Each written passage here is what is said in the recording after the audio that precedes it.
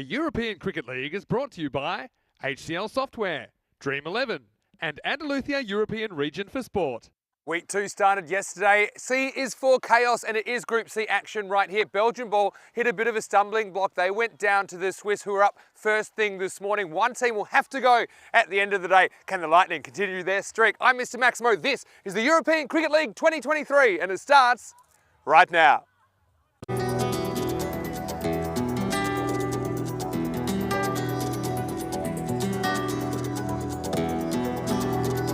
Ven conmigo a cruzar su calle, a vivir su ambiente. Ven conmigo a vivir la vida intensamente. Conmigo ven, conmigo ven.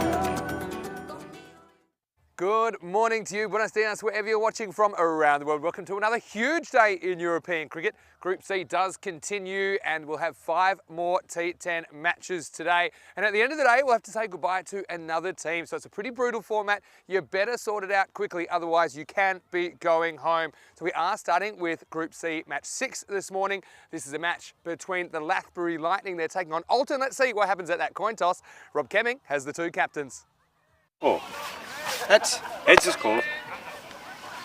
It is heads. We are going to bowl first. So it is Alton that have won the toss, and they've elected to field. So Lathbury Lightning, we saw them winning chasing last night in an abbreviated 5-over match, albeit. But I think they're going to have to go out there and put a score on the board in the 10 overs. Got to say, I think the move of Samir Naik to number 3 was smart. I think he doesn't look intimidated by the bowling, and that's probably the thing that the team from the Rock are having to deal with. Slightly better bowling. Some of them can handle it. Some of them, it's a bit of a struggle, I think, coming off that night series last month. But still, I think they've got every reason to be confident in this one. They're 1-1, and if they could get a win here, I think it probably secures their qualification for finals tomorrow. As for Alton, well, they had one win. They kind of got out of jail in their second match against Fossum, the Norwegian champions. They made 89. They were bowled out within their 10 overs, but then the rain set in, so that was a no result, 1 point apiece. So they're 1.5 wins out of 2. Again, they're looking at that top 2, I think, today. If they have good performances, they'll get there. That'll be the crucial double chance tomorrow. Let's talk about the conditions today. Well, it's kind of the calm after the storm at the moment. There was a little bit of rain last night, which held things up. A little bit of rain overnight as well. But right now, it seems pretty good. It's pretty calm. Some sunshine poking through from time to time. I don't think we'll have any problems with rain today. Actually expecting a maximum temperature of 22 degrees, currently about 15 to get this one going. Well, here's a man. He's always great in the sunshine, and he is ready for action as well. Coy Ruckers will take you through the first moments of this one. It's Group C match 6, and Alton, the Swiss, they've elected to field after winning the toss. Over to you. Let's get ready for day 2 of Group C. Welcome back, everyone around the world, wherever you might be. Hope you're ready for a fantastic day of T10 action. And I tell you what, it's the most exciting cricket on earth. The ECN network, 5 T10 matches in the beautiful Cartama Oval out in Andalusia. There's the ground there. Look how gorgeous it is. And look how gorgeous the umpires are as they welcome the 2 teams onto the field. A super exciting morning. Lathbury Lightning versus Alton. Looking forward to seeing this one. It should be a good T10 contest. The players making their way out to the middle, and all the school kids out there to greet them. Really nice as well. Nice touch from the ECN that's doing a massive job on promoting European cricket and has really helped to grow the game over the last few years. What a nice moment for the children. I'm sure it's probably the first time they've seen a cricket game, so I hope they sit around and they enjoy looking at these 2 teams. And well, Alton, that says 1-0 up there, but they also had a no result. Unfortunately, we had a bit of rain yesterday evening. So for them, they are still 1 point ahead of Lathbury Lightning. Lathbury Lightning have got a very good team. There's a lot of international experience in there. They'll be feeling confident this morning as well. 83-84 on the supercomputer. Close. Yeah, that's all I've got for that. Close, really close. It's going to be interesting to see if it does turn out that way. We haven't had a golden ball yet in ECL 23, now 3rd edition of the Champions League. And it can only be a couple of games away, it sort of feels, with how many close contests we get. I'm sure we'll have one very soon. Good opportunity. Welcome back all the viewers around the world, especially those in India. Buy a fan code. Hello out there. Good luck on your Dream 11 teams. Hope you've selected the right players. Welcome back everyone on our network partners. Sport in France, Dubai Sports Channel, Sports Max, Sport TV Turkey, Streamstar, Viaplay UK, Asian Television Network and Sport 1 Ukraine. Hope you're really enjoying that out there. So we're almost set to go for this one. A lot of people mentioning this might be the tightest group so far. It's moving day in Group C. I think anyone could finish anywhere in this group. Lathbury Lightning will be looking for a win here to assure themselves a finals day berth. So will Alton. They'll be still pushing for that double chance. A lot to play for here at Cartama Oval. Pies on strike. Bruce at the non-strikers end. Here we go. That's defended back, and that's not Bruce at the strikes, non-strikers. That's Ian Lannon, my apologies. Stanik's Eye starting with a bit of steady medium pace, it has to be said. And quite nice blue kits. I do like Group C's outfits as well. It does seem like the most colourful group, maybe because it starts with C.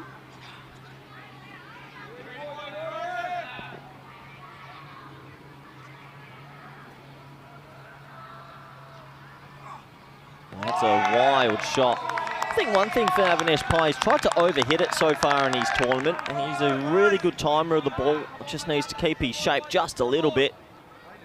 A nice start here for Stanks. Alton's a funny team as well. They've got a bunch of men together.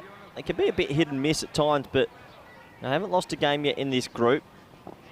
They beat Beverin yesterday, which was a bit of a surprise to many.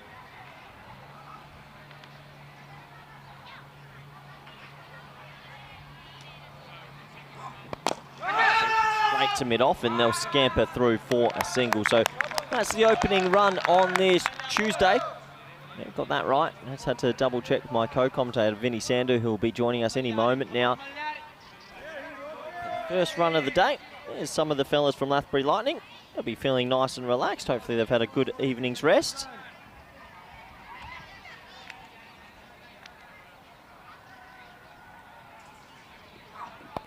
And cut away to the offside. They'll get through for a single pretty easily. Everybody's on the ring that's in the ring. Ones don't really hurt you too much. Landing off the mark now. I hope everyone's doing well out there on the chat as well. Good morning or good afternoon, wherever you might be. What an exciting format the ECL is. My favourite type of cricket we have on the network. I even think this is better than the ECC. I love seeing the club players and all these different teams. I do love all the sporting kits as well.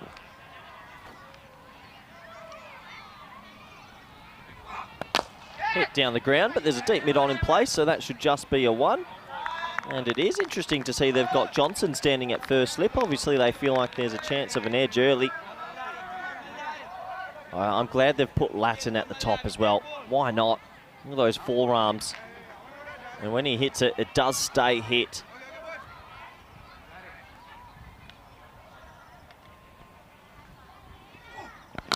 Just like that, but it's more a Chippington this time, but it's in a big pocket of space.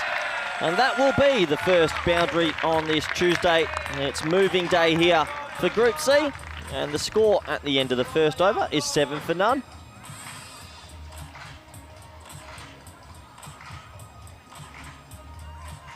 Does take us to the end of an eventful first over. Good morning to Helix and Kai Bay and everyone in the chat. We have a look at what's happened so far. Hornchurch and Jersey, Farmers, sorry, from Jersey. The two teams that made it through. We'll find out Group C pretty soon. Group D, E, F, and right at the bottom there, Pakai Care Battalonia. The team waiting. See Liam Day mentioning that Pakai Care have signed Kid Dynamite, Hashim Mir Ali, and Daniel Doyle K.A., who's doing some good work here with the kids as the wildcards. It'll be tough to get Pakai Care, but I think it's difficult as well. They're going to come in cold. They wouldn't have played much cricket, and we know sometimes that can hurt some teams. As I welcome back a man that words can't really describe what this man does for me and for European cricket, and I get emotional even saying his name, Vinny Sander. Very kind of you to display some human emotion, Corey. You're right. Anyway, hey, really excited for this one this morning. Lathbury Lightning. 7 off the first over. This is banged down the wicket, and I think it'll probably thread the needle. Oh, that's a good stop, isn't it? Really good work.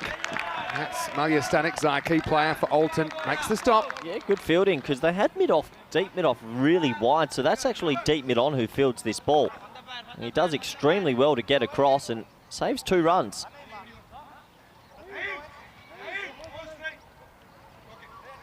So, Augustine, bit of a live wire with the ball. Swiss undefeated. Perhaps thanks to the rain, we'll never know. Only half of their game getting played last night against the Norwegian champs. Goes for this, just out of the reach of the mid-on. Stanek Zai again, this time Pai gets 4.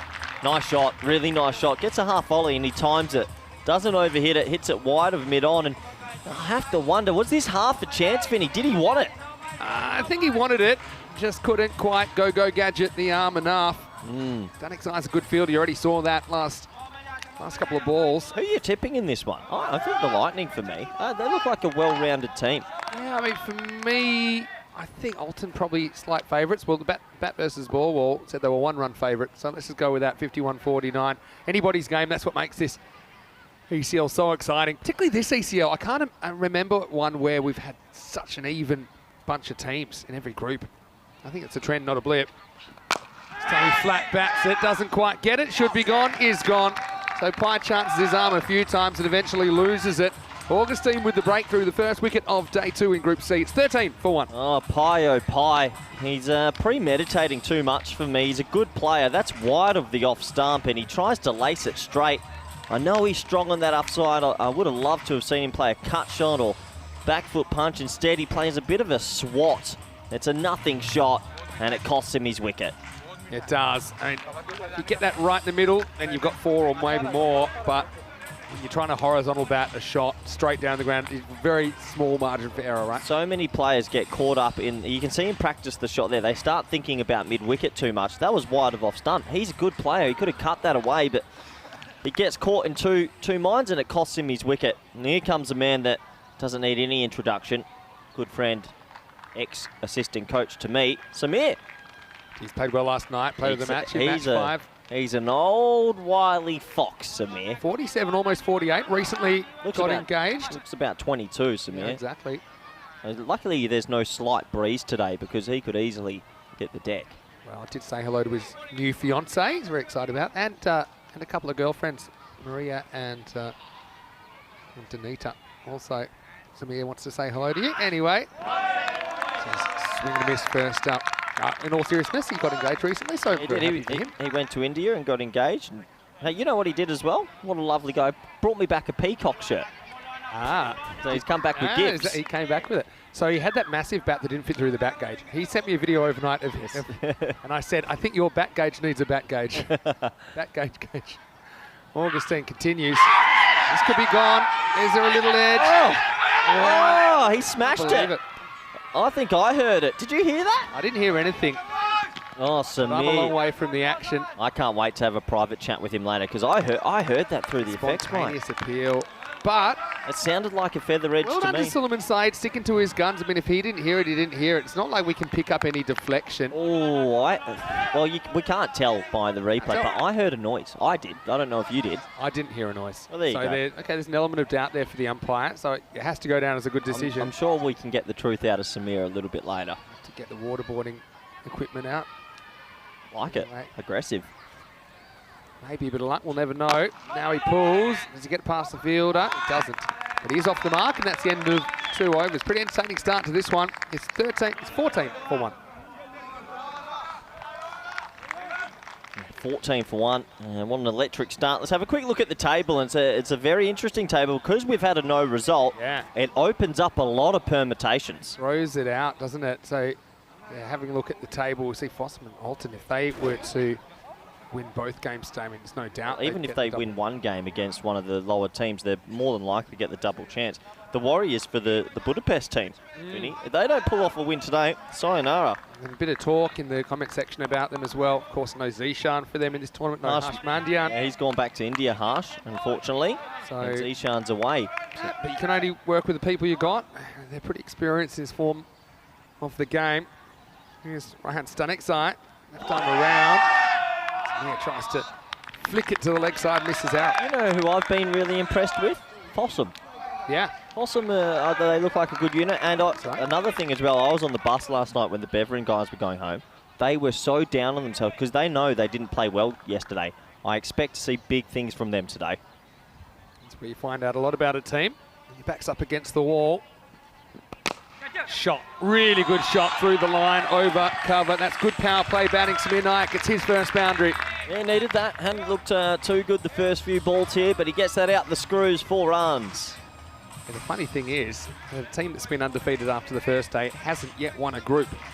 We've got 2 of those teams here. Admittedly, no result in there. Time you run like Steve Bradbury at the 2002, I'm going to say. 2002 Salt Lake Winter City. Olympics, an Australian stalwart. So non-Australian viewers, you might not be aware, but look up Stephen Bradbury. Angular. So yeah, caught behind's a funny one. I think well done to Suleiman Saeed. Whether there was a little edge or not, he didn't hear it. And if he doesn't hear it, he sticks to his guns and gives it not out. It's close, but it's high. Yeah. I know he's only got little legs, but that was above the pad. He hasn't got his normal flow going just yet, Samir. It is an early Tuesday. He cracked that one over cover, all right. Fighting the angle. It's a straight. Cut off. Just a single. A little shrug as well in the comment section. Says that when you are saying possum, it sounds like you're saying possum. Possum. I said turtle the other day on the air. Yeah. So, yeah. There's Richie Cunningham, one of my favourites. Not going to lie, the early game. Rocker as well. My lisp comes out. Yeah. Edge, and that time it is gone, and there's no hiding from it. Latin gets a big edge. And yeah, well, I think that Latin already turned to go, and that's why it wasn't a signal from the umpire. Just as the Swiss were about to lose their minds, the umpire confirms it. So it was a big edge, wasn't it? I think it was a slightly slower ball, maybe a rolling cutter from the bowler, Stanik Zai. So Latin goes for just 5, and the Lightning lose the second wicket. It's 19 for 2. Yeah, and Latin tried his luck there. It's a huge edge to the keeper, and he turned around a little bit guilty, spun around again, hoping he'd get a not-out call, but that's out. Yeah, I think, we'll see what his reaction was. Yeah, he turns, and Ian Ramage doesn't even bother making a decision. And when he sees that Latin's done the old 2-step shuffle and stop, he says, no, you're going to have to go. So Warudu, the keeper. He's had a bit of a mixed time, old Latin, as well. Looks like he's also trying to overhit it. He's got the right approach, though, I think. I mean, need to be aggressive. They've got batting to come. That's a nick that could have gone anywhere. It was quite a thick edge. Could have easily gone past the keeper. Well, they've got a slip in as well, so they obviously have a gut feeling they're going to get some nicks. They've had a slip in every ball this game.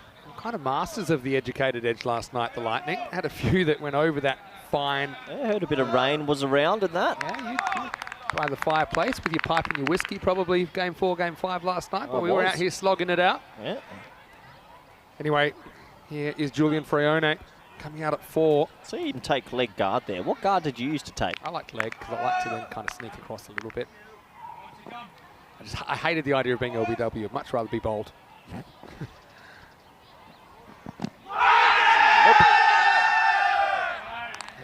Maybe if the umpire fell down and had a coma, he might give that out, but that is missing leg stump by a long way. And it is the end of the power play as well. Good umpiring. Ramage looking pretty cool in the dark glasses this morning. You see this one heading a long way down the leg side. So at the end of 3 overs, the score is 19 for 2. Yeah, 7, 7 and 5 in the power play. You see the for the next test coming up in India, they think there's going to be 100,000 people and it's going to break the record for most people at a test. Is that right? That's the record, is it? Imagine that. Imagine playing in 100,000 people. The noise. I actually saw something on the internet. It was a concept of a 1 million person stadium. Have you seen this? No. It's unbelievable. 1 million people? 1 million. It's an artist that did it, and it basically has big swirls. What row would you be in? Z, Z, yeah, Z, so Z. Z, Z, Z, Y, X. No, but imagine that, though. That's pretty cool. That'd be too much. You wouldn't be able to see the game very well, but imagine being in a place with 1 million spectators. Imagine the noise. Imagine the queue for the toilet as well, I guess. Anyway, here we go with over number 4. Oh, it's a lucky one to Yorker. And, well, it's a little delicate French cut. Nayak gets a bit of luck again, moves into double figures. Navaret Narasa nonplussed with that as he goes to the boundary. French aren't here just yet, but we get a French cut. Handy 4 runs. If you filled out Cartama Oval, what's our capacity, you reckon, that we could host? We could host quite a bit. I have visions of this stadium. One day the jungle might be a grandstand. And all sorts what do you of reckon? This is a little 15,000? Yeah, 10 to 15,000, I think. We had a great idea as well, didn't we, in the car on the way here today? Oh, Unbelievable idea. Where's Westy? I need to speak to him. It's very early to go into food chat, but maybe we will. Over cover. Oh, it's actually straight to cover. He drops it and catches it. So Samir had a fair bit of luck in his 10, but he's going to have to go. This is assisted fingers to shoulder to hands. All smiles in the end, though, for Alton as they get another key player. Nyack, Samir Nyack goes for 10. It's 23 for 3. Yeah, he went straight through his hands into his pectoral muscle and ballooned back up. Samir never looked $1 million today. Just couldn't get his flow going. And another wicket has to go. Strikes it well, but you're always leaving things to the lap of the gods if you are going to go in the air. And that's Pradeep Ratnaraja takes the catch. There's a bit of panic. There's a certain technique to catching, but there's also sometimes where your instincts take over. He was just happy to get a second bite of the cherry. No luck for Samir Nayak, caught by Pradeep Ratnaraja, bowled Gauri Sanavarentnarasa for good. 10. Want me to try? No. No. Anyway, this has got to be a bit of a concern. 3 wickets so early. Why do they hold Kenroy Nesta so far back? They like him at a certain time in the innings. Vinny, it's a 10-over game. Yeah, but there's still people that don't, that like to bat in a place where if they get out, it doesn't matter so much. For me, though, I mean, the more balls he faces, the more dangerous Lightning look. It's a strange one. Sometimes players just kind of put shackles on themselves if they bat earlier, even in a 10-over match. Yeah, okay. Packard, the new batter for the Lightning. Plays this one with a straight bat and gets off the mark. Okay, so our idea... Is Westy listening? I don't know. Hello to Dan Weston as well. Hello, Daniel. Founder of the ECN. All-round good guy. We love our empanada shop. Yeah, Don Mundo. We do. We love Don Mundo. There's a great photo of us kissing the owner's hands the other night. We put that on the air. Soprano style. Oh, it was a good night. Frayone had to get off the mark. It's wide here. So here's the pitch. Here's the pitch. Can Go. we have a stall in the fan zone, just down in the grass area, of empanadas on the Saturday, Don Mundo style, and we'll bring a couple of them down and they'll sell for the day. Please, Daniel, please. All right. You Imagine. said you'd go 1 an hour. How many chorizo would you have if they were here all day? I'd definitely be putting up double digits if they were minimum. here all the time. Yeah, I'd actually have one in the commentary box, like a personal empanada butler. This is off something. Might be off the pad. Yeah. Yeah, so it'll do. It's a bit of an annoying one for the keeper, Shahid Waridu. I would hope he could get to this, but it just snuck past him. Lightning need the runs they get them 4-leg buys. Yeah, the orphans of cricket leg buys. They don't go to the bowler. They don't go to the batsman. They don't go to the keeper, but it's 4 runs. It's one of those things. Some people say, oh, why don't we get rid of leg buys? But I think they're just a part of the game. Also, it creates a judgment call. Well, so you reckon just get rid of leg buys? No, I don't think so. Some people... I do. Mark Warson. I don't mind I'll tell you why I don't think that's a good idea in a second. For practical reasons. Wow, this is high, and someone's going to try and catch this. It's up, it's in the air. It's Nanasekaram, and he takes the catch. So, Frayone runs out of patience, kicks a 4, tries to muscle the next one over the offside, can't do it. And so the Lightning lose a 4th wicket. Some alarm bells ringing at 29 for 4. Yeah, he'll be disappointed to get out there, but I still think Kenroy Nesta getting up that order helps them in a long way, in a big way, sorry. He just never looked comfortable, and he skies it, and nice safe catch in the end. Yeah, nicely taken. That's Muralitha in there. Yeah, Murali, safe pair of hands. Quite comfortable conditions. We're expecting it to be a bit warmer today. 17 currently, we're up to. Touching on that, have you seen the weather coming up? Yeah, pretty You good. might never see me in a blazer again, Vinny. It's going to be 26-27. Julian Frayone caught by Muralitha and Nanasekaram. Bowled Gauri Navaratnarasa. This probably isn't a good game for me, considering the long last names. I'll try one. When you point to the next one, Who's that? that's Big Nesta. Very good. Yeah, K-Ness. Give me the easy ones. Now give me a difficult one soon, and I'll give it my best. Only when it pops I up. had the classic match on last night during the rain break. It was that Alton versus Bresh CC match. Good game. You were butchering a few there. Had the Yeah, sound look, up. it's not my strong suit. What a good over this is by Gowrie, though. Yeah. Round it out, Corey. Anyway. Wow. That is a lot. It's a lot of letters. Here we go. Last ball of the 4th, and it's K-Ness on strike. Bites back at him and keeps it out. So they need someone to have a heater. Will it be K-Ness? As we get to the end of 4 overs, the score is 29 for 4.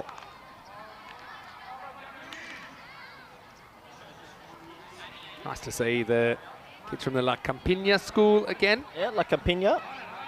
And nice to see that happening in... Oh, we've got decimals now. Whoa! No, Wow. okay. Sports Now Interactive, you've gone too far. Hold on, what's this? It's just the run rate, but for some reason it's not but then, whole numbers okay, listen, anymore. that's fine, but they have to... Don't push that one. We've got it this far. Just imagine the exact... Oh, there's the kids. Good to see them enjoying the cricket. Yeah, playing a bit of cricket, having a bit of lunch, and they'll get to meet the players. And you know, every wanted to day get when them I on the field. walk down to the bar section, I walk past all their lunches. Have you ever seen Billy Madison? yeah, I've thought about being that guy. it's not Uncle Fester. That's Richie Cunningham. Well, he looks young. He bowled really well in the night series recently as well. Yep. Very crafty. Hey, I like this crafty kid. cat. Yeah, He's very talented. this will be a handful for the Lightning bats. Jamal Stanik's side. It's good batting though. He does like to put a bit of pace on it. Gets a lot of bounce, so I think he's hard to come down and drive if you're not quite there. Well, Stanik's eyes, he comes out of the mould of like a Case Ahmed or a Rashid Khan. He's an over-the-top leg spinner, really high arm action, and it's quite quick. So he's tricky to get away, and he lands it consistently. Someone could reverse sweep really well as a right-hander. I think Yeah. that would be a pretty good tactic. Just because he puts the ball, slides on to Nesta, just a leg by coming up. You can see the bounce he extracts as well. So nice start from him, but it's so nice to see the school kids out here, Vinny. Yeah, definitely. Good on them. Are they here every day now? They should be, yeah. Looking forward to next week as well. We'll get a fair few other schools coming in. Later we'll have the El Sexmo school as well. Oh, this one sneaks over What'd you say, Vinny? the top of the stumps. El Sexmo coming on Thursday and Friday. Is that real? You're reading it. How would you say it? Yeah. I'll wait till they come. Lost in translation, Corey Ruckers, but it's okay. Gone. Really good bowling. Packard tried to take him on down the ground, played down the wrong line, and this guy looks like a weapon, doesn't he? Jamal Stanik's eye breaks through, and that's 5 down now in the first half of the innings. It's 31 for 5. Boy, I love this kid. He's very talented indeed, and that's great bowling. It really is. It's quick leg spin. He gets it through. It doesn't turn too much, that ball, but he sets him up with the balls previous. Another wicket to Alton. And Vinny, I'm going to bring something up that we need to start considering. Go. Lightning beat Budapest last night. Correct. So they're 2 points ahead. Now, if Budapest are to win a game and Lightning don't win, it goes to net run rate. Sure. They cannot get rolled out here and lose by a lot. Do not waste the position they're in. Definitely. They You've got to have that awareness with only 4 matches in the... You can't get bowled out for a 50-60 here. You've got to somehow get a score 70-80. This kid can bat. I know he's a fan favourite for all associate cricket fans out there. Louis Bruce, I know you were telling me before, there's a lot of potential in him. Look at Louis. If he was a type of beer, he'd be a long neck, wouldn't he? He's pretty stretched out for a teenager. But he's also a lot of talent. Coming in at 7, so not opening today. Let's see how he handles the spin first up. Block hole pushing gets 1. Shrug makes a point. This could be the lowest score of the ECL so far this year. What is our lowest score so That's a far? good question. I think VOC got bowled out in their first game versus Funhome for 66. To look it up. But what I will say, though, is that... I'll come back to that in a second. Here's Nesta. Pushes, gets 1. It's really, really good over. I think they're going to get 2. I don't know if that hit the stumps or just was an awkward one for the keeper to deal with. So it will be a couple in the end. So Nesta off the mark, and that's the end of 5 overs. It's 34 for 5. Let's see. Didn't need to throw it, really. Yeah, probably didn't. Yeah. Anyway, I want to welcome everyone into the Dreambox. Vinny Sand and Mr. Maximo for the European Cricket Network on a Tuesday morning. I'm here with Corey Ruckers. Rico not too far away as well. And look, it's not Peacock Friday, but I've gone Flamingo Tuesday today. You're looking pretty good as well. I've gone the blue little spots and a green. Yeah, welcoming you all to the broadcast. A lot of good feedback about this format. It is fun. It is fast. It is furious. Just 2 days of group matches and then finals. So one team will be cut tonight. Just in this game right now, I think you've still got 2 recognised batters there, Louis Bruce and Kenroy Nesta. Even though they've lost 5, I think they need to pretend that they're 1 down. I think they have to bat that way and still be attacking if they're going to get a decent score on the Would board. you not have someone bat through to make sure your net run rate doesn't get burdened? You can do both. I think Kenroy you want to play freely. Oh, yeah. Maybe you tell Louis Brew to be there by the end. Yeah, it's probably the smart way to go about it. So yeah, Bruce probably happy to get one. The two. Now they're going to do it. The fielder loses his footing and they get a couple. Yeah, 2 runs. Good running. Kenroy's your wild card here. Yeah. He can certainly hit the ball a long way. I mean, probably his shot selection, his decision making at times is questionable. That's all priced into the package of the big K-Ness. Well, do they attack the medium pace and not the leg spin of They've got Stanic's to. Eye? I think that, as I almost said Case, I think Jamal Stanic's Eye is bowling really well. I think this is the one you have to go after. But you're going after a guy that's got 2 for 6 off his first over. That's not easy either. I've got to say, Alton really impressed me yesterday. Very good win first up over Beverin. How were they going in that rained fixture before the rain came? They got bowled out for 89 off 9.2. I'm not sold on them just yet with their batting, to be completely honest. Well, they've only had really 1 batter per game. Exactly. Yeah. So yeah, he still can get 80 to 90 on the board and be very competitive for the Lightning here. Decides to try and cut instead of pulling this one, K-Ness. Yeah. Just give himself some room sometimes. The pull shot was on there, actually. They've only got a deep mid wicket, deep mid on the leg side. They do have a lot of protection on the offside. It's a 6-3 field, so see if he tried maybe steps inside one. James Stewart from Estonia saying hello to you in the chat, Corey. Who? James Stewart from Estonia. Never heard of him. Noted. Short, muscled, perfect lob here at Wimbledon. Nesta gets 1. You ever been to Wimbledon? No, but I'd love to. I've been, actually. I camped out overnight and then got to watch Roger Federer on centre court. But actually, besides the centre court, all the little courts that you go to and watching in the middle, unbelievable experience. Looking up lowest scores so far. 66 would be my guess. We've got 58, which was like Indo-Bulgarians made against Farmers. Might be beaten. In the air and gone. It's a little bit of a soft dismissal for Louis, really. Top of the bounce, just kind of punches it. No real intent there to play an attacking stroke. And you can see maybe he knew his role was just to push it around, so didn't really have that attacking streak in his innings. But yeah, he'll be disappointed with going down that way. Navarat Narasa gets a 3rd now, and it's 38 for 6. Yeah, I've watched him bat a few times, and he has this early press with his front foot. So that means when it's short, he's a bit late on it, really. And it happened yesterday versus Beverin. He looks good off the front foot. Anything back of a length, a few little technical errors, and it's cost him his wicket. Unfortunately for the young fella, he'll have to go. Yeah, Prathi Paraja Ratnaraja and Gauri Navarat Narasa combine again for another wicket. Well, thanks for saying that, because I was going to jump in, but yeah, 3 wickets for the man. 58 is the lowest score, confirming that now in this ECL. That was, I said, in Group B. The Bulgarians making 58 and Farmers chasing it down in 5.5. Navarat Narasa, a 3-banger here. Fitzgerald trying to stop the bleeding.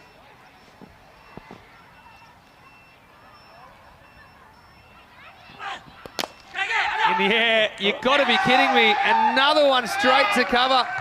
Now, it's Alton's answer to court Marshbold Lily at the moment, because you can just copy and paste that dismissal. That means that Navarat Narasa's on a hat-trick.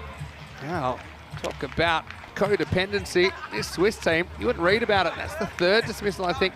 And there's one right next door. They just cannot time the drive off him. So a 7th wicket falls, and the Lightning in a lot of trouble now. It's also the end of the 6th over. In fact, he won't get his hat-trick because that's the end of his 2. But the Lightning are 38 for 7. Yeah, and Fitzgerald will have to go for a Golden Globe, and I don't think I've ever seen so many catches towards cover. Unbelievable. Young Manav Nayak comes out now, right down the lower order. He's not the strongest of boys, but he has some nice deflection shots. We'll have to see if he can get himself in. And his job really is just to get the big man, Kenroy Nesta, on strike, because right now it is all falling to pieces for the Lightning. In the morning after, the night before, don't know about these Lightning players. Maybe they're like vampires and can't handle the sunlight. They looked good last night. Oh, Samir. You know, he reminds me that. a little bit of the Starsky and Hutch. Bit of Ben Stiller in him. A throwback with that. I love the hair. I'm a bit jealous of that hair. Looking a bit serious there, Samir. I think he knows they're in a bit of trouble. All right, so it's not going to get any easier. Here's Jamal back. Slides it on. Kenroy can't get it away. Now, how do you play this over if you're Nesta? Nesta's got to bat through. You don't want to get out now. So, I mean, if you keep the ball on the deck for a while and maybe get some 8.3 overs, still 7 down, and then try explode. You can't lose more wickets here. Takes on the sweep. Pretty good shot. And that's 4. Not the best effort down there on the boundary from Rahan Stanikzai. So, yeah, that's one way to deal with it. It's hard to go back down the ground. It's a risky shot. If you miss it, you could be in trouble. But Keynes gets the boundary. Yeah, nice looking sweep shot. Really poor fielding. Goes with the foot. Look at this. Ugh, that's just ugly. Don't say too much of that, have we, in this ECL? He should be taken from the field right now. 12th man should go give him a tap on the shoulder and say, take a rest. I mean, for a young bowler like Stanikzai, that would be so upsetting. We'll get over it. Should only be 1. Good fielding. Still the... May have been able to stop it if he dived. May not have. What do you mean, may? Went straight to him. Maybe he'll knocked it for 2. Let's go again, 2 feet behind the crease. Sometimes I feel like Nesta has so much movement when he's playing a shot. There's a lot going on, a lot of pieces. Yeah, that's true. He's fun to watch. When he hits them in the middle, they go a long, long way. Well, he's strong, isn't he? He's a bit of a man mountain, so if he does get it anywhere near the middle of the bat, he can still get them up to, well, maybe 78 if they go at 11s. Yeah. That'd be a best case scenario, it feels like. Melton, they're a kind of high-risk, high-return unit with the bat. It's a bit short. Lucky. This is going to test the man. And it's uses the hands this time. It's the single. Yeah, uses his hands, keeps it to 1. You've got Manav Nayak, and he is more of a pusher at the other end. He's not really a that boundary hitter at this stage of his career. Manav's job is to get the big man on strike. Now, there's no fine leg, there's no 45. If he wants to get inventive, he could play a little paddle sweep or just anywhere to get a 1. Good batting. In fact, they might get more than 1 here. They run hard. Yes. That'll do. No one backing up. Oh, you get 3 if you're quick here. Again, early decision. Really good hustle from the Lathbury Lightning there, getting a triple. So Nayak, there for 4s and 6s, but he does get a 3 first up. And that's an example of pushing for 2 and it creating an extra run. Yeah, and just a bit of poor fielding from Alton there. It was a thrown into the middle of the pitch, no one back up, but a 3's a best case scenario because it gets Nesta back on strike. Nice ball for the spinner. Adds on, umpire has a look at it. Get through for a leg by. Pretty good spell from Jamal Stanikzai, 1 for 12 for him. Let's have a look at the LBW. I think the overspin he gets certainly keeps climbing. It's not that far away, but High. For me it's just over the top, maybe a bit leg stumpish. It's the end of 7 overs. The score is 47 for 7. Having a look at this week even, we've got Group C and Group D this week. Talk to me about Group D. Drew. Can't wait. Drew are crazy. Forfeiture for me. Look at their squad. They've got players like Michael Lease, got Craig Wallace in there. They have Michael Lease coming. Lease, no, Craig they Wallace. don't. They've got Really? Callum Garden coming. They've Garden's got a good player. Jack Hogarth coming to Bison. Let's not get too focused on them though, but I think they'll be very strong and hard to beat. Vienna CC, obviously got some good players there as well. Mark Simpson Parker. Do they really have Michael Lease coming? No, they don't. You're right on the money, aren't you? He's got an ODI average of 27, first class average of 32. He's an all. Really? Full forfeiture. Gee, they're going to be good. Berno in there as well. Wide-ish, but not quite a wide. Give me more of that list. So go again. You can follow europeancricket.com. You can have a look yourself. But also Helsinki Titans and Berno making up Group D. So they've got Callum Garden, the keeper bat. Yeah. The leggy. You want me to throw a few names at you? Yeah. Or would you like to go yourself to europeancricket.com? Okay. Stanikzai. A little leg glance, gets a bit of bat on it and gets 4. Well, that brings up the 50 for the Lightning. And just watch this space, because if they can have a good last 3 overs here, maybe post something in the 80s with no Alton. Most of their batters haven't scored any runs in the series. They've had a couple of good individual contributions. Nesta makes something out of nothing here and gets a boundary. A nice shot, gets himself 4, and this is why you need to get this man up the order. He's a dangerous player. The more balls he faces, the better for the Lightning. Stanikzai probably goes full now. Does, slow ball. Wow, half a chance. Probably worth a go. Had to kind of throw around Kenroy. They won't get through for an overthrow because they ran through too far. And that was an entertaining single. Really, really good fielding off his own bowling. That was so close to the stumps. Yeah, and it's kind of awkward because he knew he didn't want to throw it into the batter, had to kind of throw around. It would have been out, but it was an awkward one to get a look at the stumps. One thing about these two, they will run hard. That is what their modus operandi is. You can see that, the way they're going about it. They push that 3 before, looking for an overthrow there as well. Young man will be looking for a 1 here, you'd think. Oh, he's gone. Yeah, so he's just tried something inventive. No fine leg, but it's a clever adjustment from the bowler, Amalia Stanikzai. And in the end, it's going to be an 8th wicket. Yeah, with only 3 wickets in hand, you wonder about that.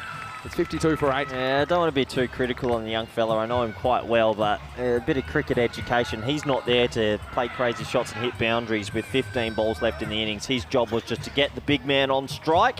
He misreads the situation and he loses his wicket. So it's poor batting. And yeah, you can see his father, Samir, saying, should have just run it for 1. Yeah, if you miss this and you get away with it, but he learns the hard way, doesn't he, where Edu takes the catch and Stanikzai with the wicket. Well, the 2 for 8. worst case scenario is they get bowled out and Nesta's standing there. Yeah. We're not out. That would be horrific. Oh, okay, you've sent me the link. Well, So they got Jack Hogarth, good leggy. Callum Garnan, gun. just throw some names at you. Leask. Fraser Ross. Never heard of him. Craig Wallace. Hogarth, you mentioned, Michael Leask. Good team. Scott Cameron as well. I know he actually played for my club in Australia for a little bit. He's been on the fringes of the Scottish national squad as well. They're going to be a good team. Couple to come here. Daswani.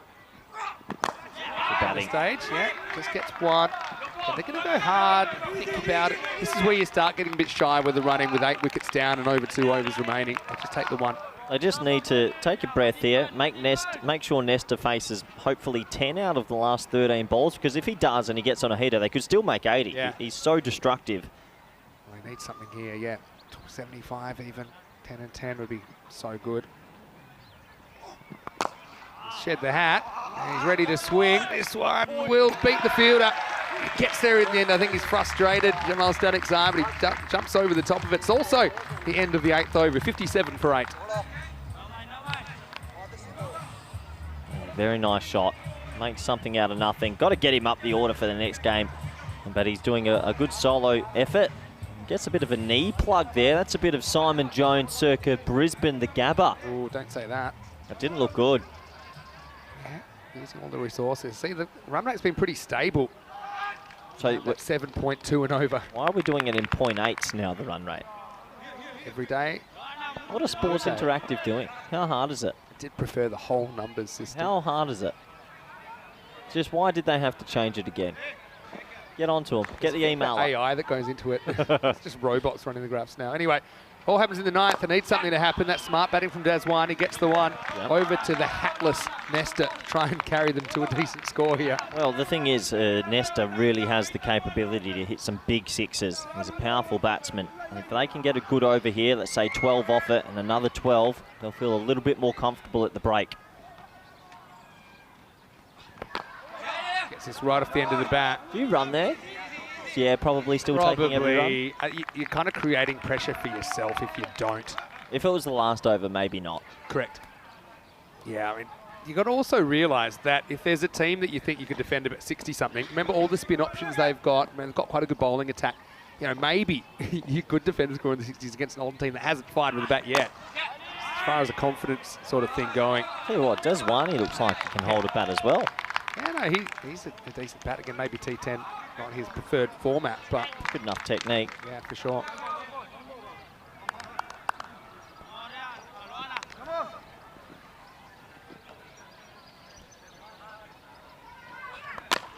Steps, gets off the end of the bat. They'll probably go for 2 here.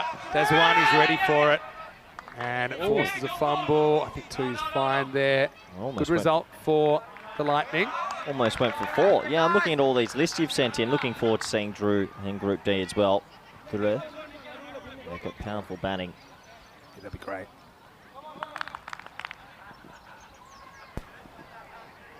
Augustine in the 9th. Probably isn't a wide because he spends a long time getting across. Yeah, that's good umpiring. That's definitely not a wide. He walked outside off stump before the ball's released. You can see they're miles outside off, so the bowler makes the adjustment. There's probably, there's one thing I'd say to Ken Roy, even though I like watching it, it's just stand still. You know, in the end he goes back, he comes back. He's just kind of deking himself more than anything. Yeah, if he goes across early again, the bowler might adjust. Oh, That's good bat speed. run him Take out. us to the end of the 9th over. He's roping with himself. You know, you'd run him out, you'd have to deal with him. It's the end of 9 overs. The score is 62 for 8. It was a wild swing at that last ball. Maybe a missed opportunity. Oh, this is great on the ECN side. You can see all the teams coming. I like it. I'm liking it too. Yeah, a Pack Eye Care squad does look good. A couple of good additions there as well. Stronger than last year, I think.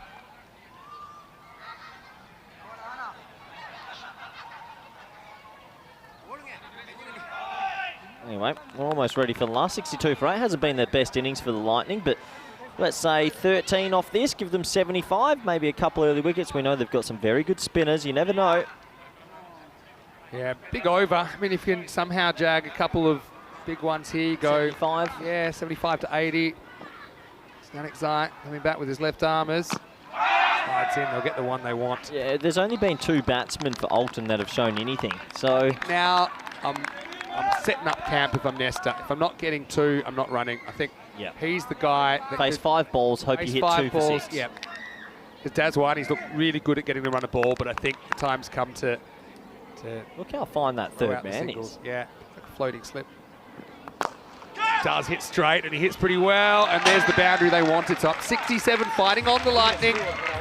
Yeah, nice shot. Really nice shot from Nesta. Gets that away for 4. 4 more balls here. That he can be quite destructive. He'll be enjoying this. Question from Yogesh, which I'll come back to in a second. Odd-looking shot. He's a funny batsman to watch. I think it's just excess energy. He's got a lot of energy. He puts it into all these pre-movements. If I could just strap his feet down and get him to swing, I think he'd hit a lot more balls. But no one's going to do that. He needs some pretty big straps. Yogesh asked about Taranjeet not playing for United. That's because it's not his club. He plays for Cluj. Now, this is where I'm going Run 2. I'm going for it. If they're smart, they'll go keeper. Now he's going to be run out. He just slips at the last moment as well, so that didn't help. I think strategically that was on, but Kenroy couldn't keep his feet and wasn't really positive about going for it from the beginning. So it will be the 9th wicket, 1 and out. Nice effort from Kenroy though, 68 for 9.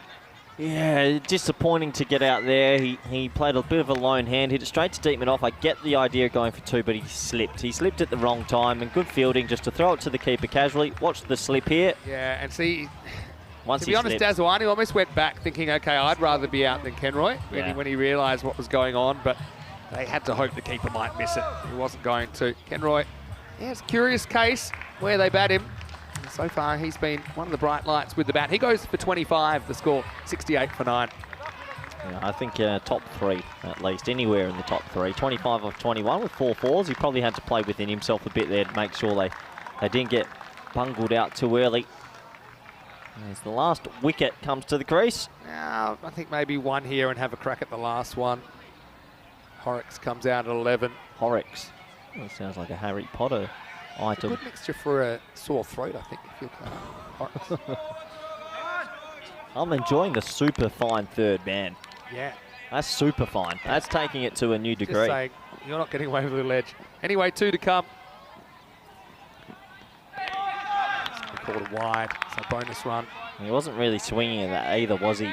I still think this could be an interesting chase. I mean, I'm not sold on the batting out of Alton. We've seen them last year. They're exciting to watch because they will swing like a rusty gate. I think they might struggle against the spin. They've got about 8 nesters in a row. Still 2 to come then. Shot, really good looking shot. Oh, good fielding. Get 1, it's handled. So up to 70. I think they'll struggle against the spin, so I'm not going to say Lightning are out of it just yet, but they do have to produce a very, very good power play. Would have to be favourites, but let's see how they approach this. They'll be super attacking. I think there'll be some chances. And one thing about Lathbury Lightning, they caught really well in difficult conditions last night. 3 great catches early in the wet. Last ball coming up, seatbelts on. Now, is it last ball? It's a no ball. Yeah, it's been called. So now, if they can't go because they'll be bowled out if they get run out. Well, they're going to check it. No, it's been called. Whoa. Called on the field. Yep. Andy. Yeah, I mean, he's tall, he's advancing slightly. Yeah, look, it's borderline, but if there's doubt, they're meant to be called. Ian Ramage is quick to call it square legs. Just quietly, what a catch. Yeah, brilliant. But we saw the call, didn't we? And actually he had an idea as well. So I know it's consistent with how they've umpired. Yep, So fair enough. Free hit now. Oh, handy, he'd get this for 6. Rock and roll. Oh, he won't get 6, but he might. It's that fine third man. He's going to stop it. He might as well go 3 here. They might even do it, you know. Good throw. Well, where are they going? They're going to the bowler's end. He's what a with the throw. correct hit. The longest throw in cricket will get him. And so it'll be 2 and out. In the end, it's a decent last ball that effectively yields 4. But if that hadn't hit the stumps, I don't know if it was going to be backed up. We might have had you 7. But in the end, it'll be 2 and out. They're bowled out off the last ball for 74. And just glossing over that. But the fine third man stops it with the boot, comes back and throws the equivalent of like a 3/4 court shot in basketball. So 75, tricky little chase for Alton. Let's see if they can deal with it with the bat, the Lightning. Well, they'll feel they have something to bowl at here in Group C, Match 6. Yeah, they've got something to bowl at. Not as much as they would like. Credit to Alton. They did the job out there. They'll be very happy with the halfway stage. What a crazy run out that was to end the innings. They've bowled them out. Don't often say that in a T10. So credit to the men on your screen there. Yeah, credit to them. That's a plucky effort.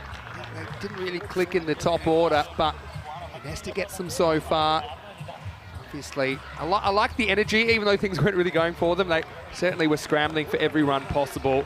They used all 10 overs in the end, so that's something, and they do have 74 to bowl with. And 74 was winning a few games at the Rock. Let's see what happens here. Has Alton pretty good on the first day. Lightning coming off a win as well. Nice to see the kids from the La Campina school welcoming the players onto the ground. Latin was out there with the captain Avinash Pai. You can see a big focus on fielding. These teams, for the most part, they caught well. This one was just out of the reach of Malia Stanic's eye. Just swung away from him, and that's what we say in the last moment. That's the issue was plenty were drilled straight to fielders. Most of the time, the Swiss had safe hands. Yeah, they caught all their opportunities. This was a feather edge, I thought, was given not out. Samir Nayak maybe with a life early in his innings. But overall, they didn't make it capitalise with a little bit of luck. There was some nice shots in between as Ian Latin had to go a little feather edge through to the keeper. He stood there waiting for the decision, but it was definitely out. So he had to depart back to the dressing room. And plenty of smiles out there for Alton because they were doing a good job with the ball. Steady line, steady lengths, a little French cut. The French are here later in the week with Drew in Group D. And here's one of the very first catches at cover off the pectoral muscle. This is 1 of 3 caught at cover. You don't often see that. In the end, he kept his nerve and held on to the ball with a big smile on his face, and Samir had to go. The middle overs definitely were controlled by Alton. They picked up wickets at the right time, and besides losing their line every now and then, they caught well, they took their wickets, and they were able to restrict Lightning. And the young man, the leg spinner Stanic's eye, came into the attack. He's a very good young bowler, good to watch. Another catch to cover, as Louis Bruce definitely has to work on that technique off the back stool. Had to go. Kenroy Nesta was getting frustrated watching all the wickets because this was the very next ball. Another one goes. And Stanic's eye, he tried to mop up at the end. A bit of foot fielding, missed it, went away for 4. And it was a lone hand from Kenroy Nesta. A lot of people are calling for him to get up the order, and I completely agree. Manav with a bit of a silly shot, it must be said. Not at that right time was that required. And you can see his father, Samir Nayak, a little bit displeased as well. Kenroy was doing his best though, hitting it to all parts. A little bit of Simon Jones there. Lucky that Stanic's eye didn't have a serious injury. And it got us to the last over. There was one more boundary straight, a couple of crazy run-outs, and overall, a really, really good effort from Alton. This was the end of Nesta, just losing his footing there. It was run out. This took us right to the end, where it was a run-out as they were going for the third. An unbelievable run-out, really. This was a no-ball caught. So the last ball turned into a free hit. This one, bit of foot fielding from short third man. Picks it up, heave-ho, and what a throw. Thanks for coming. That's a remarkable throw. I don't think anyone would have been taking that on the half volley. So a direct hit, run out 2 runs off the final ball. Overall, 74 for 10. They've bowled him out. Kenroy Nesta's the only name that should be mentioned. 25 or 21, coming in at 6. That is so low in the T10 format. I think he's got to be above Packard and Freyone for me. But let's see if they make adjustments later in the day. 9 extras also helped. 6-leg buys in there. That'll be frustrating for Alton. We have a look at the bowling figures, and everyone chipped in, but 4 for 10 for that man. An Averton, Narasa. We'll say that. That sounds close enough. Everybody getting one apiece. Stanixi, Augustine, the 2 Stanixis, and well, almost 3 Stanixis it looked like, but everyone chipping in. I think for Alton, they'll be pretty happy at this halfway stage. 74 for 10. So do join us back in the next 10 minutes for the all-exciting run chase. Thank you.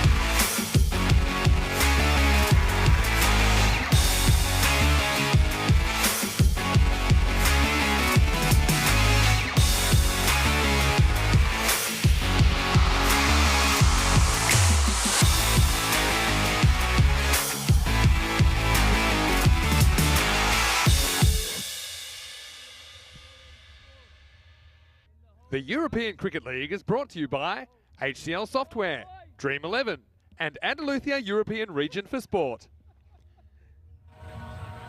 Hello ECN fans, welcome back to the Cartama Oval. Beautiful sunny Tuesday, just past noon here on the Costa del Sol. We've got a game on our hands here in match 6 of Group C. Said it's C for chaos, C for competitive as well in Group C. 5 teams vying for 4 spots in finals day tomorrow. Quick turnaround here. It's the Swiss champions Alton coming out to bat, chasing 75 for victory. Lathbury Lightning were sent in by Alton. Managed 74, all out off the last ball. No one really getting going. Nesta 25 off 21, the only batter to pass 20. The only other batter to hit double figures, Samir Nayak with 10. Plenty of good performers with the ball, particularly Gary Navarat Narasa, 4 for 10 off his 2 overs. All the other bowlers getting 1 wicket. Pretty good team performance. Look at the economy rates of the Alton bowlers, 8.5, 6, 8.5, 5 and 6. Shows you that no one was really punished. But batting is going to be interesting. Alton certainly had a couple of good individual contributions yesterday. By Yasatharan through Navukarasu, who's going to face up here. He's out there with Shahid Waridu, the captain. Lutheran Sakram also very good. Samir Nayak starts us off and he starts with a wicket. It's a big, big wicket. And after his 82, Thirunavukarasu has gone back-to-back Golden Ducks, and how quick things can turn around. You know they're going to be spin heavy, and Samir does it first up, just drifts in, and York's the key player at Alton. Worst possible start, none for one. Corey Ruckers joins me in the commentary box. This is how I feel about Alton. They're a bit of a lottery with their batting. Thiru made 80 odd against Beverin the other day, but I swear he was closing his eyes and swinging. Samir picks up a wicket. I got a feeling they might defend this, you know. Sometimes you have a gut feel. I feel like they will. I think we might see 6 overs of spin first up if Why it's not? working. That's a horrific shot. I'm sorry. He's missed that by a foot. Admittedly. I don't see enough technique in the Alton batting lineup, which makes me think if they get a few more early wickets, they're on here. Yeah, I think there's also got to be a bit of nervous energy that goes out facing your first ball. And Yasu fortunately has to go. Sure, this will bring Murali Nanasekaram to the crease. And he was the other guy that fired for them. He got a 30-odd yesterday. The question is, Vin, will they create 10 opportunities? I actually think they will. Will they take them all? That's the question. They fielded really well. You know, last night in difficult conditions, they held 3 catches early. This one could be gone as well. Oh, no. Wow. I just told you, 10 opportunities. Oh, he's got such a good pair of hands. I don't think he was expecting it to be patted back to him. It wasn't hit that hard, but just burst through the fingers of Samir Nayak. He should be on a hat trick. He should have caught it. Oh, wow, what a miss that is. Oh, that's a sitter. He should be taking those. He knows it. Yeah, see, their batting... It's going to be good. I don't want to sound critical, but it's ugly. Hey. It's real ugly. The ugly duckling sometimes turns into a beautiful swan. It didn't happen to Stephanie. I know you weren't the cutest kid. Length on this one. I don't get a run here. I like the angles and the depths in that offside field. There's a couple right on the circle, but there's also a couple in on the one. Don't want to let him get off the hook here. If he gets that arm ball swinging in right here, right on the stumps, he's got every chance to get through the gate again. Look, he goes. This is the in-drifter. Yep. Yep. And it disappears. Adios, Pelota. Nanasekaram off the mark. Hits that one into the jungle, the reverse jungle. Anyway, Alton off the mark with 6. Adios, Pelota ball. And it's a big shot, isn't it? The big inducker. Oh, Alton, what a T10 team. It's great to watch. I don't want them to bat more sensibly, to be honest, from a neutral perspective. And if you can get him here, you win the first over comfortably. At the moment, it's probably on points to the Lightning. You can hear a pin drop here at the moment. Oh yeah, slow one. Clever bowling. Probably wishes he could have snatched that chance first up off Nanasekaram, but still, good over for the Lightning. End of 1. It's 6 for 1. He had that opportunity at 2 and 2, but missed out. 45, Vinny. If it's a dartboard, how do you check it out? Oh, I just Simple. go 5 double 20. No, 13 double 16. I like the tops. Nah. Give me the tops. 13 double 16 all day, every day. Both acceptable answers. Anyway, Avinash Pai is going to bowl second. Yeah, I think they're going spin as long as they can. The spin looks their most aggressive suit, doesn't Could it? they play 5 spinners? I mean, Latin hasn't had too much bowling. What's Latin bowl? It's the Leg leggies. spin, yeah. Anyway, there's Skip Avinash Pie. This one sneaks through. You just tell these guys up the top, they're probably more used to facing pace first up and swinging for the fences. Anyway, this has got low scoring thriller written all over it.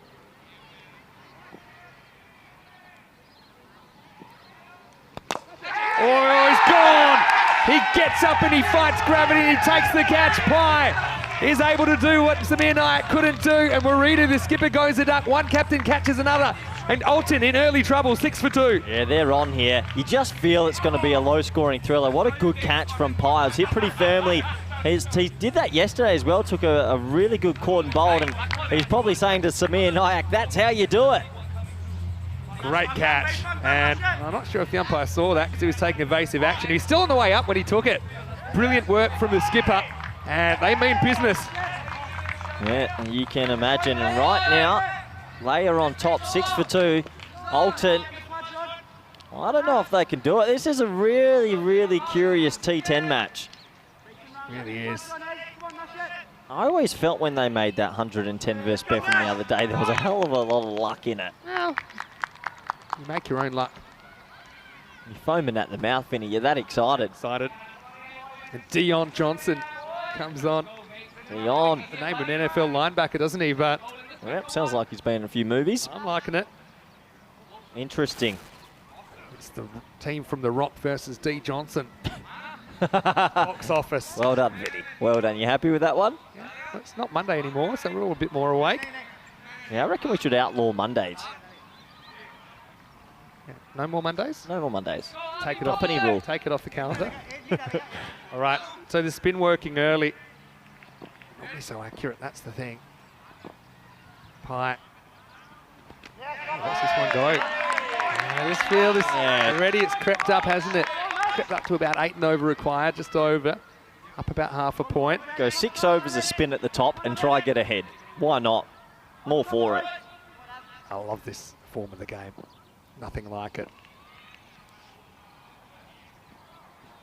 This time he's on the cut. Again, they've got that well protected. They will get a single. But having to work very hard for their runs early. There's only 2 scoring shots in the first 10 balls of this game. Yeah, it's difficult to play spin when you're not used to it at the top of the order as well. And Lightning's had a dream start here. Game on. Over to Nanasakram. How attacking will he be here? Let's just have a look at Pie first and knock down for a single. Hester's sometimes like a lost puppy in a field. So much energy. He's like a breed that's quite large as a puppy. So he's kind of just loping around. But I tell you what, he's caught well last night. One of the fan favourites, Ken Roy. Last ball the over. Good batting. Good batting. Yeah, just takes the one into the over. Just have a look at where Pie bowls this from. I think this is one that he makes the pitch longer by. Look at the front foot, just in front of the stumps. So Not just that much. creating a bit of a variation. End of the second over, the score is 9 for 2. Yeah, we have a look at that table, and by them making a bit of a game of this, that they might protect that net run rate no matter what, because that is important. If Budapest don't win a game today, they're gone. Well, they need to win, even if they do win a game. If the Lightning win this one and Bevan win the next one coming up, then it's pretty much curtains for Interesting Tigers. group. Really interesting group. For me, that washout kind of throws it all into a bit of a loop, doesn't it? yeah, Fossum and Bevan tonight. That's going to be I don't know a about this. They're corker. going back to pace, or they're going to pace with Packard. What do you think about that? I would have stuck with the spin, personally, but look, they've got their own bowling plans out there. So let's see if it works. Yeah, I just thought Samir had such a good first over. You get him while he's hot. But they go to Packard. A calculated gamble here to keep some spin through the middle and towards the end, if there is an end. Well, could be a chance here. Got a shot at him. Wow, he doesn't throw. Could have thrown there. Oh, why didn't he throw it? Nesta made really good ground and held on to the ball. The backup fielder. Throw it. Even if you were to give away an overthrow, I think it's worth the try to get another wicket. It wasn't going to be a 4 overthrows. Still, decent. 2 dots for Packard.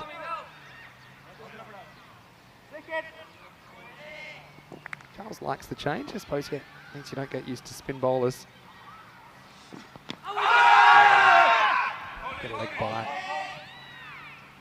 Oh, yeah. Group C. Yeah, Paper.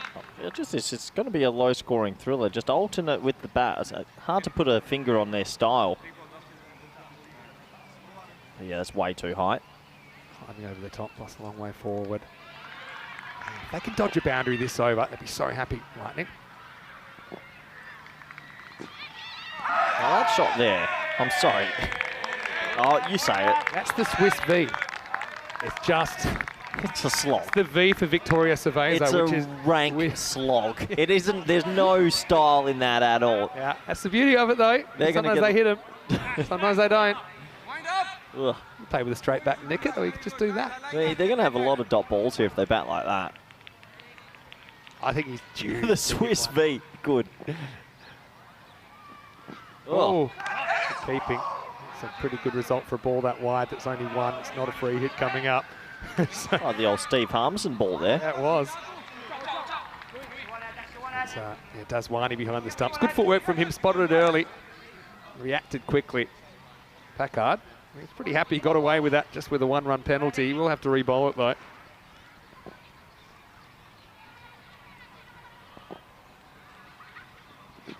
Oh, maybe climbing.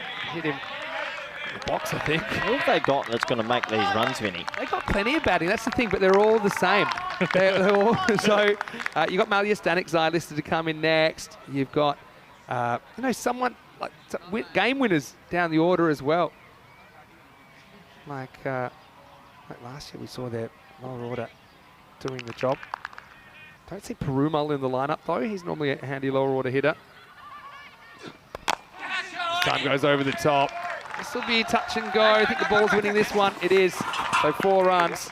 So Packard started well, but he just kind of lost the plot a little bit with his accuracy. Anyway, Alton, badly needed boundary for them.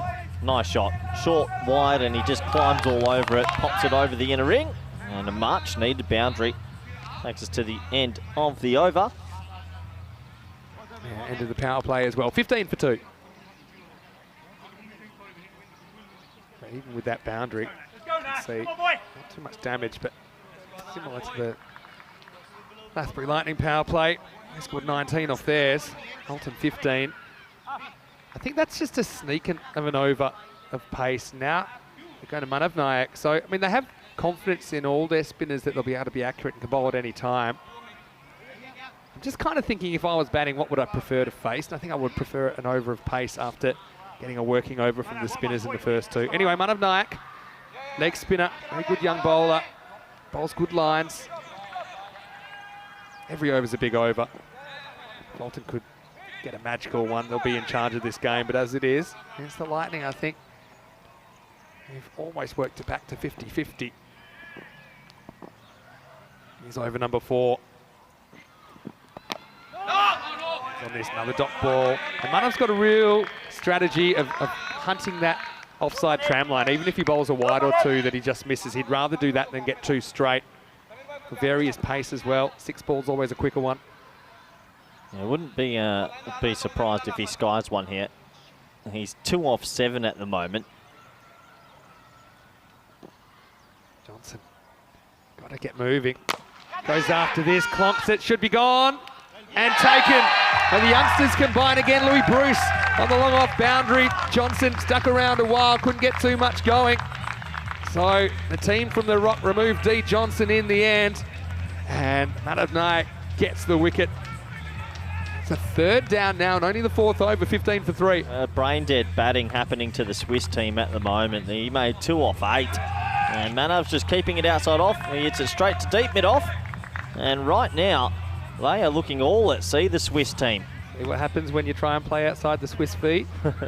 Look at them. Look at them in the dressing room. They're feeling the pinch here. Oh yeah, things can change so quickly in this game. At the moment, it's probably swung towards the Lightning, but things can swing back pretty quickly. Johnson, 2 off 8. That's probably a worst case scenario. You'd probably rather get out first ball, but Didn't get in the middle of the bat near that one. 2 off 8's sacrilege, isn't it? Someone's got to play an innings of substance. Even if you're hitting run a ball, you're going to be close.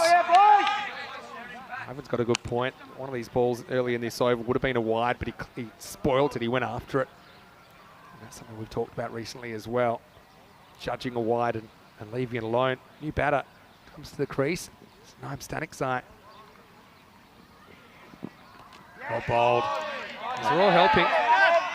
Even there, you can just put... All right, coach. You can feel the tides turning. You're the Alton coach. You're in the dressing room. What are you saying to the guys? Hit the nets, boys. Get some practice under your belt. It's just a hard thing to turn around a feeling. It's a hard thing to turn around momentum. This one will be a wide. But you know what I mean? You can say all the right things, but it's just... You feel this game's getting away from Alton at the moment. You can still hit 4s along the ground and win this. Just be a bit smarter about your shot selection. Going all in Not on... like it's 14 and over or anything like that. Yeah. This probably would have been a wide, but it's just been clunked for one, assuming it's picked up nicely. It is. Yeah, so what's his bowling strategy here? Do you stick to spin while it's working, or do you gamble with another over of like a Packard or maybe a Fitzgerald? I'd be more keen to get ahead in the game. I'd bring Samir back and see if he picks up another 1 or 2, then you're far ahead. Yeah. I wouldn't let a door back open. This is borderline, maybe almost a wide, but clunked for one. That's a good result for the Lightning. Yeah, interesting game we've got in our hands here. You can't accuse him of being too defensive most of the time. Field well protected too. Men guard that leg side boundary. Really good over from Money. No, he airmails the throw. It'll just be a single. And at the end of 4 overs, it's 19 for 3. Yeah, so interesting points game. Let's see who they decide to bring into the attack. Do they put the foot to the throat or do they go to the medium pace? And it's a good contest, this. And well, look at all those W's. You don't often see so many W's on the scorecard. There's been a lot. He had 13 wickets so far. But the red line's where they got to get to. And it's not a big red line. It's actually 7.5 and over. But nowhere near it at the moment. Good decision. Good decision. So that's the payoff of not bowling in the third. You've still got him up your sleeve. Samir Naik started things off with a wicket first ball. I don't know if there's a little edge on this. Yeah, I think so. Little underneath edge. Can't really blame the keeper for that one. It will be a run. Static side gets away. And look, Nanasekram's still there. He's one guy that has played some big innings in ECL. Half his ones were in one foul swoop off Samir in the first over. That's great bowling. Really good bowling. I honestly don't think they watched the ball very closely because you shouldn't be missing that. Right now, they're in a lot of trouble, Alton. Rate required. Ticks up over 9.5 now. It's gone up over 2 full points in the first 4.5 overs of this game. Oh yeah. Oh, bold. Oh, that's your boardroom right there. That's where you want to live. That's why it's good to bring him back. You get yourself more ahead in this game. It's above 10 and over now. He's going to bowl there again. He's going to keep doing it. Maybe he'll have one that's When's he going to go the Jerry ball and just flight it up? After this one. This one's just one. They're defending so well at the moment, the Lightning, aren't they? What do you reckon? This is the ball he goes shopping, a little target ball. That one was a bit slower than I thought it would have been. That was an arm ball still. Yeah. Swinging in. He always does one. He's going to go one really slow and dropping. Still a slight change of pace. I think he's such a clever bowler. There it is. There it is. Just cannot time him up, especially under pressure. Well, by bringing him back, they've just elevated themselves to a head in the game, and I like it. I really do. It's good captaincy. 47-year-old that looks 27, getting the job done. And that's been Lightning. Last ball of the over. Turns into a low full toss. They want to go. Hesitation. Could be a chance at the keeper's end. I think he's just home. They'll have a look at it. It might be tight, Vinny. Did his bounce bump up before he got in? Yeah. I think the batter hesitated, stumbled a bit in the turnaround. Field also hesitated with what to do with it. This will be an interesting replay. Quick work by Daswani. I've got him in. Tight. Yeah, it was tight, but... Let's have a look. There, that's one that shows he's in. I think that's grounded. Only just. Good dive. Yeah, great dive. So I think that'll be not out. Yeah, the dive gets a bit extra. Anyway, that takes us to the end of the 5th over. The score is 21 for 3. Welcoming all our viewers wherever you're watching from around the world. Great to have your company. And right now, Lightning on top. The team from the Rock, they made us some hard stuff, and got to say, this would be a huge win for them, especially getting past the Royal Tigers last night. They'd be in good position. They even would have visions maybe of a top 2 finish here. They've got a lot of international experience. I think a lot of them have played for their nation, so there's no reason why they can't be a team to be reckoned with in this group. And if they get up for a win here, they deserve it. I think they're one of the more well-rounded teams with the ball, with the field, and in the bat. They bat deep. They've got plenty of bowling options, and they can field. Why can't they win it? Yeah, that's right. Probably need the batting to click. They stick with spin, and Pye comes out. Another swing and a miss. I'm sorry, the batting's horrific. So bad. Now, what are we talking? We're over 10s, right? It's just wild slogging. Over 11 and over. This game can still turn. And, got to just free batting advice being handed out there. Bit of bat on ball. Lightning. Just one. And the harder you try, the harder it gets to get the ball in the middle sometimes. Just got to get bat on ball and watch it closely. They've really made a meal of this. Well, all sins will be papered over if they can get to this 75.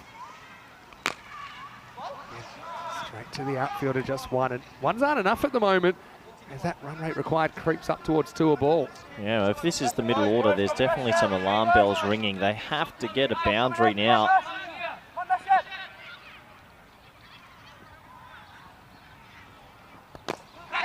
Yeah. Gone. Really good catch low down. That's Horrocks out there, sweeping on the offside. They've held their catches really well in this series, Lathbury Lightning. And something had to give. They weren't getting the boundaries they needed. And the result is a chance offered and a chance taken. We hadn't had a boundary before that for 15 deliveries. And it's a really good piece of outfield and finishes it off. Pye with another wicket. Good catch, really good catch coming in off the boundary. He actually got that all right, lofted it straight to the man, and he holds on to it. I have to say, behind, I think Fossum and Beverin for me are still the standouts, but for me, Lightning aren't that far behind them. They're the more rounded team in this group. They have plenty of options, and right now we're seeing it. Really frustrated. Banged to 6 early, but ends up 14 off 16. He just kind of choked to death in that innings, wasn't he? Again, they got away with that over of pace. I mean, the over by over. 6-3, 6-4, 2. There's 2 off this so far with 2 balls to go. Yeah, the spinners have dominated. You win a game like this, you feel like you win anything. Well, they're a very deep batting team. They've got plenty of bowling options. A left arm offie, a right arm leggy, and a right arm offie. So they've got variety. Hello to Osama Mahmood. Nice to see you in the comment section as well.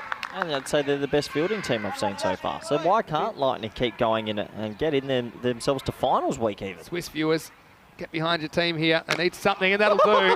Yeah, this is what can happen. Somebody can come out and change the game. And Malia Static Zai, well, that's the way he goes about it. Maximal. Game on. He just hit that about 400 metres. He's got a smile. He has launched this. Seen enough, hasn't he? Look at the bat speed. It's just a late pick up and slap. Vinny, that's massive. Well, they needed that. Fetch that. Yeah, that's a good shot. Guess what? 1 ball in the over. I think he fancies it again. Tries. 2. There's no fine leg. That could go for 4. I think someone should stop this. It's actually a really good chase to keep it to 2. And that's Fitzgerald out there, and that'll take us to the end of the 6th over. This game's got a few twists and turns left yet. It is 31 for 4 after 6. 1 good over and match is set. 1 good over. Here we go, Nasha. Come on, Nash. Let's listen to the soothing sounds of Samir out there. Well, it's up to the 3 Static Eyes in the middle. 4 Static Eyes in the team. Are they all brothers? Yeah, well, I think there's some relation, but you don't know. Perumal is one that they're missing in there, and he's been a match winner for them before down the order. Here comes maybe the last over of spin, we'll see. It's not out of sight. The run rate requires 11 and over. In a normal game, you'd say it's about par. Becomes a huge over. Manav Nayak. Hit down the ground, won't carry to Bruce. Just a single. Yeah, it's an interesting one. Really interesting game. My question's going to be who bowls the last 18 balls. That could really determine where this game goes. One batsman still has to get ticking. Good shot, good placement. It'll take some stopping. It's good effort, but it's going to be 4. Horrocks threw himself at that one. So yeah, that 1 or 2 boundaries and over does get you where you need to be. Alton, they're chasing 75, not 175. Still game on here. Yeah, well, the man on your screen's Malyar Stanikzai. He's the only one that's looked like timing the ball. And that's a gorgeous shot for 4. He's really racing now. He's getting him back into this game. Quick one, good variation. They're going to take it on. Throw might be interesting. Had to throw off balance though, so they'll get through for a single. Good aggressive running. 38 of 21. They needed someone to come in with an injection of pace, and he's done that. 13 of 4. For Nam, I think the Stacks eyes are cousins, according to Osama Mahmood, Okay. as far as we believe. They might have big 3 balls to come here. It's well bowled. Just wasn't quite full enough to drive, and Naim Stanikzai took the bait. Well, he hasn't really got going at all. There's a few batsmen that are really struggling, and only one man clicking at the moment. Funny old contest, this. Sure is. He goes after it. Slog sweeping out of here. Maximo! In a low-scoring game, these are worth even more. Alton into the 40s. This game, for me now, it's back in the balance. Yeah, it's a low-scoring thriller, it has to be said. He finally gets one out the screws. And the last few balls that have gone for 6, it's just swinging this game back into Alton's favour. They looked all at sea, Vinny. Yeah, change of personnel. It's like in ice hockey where they do the full swift, like the shift rotation. Right, come on, your turn. Get out there and do it. Last ball in the over becomes a huge ball in the context of this match. It's the last ball for Manav Nayak. Well, it might be the last ball we see of spin. Could be.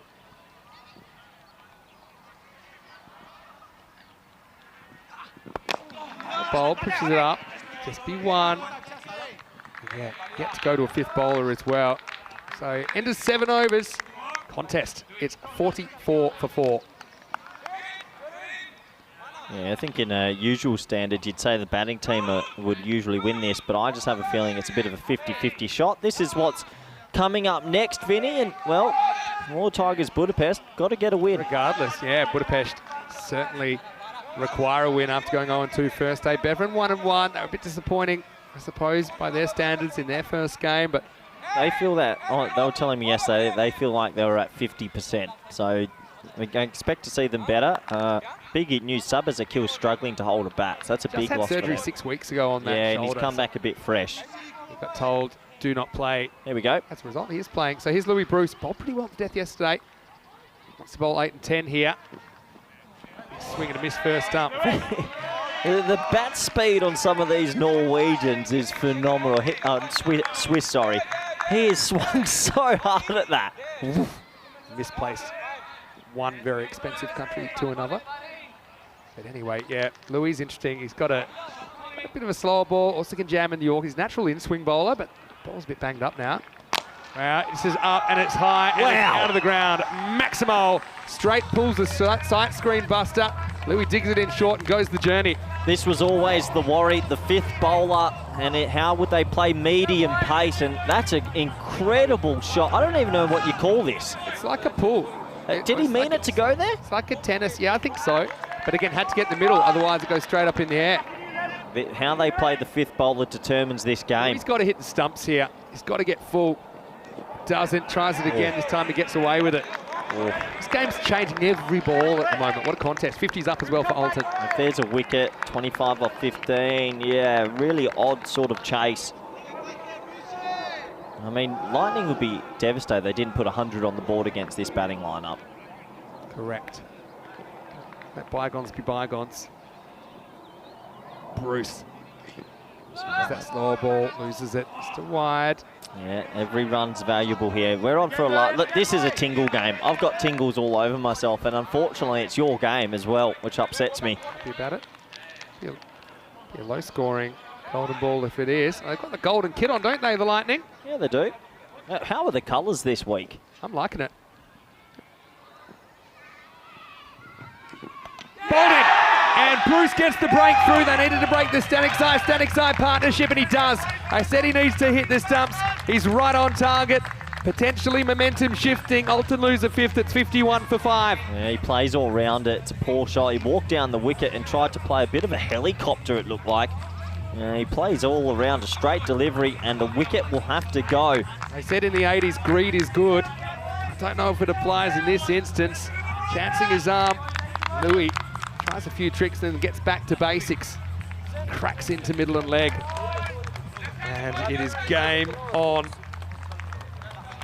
What's he do here? He walks down the wicket and tries to whip it. That's, I mean, Virat Kohli might be able to play that shot, but that's an incredible low percentage shot. He hits it and looks a millionaire, doesn't he? People get caught up in the moment, but walking down the crease and trying to do that, you're not Virat Kohli. Sometimes you can be. That's the beauty of ECN. Naim Stanek-Zayat. Well, eventually did get moving that innings, didn't he? It's going to be Raihan Stanek-Zayat comes out now. Now, he was sent out to open yesterday. He got a first baller and a second baller. Who are you tipping right now? Down the order. I think Lightning. I'm going to go Lightning by a run.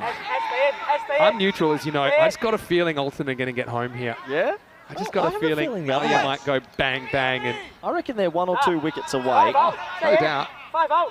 That's just my cricket instincts telling me. 5. But I am wrong 50% of the time. Obviously, they only ever cheer for one thing, and that's a golden ball. Anyway, there's a reason they set him up to open yesterday. Didn't really come off. He's round the wicket to left-hander. And yeah, really high on confidence after a couple of globes. Such a peculiar chase. This is the golden ball tiebreaker rules. Well, we do have our commentator sweepstakes. Hope not. And That's the only thing I don't want. if it I don't is, care who then wins, but I've don't done give well. me a golden ball. Last golden ball we had here in Cartama, France-Belgium in the internationals, was another one for me. It goes after this. This is miles in the air, but it's a chance, I think. Coming down and caught. What a very, very good catch that is. Horrocks has caught well. That one almost brought the rain back. He launched it, tried to get it over the rope, but he's going to go for a third consecutive duck. And Alton loses 6 now. At the end of 8, it's 51 for 6. That is third duck in a row, Vinny. Well, that's a keg back home. The boys will be happy. He has to go, and Alton, this peculiar run chase continues. They're faltering here. Really good catch by Horrocks, because he had so long to think about it. Could have written the first chapter of a novel while it was in the air. And then he had to just be sure he wasn't going to get carried over the line, because he was kind of edging back towards the end. But number one, you've got to catch it. And you see he has a little peek down as he takes it, sees he's got room to move in the peripheral vision. And a huge moment in the game. Has 2 wickets fall in that 8th over. It's 51 for 6. How many batsmen have gone dot out? Remarkable, really. And Lightning pull ahead in this one. Stanek-Zayat. First baller, second baller, second baller. Max O'Dowd in the chat. Hello, Max. Asking where the left-handed Max O'Dowd is. I think he's referring to Hatsadilla Hatsadilla Tarakel. He'll be up next. He'll be in match 2. Max in. Don't be jealous. He's looking Well, good. big enough for both of you. You can see that since the injection of Malia, Stanek-Zayat, that run rate's headed towards that red line. 16 wickets in this Now game. you're loving the graph. That's a good-looking graph. Anyway, they go to the 9th. Packard gets his second over. Starts with a wide. Can't be doing that This is the now. contest where Malia This is it. Stanek-Zayat could just go bang, bang, bang, and suddenly the game's on toast. Lightning's ahead right now, but this man's the only man with a chance. Fred Klaassen in the chat as well with Maxi watching, so I hope all the boys are again around this game because we've got a low-scoring thriller at the Cartama Dome. Dome now. I like it. Yes, Swing and miss. Every ball's huge at the moment. Some of the shots in this innings have been remarkably funny. What an odd chase. 75 only required. Chris is asking in the comment section, what's the lowest score defended? The lowest score ever defended is 60 Wow. by the Prague Tigers on their first day in the ECN as well. Ratnaraja at the non-strikers end now. Big swing and a miss. When in doubt, a swing. Oh, my word. Gotta say, it's great entertainment. Oh, terrific. 23 off 10. I mean, he could win it this over if he goes bang, bang, bang, bang. It's like an ugly painting. I'm loving it. It's the beauty's in the eye of the beholder. All they have to do is get a bit of bat on ball. Prakash, hello to you. Big thanks for you for becoming a silver spanner. It's a great low-scoring battle. There it is, and that's fine as well. So this is clever from Packard. He's taking the pace off a little bit. He knows the batter's jumpy. He wants the pace on the ball. He's not giving it to him. Jumpy? He's more than jumpy, Vinny. And the bat speed flying through right now. What do you call that shot? It's like A heave. it's breaking the sound barrier with that bat speed, tell you that much. I still think, I wouldn't count them out of it yet because Malya Stanikzai, I don't see it. he's going to have to have a ball that's aimed at his bat, but it'll go a long way. There it is, he goes, and he goes How's he done out that? of the ground. Maximo does not compute. Stanikzai goes over extra cover for 6. Potentially game-changing moment. He's just played 2 of the worst shots I've ever seen, and then he's just done that. Yeah. How? It's another option, playing cricket-based I don't strokes. get it. I don't get it. What a game. 17 off 8. Packard's got a nervous 2 deliveries at Malya, who then goes straight down the ground. He bangs another one out of here. Maximo! It's a helicopter straight, Vinny. Back to back, and I told you this guy could be anything. He's still there. And that brings it right back in the mix. 11 off 7. It's the greatest shot ever. Oh my word! He helicoptered it over mid-off. It was the best of times. It was the blurst of times. That's the shot of the tournament. He It just all happens in the night. does he have a technique? I'm so confused. Be 5 after this. Packard. Pitch is like 40 metres long for him now. Full toss going in the air. Catch it. Is it a no ball? I don't know. Well, it's caught. They're going to have a look at it. So this is going to be an interesting one. Oh, this is close. My instinct is it is a no ball. I've So got to is say, mine. Based on what we saw earlier, we saw one given against Alton. Yeah, I think that's going to be called. I think based on the one earlier, it was I'm glad I'm not making the call. It is coming down a bit though. You see the angle the ball's I coming reckon down. this just determines the game almost. He's been given! Yeah. Well, Vinny! Just to tell you, probably the difference between that one and the one earlier is half a step forward of where the other batter was. So it gets given. And so, yeah, one that could have gone the journey doesn't. And that is the end of the 9th over. What an over. They say it all happens in the 9th. Went wide, dot, dot, dot. Those dots were really entertaining. 6-6 wicket. And the score is 64 for 7. 11 are required off this last You over. have to wonder about the consistency because there was a ball on the second last delivery of the first innings that was called and it was exactly the same. Anyway, he played shot of the millennium about 2 balls ago. Lightning for me win this now. What? 10 for a golden ball. 3 in hand. That's a huge. Do you think it was a no-hit I think that in our rules? you could argue it both ways. I think if you actually look at it, if you're standing at the crease, I think it's below his waist. So I think just looking at that one in isolation, I think if you're leaning that it's fine. Anyway, here we go. All right, Louis Bruce. 2 new batsmen. Yeah, and Ratnaraja hasn't faced at all. He's facing up now. 10 for a golden ball. 10th over madness to come. Where he goes after, it would have been a wide. It's going to be a wicket. Surely can't drop this. He's dropped it. And they're only going to get 1. Why aren't they running? Run because they thought there's no way he could drop it. How silly's the non-striker for not running? Drama at the Cartama Oval probably cost them a run there because they should have got 2. Not 2. But What's he doing? he chases a wide first up. Should have been caught as well. It's a goober. Wow, that's pressure. It's affecting everyone. Oh, the man who didn't run. This man, how do you say that last name? Well, it's been his game. I mean, he took 4 wickets, took 4 for 10. And for his next trick, he'll try and win the game for Alton. Can he bat? Vinny, can he bat? They can all bat. Expect the unexpected. Big swing and a miss. And now they're running when they shouldn't. And somehow, Daswani's missed the stumps. It was the blurst of times. It was the worst of times. What's he do? He didn't run when there's a 2, and then he runs when it's right to the keeper. Oh, Alton, never change. This is what I'm saying. Oh, this is chaos. He's got to get one out the screws, doesn't he? Every ball's huge. Misses again. This time they're going to go, and he's missed again. Well, someone moved the stumps. Daswani's put it in the same place twice, but it's only a bye. Changes the strike throw. 9 off 3 now. Need a boundary here. Don't think either of these 2 batsmen look like they're going to hit it. I think Lightning could be home. He's missing that by a long way. Stops running as well. So you need a boundary to be in this contest. Is Ratnaraja the man to do it? 3 to come. Misses. That's fine, I think, as well. Steps across. I still think it's inside the tram line. Well, now 2 boundaries to tie it. Game over. If they don't score off this ball, if it's just one, then barring an extra, the Lightning are going to hold on here. They don't look like they're going to get close to the ball. Every time you think you know what's happening, Best case scenario is an edge for 4. Chance of a boundary this ball percentage? 1.1. Oh, edge. It's off the Called end of it. that for the game. Oh, called it. Will stop it. And that's where you got to come for 2. You got to go for 2. They have any chance. They run him out. The game's pretty much over. The reason is because if you get 2, you can still tie it off the last ball. If you get 1, you need 7 to tie. Hey, there was the edge for 4 almost. He And it was going to be a big wide if you just stood still. Dazwani with a perfect cartwheel. 9 from the Lithuanian judges. But 6 for a golden ball. 6 for a golden ball. Why weren't they running? Oh, these guys are crazy. Got to know the situation. So 7 to win, but 6 to tie.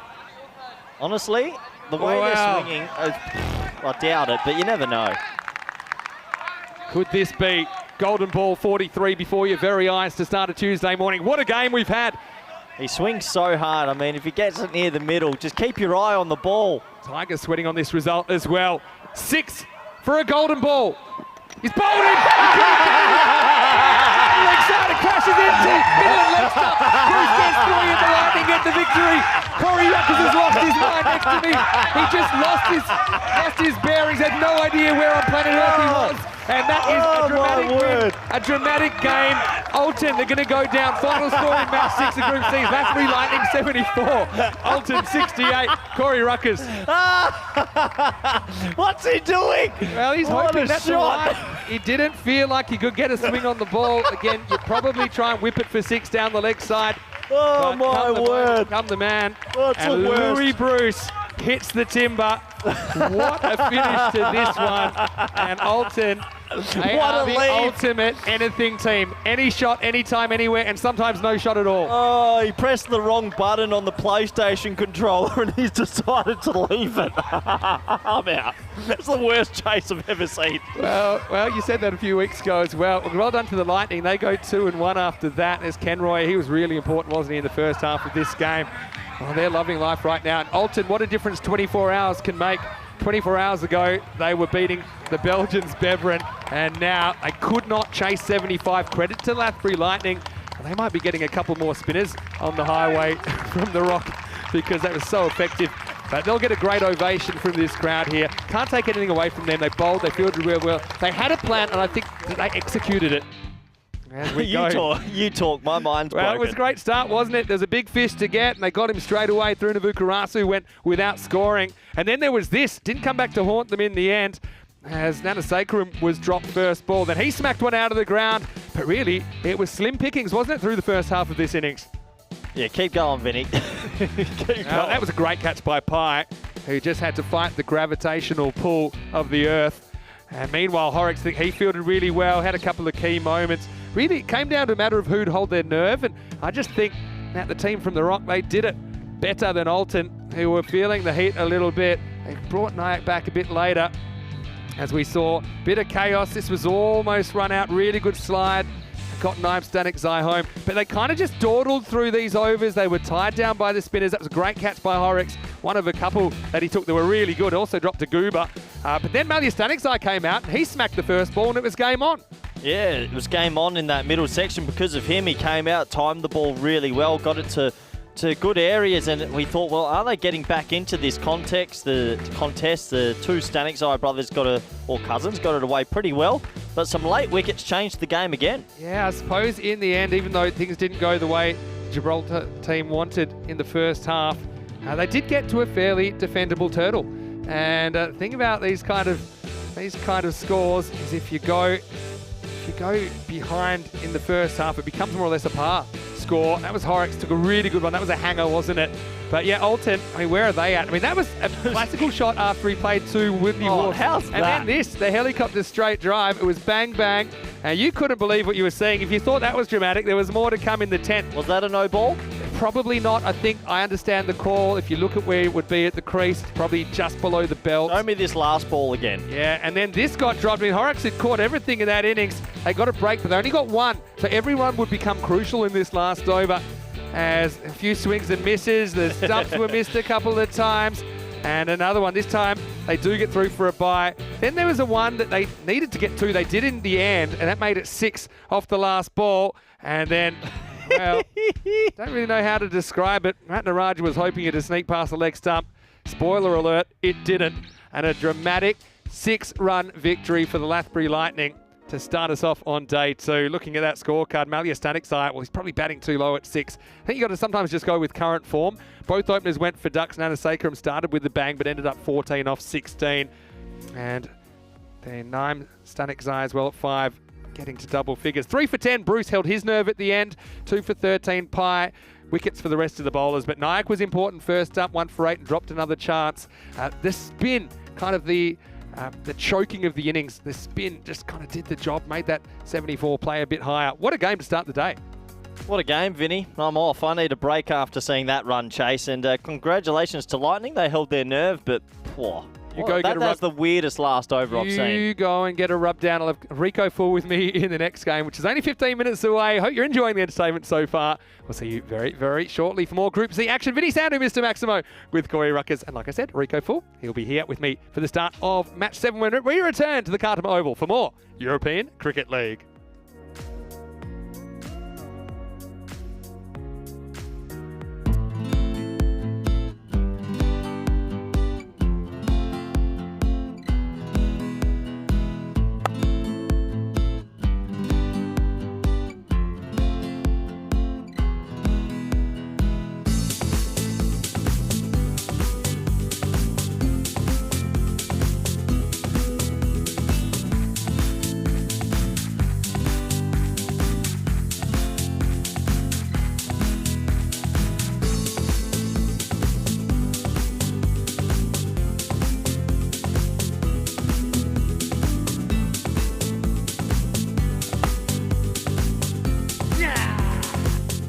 This is how we play cricket. On the Costa del Sol.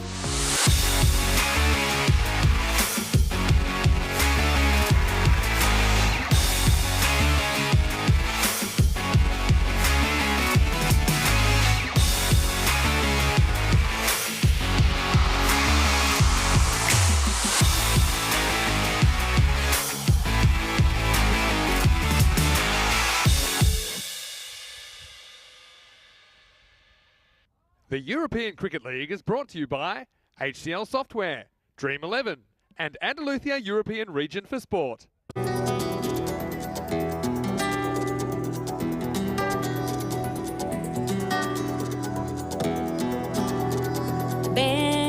conmigo a cruzar su calle, a vivir su ambiente. Ven conmigo a vivir la vida intensamente. Conmigo ven, conmigo ven. Hello and welcome back to the Cartama Oval. Sun's out at the moment. That is really nice to see. Big thank you to the Andalusia European Region for Sport as well. And also a big thank you to the La Campiña School as well as MIT, Malaga Institute of Technology, who are here as part of our cricket school project today. Anyway, let's get ready to go. Rob Kemming has the coin. It is going to be a big one. Beverin taking on the Royal Tigers in match 7. Let's get ready for the coin toss. Okay, your call. ECN. ECN is cool. We will bat first. Okay, so Beverin going to bat first. Thank you very much, guys. I know you've got some work to do. And, well, sometime we'll be able to get here. Anyway, the kids having a great time. You guys having a good time today? Yeah! We're having a great time today. News from the toss then. Beverin, they've won the toss. And look, I think it's a really good opportunity for them to set the record straight. They did start with a loss yesterday. Royal Tigers, though, feels like a must win for them. I know they're missing a couple of key players from last year, but if they don't win this, they make it really tough to qualify. That's how it's looking. Anyway, guys, I hope you have a great day as part of the Cricket School Project. 1, 2, 3. Vamos! Let's get ready for the second game of the day. I'll come with you. Okay, Rico Full will take you from here. Thank you very much to Mr. Maximo. It's loving having the kids from the schools around enjoying the cricket and having some fun as well. Well, talk about having fun. What about that last match? Well done to the Latbury Lightning. What an exciting contest that was. They scored 74. They defended it, Alton. Getting just the 68. Brilliant stuff and well bowled from all of the Latbury Lightning bowlers, particularly to young Louis Bruce there. Player of the match performance from him. 3 for 10. And if you thought that was a big game, this is a biggie as well. Beverin are taking on the Royal Tigers from Budapest. And the Royal Tigers from Budapest are desperately searching for a victory. They need something to happen for them, and they need something to happen pretty quick. Haven't really been able to perform at the moment. And the issue's been with the bat, very much like Alton, really. There's a quick look at the sides there. And you heard from the coin toss that Beverin have elected to bat. Doesn't surprise me. I think Sabir Zakil is going to have to be key in this one. Beverin are favourites according to the bat versus ball 103 to 92. A very good morning to everybody. It's lovely to be back here with you. I hope you've enjoyed the action so far this morning. Well, we've seen a low scoring thriller. Maybe we're going to see a bit of a high scoring one here and now. It's one man who has been performing with the bat. The two Ahujas, they've been pretty good. So a picture there of Stan Ahuja behind the stumps. Captain Mark Ahuja will be hoping that the team can start to put some performances together here. One man who hasn't disappointed has been their opening bowler, and Abhitash Prashar. He's been good, and I think they know that for them to perform well, he needs to have a good match. Openers going with Tarakel, Hadisula Tarakel. He can hit it big if he can get it going. And the non-striker Hakeem Kassar. And pass out there in the middle. Jerome Peters and Nilkesh Patel. So we're maybe going to see a few horn signals from Jerome Peters. And the ball is hit big for 6. They're just waiting for us to get the thumbs up to get this one going. Looks like we're ready now.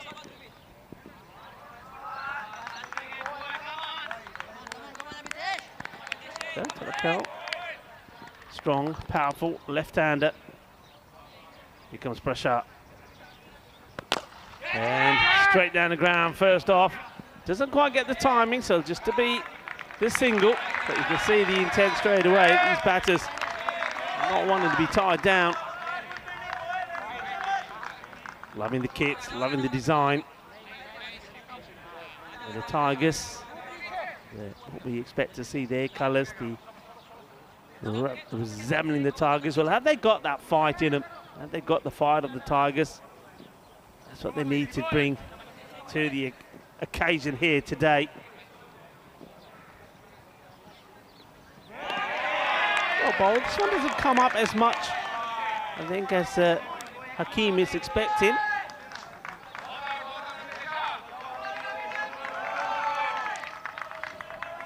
Tigers making some noise. Look at this field to the right-handed. 3 and 6, 3 on the leg side. Long on is the man who is back. Third man. It's the second fielder on the boundary. On the pad, but far too high. Well, certainly been the day of the bowlers so far, hasn't it? Lathbury Lightning, there was 74 all out of the very last ball. But what an important knock.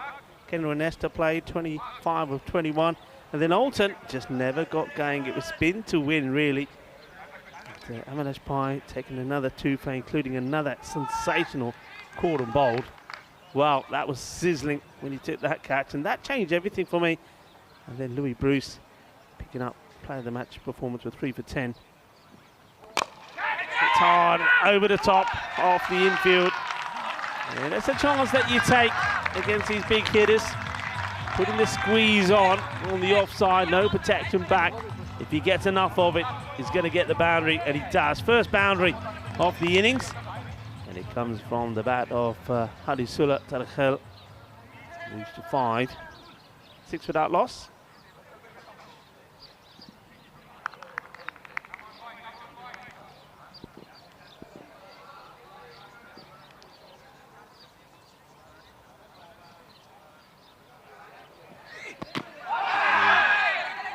On this, just see from the umpire now.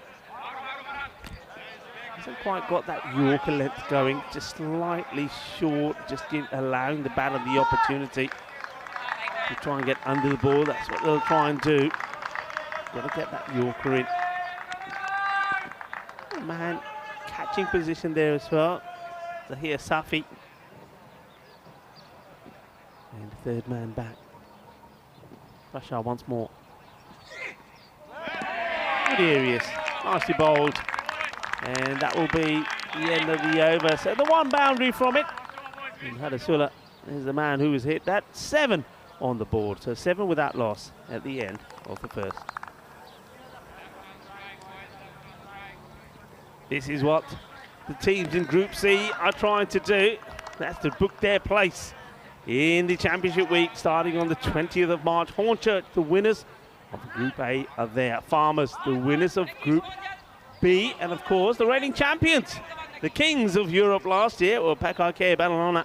They're coming back to defend their crown. This is the European Cricket League, the Champions League of cricket, and that is the Cartama Oval, the home of European cricket at the moment. And bigger and better things to come here, that's for sure. The bowler will be Mohammed Sakleen. Let's see if he's able to keep the pressure on. That's one of the issues that they had yesterday, that apart from Abhitash Prashar, nobody else really performed. That's nicely bowled. It's a good start. Yorker length delivery had to be dug out. Good bit of cricket. Yeah, well bowled.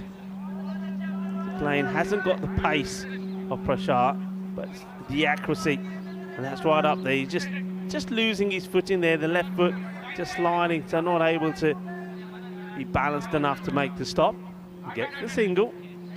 You can see the issues when you have the right and left combination in terms of the batters, the field having to change all the time. Always adds a little bit onto your time.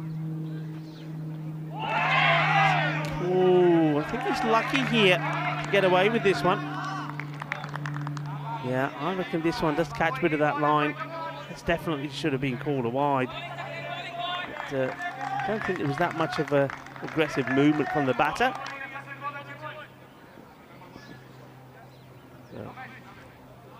Hakeem Kassar still trying to get off the mark here. This one is out.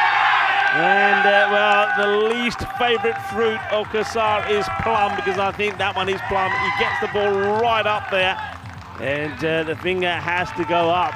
And it's going to be a 5-ball duck for Hakeem.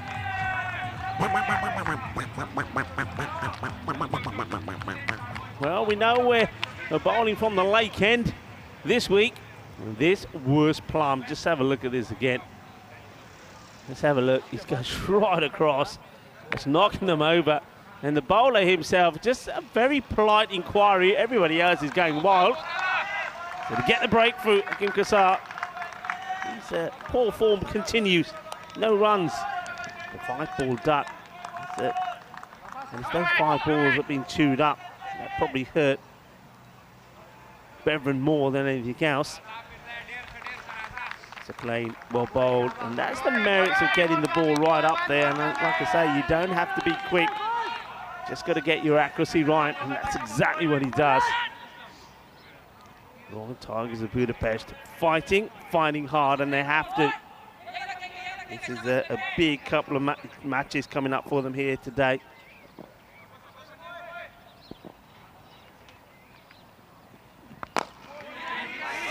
Oh dear. Oh no.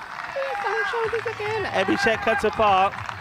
Well, maybe showing that he's not as agile as he was in his younger days, as this one goes through him. It's valuable runs. Slightly overpitched that Yorker, but that's bad, isn't it? That's bad standards. He'll know better. And, that's got to hurt you. That one does go to the boundary. And, new batter, Rashid. Abdul Rashid gets off the mark straight away. It's a clean. Aggressive stroke. No run. Good bit of fielding. Attacks. Keeps it to nothing. And that is the end of the over, and it's a fine time to welcome in to the commentary box Mr. Maximo, as we tell you the score at the end of 2 is 12 for 1. I've got good news for you, Rico. You're going to get an extra ball here, because it wasn't quite the end of the over. Isn't it? Fake news from Rico Full. Take that table down for now. This will be the end of the over, though, and it will end with the boundary. This time it's away from the protractor, and so Rashid, he's been dropped to 3 today, just to get the angles right, and he is able to on that occasion, and is the end of 2 now. Score 16 for 1. It's funny, Rashid batted through 10 overs yesterday, faced 16 balls, which I think is the lowest I've ever seen of someone that bats through 10 overs. Yeah. Well, how about this? Lathbury Lightning, top of the tree, admittedly with a game extra played over Fossum, who are below them. And Royal Tigers, you can see how this becomes a must-win for them.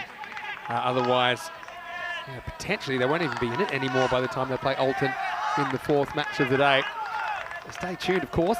Bottom team is out at the end of the day in Group C. The top 2 get the double chance, which is important. Prashar bowled a pretty good first over. He's coming back to bowl the 3rd now. Last over of the power play. Prashar to Tarek Hill. That's a bit of a wild swing. It's a bit of a nothing shot, really. We saw a lot of that from Alton earlier. Yeah, we did. We did. Hey, Max O'Dowd, who was the MVP of ECL 2019. He's in the chat right now. He's just saying that he's a big fan of Hassigula Tarakel, who a lot of people say is a bit of a lookalike. The magnificent hair, the opening batting, the swashbuckling stroke maker that he is. Left-handed version, albeit. Tell you what, if you get short to Tarakel, you're going to go up the hill. That's what you do. He's not going to bowl short. He's going to get it right up there, and what a delivery that is. And one thing I was saying in his first over, Prashar hasn't got one right up there, the Yorker leg delivery. That's where he's dangerous, because he's got some speed behind him. He's got some wheels, hasn't he? That is a class delivery. And well, Hassigula just got snookered, not by Mr. Maximo, but by a few people in the chat as well. He's gone. He has to depart thanks to a super grisly delivery from Prashar. That's just knowing your opponent. That's a good Yorker. You can see he wasn't in a great position to play that. And Prashar breaks through. Royal Tigers had a horrendous day 1, to be fair. They walk away with big donut next to their name, but they're out firing. And Beverin, still a long way to go for them. They've lost both openers now, 16 for 2. Yeah, you can't take away how good a delivery that is. I mean, he's one man, I think, that's always come up top front for his side. I can't remember Abhitash Prashar having a bad game. He's always there, always on the money, so focused. He is so key to their success. So just taking a close look at that table, if Bevan win this, obviously the Royal Tigers don't, and that means that everyone is 3 points minimum ahead of Royal Tigers. So if they don't win this, Adios. they're gone, no matter what happens in the last game they play. So this is effectively a final before a final for Royal Tigers, and they're playing like it at the moment. Prashar to Momand. And, well, he lifts this up over the leg side. It's a big hit. 6 runs. Manos arriba, Vidro, porque eso es una 6. What a shot that is. Just goes with the angle, lifts it up and away. Maximo time in the power play still. This guy, it just looks so good. If he stays in for any length of time, he's such a natural hitter of the ball. That was well put away. Yeah, it just goes to show that, isn't it? It's all about the length. You get it slightly wrong, especially to these hard hitters and these guys from Belgium champions, Bevan, you're going to get punished. Just going to give you an alternative scenario, which is even more interesting, if not as interesting as the one I just said. The fact that Royal Tigers, they lose this, and that's the end of their ECL. They'll have a dead rubber later on today. Good comeback delivery. Yorker length gets dug out. Will they go for 2 here? They're going to take it on. It's very good running, isn't it? As the protractor was labouring to that ball, they get a couple. Ball never leaves the circle. So let's say that Royal Tigers do win this, and it's 2 points apiece with Bevan, and then it's a shootout for whoever can do better in the last game. And so look at their last games. So you've got Royal Tigers playing Alton, and you've got Bevan playing Fossum. So if Royal Tigers could beat Alton and Bevan lose to Fossum, then it's Bevan that will be going home in 5th place. So what a group. C for competitive, C for chaos. Prashar, he knows the importance of this match for his side. That's really well bowled, clever delivery. Just holds his back slightly as well, but gets the length right. Batter plays and misses, gets done by a good one. Well, they'd love 11 Prashars, wouldn't they? And he also bangs them with the bat. They got a golden last night in the 5-over smash, but still, very well here. He's there to take wickets though as well, and Moman's the guy you better get sooner rather than later. It can really hurt you with the bat, and quick.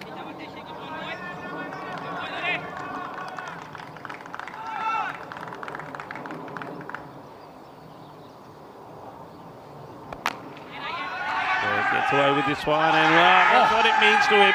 That's what it means to him. He's up, he's fighting. He's thrown that with his left hand. So he's bowled with his right. This is close, I reckon. Probably in, but... Yeah, he's in. He doesn't leave his... He goes back in his crease. Don't forget, he does bat left-handed with it. Watch this. Just. How good was that throw left-handed? And his shoelace is undone. That's probably smart if his shoelace is in. Right, here he goes. Look at this. Yeah. He bowls it right-handed and then throws it back left-handed and hits middle stump. And I just saw that little shuffle. I was a bit nervous for the batter, but oh, what a way to finish the power play. 24 for 2. Yes, we have a look at the skyscrapers there when they haven't gone past the 10 mark. And the thing is there, of course, losing wickets at key times and losing big wickets as well. So Numan now becomes pretty important. Abdul Rashid, these two need to put a partnership together. It's Tyrone Peters. Enjoying himself out there now. It's become a very pleasant morning. The sun is out. Temperatures looking to go above 20 degrees here today. So it'll be a nice warm afternoon. As we see Abhishek Ketapal. He's going to have a bowl here now. Haven't seen the best of him yet, Abhishek. But the more he plays, the better he'll get. Remember, a lot of these teams haven't played outdoor hardball cricket. So when he starts to the wide here, yeah, haven't played too much cricket. So I think the more matches they play, the better they'll get. Thing is, though, the Royal Budapest Tigers, they need to get good now. Yorker length delivery, being well played, well dug out. Think about the 2 or 1 batter does anyway. Maman was quite keen. Abdul Rashid say, nah, you stay there, stay right there. Hey, listen, I want to say happy Holly to everybody in India or wherever you're celebrating it. Big Hindu festival. And this one is just dipping, and the fielder comes in, and that's Prashant. Good effort. Yeah, Really good stops the effort. ball going through him there, doesn't it? Yeah, big hello to everyone in that part of the world. Now we've got a big viewer base there. Yeah, and I mean, it's all about, it's the festival colour, isn't it? It's holly, celebrated during the first full moon in March, so the holiday celebrates the triumph of good over evil. I'm glad to see you've got a bit of colour about you. Of course. The purple, so I've splashed on a bit of purple and yellow as well. Look, we had the same thing in my... Hey, listen, a bit of Lathbury lighting going on with my... Yeah, well, they're on fire at the moment, aren't they? No pun intended. Gave him a bit of... Yeah, so happy holly to everybody. Go out there and splash the colour around. That's what it's all about. Go down on the leg side. This is a good one for you. Yeah, go on. National Plant Power Day as well. Okay. All to do with plant food. I know you love your plant food. I do actually. Do you? Really? I actually do. Plant food? I Okay. was right on it. I'm on a proper health kick There's at the not moment. many plant food-based empanadas, though, are there? Oh, here we go. Time to get funky. It's showtime at the Cartama Oval. Well, we're on the Costa del Sol, and you know what that means? It means sun, sea, sand, and sexy cricket. Oh, what a shot. Yeah. That's the way I like it. And with that angle that Ketapal delivers, he can kind of go with it. So he's been a little bit off, hasn't he, of late, the protractor. Chris might not have noticed the protractor before with his angular run-up. But, yeah, Beveren, just a settler. And Momand is the man. He's an excitement machine, isn't he? Last ball, the over coming up. It's gone for 10. Oh, this is so close. This is so close. He can't believe it. It's the end of the over. 10 come off it. But just have a look how close this is. Yeah, very close. Oh, Half a stump. End of the fourth over, though. Stays at 10 then in the fourth, and it's 34 for 2. Consistent scoring without setting the world on fire. To get the openers is pretty important. I think Rashid, for me, he's the man that could break out at any time. He spent a bit of time at the crease. Hasn't really got any fluency going in his batting. He's there at the moment, 10 off 6. Got Momand 15 off 7. This is a danger partnership. And the thing is, you know, the Belgian ball philosophy, they'll back themselves to play shots. They'll know that there's plenty of batters to come that can still hit. Some questions about Zakil, but he's coming back. He's only 6 weeks out of shoulder surgery, so he's still not fit. He said he's 30% fit, but he didn't want to miss the tournament. Yeah. The doctor said don't play, and he said, thanks for your advice. Anyway, this is going to be Wakama Mood, the left-hander, to come on in over number 5. Oh, he just gets stopped at his tracks. I think maybe they just thought they have too many out. No, the end of the power play now. They had trouble bowling the overs in time. They don't really have a spin option for all Tigers. Oh, that's a good delivery. Interesting that he played this towards the leg. So they're kind of on target at the moment. They need to bowl 5 overs in 21 and a bit minutes.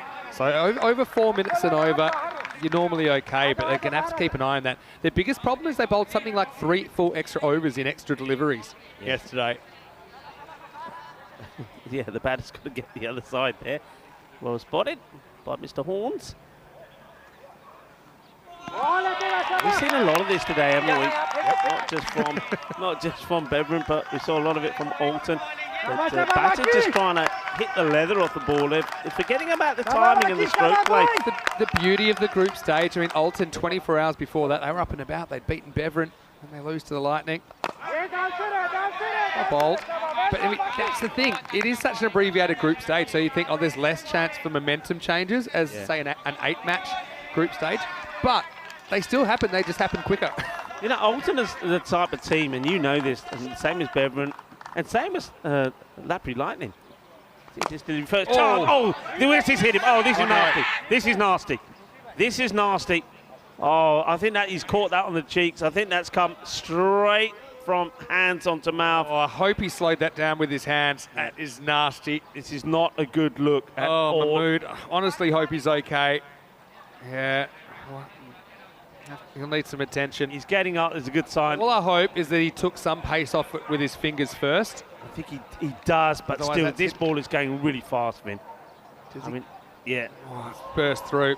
Bit of fingertips on that, but it's got him right on the side on the. I think that's about the cheekbone area. Not a nice thing to see when you get players injured in the middle. These guys are tough. Okay. Yeah, these guys are tough out there. I mean, this ball is rock hard. If you haven't seen too much cricket, I mean, the ball is harder than a baseball. It's a bit like a field hockey ball. Super hard. Yeah. Oh, I'm so worried about him there because it looks in an area around the mouth, and obviously that can do significant damage.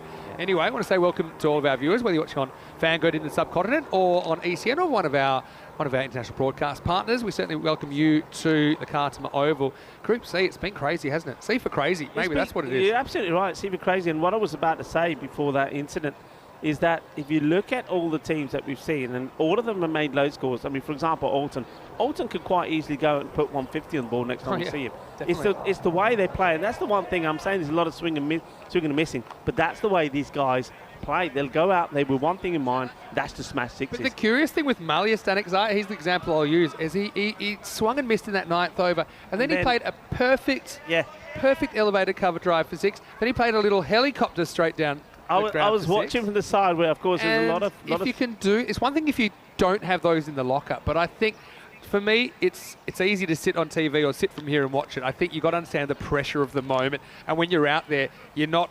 The best players can deal with it, but you're definitely not firing on all cylinders. You're playing a bit on instinct. When he went out there, Stanek, he was like, "What are you guys doing? Yeah. You know why you put it?" So he was pumped. And he played some lovely shots, and then he went through a phase where he swung and missed. And then, like you say, all of a sudden he thought, hang on a minute, I can play proper. And he played some glorious shots. But that's why we're going to see a lot of that in this group. I think Lathbury Lightning, they're on the other side. We know they're depth with their batting. They'll go out there, and they could go out there and score 140. Yeah, they haven't clicked with the bat, but it shows you anything's chaseable, anything's defendable in this ECL, I think. And it's the beauty of the ECL. It's the Champions League of club cricket. And, well, maybe we can have a look at some of the groups still to come, because this is Group C. Okay, so after this, we'll be halfway through the group stage, but we'll have Group D coming up Thursday, Friday, Saturday, and I know that Forfarshire of Scotland, I mean, they've got a pretty stacked team, but again, some players that haven't played too much T10 cricket, but still very experienced players. Got Craig Wallace in there with a bunch of international experience. You got Druitt. We know that they're pretty entertaining to watch, say the least. Vienna CC with Big D and Quinton Norris and MSP, Mark Simpson Parker. Helsinki Titans with players like Kulamabas Bart. Yeah. And Brno, who, Brno, that's a great story for them. We haven't touched on them too much in Group D, but they beat the Prague CC Kings in the Division 1 final in the Czech Republic, and in a pretty low-scoring thriller. I think it was 67 that they rolled the PCC Kings for. They kind of crept across the line the 17th or 18th over. That was against Aaron Ashokan against the Beast. So, they're a very good cricket team as well. So Group D will be great, and it's going to start in like 2 days' time. Well, I don't know what these guys are made of. But what is he still out there? I tell you what, I mean, have a look at this. He was... What? Just amazing stuff. Oh, my word. All you footballers should be ashamed when you fall over, roll around and think you're being hurt. This is what men play cricket. I'm happy that it's not in his mouth. But anyway, I don't think the smelling salt's been any good on him. Comes back with a pretty good delivery, forward outside the off stump, edged into the ground to keep it. How tough is Raka Mahmood? This is just... I mean, he's got... I'm not sure what the injury is. I mean, it must be... That is hard as nails. That banged into his face. Yeah. I mean, there's definitely been some sangria there as well. Gets a bit of bad on this texting. But look at him. He was one yesterday when they were under pressure in that night game there. He's really trying to make things happen for his side. Absolutely focused.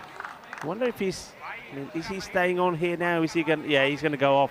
Look at that. I mean, he said, I'm going to finish my over. You're not taking me off until I finish my over. He's going to go off here now. And it looks like that the 12th man will come on. That is brave. Give him a round of applause. Give him a round of applause, everybody. Come on your feet. Give him a round of applause, because that is real bravery. Comes back and well done. Give him a big hand. Yeah, Raka Mahmood, scary moment. He's probably a bit shaken up, you can understand that. But there's literally no tomorrow for Royal Tigers if they don't win this. Yeah. So you can see that. It's inevitable with the amount of balls we see hit back hard. I mean, he's 3/4 of a pitch, so about 15 metres away, and a ball hit as hard as anything bowled. So imagine getting a beamer from 3/4 of a pitch if you're batting with no protection. Anyway, Manan Gets a bowling over number 6. This is skied in the air. Catching opportunity, swirling around. He has to find it, but he takes it. That's a really good catch. That's Marco Huja, the skipper, in the short cover. I mean, the wind has picked up in the last half an hour or so. That catch was a lot harder than it looked, but he takes it. So, well, inspirational stuff from the Tigers fighting for their tournament lives. It's 38 for 3. Yeah, well, let's say we may be wounded, but we're going to keep on fighting. This one, yeah, you're right. It's a great catch. That has gone up in the air, start to dart around a little bit. And Marco Huja keeps, look at the eyes. The eyes are focused. Once he's got it in his vision, he's not letting it go. That's a really good catch. Well taken. And the big wicket to get, because we know that Nur Maman, he can be dangerous. They remove him, 17. That's his 12th delivery. He's hit 2 sixes. It has to go. That's a big one to get. I just think that those little pauses, though, like that, can affect both sides as well. Oh, you know, affect the batting side. Definitely. It's a big man to get at this time. As Nur Maman departs before creating some fireworks. And now here is the man, Sabres Akil. We know what he is capable of when he's fully fit. He just said to me at the Sunset Beach Club, he's probably about 30%. He's just 6 weeks after shoulder surgery that was pretty serious. We didn't see the best of him last year in the ECS. But again, he's a player full of heart. Again, means so much to these guys. There was no way Saber wanted to miss this ECL. They call him Insana because he is Poco Loco. Just like that. How about this for a start? And, well, he says, you know what? This is what I do. And, well, Insana might be a little insane. Well, he gets off to a flyer with a little bit of the old scoop here. Showtime from him. It's kind of a trademark that it'll do something crazy first ball. I mean, it's not that it's not on. It's just, it's a hard shot to execute. So Zakil goes for a boundary. Manan can't really believe what just happened. That run rate languishing below 8 and over. Everyone will keep throwing the bat though. Doesn't matter if it comes off or not. Sure, with that ball, I think it's going underneath where the big screen is. So and the ball comes out while they fish that one out. Manan, he's got a bit of hand damage as well. Now it's interesting because if you look at his hand, it's a white bandage. Now the batters are quite inclined to turn around and say, you know what? Nah, that's putting me off a bit because any bandage on the bowling hand. He's pretty close to the ball in his hand when he's delivering, so it can throw a lot of batters. At the moment, doesn't seem to be any complaints. Single, but yeah, if a batter was to say, hey, umps, I'm not liking this, this is putting me off, the umpire's going to say, right, okay. To be honest, I think if you're going to have tape on your bowling hand or arm, it has to have the express permission of the umpire and or the... I mean, it's not his bowling hand, though, so there's that, but yeah, true. It's tough stuff, these cricketers, right? Almost squeezes his pass, the swing. The batter. Zakil gets another one to his name. Now Rashid now, he's going to start playing some shots, isn't he? Been there a little while. 9 deliveries for 13.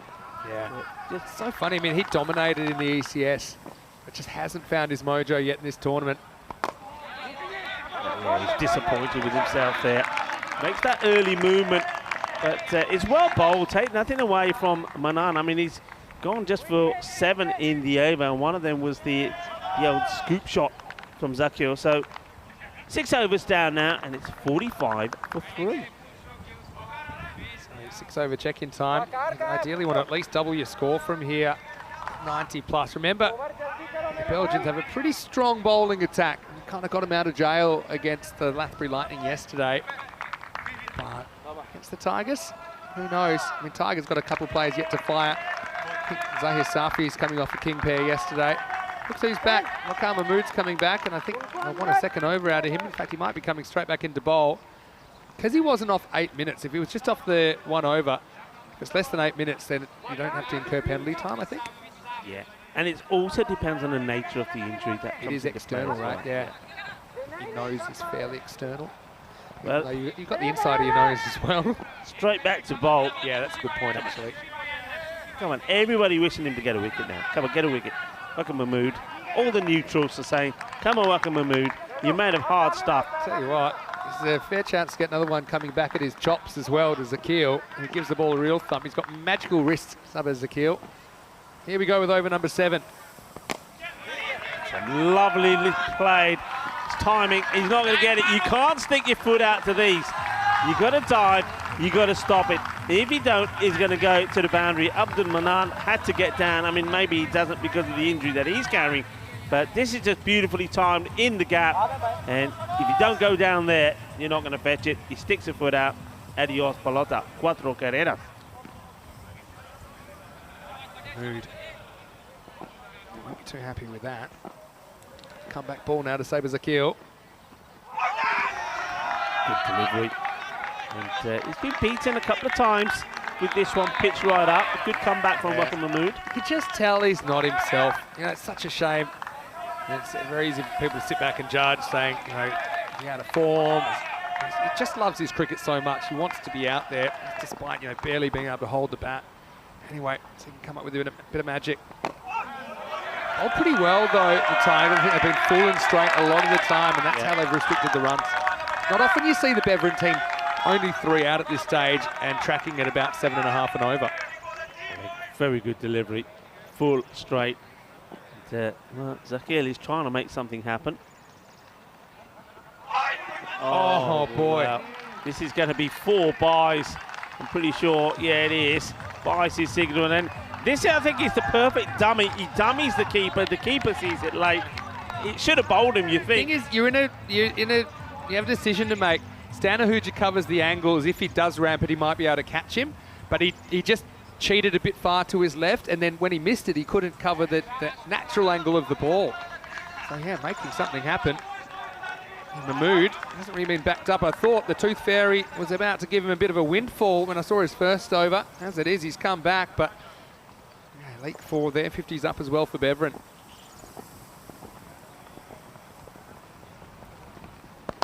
Oh, well, I get the feeling that when this one is hit back at him, he's probably thinking, oh, no, not again. But fortunately, it gets over his head this time. You can see he's thinking, what is going on here today? Yeah, I mean, if I'm Mahmood, I'm not getting anywhere near that either. Good work on the boundary, though. Good stop. I see someone bowling in a helmet. It's Mahmood right now. Hit towards. Out on the boundary, just pretty well, but not able to take it cleanly first time. Very good running from the 2 batters. Yeah. They take 2 at the end of the over. So 7 overs completed down the score, 56 for 3. Hope you're enjoying the action here on the European Cricket Network. If you are, we'd love to get you involved in the comment section, of course, or you can follow on social media. I'm pretty sure we'll post the whole last 2 overs of that last game. You can check that out at European Cricket. Plenty going on. Also, thanks for all the messages. Must admit, I spent a bit of time staring at the back of my eyelids last night, but you can get me at Mr. Maximo on Instagram especially, and at Rico Full, and yeah, looking pretty cool in your Dr. Full white jacket. He's got the prescription for boredom. Let's watch some of this ECN T10 cricket. All right, here's Abdul Manan in over number 8. Oh. Backward squeeze, bounces over Stanahuja for a single. I've been impressed with the way that the Royal Tigers of Budapest have come out in this match. They've done some talking. You can tell that they've got together as a team. There's been some hard talk.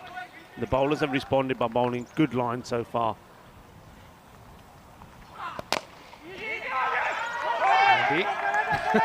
Probably would have been 1 anyway because the mid-on's pretty straight on the boundary. Well, he's appealing, but he knows he ain't touched it. He's lucky he ain't touched it. I think the stumps should be worth like 10, like a super goal. Umpire did well to get out of the way, Neil Cash. I mean, if they could even get 80, I think it'll be an interesting chase with Belgium's bowling. Noise around the ground. Royal Tigers trying to create an atmosphere in the tent as well. Yeah. Just not happening for the batters, is it, this morning? There is something done it in again. the air. You know, he's come in, he's hardly faced too many at all. Okay, came in at 3 today. It's really strange. I think part of the reason is that he's often just getting once. And so he spends the time at the other end.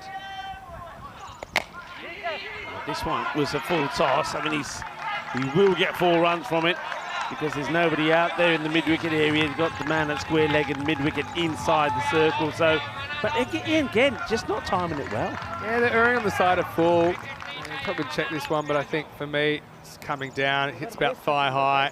Good call by Tyrone Peters. Just 4 runs, but yeah, handy boundary. But yeah, the bowling's been pretty simple, hasn't it, from Royal Tigers. Just kept it full in the block hole. That time he just overcooked it, Manan. Better shot. Field is placed well for it. Yeah, and one thing that everyone will know is that it won't get any easier because we're just going to keep doing the same, putting out there. So it's almost like one of those where you think, is the next batter waiting to come out there, and he's the guy that can go boom, boom, boom. Yeah. You know, so they're eating up a lot of deliveries here. The thing about the wind is pretty much right in the batter's face. So to go straight down the ground isn't as easy today. This is what you do instead. They start to go backwards a bit more, and that's all through with the wind. That was a slower ball though from Manan. Takes us to the end of the 8th over. Tigers on top at the moment, 62 for 3. The Tigers, this is a must-win match for them. It keeps their dream alive. And they're looking for this victory big time. You can see, Everett, it's going the wrong way. It's going the wrong way. They've got to have a big finish here in these last 12 balls. Pretty consistent, but underwhelmingly consistent. Well, you need to bowl in a helmet. I do have one here, but as you can see, this one is the Indo-Bulgarian helmet. The Bulgarian Express, which way can you see it? The Bulgarian Express in the nets did a number on this one. So this one won't be any good. That's a bit of grizzly action there, isn't it? About that. It's actually hilarious what happened to this helmet. If you just joined us, we'll tell you exactly in a minute. Gets a ball. Back into the attack. Gets sliced out, and you can see the Royal Tigers are a bit pest. They're feeling confident here. Easy, easy, easy. They're starting to work as a team. They're gelling well, supporting the bowlers well. Everything seems to be going their way at the moment. Beveron, they're the team struggling. It's Sakio now. Get something happening here. He needs to go big. Wonder if he's going kind of funky because it puts less toll on his body. Be one reason. He's hit hard and he's not going to be stopped. Well, he seems okay after hitting that one. He's played that shot really well, hasn't he, in that area? Even this, I mean, he's trying to go straight and then he just kind of goes inside out on it. He hits the ball in unusual areas. Sabah and you got to be careful with the glove punches with him as well. Yeah, so that's one that he kind of aims at cover, but then last minute he lets it come to him and he just breaks those wrists inside out. Really good cricket shot. Okay, well, this one is up in the air too. Oh, be careful. Oh, that's a really good catch. That is such a good catch there taken, because for one moment I thought they were going to crash into each other, and it is Safi who takes the catch. Just have a look at this. We've already seen one incident where the ball caused the incident to Mahmood. This time I thought the two fielders were going to create a bit of a sandwich here. Great catch under so much pressure. We're going to have to start kidding these guys out like American footballers, I think. This one had hospital pass written all over it. Zakil runs back to the shed for 16. Again, he dives back into his crease, it goes up, but the wind is blowing it towards the boundary. You can see just last moment Delda, and he heard the footsteps of Safi, who takes a really good catch. And the last thing they need is another injury at this stage, Royal Tigers. But Saber, again, not quite himself in this ECL. And he does contribute 16 to the total, 67 for 4. So bring Ashkullah Saeed to the crease. Yes, Saeed comes in and, well, he's got to do one thing, and that's hit big. The ball. It's his time. He's got to be full length, Yorker length. That's what he's looking for here to Saeed. Goes short, gets away with it, no run. Follows the batter. Good option, really. Asik Fuller just looking to create a bit of space. But come on, after this ball, you can tell everybody the story. Okay. Oh, yeah. Oh, that's it. That's the perfect delivery. Oh, yeah. That is a grisly delivery. Knocks the stumps over. I think he nutmegs the bowler here, you know. I think this goes for the batter. I think this goes through the batter's leg. Well, yeah, polish that head. We like it. And, well, polish it, and he delivers. What a good ball this is. And Asifullah Saeed, he'll go for 2 deliveries. This is more the protractor we know, isn't it? Yeah, I think you're right. It just misses that heel and bangs into leg stump. That's his legs. Watch this. Yeah, straight through the Jake the Pegs. But yeah, protractor, full, straight, keeping it simple. Ashkul Saeed tries to make something out of it, but can't. In trouble here, 67 for 5. Okay, yeah, the thing with the helmet is on, I think it was Tuesday or Wednesday, probably Tuesday. It was in the bus, they're all ready to go. No one noticed that, you know, where you keep all the equipment under the bus. Yeah. It fell under the tyre and they took off. Apparently it made a magnificent popping sound. I'm glad no one was wearing it. New batter out there is Shahidullah Ahmadzai. Just a single, ends the 9th over. Could we have another low-scoring thrill on our hands? This we'll find out. That's 9 overs down. It's 68 for 5. Yeah, it's very interesting, isn't it, the way the group is going and the sort of runs that we're seeing scored. I mean, yesterday was sort of started with the score of 100 for Moulton in the very first match. Then we saw Fossum hit 134 in match number 2. Beveron hit 102 against the Lathree Lightning. But it ended with low scores, didn't it? And today, well, it started with low scores as well. The first match, 74 to 68. And this one, well, unless something special happens, it looks like it's going to be another one that's under the 80s here now. Rashid, been there a long time. He's at a non-striker's end. Hasn't really helped the cause of his side. 16 balls to get to 21. Ahmadzai, what can he do? Well, he's going to get 4. It's a wide, wild delivery from Sakleen. Swings the bat at it, hits it on the full, gets it past the man at third. It's not the best of starts, a little bit too much width. And despite the acrobatic effort from the fielder, 4 runs. Yeah, they'll take what they can get here. This is a defendable score for Beveron. Having said that, Royal Tigers, they do have plenty of players that technically they can handle what the Belgians will throw at them. But yeah, it all depends on the start. It's like Safi, as he opened the batting. Or do you go with Kai Bedelda, maybe Marco Hooge as a stabilising influence up the top as listed? Sack Lane. Have the 1 wicket LBW earlier on. Now here he is bowling the 10th. This strikes him. Is he going to have a go? He does. A slingy half bowl, half throw, but just be a single. I think maybe a bit of back onto the body. Looking a bit concerned, aren't they? It's not been the batting performance that A, they were looking for, and B, we were expecting, to be honest, from Beveron. Hello, Lily Panda, watching from New Zealand as well. Talking pies in the comment section. Getting me hungry. Into the pad, so once again, The stumps. oh, they're taking it on, and this is That's good work. great work from the fielder. I'm liking that from Abdul Manan. He read the situation perfectly, saw the danger, thought, hang on a minute, where's the keeper gone? I can do that. And well, with one hand bandaged up, he says, I only need just the one hand. Yeah, I like this. I like it from both teams, actually, because you got some wickets to play with still in the 10th over, and no one went to cover the stumps. But Manan was the first to recognise this, and he just kind of takes it in one motion. So yeah, I don't mind trying to sneak an extra run here. I thought they were actually going to go bowlers in where there was somebody at the stumps. Sanahuja just hurls it. And then Manan, well, he comes from the cheap seats, doesn't he? Here he is. Grabs it, runs him out by fair distance. That's a good shot of it there. It's a good bounce throw as well, set up nicely for Manan. But yeah, I think strategically that was good by both teams. But it will be 1 and a run out, and that will make it 74, pardon me, for 6. Abdul Rashid, just didn't happen, did it? I mean, he stayed there a while, 17 deliveries, only 21 to his name. This will help. It's going to be 4 runs, so it doesn't matter how you get them. As that ball, well, it keeps going, and going. That's how fast the outfield is. So trying to get to that 80-plus score. And a bit unlucky here, the batter. That is right on the money. Gets an inside edge, and that's the French cut for 4 runs. Yeah, you need the luck. It's hard to win without the luck, especially in ECL where there's 4 games and things can change pretty quickly. You got him worried now. Look, he's thinking, well, I've just seen that helmet in the commentary box, and it's the same one of these, so that's the I'm just going to three-dimensional reinforce version that this he's one. got out there. Zahidullah Safi. I still can't.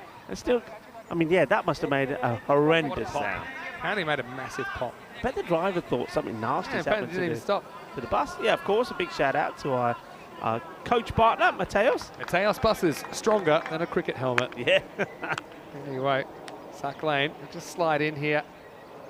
Got that finally pretty fine, but bit of a lottery when they go off the inside edge. 2 to come, 78 on the board.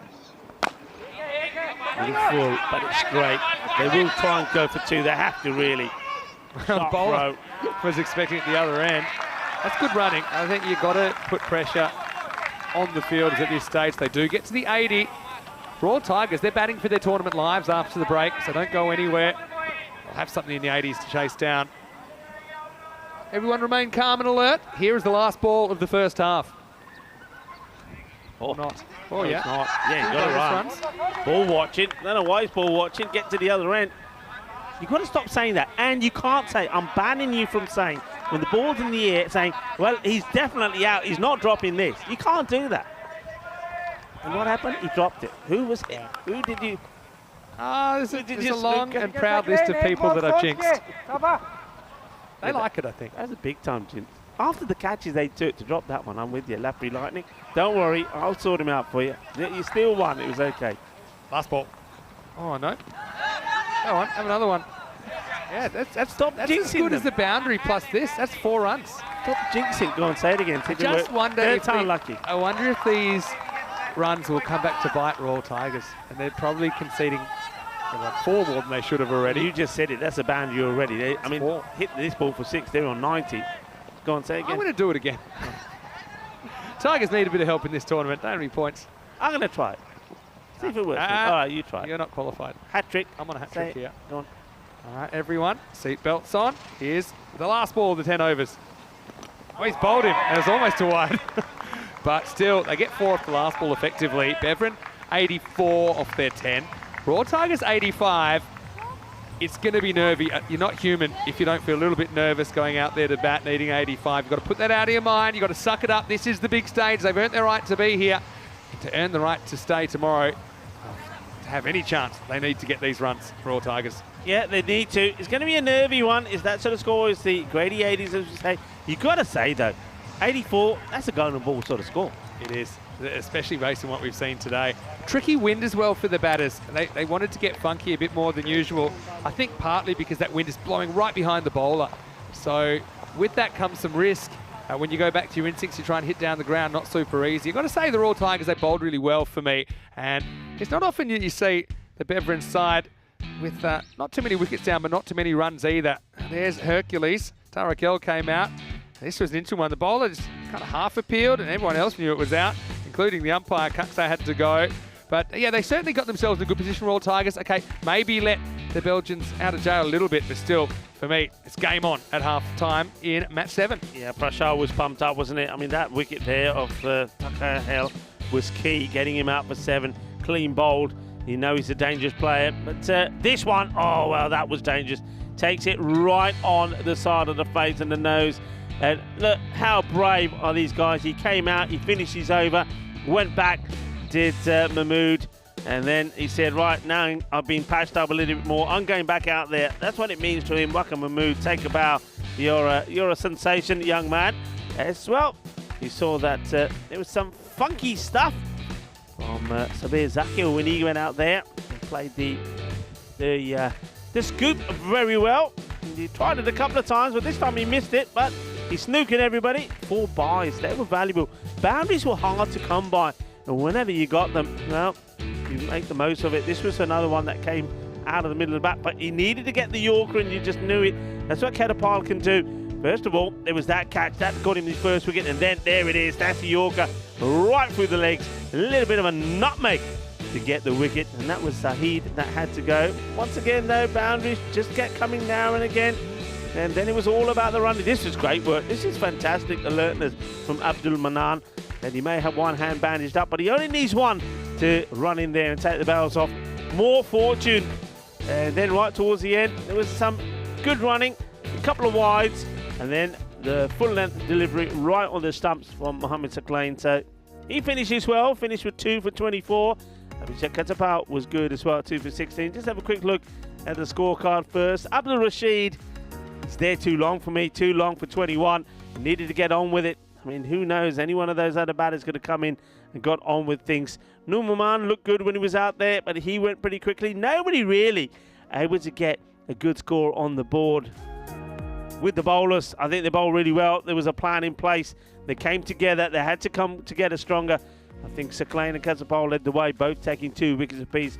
Abdul Manan, unlike in his 2 overs, just 13 that he gave away. They know they're fighting for the survival here, the Royal Tigers of Budapest. The only way that they can stay in this competition, the only way they have hope to come back tomorrow to play a part in the Group C finals day is to get a victory here. Everything to play for, well, they've restricted a very strong Brethren side, the champions of Belgium, to 84. So now have to go out there and knock them off. They need 85 for victory to the Hungarian champion. Join me, Rico Fuller, Mr. Maximo, when we return in around 10 minutes' time for the conclusion of match number 7, Group C. Volvemos en 10 minutos.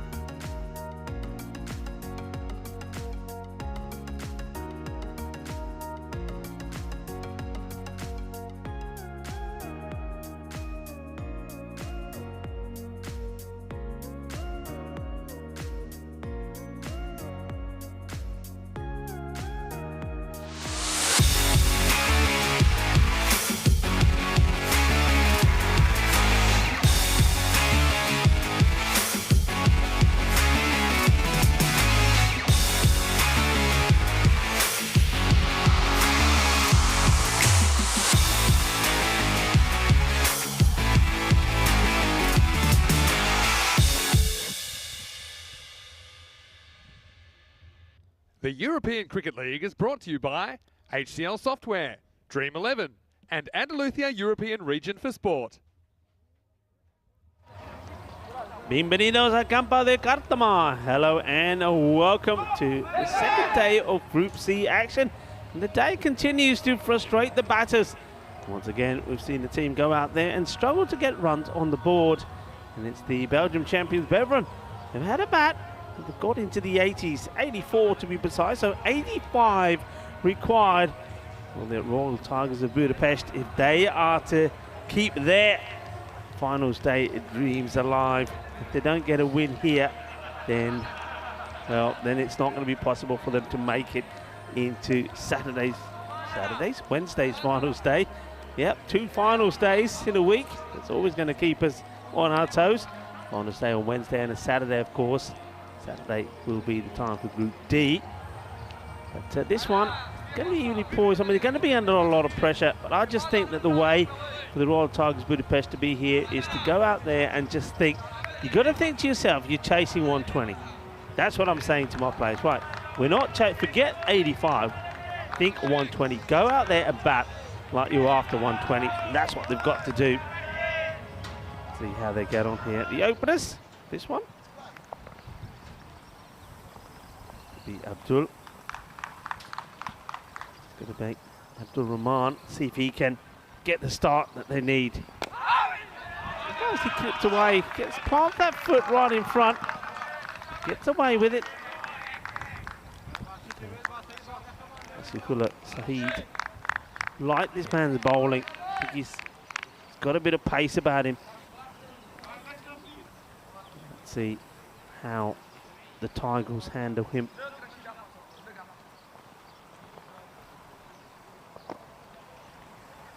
Side.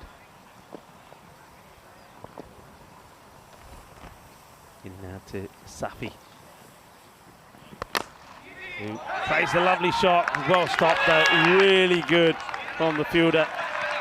But this is what I mean. You've got to get down, and Abdul Bashir does exactly that. Gets down, doesn't allow that ball to get past him. He knows once it's past him, it's done. It's a done deal. It's 4 runs. And, good bit of fielding, no run there at all. Disappointed the batter not to have got anything from that one.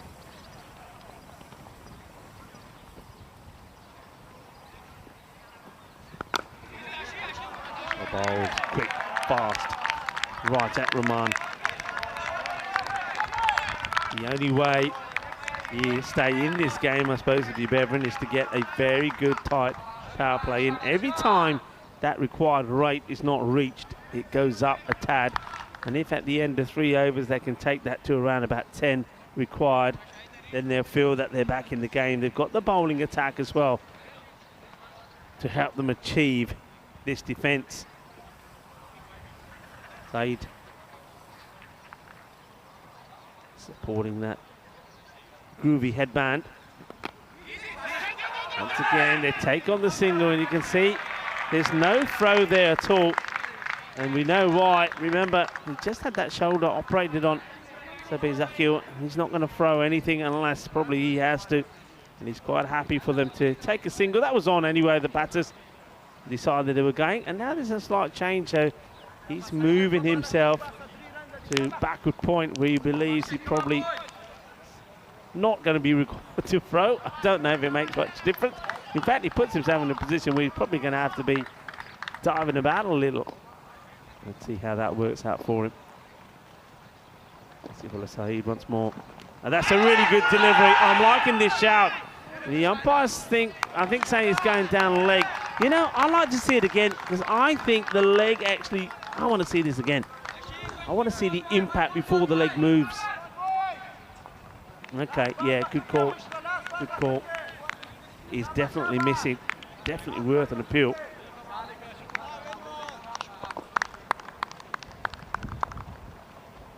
Zahir Zafi survives that one.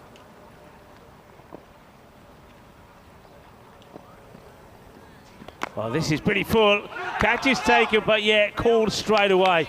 Great umpiring. Yeah, that's too full. It's a really good catch. Well, we saw the change in the fielders from Sabir Zakir.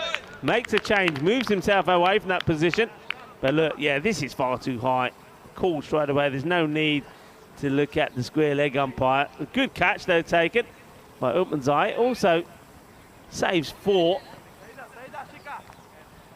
So free hit coming up.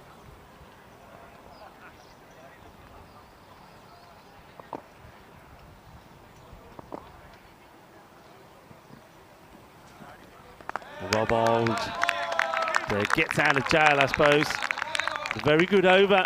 That's what you need to do. That's what I'm saying, Bevan. If they can get a good few overs in the power play, they'll certainly make this a much tighter and a more difficult of a run chase for the Royal Tigers of Budapest. 1 over down, score 4 without loss. Number of matches without a golden ball, 46. Well, you heard me say at the end of the first innings that 84 has certainly got a golden ball feel about it. Well, there's the Norwegian flag is flying, and that's not the teams there getting ready for the next match. Fossum loving their outfits as well, loving the detail on their shirts. Tarakel, the ball, the left-hander. Oh, he starts with a beauty. Yorker delivery. He wasn't able to produce his best with the bat. He was done by an absolute peach of a delivery from Prashad. Now he's looking to deliver the same sort himself.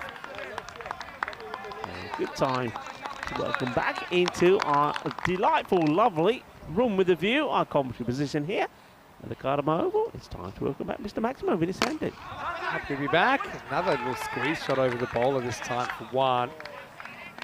Interesting target, interesting first over. The Belgians have a very strong bowling attack, we know that. Well, Tigers, though, I'm looking up and down their batting lineup, but they would fancy themselves to get this more often than not. I think they've got guys that are technically capable of dealing with it, but if this rate goes up above 10 and over, I think it'll probably swing back towards the Belgians. Oh, well, this was definitely catchable. It was went past the bowler pretty fast. The full toss, I think he's okay on the height. I think it was the attempted slow ball, which is why the ball doesn't race to the boundary. The umpire, though, had to take some evasive action. Nice bit of work there. Sort of matrix style from Nilkesh Patel. I don't think I'd classify that as a chance. He just kind of threw a hand at it. Was well over him. Full again. The batter's just not able to work it away. Great bit of fielding. That snatches it out of the hands of Basir, who thought he was going to be doing the fielding. Well, Tigers did a bit of a number on Bevan, and they did it by being pretty simple. They were full, they were straight. Had a lot of balls in the block hole. They executed that, and Bevan just found it hard to get on a run of boundaries. Safi, he's happy that he survives to get a couple of runs, but he's a game winner on his day. We've seen him make some big runs. Made a very good 50 against the Netherlands, playing with the Hungarian national team back in 2021 here at the Cartama Oval. We've got Rahman out there with him. But yeah, one kind of 25 to 30 in the power play, you'd imagine. Oh, he's bowled him. He's played on. He gets it fuller. And that's what he's trying to do. I mean, he didn't quite execute it 100%. The last 2 deliveries, it ended up being over-pitched, but didn't hurt him. This one was spot on.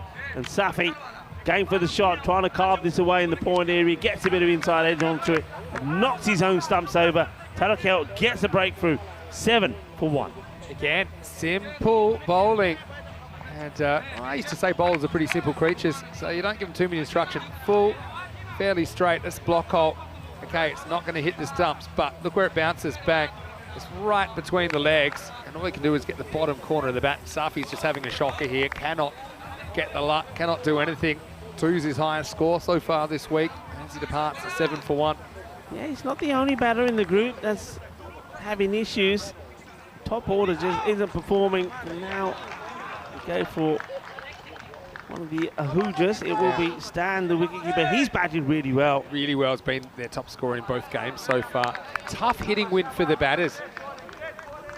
The funky dealers will enjoy it because it's pretty much right behind the bowler for those backwards shots, but to drive into the wind straight down the ground is not easy. Here he is again from the bowler, but Hooja gets bat on ball, gets himself off the mark, and he's hoping that he can get a good partnership together with Abdul Rahman. End of the over, and with 2 overs complete, the score moves to only 8 for 1. Creeping, that's how I put it at the moment. Oh, well, there we go. There's the finals week already. Well, you better add farmers to that if you're going to put it up. It's a bit unfair they're not there yet. They should be. And you don't never know what you're going to get. That's the secret robots that are doing the graphics. Pressing those buttons. That's what happens. We gave them a few big raps earlier. We were really happy with their work. Just keep us honest. Anyway, let's get ready for over number 3. Ashkula Saeed is going to bowl it. Yeah, he's been good. I like Saeed. Certainly got a lot of pace about him as well. This one is all about getting the field in the right place, and the captain has done that, so it will just be a single. Tiki-taka, as you'd say. Rico, they need some of the boom-boom. Making their bed, they're going to have to line it. Started at 8.5 and over already. It's gone up over a full point, 9.7 and over required, so now it's as if you're chasing 97. Yeah. So it's a bit more line ball. Hakim Kassar, I think at the moment, will be pretty happy with the response of his team. The captain just wants a good over in here. Then, of course, that field can also be spread. It makes it even harder for the Tigers to get any runs. You see, he starts to step down the wicket. That's Sufyan Muhammad. I don't see how this helps. I just don't, because you're walking into it. Rahman, beg your pardon. He's walking down. He's not going to be able to get. And that ball's coming to you pretty quick. If you're walking down, it's coming to you even quicker. Yeah. Your best bet is to go back and try to guide it away. And I get the feeling here, this could be a short delivery. He's thinking, okay, if you're coming down the track to me, I'm going to give you something to sniff. Yeah, nervy start, isn't it, really, from the Tigers? To the block, taking him on. Great one-hand pickup. Then the batter does get home, but that's good cricket all round. I'm liking that. It's a good delivery in the block hole. The batter plays it well. The fielder coming in.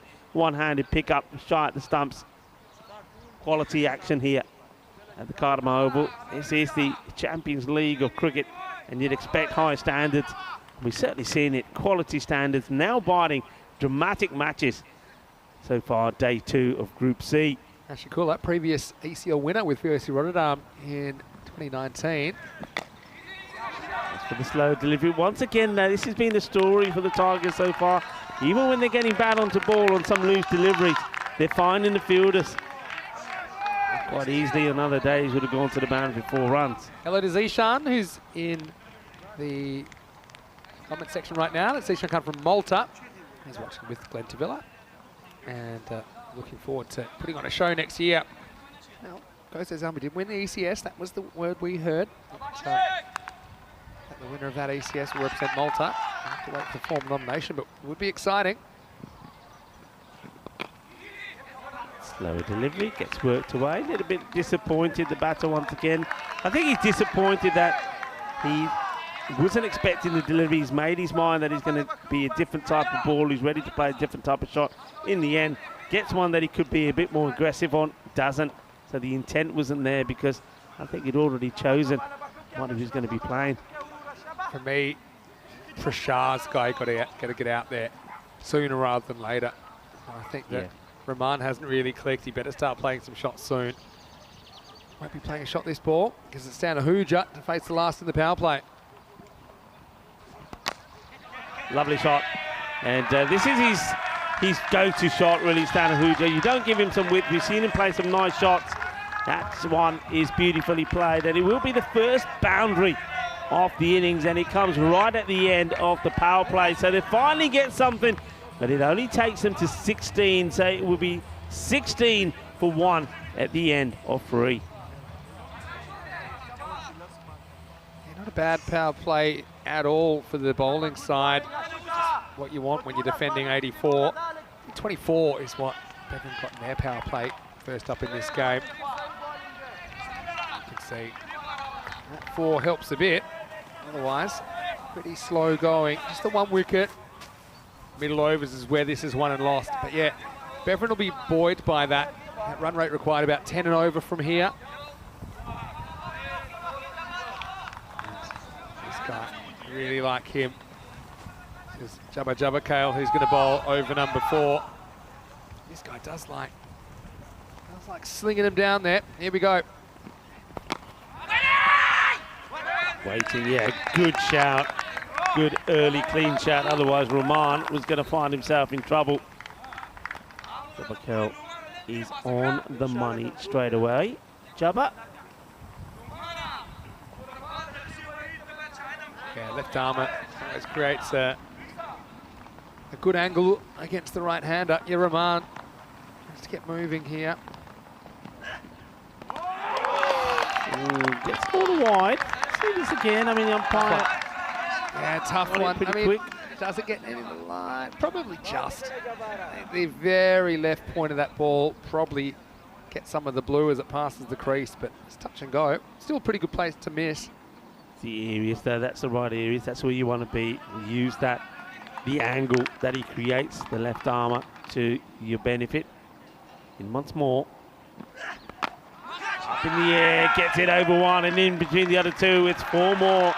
So Abdul Rahman gets his first boundary as well. So the Royal Tigers of Budapest finally get moving.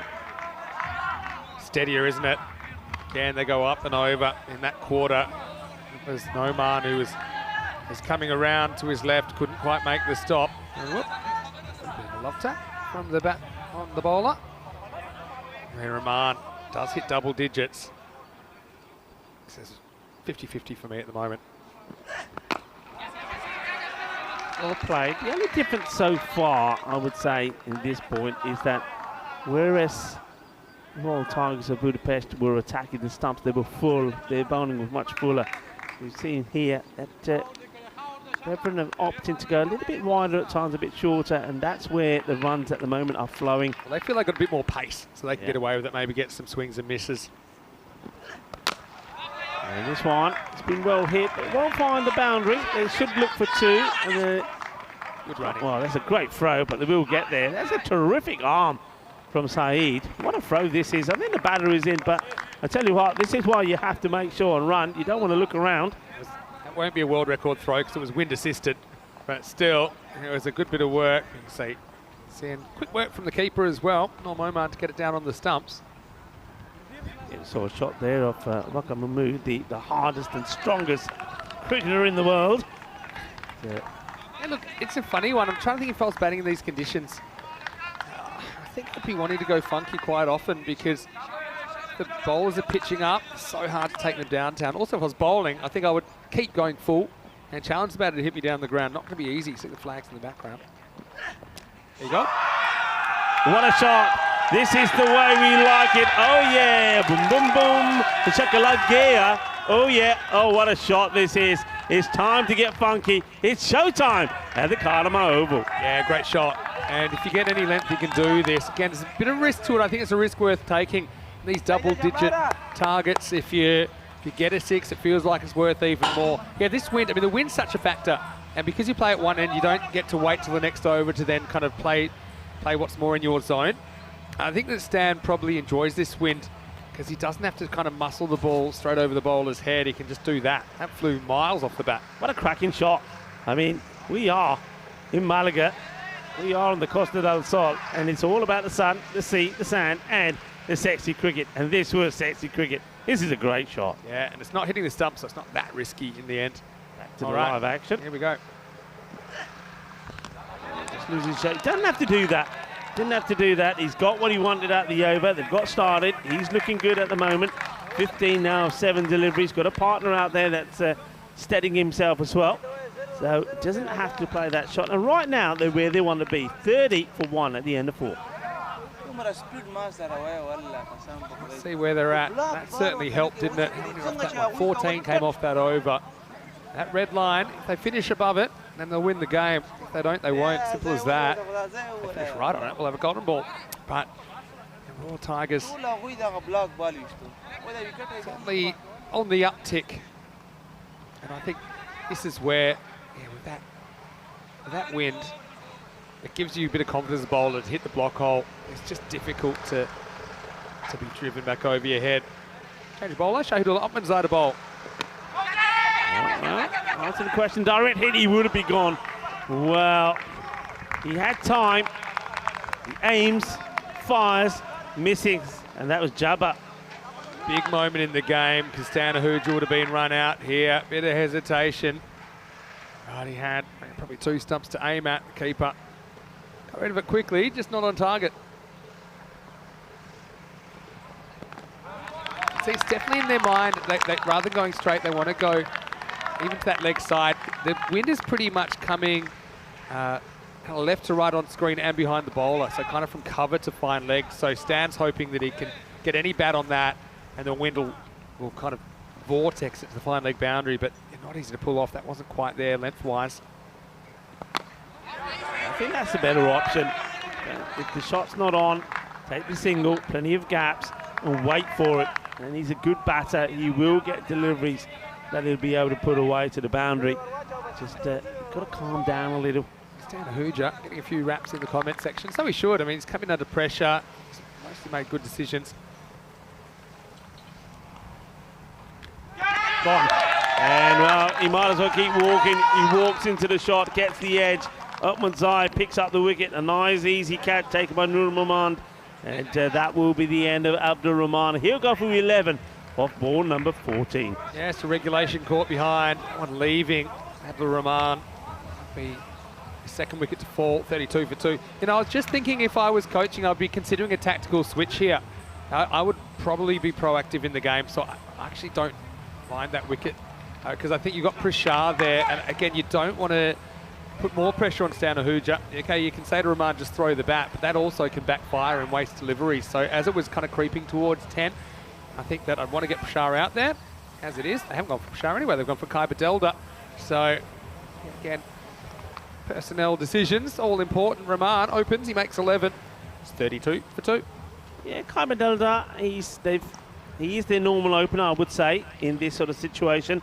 Hasn't really clicked, so he's come down a few. So this is a big moment for him. It's a bit of a risk as well, because you would think you'd go with somebody like Habitash Prashar, because he is a man who is in some bit of form. Also gives you that flexibility because he's left-handed. Creates That's a few issues as well. Left hand, right hand. Deldar, though, we know he's a quality player. Can he perform when it matters for his side?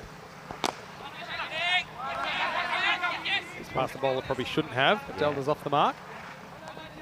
And now it's a case of the ball to go here, and I think this is now a pressure delivery for Stan Hooja, because this over has only just rewarded them with 2 runs. I think that when he's searching for a boundary, he's probably going to get funky.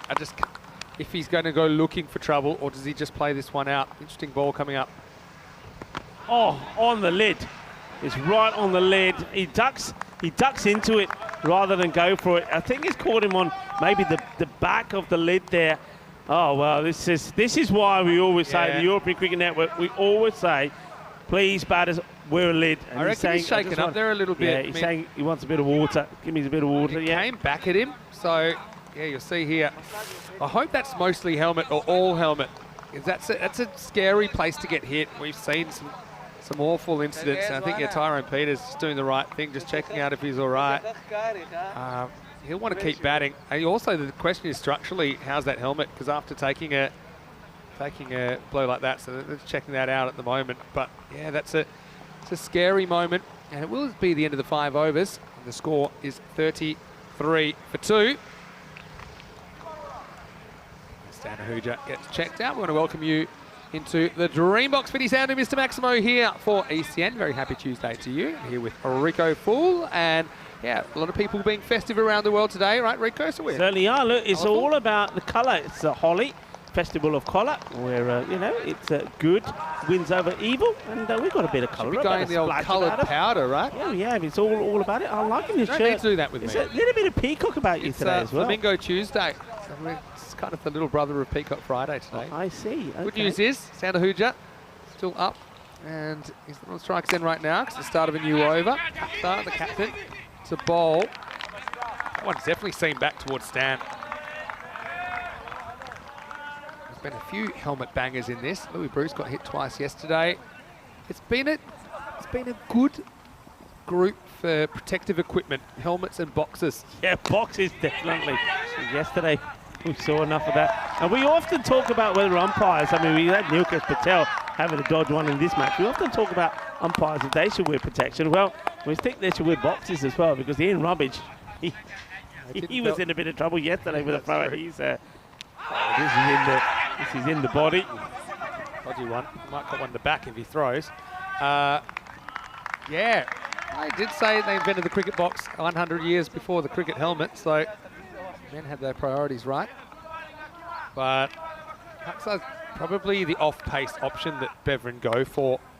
Can bowl off spin. He's just kind of rolling out his slow mediums here. Just creeping behind Royal Tigers. Oh, well, that'll help, because that was short and he was there to be hit, and he's hit hard. And that's what you need, and that'll put a smile on Stan Hooger's face, because all of a sudden you got another batter that's hit one clean, sweet, out of the middle of their bat, 4 runs.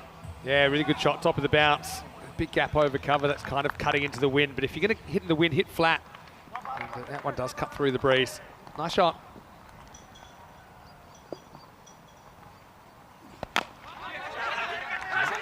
Pulls it, in comes the throw. And well run as well. Understand it's pretty important. I'm not sure if he has the ball when he takes the bails off, but they're not checking it. Quite good work, actually. I think he got it pretty quickly and onto the stumps. As quick as you get, but batter was quicker. Okay. Hello to you, Kush. Saying happy Holi as well. The Festival of Colours and Friendship. Well, a lot of friendships do get made here at the ECL, even though the cricket's very competitive, but still, it's a community feel. Up in the air, opportunity, but just dropping short. The very cleverly disguised lower delivery from the captain. Brilliant fielding, because he knew he could go at it, because he could see there was a fielder coming to back him up. There's kind of unspoken communication here. No one can go for this, because he knows, even if he doesn't field it right, you can see he's got backup there. So he tried to make something out of nothing. As it is, it's the end of the 6th over. The score is 41 for 2. Let's have a better look at this table then. So, yeah, if Beverin can win this, then Royal Tigers can't catch up, because they've 1 game to go and everyone else has got at least 3 points. For Beverin, it puts them right back in the mix, because they'll be 2 and 1, and they'll be roughly the same as the Lightning, the top of the table right now. It depends on that run rate. Here's Otmanzai coming back for his 2nd over. Swinger. Yeah, it's that shorter delivery. I think he's probably thinking, okay, well, I've shaken Stan Ahuja, and I caught him on the lid. Probably just give him another one there and see how he deals with it. Stan Ahuja is probably thinking, okay, I know what's coming my way now. You ready to latch onto this one? Let's see. Well, that's very good bowling. I think Stan Ahuja does think he's going to get some more of the short stuff. Tries to make way for himself, and he's thinking, if it is short, I'm just gonna scoop it away. I get the mindset there, because a lot of them have been sliding into him with length, and that's the kind of ball you can wrap. And I said that when Stan's going to go looking for a boundary, that's probably how he's going to do it. I don't think he's really got it in the locker to drive over the long on, long off into this wind. But that's a really good adjustment from Otmanzai. Just going to fall short of the fielder. Saheed is out there. This is creeping away, and I find it hard to believe that Prashar hasn't featured in the first 6 overs. He's the reason they're actually here. With 4 overs to go, they needed 61 in the game in Hungary, the domestic game, and he won the game for them. Yeah. And not that these guys are bad options, but well, it's 2 a ball now. Commits to it, but he can't get any bat on it.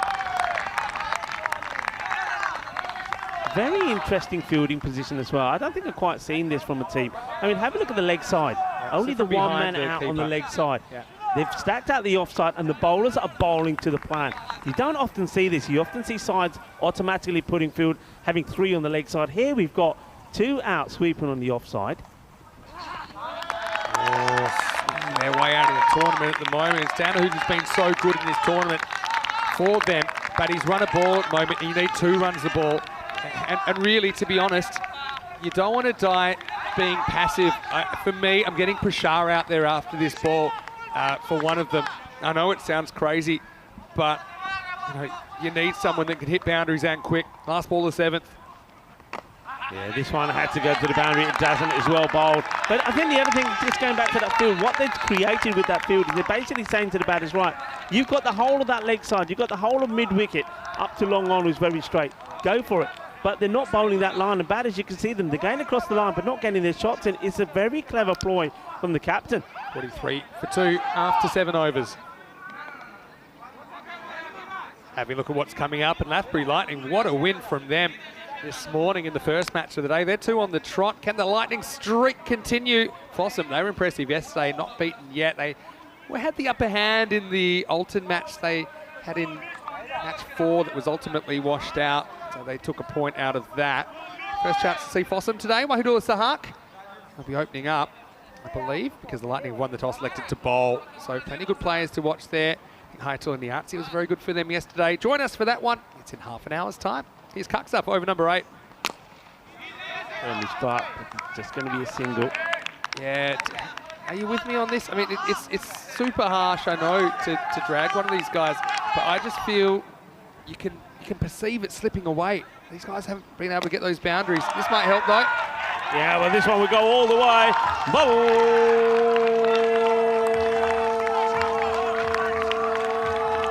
Balle, ginna sona, shaka, lagya. Well, it was a full toss right on the legs. It gets put away. Ravi Panchal there doing a little bit of grisly work. Yeah, had to wait for a bowler error, see, to cash in though. Yeah. I mean, you need a batter at the moment that can create something out of nothing and get away with it. Cucks goes the journey. Can this be the big over the Tigers need? This is a... Oh, well. It still is rolling. It's going to be leg-wise. 4 of them. And this is a couple of things. Okay, number one, it was a great effort from the keeper to get a hand on it, Norm Omar. But Zakil, with that injured shoulder, he didn't want to get down to his right. He's got that really sore shoulder. He thinks he can just boot it back into play. But it's a swing and a miss from Saber. Handy runs. Is this the start of something for the Tigers, who are playing for their tournament life? They keep it at about 2 a ball at the moment. Oh, well, he's going for that shot. The dot ball, that's big. But yeah, I mean, look, 8 runs have come off this already, courtesy of those 4-leg bars. They needed around 14 and over. So he's looking for another big shot. So there is a downside to retiring somebody out that could spark a collapse. But I mean, for me, that's a risk I'd be willing to take. Oh, he's got it again. And this one is in trouble if this is taken. Yeah, he is. He's going to be run out. Well, maybe we'll get our wish, but not in the circumstances we wanted. I think this is another one Stanahuja gets. This time it's on the side of the helmet. Well, he's been hit twice, and finally he does get run out. And so, well, he's there, he's brave, he's taken a few for his team, hasn't he? He pretty much gives it up in the end. I think he knows the score as well, Stan. He's played so well in this ECL, but he knows that it's not happening for him. Now, where does that get him? Gets him, I think, right in the grill. And he's almost behind the stumps when he takes off. And I think he looks at it and he says, you know what, if I'm gone here, maybe it's a blessing in disguise. Maybe we can get somebody to the crease that can have a barnstorm. It will be Prashad to come out at 5. Well, another 20 plus for Stan. That's 3 out of 3 for him in this series. But as he departs, it's 54 for 3. Prashad is the man that can make things happen. And no run, of course, from that one as well. Run out.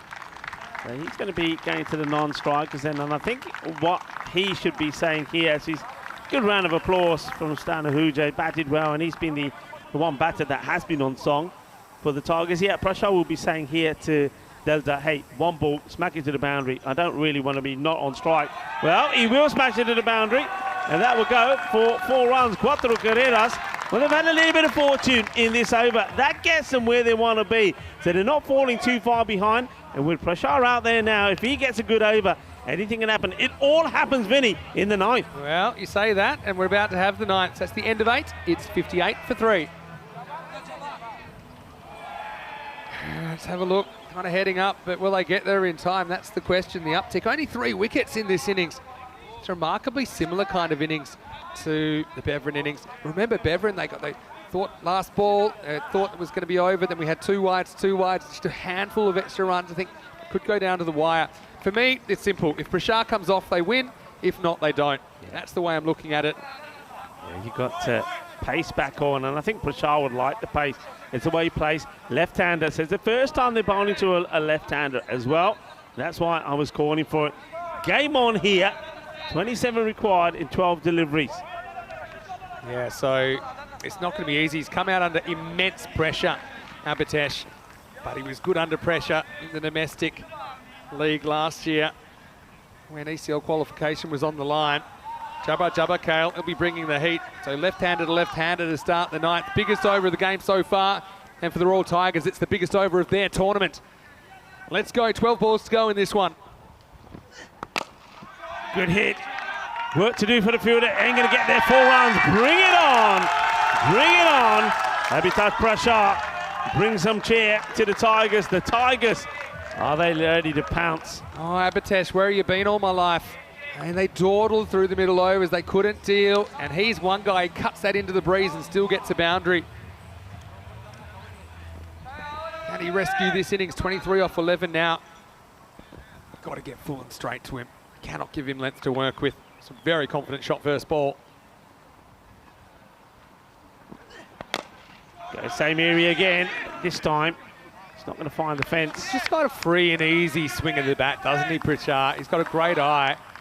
Yeah, he seems to be pretty still. If you watch how he bats compared to some of the other funky business we've seen with people jumping all around the place, he's just got a really good shape, and he's hit 2 out of 2. That one just a single. Delta's got to hit to his role as well. No problems with time. 22 off 10. 2 real tense ones to start day 2 here in Group C. What would Delta do here? Will he go big himself, swing, or will he just try and get Prashar back on strike? So he goes big himself, and he will go all the way.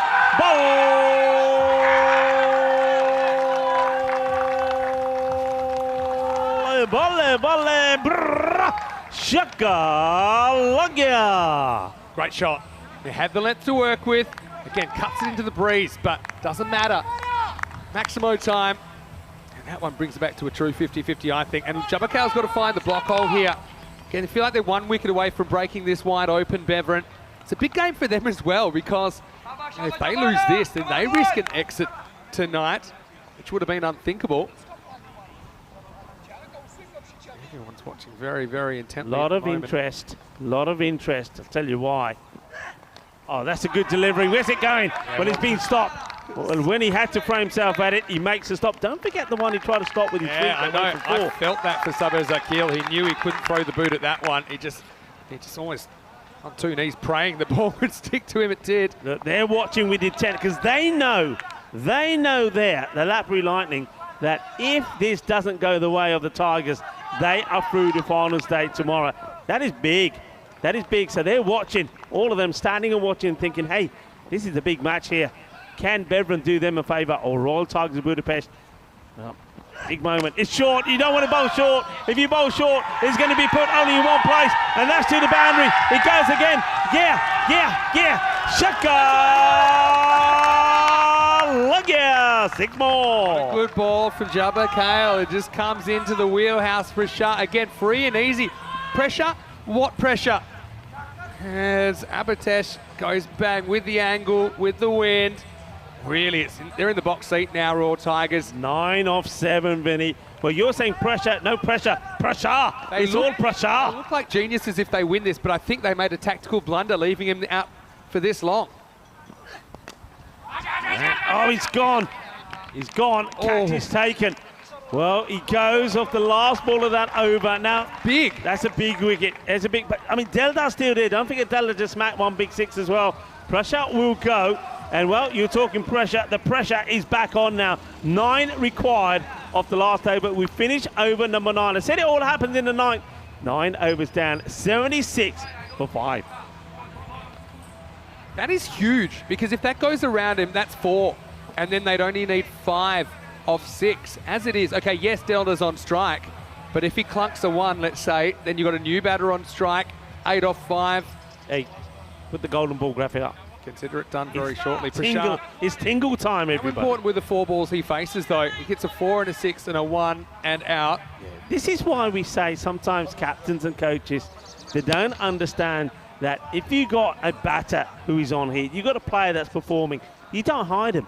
You send them out there to the centre stage. You say, the stage is yours. Do what you do. And with Prashar, they mix the boat, you think. Tense. Really tense at the moment. If we do have a tie, at 84-84 at the end of this over. Will go to a golden ball. Haven't had one in the ECL so far this year. Only one all-time. This last year, Star CC versus Helsinki Titans. Will it be golden ball 43? Of course, the batting team will need 2 runs to win the game. Otherwise, the bowling team will win. So batting team will need 2 runs. All right, here we go. Guess who it is? It is Tarakel. Hercules to bowl the last. Delta in the hot seat, 9 off 6. Tigers trying to stay alive in ECL 23. Gets a full toss. It gets smashed. It's in the air. It's going to go all the way. Bowl!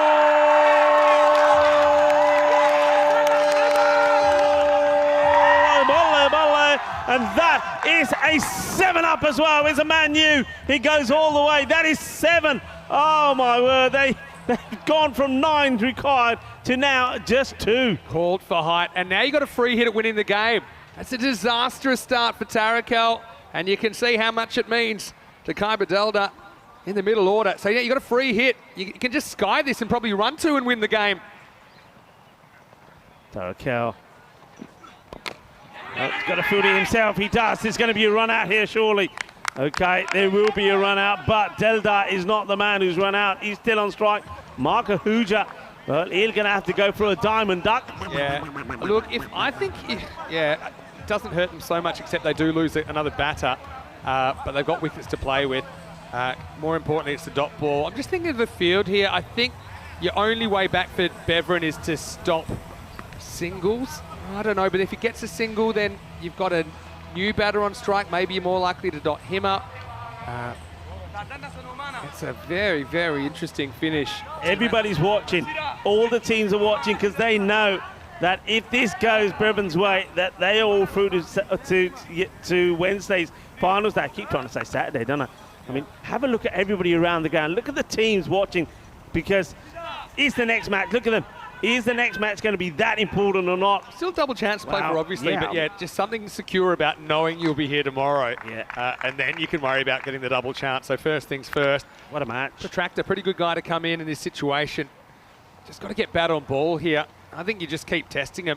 I don't think you have to go looking for trouble. Sure, if it's there, whack it to the boundary. But otherwise, I think tie the game. Can't lose in regulation. I'm with you. I'd have all my fielders in tie. I think you got nothing to lose. Yeah, they've gone for 6 infielders here. 2 to win.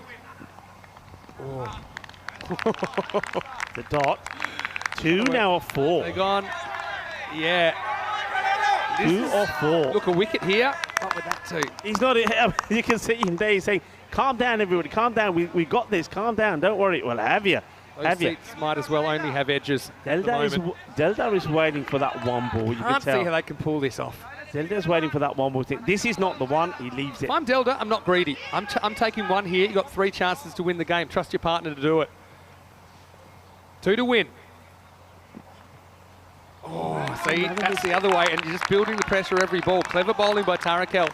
The other thing I want to say is the non-striker that comes in, Quetzalcoatl, is at the non-striker's end, wouldn't you have the fittest and most quickest man that comes in at the non-strikers end? Yes and no. You still want someone that might potentially have to win the game for you if there's a single.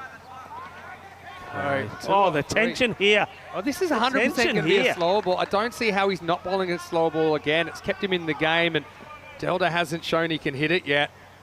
Oh, there's so much tension around here. Tigers so close yet so far. 2 to win. Oh, no way. Well bowled. No way. It's another dot. Well, I said it's 100% going to be a slower ball, but Tarakel backed himself to put pace back on, and he beats him for pace. Well, can the villain turn out to be the hero? He was a villain by bowling a no ball, first ball that was pumped for 6. I think 7, and now he could be the hero. Eat your pride. You're looking minimum 1 here. And then you're 22 yards away from the action, and you put it on the other guy. Again, if they only get 1 off these next 2, we've got a golden ball. Great. I mean, look, Tarakel he wasted that first one, didn't he? Yeah, he wasted did. it. Since then, he's been amazing. Getting a lot of conversation there from Saheed. All the tension in your body you can imagine, and maybe you're seconds away from releasing it if you're Kaiba Delta. Gets another chance to win the game. 2 off 2 required. Gets it right in the block hole. They'll take 1, scores, tied with a ball to go. Scores are tied with a ball to go. They've pushed it, haven't they, Beverin? They push it all the way to the last. Scores tied at 84. If there's no score off this ball, we have our first golden ball of ECL 23. What a match. And that went to Zakil, who can't throw. He had to run it back in. Gets a pole. Can he be the hero for their side? Well, he's done so many massive things for the Tigers. You need someone to cover the stumps at the bowler's end as well, because you know that they're running. They're running no matter what. And the protractor has not faced a ball in this game at all. High drama here. Tigers, their tournament is on the line. You have to be organised as a fielding side here. You know he's probably going to just push and run. He's probably not looking for the big swing. He knows that he's 1 run away from winning this game. Huge for both teams. They're running anyway. I mean, if you want to, you're running out the non-striker because he's Moman, if they miss it, Moman's got to hit the stumps to force a golden ball. He'll probably run out Delta. Here we go. Any score wins it for the Tigers. Last ball. Gets back on it, and they're going to win it. Oh, it's a cruel bounce with bounces over the keeper. It goes to the boundary for 4, and they are still alive. The Royal Tigers of Budapest, they get a victory off the very last ball, and they will live to fight another day. And they feel it, but it all happened with that first ball, you have to say, from Tarakel, which was a bad full toss that got hit for 7. But then, well, then he joined the dots up, didn't he? He got a single off the 9th, tied the scores, and then he went for the same option again. Quetzalcoatl got a bit of bat onto it, onto the ground, over the keeper. 4 it went for. What a match. And again, another low-scoring thriller here at the Cartama Oval. Oh, got it by skinning your teeth there. And if that gets blocked by the keeper, it's probably going to be run out. That is just luck factor. He banged it into the artificial surface. It went over Moman, who had a pretty good game behind the stumps. So the Tigers stay alive. And then basically now, both of these teams on 2 points. That means that if Beveren lose again and the Tigers win, it'll be Beveren that are out. And we know the Royal Tigers play Alton later. Beveren play Fossum later, and Fossum have been really good so far in Group C. What a finish. Tarakel, it was the best at times, it was the worst at times once again for the 10th over bowler. But the Royal Tigers, if they were a Bee Gees song in 1980, they'd be staying alive, and they still could make it through to tomorrow. Yeah, I mean, that's quite amazing. I mean, that's going down on the, I think Quetzalcoatl saying, hey, give me the 4 at least. They're giving him the single. I'm pretty sure the ball went to the boundary before they ran that one. Well, what a finish, what a thriller. And there's going to be smiles on the faces of the Tigers. Well, the Tigers, they're not done yet. You know they're fighters. And the Tigers, they were roaring at the end of this one. And, well, yeah, look at this. This is what it means. This is the European Cricket League. It's the Champions League of cricket. The best teams in Europe coming together to do battle here in Andalusia.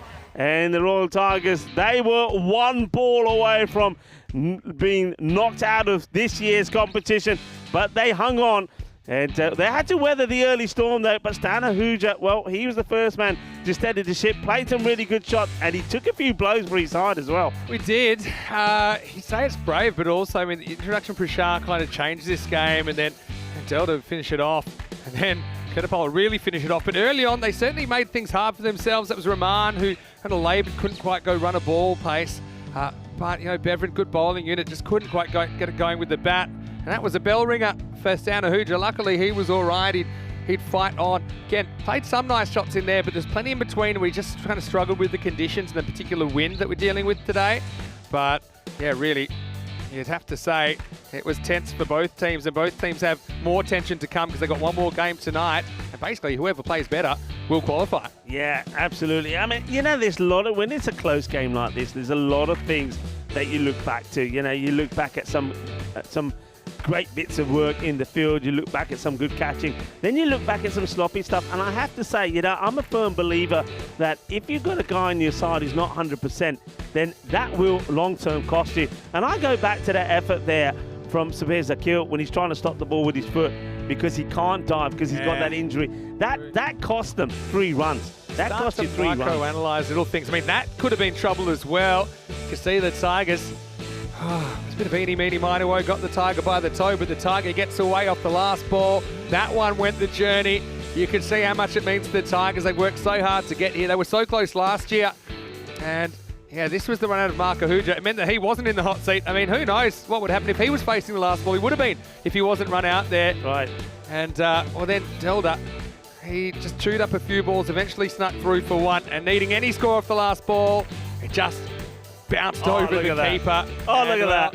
That's a bit of Tiger style there. But the Royal Tigers of Hungary, they are still in this tournament. They win it 85-84 in the end. Yeah, I mean, I'm loving those scenes, aren't it? That's what the passion is all about. That's the desire.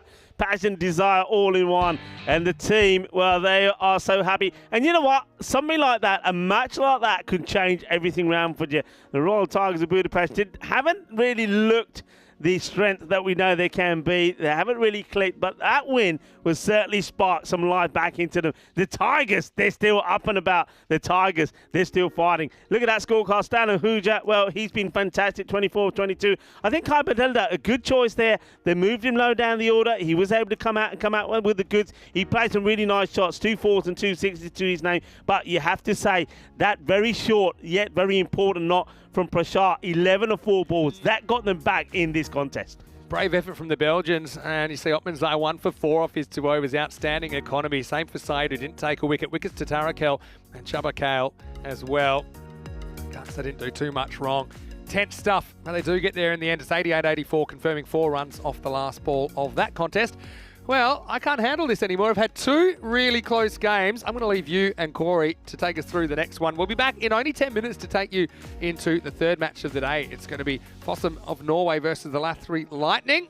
Join us then. And in fact, just you can see from the screen, we'll have a 10-minute delay as the players are posing for a photo. So a bit longer than you think. It'll be 20 minutes until the first ball. Until then, it's Vinny Sandu, Mr. Maximo with Rico Full. Group C is alive.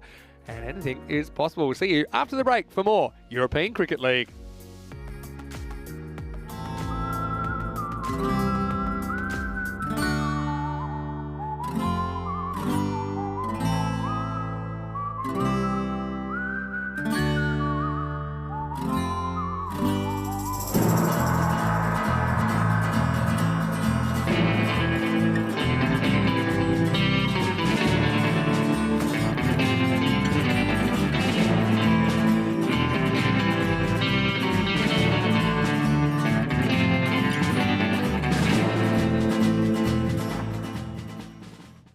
This is how we play cricket. On the Costa del Sol.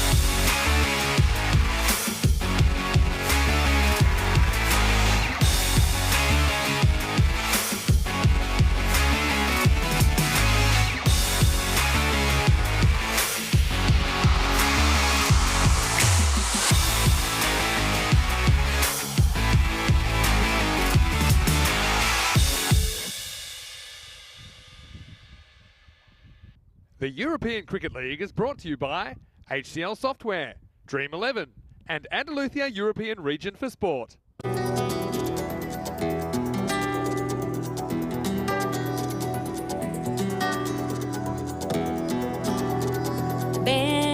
conmigo a cruzar su calle, a vivir su ambiente. Ven conmigo. Hello and welcome back to the Costa del Sol. Vinny Sandu with you, Mr. Maximo for ECN. Now it's time for the next match. It's match 8 of Group C. One more time. 3, 2.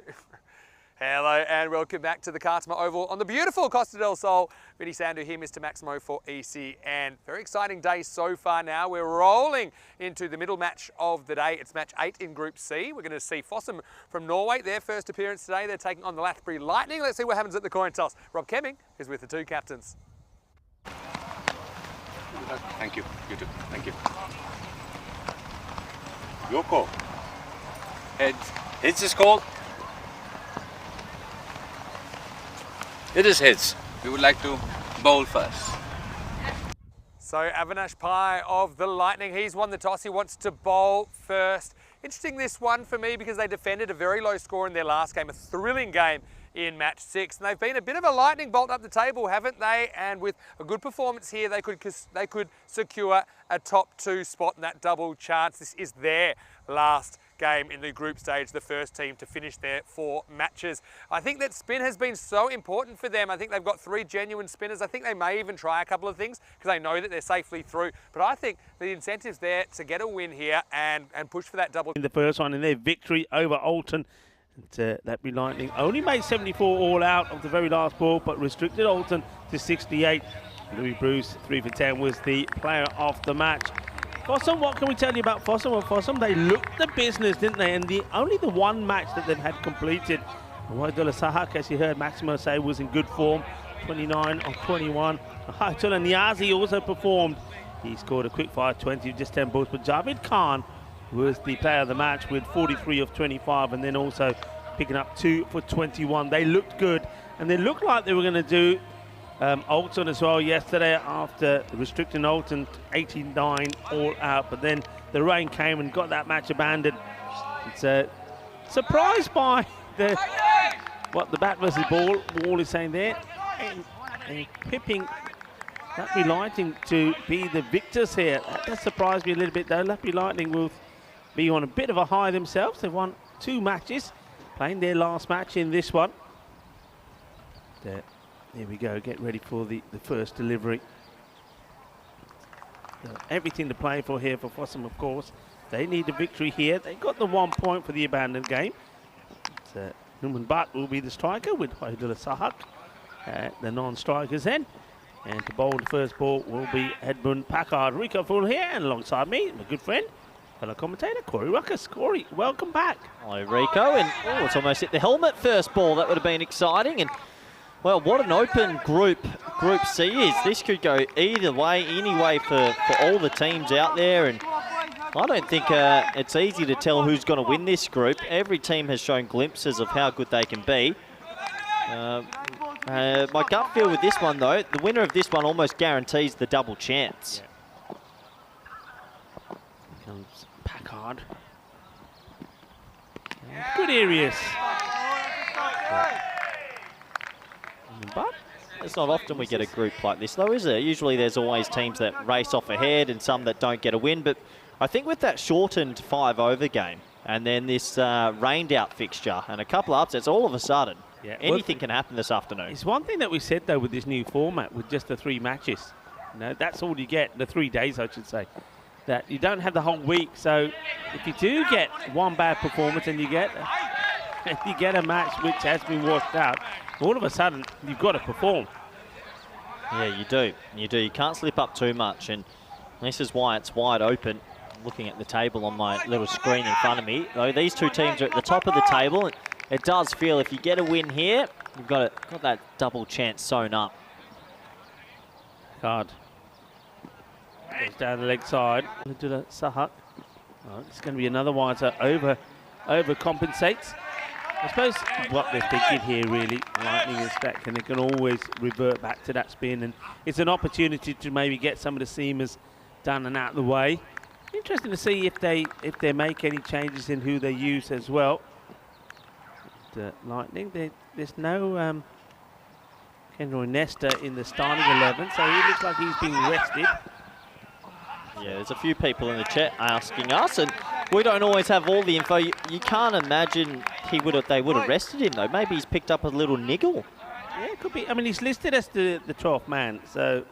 It's odd because we know how good the man is. I can only think that he's got a bit of a niggle, and they've thought, with finals day around the corner, let's not risk him. Yeah, they go with Nikhil Advani in the side. So what they have done, into the pads, they'll take another leg by it. But with Nikhil Advani, they've added in another spinner. He bowled very well at the Rock when we saw him, and also he can hit the ball pretty well as well. So they've gone for like to like. I mean, they haven't used Ken Nesta as a bowler yet, interesting enough. So maybe he has got a bit of an injury. Yeah, that's the only thing I can think of. He's batted pretty well. He's been their star batsman so far. So let's see. We'll find that information out a little bit later. Short in the area of mid-wicket. He keeps his eye on it and gets it in. That's Ian Lattin. Good arm from him. It's nice to see the sun has come out and it's kissing this beautiful Cartama over. Group E, looking forward to as well. Roma CC in that group. Group F. Who's in Group F? I think Seams or Symes, however you say it. The Irish team are here. And then you've got Pack Eye Care, who must be sitting at home watching all of this excited. Yeah, without fail, they're watching and making a few notes, I'm sure. It's the one thing for Pack Eye Care when the teams come through, it's the question marks, how rusty are they? Because they're not playing at the moment in Barcelona. So we'll have to see if they're ready when the finals week comes. Yeah. Okay, sticking with pace. Horrocks. Over pitches. Chance. Taken. And, well, disappointment for the batter, but it's not a good delivery. But sometimes this straight full toss can be a demon wicket taking delivery, and that's exactly what it's done here. Lightning, well, they are striking. They've got another one. Well, sometimes a little bit of luck goes your way. It was a bit of a Gundy ball, but it doesn't come off the bat nicely at all. And the first wicket will go down in this one. A big wicket for Lathbury Lightning. It's a low full toss. It skews straight to Louis Brew there at mid-off, and you can see how disappointed he is. That was a chance to get the ball to the boundary, but unfortunately he's lost his wicket. There he goes, and he's going to go for just 2 of the 4 deliveries that he faces. A nice, easy catch by Louis Bruce. His good day continues. Such a funny old group, this. I can't put my finger on it. It's as if the bowling standards have lifted, or maybe the batting standards have just dropped off a touch. And yeah, I don't know. It's a funny old group. No one's really taken it by the scruff of the neck. Everyone's sort of winning moments. Everyone's doing a bit of this and that. It could be anyone that goes through in the finals week. Horrocks, good left armour. This has been played nicely. Controls the shot, gets the single. Yeah, nice shot. That's what we haven't seen too much of. I think I heard you saying in that first match of the day, Lightning against Alton. There was a lot of slogging, wasn't it, as opposed to stroke play. Alton set the record for the most slogs across the line, and it cost them the game, unfortunately. Yeah, so we haven't seen good batting. In that last match, it was a tense one. Bevan as well, they played and missed it a lot. No batters really been able to get in. This one's high up in the air. This one is going a long way. Well, he probably wants a few refreshments as it makes his way to the bar. Well, that is more like it. That's what we expect to see. A delightful shot, all about the timing, and he picks his up lovely. Well, it's a little pickup shot, isn't it? Just times it. It went miles in the air. And, well, they'll help Fossum just relax a little bit with that big 6. And that's Sahak. He's off the mark now. And Lightning going back to 2 seamers to start. Surprised by that. Really thought they would have opened with spin from at least one end. Horrocks go back to his mark after being hit for a big 6. Back to the captain, Sahak, who gets it in the same area. Oh, no. Chance. Gets put down. I mean, this has been hit pretty hard. But James Fitzgerald, he'll be disappointed he hasn't taken that. Now, you're going to have to keep an eye on that one because you don't want to drop Wahidullah Sahak. No, you don't. It's a little whipping shot. It went straight to him. He should have caught that. However, it's shelled, and that's like early life. Lightning have been so good in the field their first few games. That'll be disappointing. A little bit too wide. Taken nicely by Daswani, who's behind the stumps. Yeah, you've got to take, you just get the feeling that something like Loughborough Lightning, I mean, they've got to take every chance that comes their way, and that will enable them to continue what has been a fantastic run from them. It really has. Horrocks once more. Slower delivery, and Khan plays this nicely. Joey Khan, he did impress. The match performance, he's 43, was beautifully played, 43 of 25, and then he was good with the ball as well, 2 for 21, so full toss, and this time it's just been guided away. That will be one bounce for, just spraying on the leg side. Well, we saw one wicket from a full toss, that was Newman Butt, but this one is down the leg side, and he just helps it on his way. Lovely shot, just says, there you go, thank you very much. To the boundary it goes, a good shot from the captain, Wahidullah Sahak, and the second over comes to an end. That one from Horrocks, not the best, goes for 14 to score. 20 for 1 at the end of 2. Yeah, so this is why it's quite an enthralling group. Everyone's got points on the board. That doesn't always happen. Fossum do have an extra game in hand. That's the important thing to note. So if they'll be wanting to win one of the last two, who do they have later tonight, Rico? Beverin. I mean, if they beat Beverin and some other results happen, Beverin could be going home. Yeah. What a crazy group. It is crazy. Well, they are going to go to spin in the power play. So in over number 3, will be bowled by this man, Samir Nayak. Tosses it up there. It's been hit high in the air. Where's this going? It will go all the way.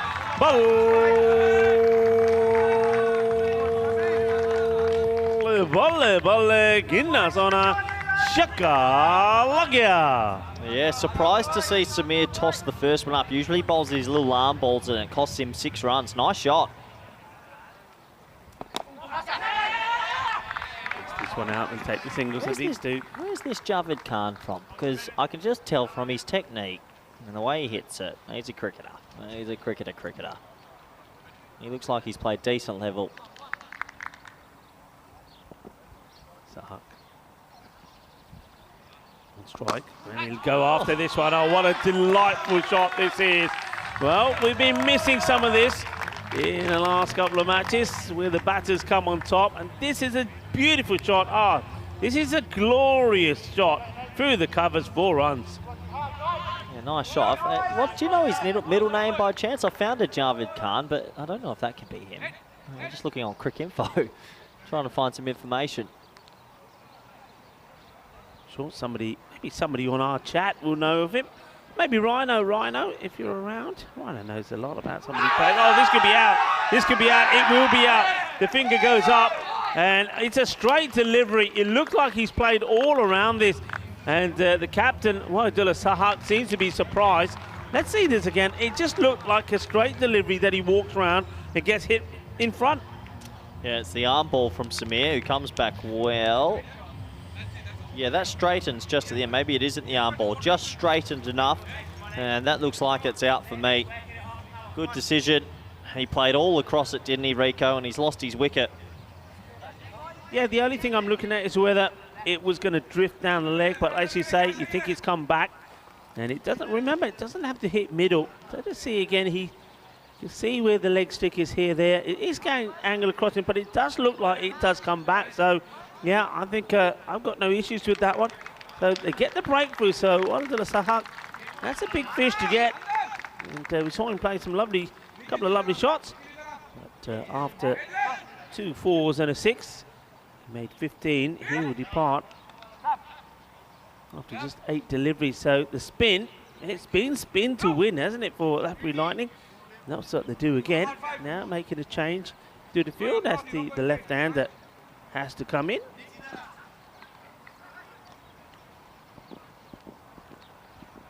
So Samir Nayak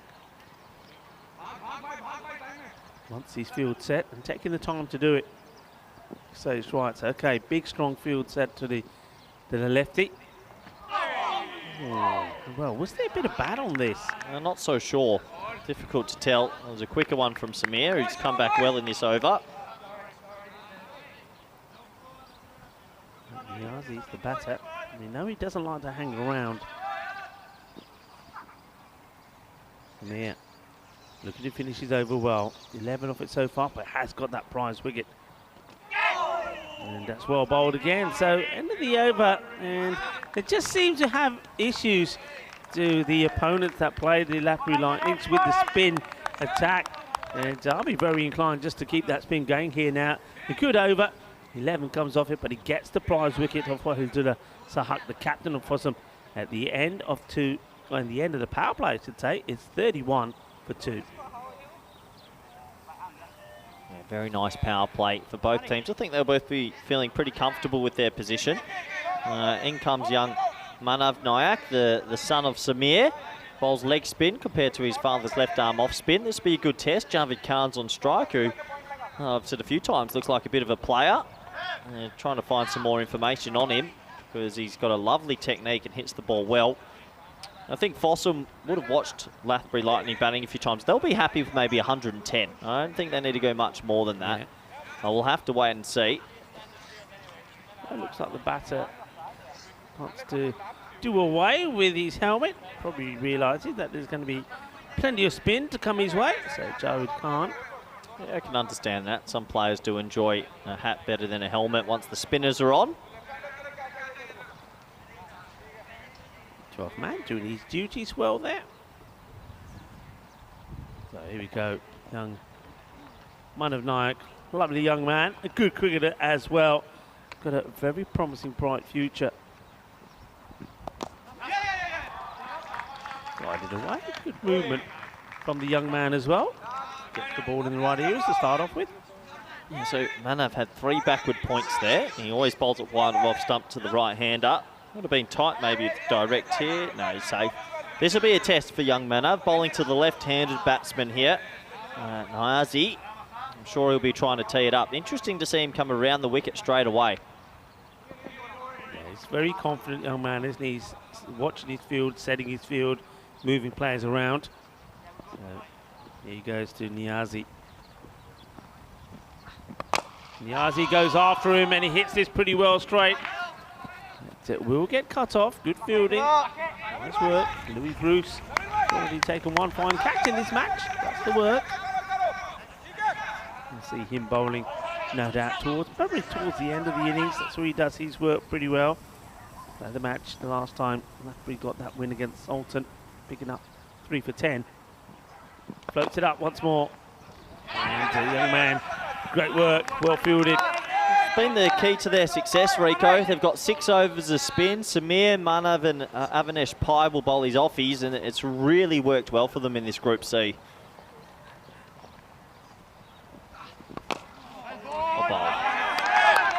Right bit of bowling.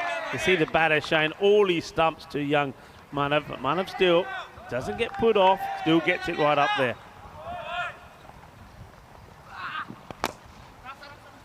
Sticky shot all along the ground, but no mistake for the fielder. So nice little contest developing here between the spin and Javid Khan. In the last 10 or so deliveries after Samir got hit for a 6 and a 4, they've really pegged it back here. This is good for Lightning. They'll be happy with this start now.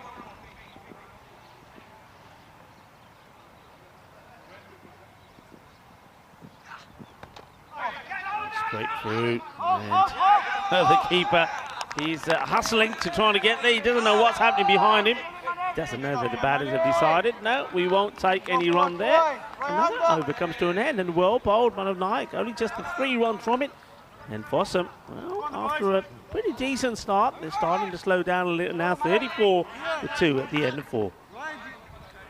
Yeah, 34 for 2, you can see the worm tracking the wrong way if you're a Fossum supporter. And they'll be looking for a big over here, you'd imagine. Looks like they're going to go to, looks like it might be Ian Latin with the ball here. Avanesh Pai not bringing himself on, so this is the 4th spinner we'll see for them. Surprised by that. I thought it would have been a good opportunity to bring Avanesh into the attack. He's been so effective, but Have you seen much of Latin bowl? Yeah, I've seen him bowl. He's a very, very similar type of bowler to maybe what we've seen from Avinash himself. He's been very successful. Oh. Well, that's not going to give him to... Oh, maybe it is. Well, it is going to get him success. It's a full toss, and he's got a wicket from it. It's Manav, young Manav, that has taken the wicket. Well, you went, oh, and I thought, oh, no. But it's a wicket, and what a wicket to get. That is a huge wicket. Javed Khan hoiks out, catch taken at cow corner. And how about that? Latbury Lightning, Ian Latin, he's got the Midas touch. Well, when he released that ball, I didn't know what to expect, but he's clothed it. It was a juicy full toss. It's dipping, so that's fine. He just didn't get enough distance on it. Unbelievable. That's a free wicket from nowhere. And for Lightning, it just feels like it's their tournament at the moment. Anything they touch turns to gold. Well, they've got the lightning touch, haven't they? And the next batter is Faizan Mumtaz, who comes out. And there's a bit of silence about Fossum up there now. I think they themselves sort of can't believe what's happening here. They lose another wicket. So 3 down with Javed Khan gone, and we know he's a key player. But this one's hit pretty well, and the fielder, great standards. James Fitzgerald, well, they're going to take an extra, which just hurts them a little. That's the thing, though, I think, with the Latbury Lightning. When you've got this spin attack, you're relying on the fielders to be spot on and take the catches. They haven't let themselves down at the moment, have they? No, they've been very good in the field. Oh, well, I don't know if there's bat there, or whether that's the sound of the bat on the surface. But Latin taking this opportunity to shine. Well, Latbury Lightning, they have been shining. It goes right across. This is a bit of a top edge. Where's this going to land? Well, look at the... Oh, look at Latin. Oh, that's amazing. If this hits the stump, that would be the best runner ever in the world. That would have been the best ever. Oh, well. First of all, look at the distance covered by Latin to get to the ball. And then he says, you know what? I'll have a go. This doesn't miss by much. Yeah, it's unbelievable. Landed in a huge pocket of space, and Latin went and collected it. Oh, well. That would have been one of the best run-outs we've ever seen, Rico. That's it. Flatter, but he gets under this one. Where's this one going? It will go all the way. There's nothing that Fitzgerald can do about that one. Manos arriba, arbitro. Porque eso es 6 carreras. Yeah, he gets this one away for 6, and it has to be said, Latin's over, even though he's picked up a wicket, probably a little bit looser than the other 3 spinners. And Fossum are definitely trying to take him down. Good shot. That's 6. They needed something. Latin, can he finish well? Goes outside the off this time, and he does. It's a dot ball to finish. 10 come off it, but he does pick up the wicket, and at the halfway point, 44 for 3. Yeah, what an exciting time it is to be at the ECN. And, well, Rico, it's Group C. How are you reading it at the moment? Because I keep looking at this table. It's confusing. It's all about the spin, isn't it? For me, it's all about the spin. And I think Latbury Lightning, they're the one team that haven't. If you have a look at some of the other teams, I mean, we've seen them. We're the spinners. Yeah. Yeah, well, they don't actually have many. Latbury Lightning are the only team with the spinners, and they're deploying them well. So the hard hitters at the moment haven't been able to take them on. It's very exciting. But, yeah, you're right. The group is wide open. Anybody can do it. Even the team that was almost out of it, the Royal Tigers of Budapest, have got a chance. Back to the... Oh, that's been hit pretty well. And that will go all the way. Balle.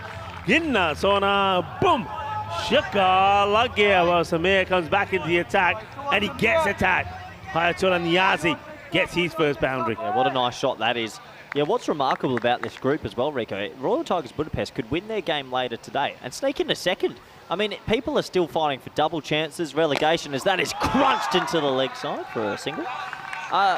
In a crazy turn, if Fossum were to lose their 2 games today and Tigers win 1 and Beveren 1, Fossum could end up 4th, or I don't even know, maybe they could end up 5th. This is a crazy group. We've never seen it like this before. Yeah. Every match is a big match. Goes wide. And just asking the question, but I think the foot's down all the time. Yeah, it's a ricochet off the keeper into the stumps, but pretty certain he... Off the pads, onto the... Good job, he had his foot down.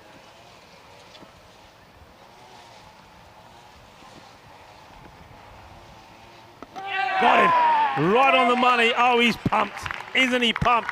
Mumtiaz is another one that goes. You just saw this coming. He's going wider. He's creating an angle. Gets it on the money. Spot on. Very good. Sharp, intelligent bowling. Another one bites the dust. Chak de hotte style. Dande tor ke band ke rakh dete. Yeah, for me, Samir Nayak's been the star bowler of Group C. He has it on a string, it feels like, and he's taking 2 wickets a game. And he's a good sportsman. Look at that, Rico, just tying the shoe. Would you tie it together with the other one? Well, look, I'm glad he's a good sportsman because don't forget, I mean, we have a lot of people that tune in from the United States. National Sportsmanship Day in order to promote good sportsmanship around the country. Well, yeah, I'd like to see that. So, well, Samir, we know he's a very good sportsman. Yeah, he's having an outstanding tournament. A lot of people might not know this. He can actually bowl ambidextrous as well, quite well. So if he wants to put the ball in his right arm, right hand, he can do that. Maybe he'll pull that out later in the tournament. So another wicket just when we saw a little flurry of runs. They get to the half century. Another one goes. This time he gets this to go the other way. Clever. Very clever. So the batter's thinking he's going to be darted into him. Slightly shorter, moves it the other way. A fine smell of bowling. Look how wide he gets there. 2 wickets for 18. And 6 overs down, 51 for 4. Yeah, good T10 contest at the moment. This is a bit familiar with all the other games we've seen. We haven't really had a one. It's the new batter.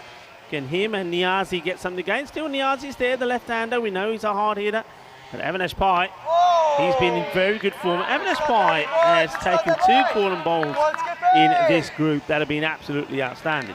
Yeah, he's a very good captain. Nice man as well. And he's leading the troops well. They're in control of this clash at the moment.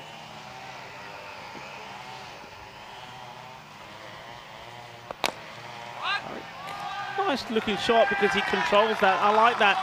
He'll believe that he can defend that. Wider. And, well, he's going to give his wicket away. To spray, but everything they're bowling turns to gold. And another wicket goes down for Fossum, who are under the pump a little bit here. Yeah, I mean, have a look at all the top 5 batters have gone. Now it's a case of, well, all right, what depth is left? And it's just, I think you hit the nail on the head there. Everything seems to be going right for them. I mean, just take a look at Ian Latton. Came on to bowls a Gundy full toss to start off with, and he ends up picking a wicket with it. So it's just the way it's been. Sometimes when you're hot, you're hot. And it just seems like the Lightning team, everything's falling their way. It's good to see. Goes down the ground, and it's taken, is it? Yep. Oh, well. Yeah, I think that's out, isn't it? Well, are they checking? Well, the batter doesn't want to go. Louis Bruce is saying, yeah, you're out. Well, he's looking the part, he's looking the business, he's looking sharp. He's saying, yeah, that's out. There's no way that ball hits the ground. We're going to have to check this. Well, from my view, it looked out. But I did see the umpire had a little bit of a feeling. He also called for the third umpire straight away. Let's just have a look how his hands are situated here. Yeah, let's see. We probably won't see it from there. I think it's that touch there. So he actually catches it clean, but it's where his hand touches if he turns it over. So watch the ball here. Now, that for me is not caught because the ball has actually touched the ground. So it's a very tricky one, but he lands with his hand the wrong way round. Yeah, and I think the key is, well, a lot of people, I'll be surprised to give this out because you've got to show, oh, they're giving it out. I'm surprised. Hold on, how is that out? Because I always thought you had to show you got control of the ball. Well, how has he given that out? The ball is clearly dragged along the ground in the catching action. So yes, he has control in the hands, but you cannot let your hand slide across with your hand the wrong way round. Yeah. It's touching the ground there, I'm sorry. I'm surprised this is given out. Because so that's fine, nice take, but this isn't okay. Yeah. Well, you can't do that. It's one of those. So like we just saying that everything seems to be going their way. Well, that's another one that goes their way. It's going to be a first baller. So Louis Bruce takes the catch, and just like that, I think we're going to have Avinash Pai on a hat trick. I don't know how he's given that out. That was pretty obvious, but oh well. We've had one hat trick, in this European Cricket League. It was William Peatfield that took it from Independence. He took a hat-trick in those figures of 4 wickets for 5. Avinash Pai, well, if there's one man that can do it, he's the man. And on a day like today, when everything seems to be going their way, 55 for 6 on a hat-trick, Maroof is the man to face the ball. Yeah, hat-trick chance now. It's come from nowhere. I was going to say, not the best delivery to bowl when you're bowling a hat-trick ball, but the odd deliveries and sometimes bad deliveries have picked up wickets in this match. Maroof gets a little bit off that to get off the mark. Yeah, the unlucky batter there, of course, was Javid. I wonder what people on our chat are thinking about it. Yeah, a lot of people saying not out also. So that's cut into the offside just for a single. Yeah, see, that's the same for me, yes. You know, when you see somebody take a catch and they're not in control of it and releasing the ball. And I think that was the same. He's not in control of it. And as he's not in control of it, when the ball touches the ground, because he's not in full control of it, it can't be given out to him. It's a funny one. So we'll use the famous apple. He actually does well. He catches it like this, but because he's still moving and he turns his hand like that, as soon as the ball is scraping the touch bottom of the ground, if you're still moving, you're not deemed in control yet. Yeah. That's a wrong call. Yeah. It's unfortunate. It happens. It does happen. You can eat the apple now. Not bad. Corey literally is eating that apple. I'll just turn your mic off just in case you don't. Not bad. Bit of fruit today. Man of Night comes in. And, well, he's going to be put out of here, is he? Oh, that's a superb save. We're going to, obviously, they'll check where his feet are here, but I think he takes off from inside the field of play. Oh, this is sensational. Well, they have been like lightning, haven't they? Lathbury Lightning. They've been lightning in the field. Watch this. Yeah, great stop. Let's see where his feet are. That's okay for me. Let go of it quick enough, so that should just be the 1 run. Yeah, look, doesn't touch the road. Oh, that's brilliant. Absolute class from Avinash Pai. Sensational. And, did they take a single? Did they get a run there? Shorter. Oh, this one. He's given him. Yeah, look, I was going to say this one is straight, is right on pace. There was hardly any appeal. I don't know who appealed. There must have been appeal. Then the finger goes up. I think when you look at this again, you've got to say, yeah, it's out. I don't see what it's missing. I don't see what it's missing. Oh, at one stage, I was wondering if they even appealed. It was so quiet out there. Yeah. Let's have a look at it. What a funny old innings. You can see Avinash Pai there. He's saying, why didn't you appeal? What sort of appeal? What's this? This is definitely out. It's not going over the stumps for me. He hits him pretty low down. He's right in front. There's that little appeal there. When he's running to get the ball, he says, hey, umpire, how about that? And the umpire, well, it's in run. It says, yeah, it's out. Yeah, well, another wicket goes down and Lightning are on top right now. There's no 45 or fine leg in place. I can't believe some of these players aren't just playing a little paddle sweep, but, well, he goes Maroof. It is not on fire, and he's out for 1. What a collapse this is. It's quite amazing. Quite amazing. Lathbury Lightning, they are just on a roll here at the moment. 6 for 1, 31 for 2, and then, well, 34 for 3. Then once they got to the 50s, they've lost, well, I'll tell you in a minute, 4 wickets with the score in the 50s. For Fossum right now, they would have watched them this morning, and Lightning only made it into the mid-70s, so they'll still be thinking, can we get to 80? Someone needs to play a cameo at the back end, and if they can do that, they're still in this game. It's a low-scoring group. Swing and a miss from the batter. It's Nurzai. We've seen wickets fall all around him. And out there by Al Gahal.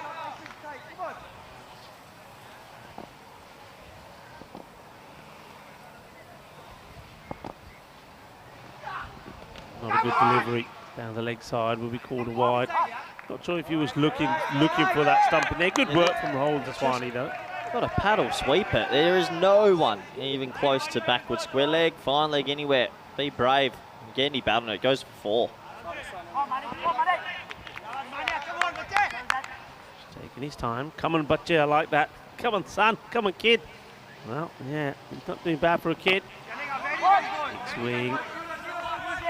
Gets a single from it.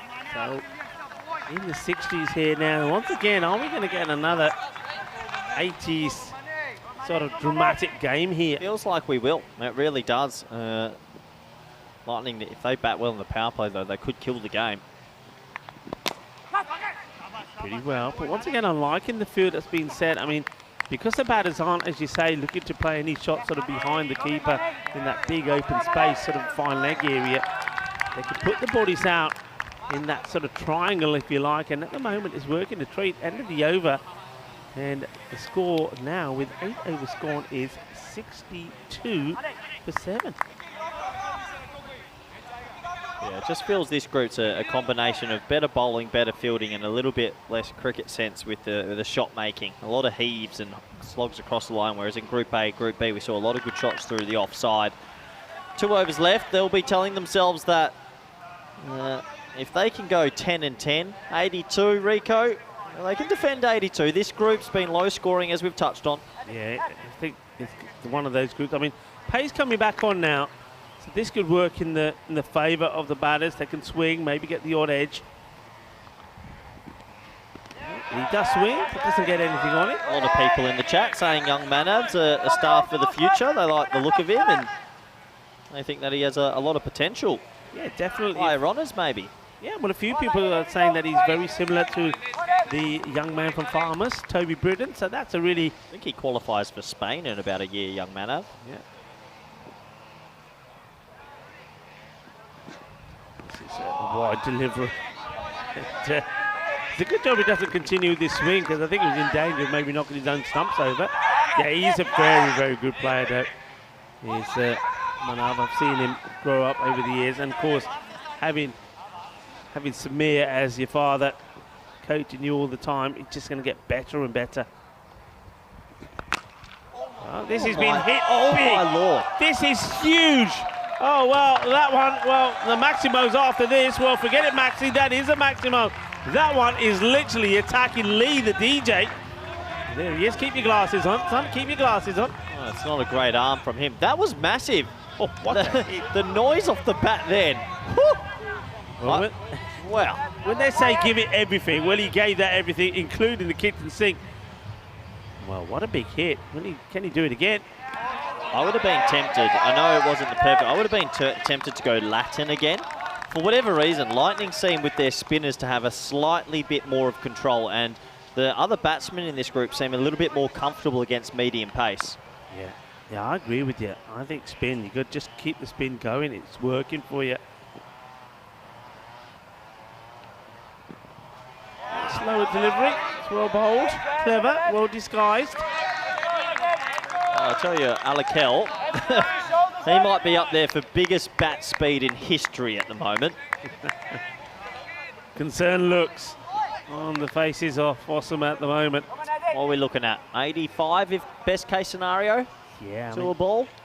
even then, I mean, this one's got to go though, hasn't it? There we go. Well, that's a really, really good shot. I'm liking this. This is classy. You've got to be brave sometimes. You've got to be brave. You've got to be assertive. And, well, if you are, then you can be a little bit funky as well. Showtime at the Cartama Oval. It's time to get sexy again. Sun-Sea Sand and sexy cricket. Funny they don't play that shot against the spin when there's no 45, but when there's a fine leg against pace, they do it. But, hey, credit to him. He gets it away. This is turning out to be a really good over for the Norwegians. That's that big swing again and misses. So it will finish, slight anticlimax, but they do get into the 70s. So they are eyeing up that 80 score at the end of 9. It is 73 for 7. 73 for 7, last over. To a ball. To a ball will get Fossum to 85, and I think they'd take that from the position they were in. A really interesting game brewing up here. Just a reminder, Lathbury Lightning are on 4 points. Fossum on 3 points in this group. So they're both fighting for a double chance. Here's the scorecard. A lot of bowlers used this time. Yeah, a lot of bowlers used, but interesting. Look, Avinash Pai Only bowling the one. only bowled the one. I'd sort of get, maybe they're thinking let's give more people a go, but on the other side, if you win this, you have a double chance. I'm not too sure I would have risked it. Louis Bruce.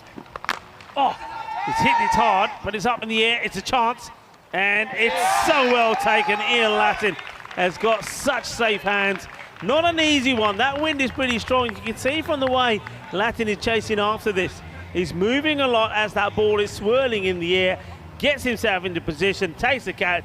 Louis Bruce, well, I think all the bowlers, they've got to be really thankful for the fielders at the moment because they're holding on to the catches. Yeah, he just keeps it outside off stump, and that's all you have to do in the 10th over. Batsmen are only thinking one thing, and he skies it to Latin at deep mid-wicket, who takes a nice, safe catch. And yeah, the fielding standards once again have been good from Lathbury Lightning. And for Naraze, 3 off 6, never looked like he could get going there. No, he didn't. He will go. So can somebody else come in and get them those valuable runs to get them to the 80 mark, the 80 score? But I've got to say, it's been a sensational fight back from Lathbury Lightning. I mean, remember when things started in the group yesterday? I mean, things didn't go all their way, but the way they've come back has been absolutely brilliant. Bevan was the team that they played. Well bowled, right on the money. Yorker length delivery. Take the single. Yeah, they played Bevan first up in match number 3. Bevan 102 for 7. And Lathbury Lightning 86 for 7. That's pretty close as well. It's a low-scoring affair as well. Low scoring. And I think, again, we saw that Bevan also did struggle with the slower bowlers. It's been one of those days today. Look, scores today, 74 to 68 in favour of Lathbury Lightning. 84 to 88 in favour of Royal Tigers of Budapest. That was the last ball victory. And here again, it looks like this is going to be a score roundabout. Well, are they going to get to the 80s, the question? They've got to get to the Grady 80s, surely. That's got to be their aim. They just haven't really flowed in this innings. Big 3 balls in the context of the game here.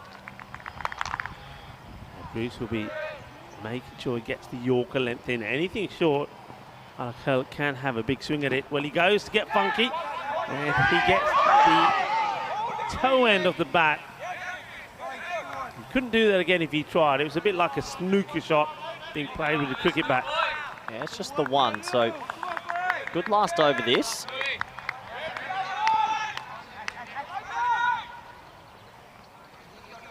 Yeah, he's not happy with himself, is he? Okay, he's got to get back to the other end if he can, and he will. This one's well bowled. It's sort of leg stick Yorker that gets dug out by Bruce. They'll take a single. Okay, can they finish with a bang? Can they finish with a boundary, which will get them into the 80s? Yeah, they're going to need to. They're really going to need to. 76, great job at the moment for the men in yellow. Last ball of the innings.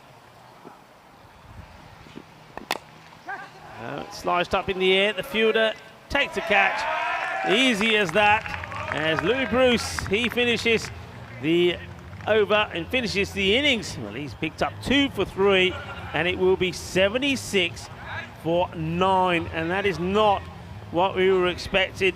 And a fantastic display once again from Lathbury Lightning out there in the middle. And you can see Evan Espai is getting all of his troops round. And he's captained so well. He's getting them round and say, one thing he'll be saying to his boys here, say, look, that's a fantastic performance. It's a marvellous performance. But he'll also be saying, look, but it's not done yet. It's only halfway. We've still got to stay focused. And now we've got to put into effect the other part of the plan. Yeah, absolutely. This is how we started. There was a wicket early caught by Louis Bruce at mid-off. And, well, some of the bowling wasn't perfect, but they seemed to pick up wickets anyway. This was a nice pick-up shot that went for 6. Sahak and his teammate Khan, they looked the goods early. And at the start, felt like Fossum were going to put on a big score. Yeah, it certainly did do. I mean, the first over didn't go to plan, but the second over, plenty of runs from it. And Horrocks just didn't get it right. But then we knew spin. I mean, Samir came on. He went for 2 boundaries, but he came back with a victory with the wicket. This one was LBW. The batter wasn't too pleased, thinks it was maybe going down leg, but it does come back on him. And then this, it was a Gundy ball. Should have been put away. Instead, it was put straight into the hands of the fielder, and Manav taking the catch. That was the story. There was plenty of deliveries to be put away. And though some were, like that one, there were many that weren't. Yeah, absolutely. And it was one of those innings where it just felt everything was going right for Lightning, despite the few boundaries. It was like boundary, boundary, wicket, boundary, wicket. They just kept taking wickets, Rico. And And when you do that, you can stay in control. They tried their best to hit the gaps, but even a ball like that picking up a wicket shouldn't happen. No, it shouldn't. And that's exactly sums it up. There's the camp there putting their hands over their eyes saying, we can't believe this. But that was the way it went. I mean, here we go. But the catching, the thing is, you've got to take down. This one was the one that surprised us. He does when he still hasn't got the ball under control. He puts the ball on the ground, even though it's still in his hand. Really, in our opinion, that shouldn't be out. So just everything seems to be going the way of the Lightnings. This one was blunt. There was a very polite inquiry. And, well, you have to appeal to get it. He appealed, and he got the decision. Yeah, he did get the decision. This took us right to the back end of the innings. A cute little ramp shot. We don't see enough of it, I think, in this T10 format. It's very effective. And it took us to the last over. Louis Brew came up. Call him the janitor. Seems to always pick up wickets in the 10th. Yeah, and Ian Latton doesn't let him down, taking the catch. And it was another fine catch taken towards the end of the innings as well. So Louis Bruce picks up another couple of wickets. And when we have a look at this scorecard, yeah, we'll see exactly what we're talking about. I mean, no, but you can't say any batter was guilty of chewing up deliveries, but they sort of got in and got out, and that tells you the story there. Just a weird innings. I mean, you've got 1, 2, 3, 4, 5 scores between 10 and 15. So no one playing an innings of substance. 7 extras helps as well. 76 for 9. I don't even know what par is anymore in this group. Maybe it's good enough, but hey, look, they used a lot of bowlers this time. They went to 7 bowlers. There's 2 apiece for Pai, Bruce, and Samir again. 1 for Horrocks, 1 for Manav, 1 for Ian Latton. So group effort, group teamwork. They're favourites to win this. Hey, and if they win this, they will get a double chance. Exactly, yeah, that's going to be an outstanding. I mean, but then just one thing to think about, Lathbury Lightning themselves. Remember, they were able to defend 74 in the first match of the day. So that's the reason I think M&S Pai got his troops around there and said, hey, this is not done yet, because no, it's not. Possum, they're going to come out and they're going to come out attacking. It's the only way that they can win this match. But at the moment, you got to say, it's the Lathbury Lightning that hold the upper hand. They've restricted Possum to 76. They need 77 for victory. Join me, Rico Full and Corey Ruckers, when we come back in around about 10 minutes. Volvemos en 10 minutos.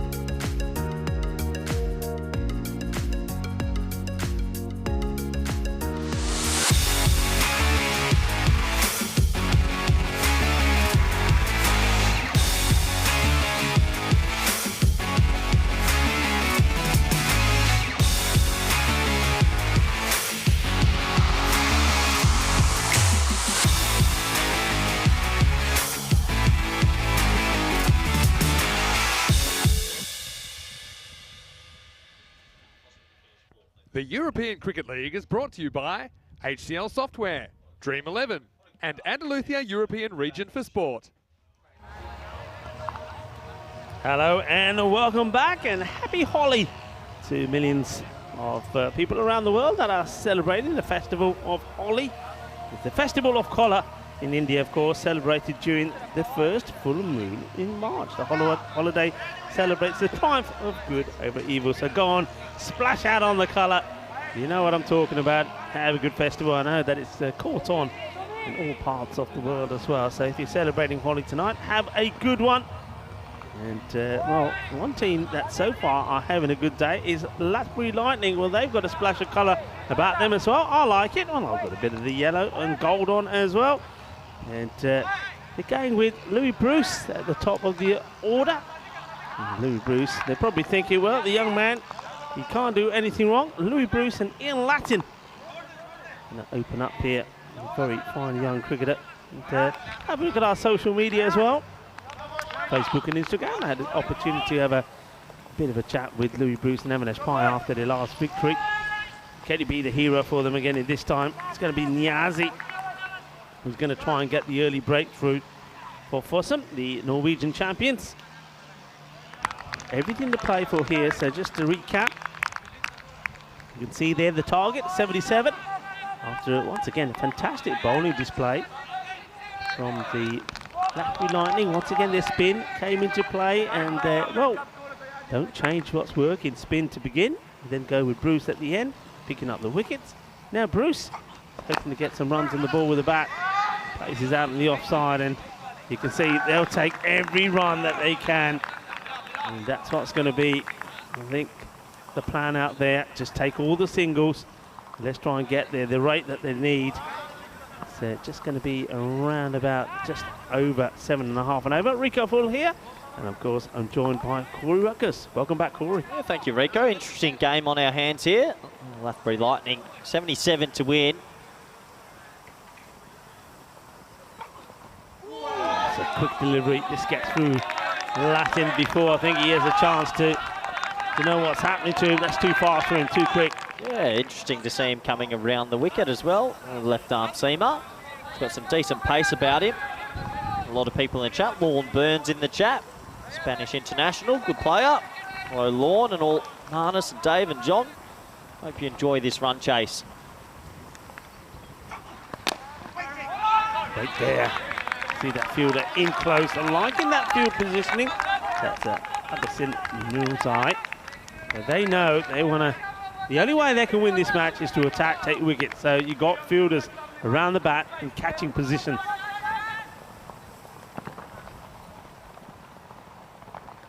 Niazi.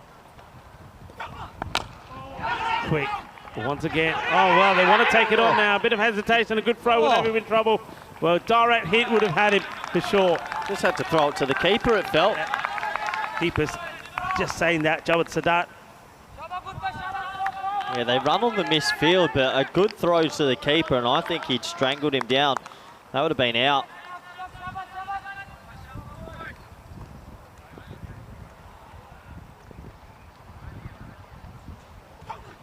Niazi beating Bruce. Well, the biggest thing about this group, Rico, no one's had good power plays. Yep. I can't remember a power play we've gone and, oh, they're 1 for 45 or anything like that. The bowling team have gone ahead in the power plays, and then they've stayed ahead. This is a really nice first over by Niazi. Yeah, I think the only match where we saw the batting on top was Fossum themselves when they beat the Royal Tigers of Budapest in match number 2. Fossum in that one scored 134, and they looked the part. You know, the batsmen like Javed Khan, we saw the best of him there. Walid Sahak, their captain, was good. And Abdullah Niazi as well, but I mean, fair play to them. They've only played that one match. The second match we didn't get to see him bat at all because the rain came and spoiled it. So they haven't had too much match practice out there, but I think the spin just bamboozled them. 47 matches since the Golden Ball. We've got pretty close to that a couple of times. Got close to it in the last match. Yeah, we've been close. It's brewing, isn't it? We're almost at the 50 mark, but maybe we'll get one soon. There's a couple of the Budapest players out there enjoying a bit of a lie down. Yeah, well, all sorts of things happening there. massage, etc., etc. Yeah, they know they've got a big match coming up. They're up against Alton. Alton are looking to bounce back after they were beaten by Latbury Lightning when they couldn't get to the 75 required for victory against them. Uppish, but through the gap, 4 runs. And, well, sometimes they go to hand, and sometimes they go to the boundary. There's 4 runs. Yeah, nice shot. Nice shot. Little bit of width. He just goes with it, and it lands in the gap for 4. We haven't seen the best of Latin so far in this series with the bat. Maybe today's his day. Well, Latin, he is a bit of a run machine when he gets going. We know that. Goes for the shot. It looks good, doesn't it? Looks pretty impressive. But Sahak just beats him outside the off there. Toss them up for this. You can hear them a lot out there. They're pretty pumped up.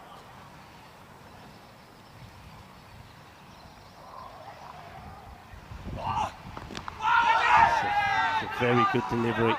Slow Yorker.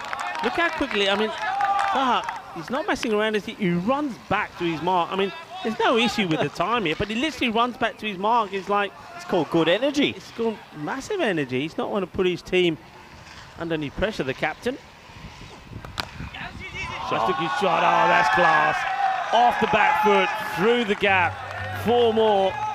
And Ian Latin just starting to find his form, just starting to find his rhythm. And these are good shots, good signs for Lightning. 4 more runs. Yeah, nice looking shot that. Really nice looking shot. Short, gets it away. 2 boundaries will steady the nerves for Lightning.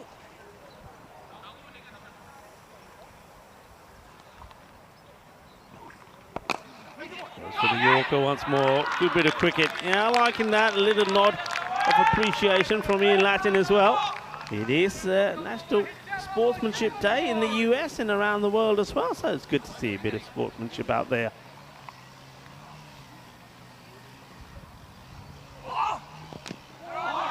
It's that slower ball, the grunt, getting it away really. Does well, and I like the energy from the captain here. Look, he's not messing around. He says, right, okay, next bowler, in you come, keep it going, keep it quick. I think he realises here the last thing you want to do in a tight game like this, they're looking to take it down to the wire, is to give any points away because of time. Absolutely, and at the end of 2 overs, the score's now 10 for none.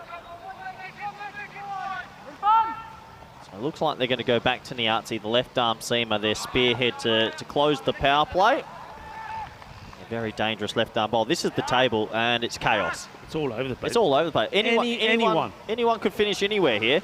Anyone could finish anywhere. I mean, Latbury Lightning, I mean, one thing we know about them, they get a win here, then they know that they will make one of those top spots without fail. Oh, what a delivery. What a delivery, and that is so close to uprooting that off peg of Bruce. Oh, wow, what a ball. Bruce, they've put Bruce back to the top of the innings. He's been everywhere so far. He's been at 1, 7, 5, now back to 1. I still feel like I would prefer them opening with Samir, just because he looks like he can handle the pace, but it's a good opportunity for Bruce. Oh, he's running it. He's going to get himself run out here. And, yeah, he will go. And he wants it. But, of course, you see Ian Latin saying, no, I don't want it. And Bruce, just I think he was just running out of fire's way, isn't he? Running out of harm's way. He didn't look too comfortable out there. And, well, he's running without even looking at his partner. Yeah, I just think this level of bowling maybe a bit of a step up for Bruce. He's late on everything. That hits him in the leg, and he just kept on running. I don't think I've seen much of that before, so he's out, run out. Could be a blessing in disguise for Latbury Lightning because he was 1 off 6. Yeah, he's going to make his way back. He's a little bit disappointed, of course. Hasn't been able to get going. 1 off 5, sorry, yeah.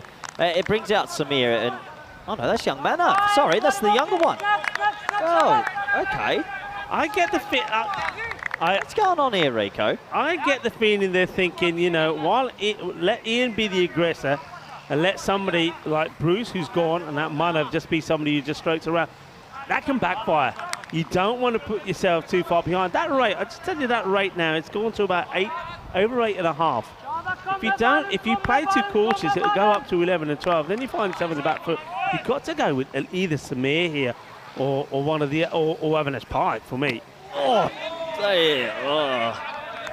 Well, I have no idea what Lathbury Lightning are doing here. They've sent out the kids to go and handle some pace. Oh, that was quick on him.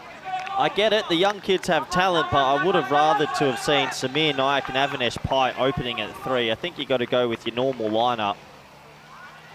How's he? Entering the Yorker. Just a little bit too wide. They've got the field set. It's the captain himself, Wakidullah Sahab. That'll do the fielding. Yeah, I must admit, in theory, I know maybe what they're trying to do, but I think there's other options. Julian Perrone, for example, Julian Perrone, for this sort of score, he would be my ideal opener. I've seen him do this at the Rock, so I would go with Perrone. I mean, they've made some strange choices. Chance, if it's a hit, he'd be in trouble.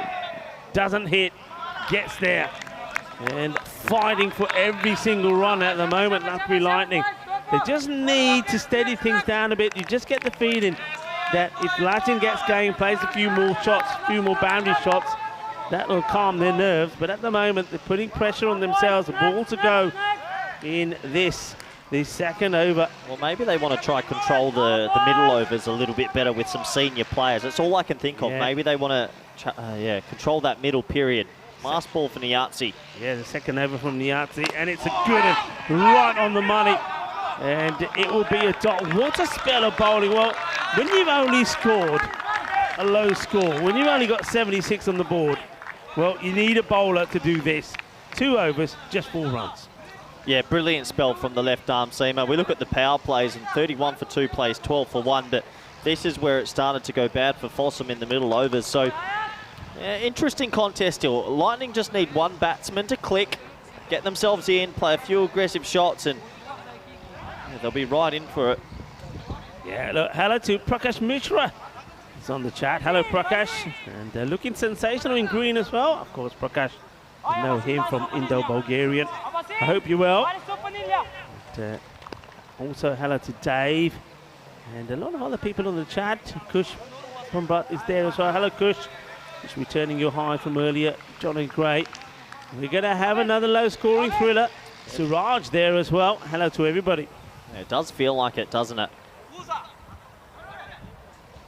Oh, what a weird field. I don't think there's a... Rico, my eyes deceive me. Is there no one at mid-on?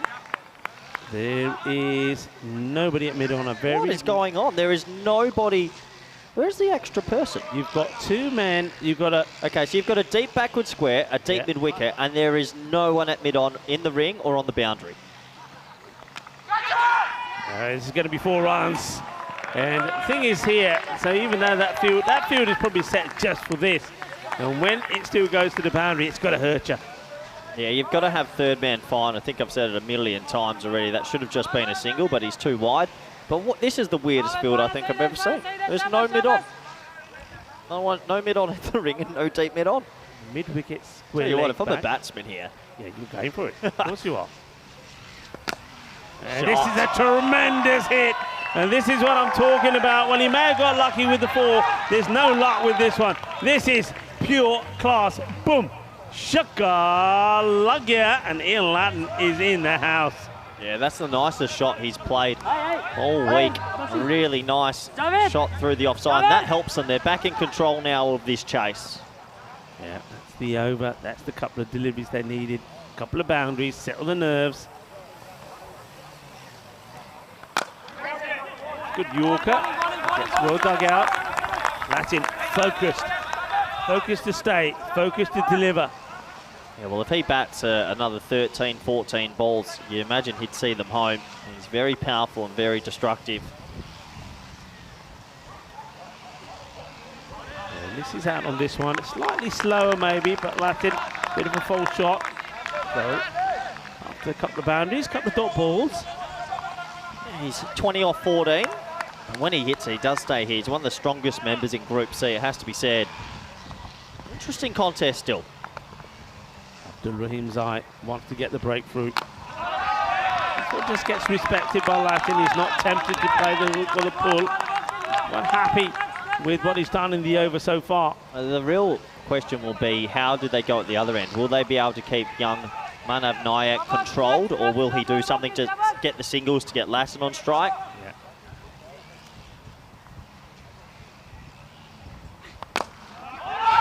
Well, Fielded. well fielded. So Latin does what he wants to do. Try to get back on strike, but it's not going to happen. So it's interesting. So they're going to, now this will be interesting how they set the field here to Manav Nayak. I mean, he's a very confident young man. You can see there, he's got a big smile on his face. And of course, we know Manav and his father, Samir Nayak, very well. They also do some fine work for the European Cricket Network as well at times. So two good players, lovely gentleman. Well, one of them is barely a gentleman. He's a kid. He's Manav, but he's a very talented young man. And now he's got a lot of weight on his shoulders here. Let's see how he does. Javid Khan goes short, and it's a chance, and it gets taken. Well, they fed him, bounced him, and they thought he'd go after it. He does, but he hasn't got. That's the difference, you see. If Latin is playing this shot, this ball is still travelling. But Manav, he's still got a bit of growing to do. He's still got to put on a bit of muscle, and not able to find the boundary. Every year I come back and I think he's getting smaller. He just taps it straight to backward point. And well, nice safe catch. It's a bit blustery around here, and he has to go. So it'll be interesting to see who comes in next for them. And the experiment with the two young fellas at the top hasn't paid off. And he is dismissed, young Manav. He'll be disappointed he didn't put his hands through that delivery. A couple of people in the chat saying there's a few black clouds around, but no, the weather looks pretty good. It might be a little bit darkish, but should be fine for weather, especially later in the week. It's going to be extremely hot here. Still no Avinash Pai. Interesting, the captain there, and Osmir Nayak. It looks like it'll be Julian Freyon coming out. Yeah, Freyon comes out. I mean, he's a man that I said that I personally would have had him opening the innings because he's not a natural aggressor, but he does play very correct, so he could give Ian Latin a good amount of support. But I don't know. I mean, you're just saving Avinash Pai and Samir, but for what? That's the question. For what? Oh, well, this one comes back a long way, Javid. And he's a player that you were trying to find some details on him, saying he's a good cricketer. He has an unusual action when he bowls, but he gets the ball. His accuracy is really good. Well, I like the batting style of him, and the bowling style is a little bit interesting. There's the two men on our screen that we're talking about. Surprised to not see them come. I think they must be wanting to save them for the end and maybe close the chase. Still an odd field as well. There is three men on the leg, short fine leg, deep backwards square, deep mid wicket, and no mid on. Unreal. Oh, wow, he's so unlucky. Gets the edge with the grunted, slower, short ball. And the wicketkeeper, Jawad Sadat, sits there on his knees. He can't get to it. It gets over his head. Goes to the boundary for 4 runs. That's going to hurt Fossum. Yeah, it's an edge, and it's a ballooning sort of edge. It doesn't fly. It just balloons over him. It's a good effort. Was he a little bit late? Who knows? Does third man go finer? Who knows? Tough game. Yeah, tough game indeed. But, I mean, you said it, that your third man should be... I mean, when you got this field, your third man can be finer. They're leaving him out there, so opportunity is still there for more runs in that area. I guess the big thing is, Rico, as well, while Ian Lattin's still there, they'll feel calm because that man can go boom, boom, boom, game over. Yeah. So they'll still be okay at the moment. I don't seem too worried in the dugout. A little bit sleepy. Yeah, just taking it all in their stride. Yeah, this is the man. This is the wicket. And goes down the ground, and this one will go all the way.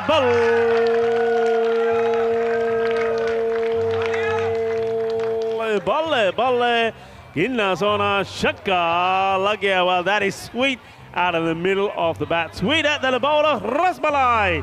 6 more. Well, the smiles come back. Yeah, they'll be happy with that. Takes the edge off a little bit. There was no deep mid off either. Unbelievable field settings I'm seeing here. Wants a single. Here comes big wicket. Yeah, he wants to dominate, doesn't he? That's what he wants to do. Wants to dominate. Wants to stay on strike. And while he's there, everything is going pretty well for him. At the halfway point, 34 for 2. Yeah, 34 for 2, and hello all our viewers around the world. Welcome back to the beautiful Cartama Oval in the dream box we like to call it. But this is a big 5-0s for these two teams because we think whoever wins this game gets that oh-so-wanted double chance. Yeah, it's massive. And Latbury Lightning, remember they started with a defeat, but the way they've come back, and I think the thing is, I think Vinny said this in the last match, the match early today, having won that match against Alton, they'll believe that they can win anything. Yeah, absolutely. They'll believe they can win anything, and the way they're going about this at the moment, all right, we're a little bit strange. And well, this is going to be 4 more. Gets it past the field, and it's just starting to show what we know about him. He's not limited just to a number of shots. He can play shots all around the ground. They're looking pretty comfortable there now. Yeah, they are. And once again, an off spinner is bowling to a field with it's a horrific field settings right now from Fossum. They've got 3 men on the leg side. He's bowling right arm off spin, and there's a fine leg, a deep backward square leg, and then just one random guy at deep mid wicket. It's a bowl off spin to this field. Yeah, it's almost impossible. Yeah, I don't get the 3 men there on the offside, sort of on the 45. I don't see what purpose they have at all there. This one slides. They're not going to get the 2. They're happy to keep it just to the 1. Yeah, I mean, I just don't get it. Look at that big hole on the leg side at deep mid wicket, deep mid on. I mean, if you hit it out there, you only got 1 person to try and beat. I don't know who's taught them cricket fields, but they need a coach. Hey, this one should be taken, and it will be. So, to get a wicket, it's Perone that will go. Now, surely, we're going to see somebody like Nike or Avinash Pai come in. Yeah, I think so, and maybe they've held them back for this moment. He has to go. Another wicket, sort of sacrificed, really. It never looked comfortable. It's a slow, loopy delivery, and it's a nothing short of shot, and he has to go. Yeah, so Javed is the man that takes the catch. They still believe you have to. It's a beautiful late afternoon sunshine now caresses this lovely Cartama Oval, which is the home of the European Cricket League. And, see there's teams warming up in the background as well. The Royal Tigers of Budapest warming themselves up, ready for the next match against Alton. What a big match that is for them. Match that they still believe that they need to win after a very tight contest. And that tight win against Beveron, winning off the last ball, chasing 85. Okay, it is Samir Nayak that comes in. Oh, he chops on. Well, I don't know why he didn't just go with the spin. He could have easily worked that back on the leg side. Instead, he gets a bit cute and he's gone for a golden. Oh, this is just crazy. Samir Nayak, every time he's covered, he's played aggressive. He played aggressive shots no matter what the situation is. This time round, he's played completely different. He goes back and chops the ball back onto the stumps. And well, Maroof, well, maybe he is about to raise the roof because he is now going to be on a hat-trick. Yeah, he will be on a hat-trick, and there was no one on the leg side at all in the ring. He should have just gone back deep in the crease and gone with the spin. Instead, he plays against it, and it costs him his wicket. And right now, we've got Fossum fighting hard. It's going to be a hat-trick delivery, and here comes the captain, Avinash Pai. Yeah, I mean, this is now big. This is the big moment. Remember, no Ken Roy Nestor in the side. So this partnership, and they've already used the likes of Louis Bruce early and also Man of Night. This partnership now becomes key. Yeah, it does come key. And Samir will be disappointed. This is the partnership they'll want to see them home. Maroof is on fire. Hat-trick ball. Captain Pai to face it. Oh, this comes in a long way. And Avinash doesn't know too much about this when Maroof is starting to do strange things with that ball. Well, if he had to slip this through the gate and hit the top off, that would have been Nathan Lyon-esque. Okay, Avinash. Oh, don't think, oh, yeah, okay. Goes past the leg stick. I wouldn't be going back foot. Looks like he's bowling in day 5 Mumbai at the moment. He's getting it to rag. Huge fan. Big. That moved big. Elastic wrists.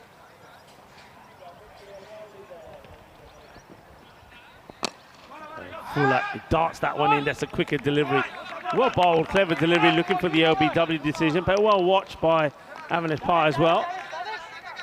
And, well, what an over that is. So 2 wickets fall in the over. 7 runs come from it. The score moves on to 41 for 4 at the end of 6. So 41 for 4. You're right, Rico. While Latin's still there, you feel that Lathbury Lightning will get over the line. If they can get him out now, you never know. Max O'Dowd in the chat. He's liking the Maroof is on fire. Great song. Take me back. Javed Khan looking to, I mean, they'll believe, get the wicket to Latin, that they're right back in this match. 4 wickets down already. I mean, that rate, let's keep an eye on that rate. The rate is at 9. So Latin is the prize. And Latin so far has played aggressively. He hasn't been bogged down by anyone. But he obviously start to feel now, with the likes of Avinash Pai, who's on strike, he's captain, that if Pai goes, that it could be in a spot of trouble. Keeper standing a long way back here as well. I can't get how they're getting away with this field. It's hard to describe. I wish everyone could see it. I'll try to paint you a picture. You've got like a fly third man, backward point, deep extra cover, mid-off in the ring. So that's 6 on the off. So that means on the leg side, you've got a random mid-wicket standing there and a super wide mid-on, and that's it. It's unreal. No run. Every dot is being applauded. This is where we say dot balls are gold dust. One more wicket will maybe start to open up an end as well, because Avinash and Latin are probably their more accomplished players. Yeah. I still can't believe this field on the offside here. Oh, this is catchable. Big moment, huge moment. And it's taken. No mistake at all from you-know-who. Maroof. Well, he is on fire now, isn't he? Well, he's doing it with the ball. He's doing it with the catching. And it is the end of Avinash Pai. And I've got to say, from the captain, that is a really soft dismissal. And I think that pressure's been built up by not selecting the right order to bat. Yeah, Lathbury are making a couple of odd decisions, and that's a really poor shot from the captain. It wasn't there, and he has to go. I mean, if they got a little bit inventive, you can basically block a ball on the leg side and get 2. Interesting game here. It's been an interesting group, it has to be said. It's been low scoring, some odd decisions, but it's been tight, and these teams are tight once again. Yeah, well, now, of course, I think if you are Fossum, you're targeting all the new batters. Try to set the field accordingly. This field on the offside just reminds me of, like, you know, their football formations when they show you pictures of they're playing a 3, 4, 5 or whatever it is. It reminds me a bit like that. I still can't believe the field on the leg side. That doesn't matter, does it? They've picked up 5 wickets. Packard, he's at the crease now. Edge, he's going to get lucky. And yeah, he's going to get 4 runs. Oh, that is massive. That is massive in the context of the match. Once again, the keeper, it goes over him. Maybe that's why the keeper is standing a little bit further back, but still can't take the catch. And Javed, he bangs it in, gets the edge, but gets no luck. It's been their most productive shot so far. I reckon that's maybe 3 or 4 thin edges that have actually flown for 4. Handy boundary, and that gets Packard going straight away. 32 off 20. I've got a bit of a tingle in this one, Rico. No, tingle. Well, we wanted to reset the golden ball counting before it gets to 50. Javed, will he go full? Drags this across, chases on. They've got to go 2 here. That's brilliant fielding. It's a great bit of fielding, but I still think you try and go 2. But maybe there, I think the fielder, the throw is right, is to the end that Latin would have been running to, so it would have been risky. Yeah, Latin's the key now, isn't it? He keeps going through the innings. They probably get there. If they get him out, you have to say Fossum are back ahead. Yeah. He wants the single. He's not going to get it. And, well, that's a big dot just there. It is the end of the over. And 7 overs being completed now. Another good bowling spell from Javed. He just goes for 17. The score at the end of 7, 46 for 5. This is what's coming up next. Yeah, this is what's coming up next. You got Royal Tigers Budapest, who are back alive after beating Beveren in the previous game. Alton 1-1-1. We don't often see that with a no result yesterday due to the weather. All to play for in this group. Teams can still, Royal Tigers Budapest, if they don't win, they then need Beveren to lose tonight, and it will go down to net run rate. So Royal Tigers playing for their tournament life. It's all happening in Group C. Here comes, it looks like Maroof again with only 3 men on the leg side bowling. Big off spin. Unreal. Yeah, He's getting big turn, Maroof.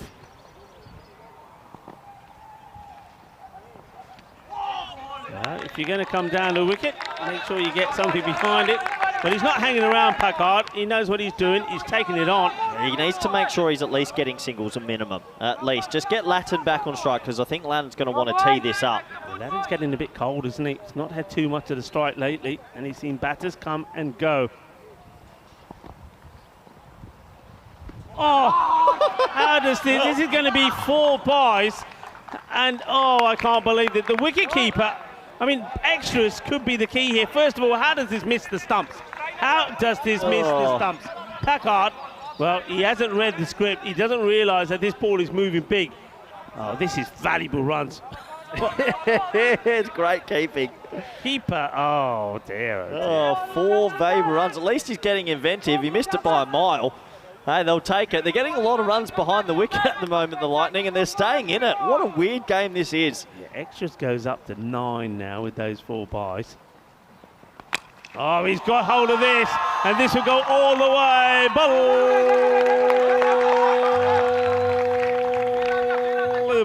Bolle. Manos arriba, Vidra, porque eso es una 6, una grande, grandísimo. Yeah, it goes with the spin. It's the right option, and he horns it. 6 runs. It was in the slot. It deserved to go, and it did go. Maroof's got to start it a bit wider. He might go again here, Packard.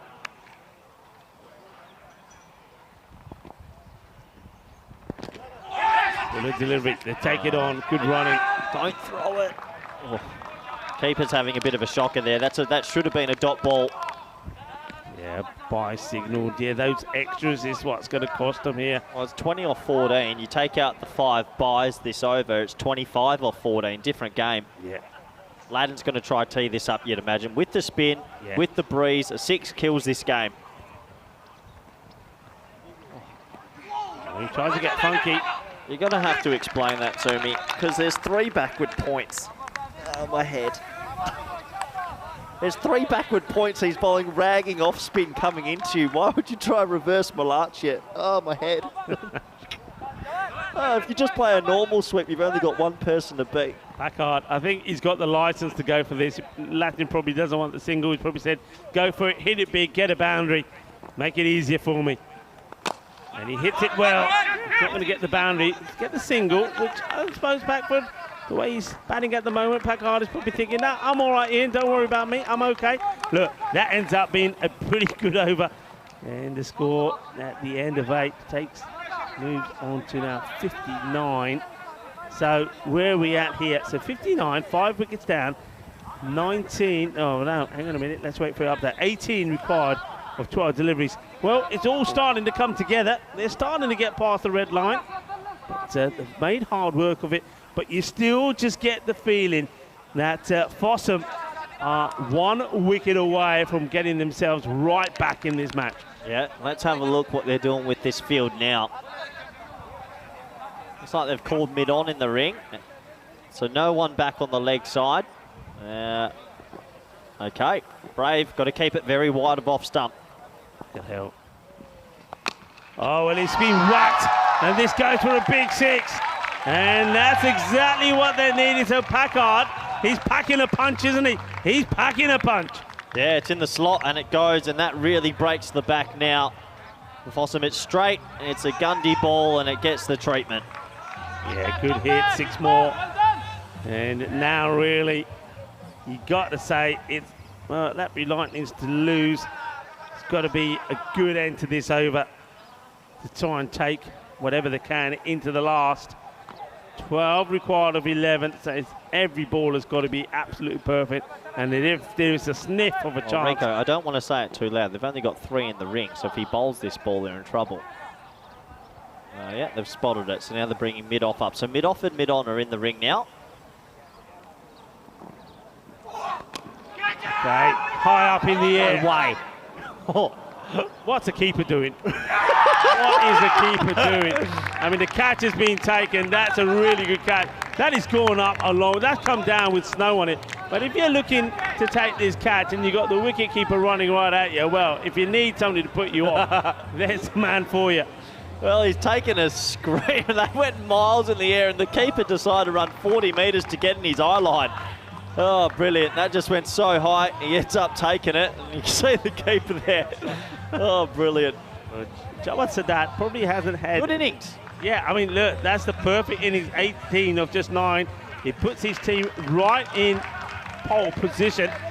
But like I said, I mean, all right, 6 of the first ball, but what happens in the next 5 was important. Well, the first one of the 5 is a wicket, and it's a dot. So can he get 4 more good balls in here and take it to the last over? That's what we're looking to see, take it to the last over. Fitzgerald comes out into the firing line. Yeah, so Fitzgerald's time to shine. I think he'd be pretty happy if he can just get a single here and get Latin on strike. They're still ahead in this game. Lightning, Fossum aren't giving up though. Yeah, it's a great catch from Maroof, you have to say.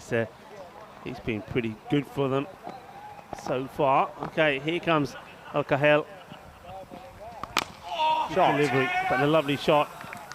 And, well, somehow they do it in synchronised diving style. They make the stop. The only way that Fossum can win this game is they've got to get Latin out. You have to get him out. If he's there at the end, they win the game. So a magical delivery, a bit of brilliance in the field. They've kept mid-off and mid-on in at the moment. So they're going to try tempt him to go over the top.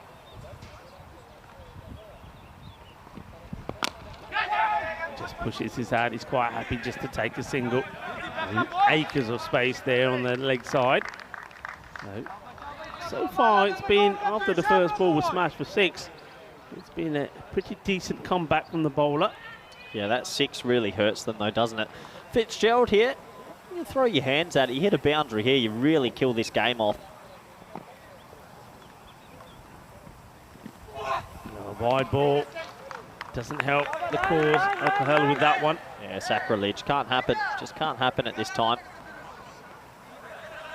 Takes it under 10 required.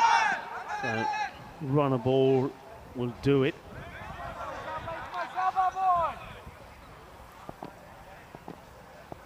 Gerald, I think he's just eyeing up one shot. He knows it. Get one out of the middle. Oh, that's gonna be, that is poor bowling. What he's just trying to bowl like the speed of light, and he has no control, and it's costing them massively here. Yeah, just bowl it outside off stump. Yeah, that's not good at all, is it? I mean, they fought hard for some here. They would have fought hard, but extras just bowling wides there towards the end there. It's not helping at all. Yeah, 8 off 8. You can hear him grunt when he gets to the crease. He's trying to bowl it too quick.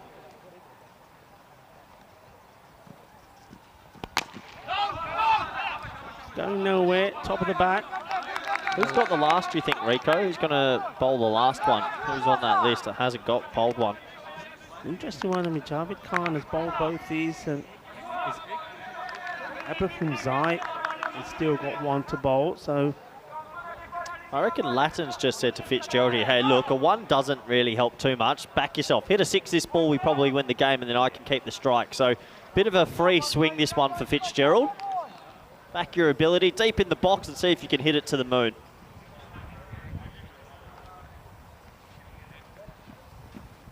And that's exactly what he tries to do. Yeah, I mean, that's the right advice, I think. If you get something on this, it could make all the difference. But as it stands now, so another match which is going to go into the last over. 9 overs have been completed. It means that with 6 balls to go, 8 runs will be required for victory for the Latbury Lightning. At the end of 9, it's 69 for 6. So they do get 10 off that over, and courtesy of a few extras as well. So here we go, down to the last. Yeah, they've got it to the last. Another low-scoring thriller. It seems to be the theme of the day. The main man's on strike, though, when they'll have to get Latin out. That's the only way I can see them getting back into this game. Here we go. Sahak to bowl it. Gets the Yorker, and he's going to get it. Well bowled, well fielded. Sahak, he jogs back, he's pumped up. Yeah, well, remember him. I mean, he was the one who bowled that the second over, which went for 8, and he was running backwards and forwards. The captain looking to make the difference here. Latin looking to find the fence. Oh, that's such a good delivery. Such a good delivery. He's lucky that I mean, this misses that off peg by a whisker. Wow. 8 off 4. Well, tingle time, baby, and it's my game in the sweepstakes. Bring it on. 8 off 4. Latin will be swinging at this one no matter what. He will be. He has to. Sahak making a change. Got to bring that third man finer as well. He's pretty square. He's moved back the man on the 45. Still 3 men on the leg side only. And he gets another dot in. 3 dots on the spin. Wow. 8 off 6 becomes 8 off 3. 3 dot balls. Wow, wow, wow. Latin's still the type of guy that can hit a 6 here. He's that ability. 34 off 26. 3 dot balls. What an over from Sahak. Game on. Here we go. That's it. I'm surprised why he's not rocking back and trying to cut. Maybe he'll change his style to this one. He might move outside off stump here. Short delivery. It's another dot. Well, this is incredible. It now becomes 8 off 2 balls. What are we seeing here, Corey? What are we seeing here? 4 dot balls in a row. That is a perfect bouncer. I didn't think he'd bowl that, and he got it perfect. Well, the last 6 balls in the game have been dots. They needed 8 off 8. Seeing here. No this way. Is crazy. Look at him. He's going to calm down. Okay, this is it. He's going to bang a 6. This is the match ball. He goes for it. He slices it. He's not going to get a 6. He's going to get out. Oh, what a catch! What a catch! They've won this match. There's a ball to go, and he's taking a kangaroo catch. What a catch! This is just absolutely unbelievable. Latbury Lightning, from winning the match for sure, well, they ended up in a position where they're going to lose. Well, the fielder who's taking the catch here is down. I think the keeper's injured himself in the celebration. Somebody's injured themselves here. What is coming happened on here? I think the keeper's come running in and overly celebrated. Well, I don't know if we got that on camera. What is happening? Oh, well, first of all, what has happened here to this match? I cannot quite believe what I'm seeing. Oh, look at that. He's got a huge knock on his head. Who clocked him? I think he's headbutted a teammate. Somebody has clocked him. Oh, well. How have they bottled this? They needed 8 off 8. They've lost a wicket and 7 dot balls. This is a huge choke. Oh, this is incredible.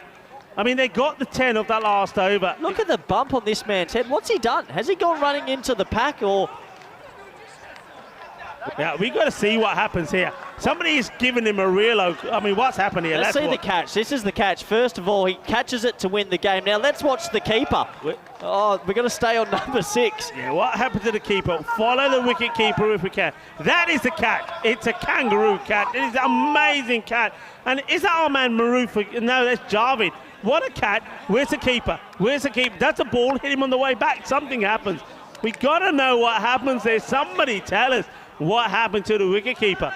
Well, I don't know what's gone on, but they have bottled it. They needed 8 off 8. Hey, I've never ever seen a maiden in the last... This could be a wicket maiden. Not a single run from it. And well, the captain, Wahidullah Sahak, incredible. So ball to go. Hey, as long as he doesn't bowl a no ball here, it's done. Wow. How have they managed this? Wow. This is a bad choke. Oh my word. I'm Talking hearing about from getting out of jail. Here we go. And it's been played away, but it doesn't matter. Watch the celebrations here. Watch the celebrations. You won't believe them. Well, they can't pick up the ball here. Don't throw it. Well, I thought he was going to throw it away on the boundary. Look at these celebrations.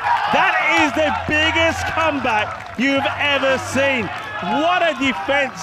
How they win this match. I mean, they were never in it.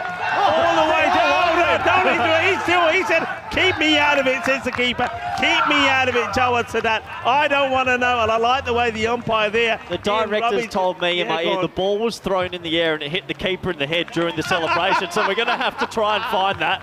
We'll try and see if we can find the footage, because that's brilliant. But wow, that is a great comeback from Foster, but Latbury Lightning have thrown away the double chance. They had it won 8 off 8. I can't believe it. Now, that is also Latbury Lightning is their last match, so they won't play another match. But I tell you what, I suspected that when the ball was thrown up in the air, that the only thing that could happen is that as he was running in, the ball's clocked him on the head. But look, What a victory. But first of all, from the captain, Wahidullah Sahat, what an over. What an over that was, that final over. And it finishes, well, we're waiting to see what it finishes on, because I don't think anybody could work out what was happening there at the end. I suspect they got the one. Here we go. So here's the catch. Now just watch the ball. It gets thrown in the air, we think. That was an amazing catch. Here we go. Here goes the throw in the air. Now where's the keeper coming from? He's thrown it straight up. There he is, watch. Oh, he's clocked it. There he is, he's clocked it. Oh, you got to be careful in this T10 format. You and I have seen that a few times. Yeah. Well, hey, what a match. I can't believe what we've seen here. I mean, oh, that's a bad loss. That is an incredible turnaround, but yeah, you got to say, that is a bad loss. How did that happen? How did that, I mean, the coach there, he's hugging everybody. He's probably can't believe what's happened. Look, I mean, that's just amazing scenes. Amazing scenes. We've seen everything in this match. And, well, that Lightning, well, what can you say about them? It changes the group dynamics, because now Fossum have 5 points and have probably got the double chance sewn up. And Lathbury Lightning, if results don't go their way tonight, they'll probably slip out of a double chance place. It's a really big mess up at the end, but that's the sport. That's the beauty of T10 cricket. That's the way it goes. Come on, cue up these highlights, because there was plenty of them. The thing is, we kept on saying, didn't we? And we said that if Latin stay there right towards the end, they would win the game. Well, he did stay there right towards the end, but because of an unbelievable final over. Yeah, unbelievable final over. But you got to say, and I know that we were both thinking the same thing, I think Lathbury Lightning did not help the cause by mixing up the batting order. No, they mixed it up too much for me. They had some kids at the top instead of their main players, and yes, they tried their best, but they chewed up a few deliveries. While Latin was there, you still felt like they get close to these runs. They got a lot of edges away for 4, and they had a lot of luck along the way.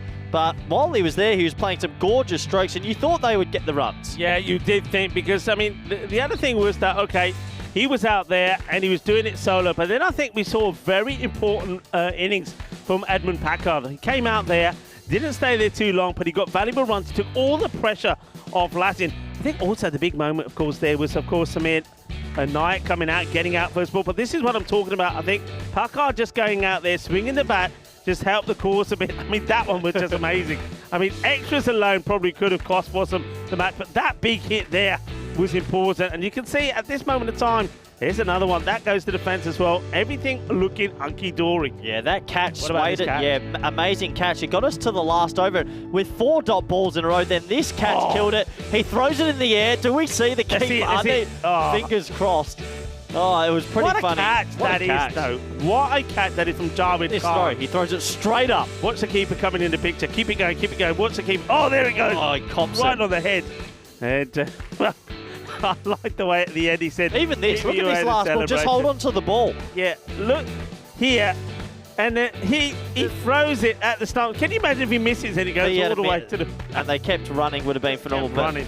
What a game. Victory. What a day. What a weird day of ECN cricket. There's the keeper walking I love the way that Ian Rummy did saying, hey, you are not going anywhere near that lot. Get over there, get your head looked at. Yeah, fair play from Ian Rummage and liking the work from the match officials. But what a match you've seen. Ian Latin, he ends up, well, he batted well. It's just that last over, he lost his touch. Yeah, I mean, what a match that is. I can't quite believe what we've seen there.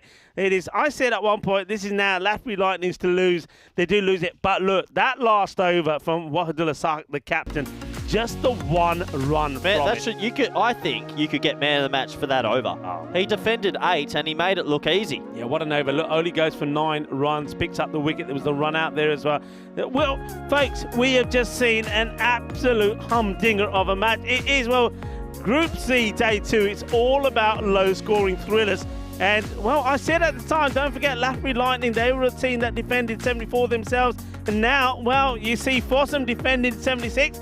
Lathbury Lightning was 70 for 8. What a match. Incredible. Well, if you're loving the action, it ain't done yet. We've still got 2 more matches coming your way. Starting with this one, match number 9 in Group C. It is going to be the Royal Tigers of Budapest taking on Alton. Can Alton bounce back from the defeat earlier today? Well, you're going to take a well-earned rest now. Time to get your blood pressure sorted, and I'll battle on. And Mr. Maximo, Vinny Sandu will be here with me. You can see in just under, or just over, I should say, 10 minutes time. Well, get yourself a strong cup of tea, sort yourself out, have a lie down for a few minutes and come back and join the action as it continues here at the Cartama Oval.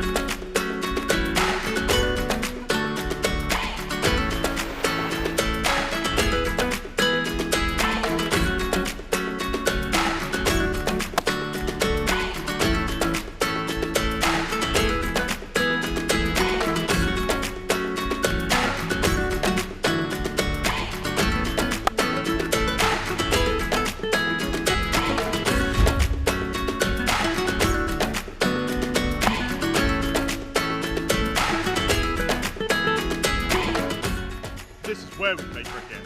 On the Costa del Sol.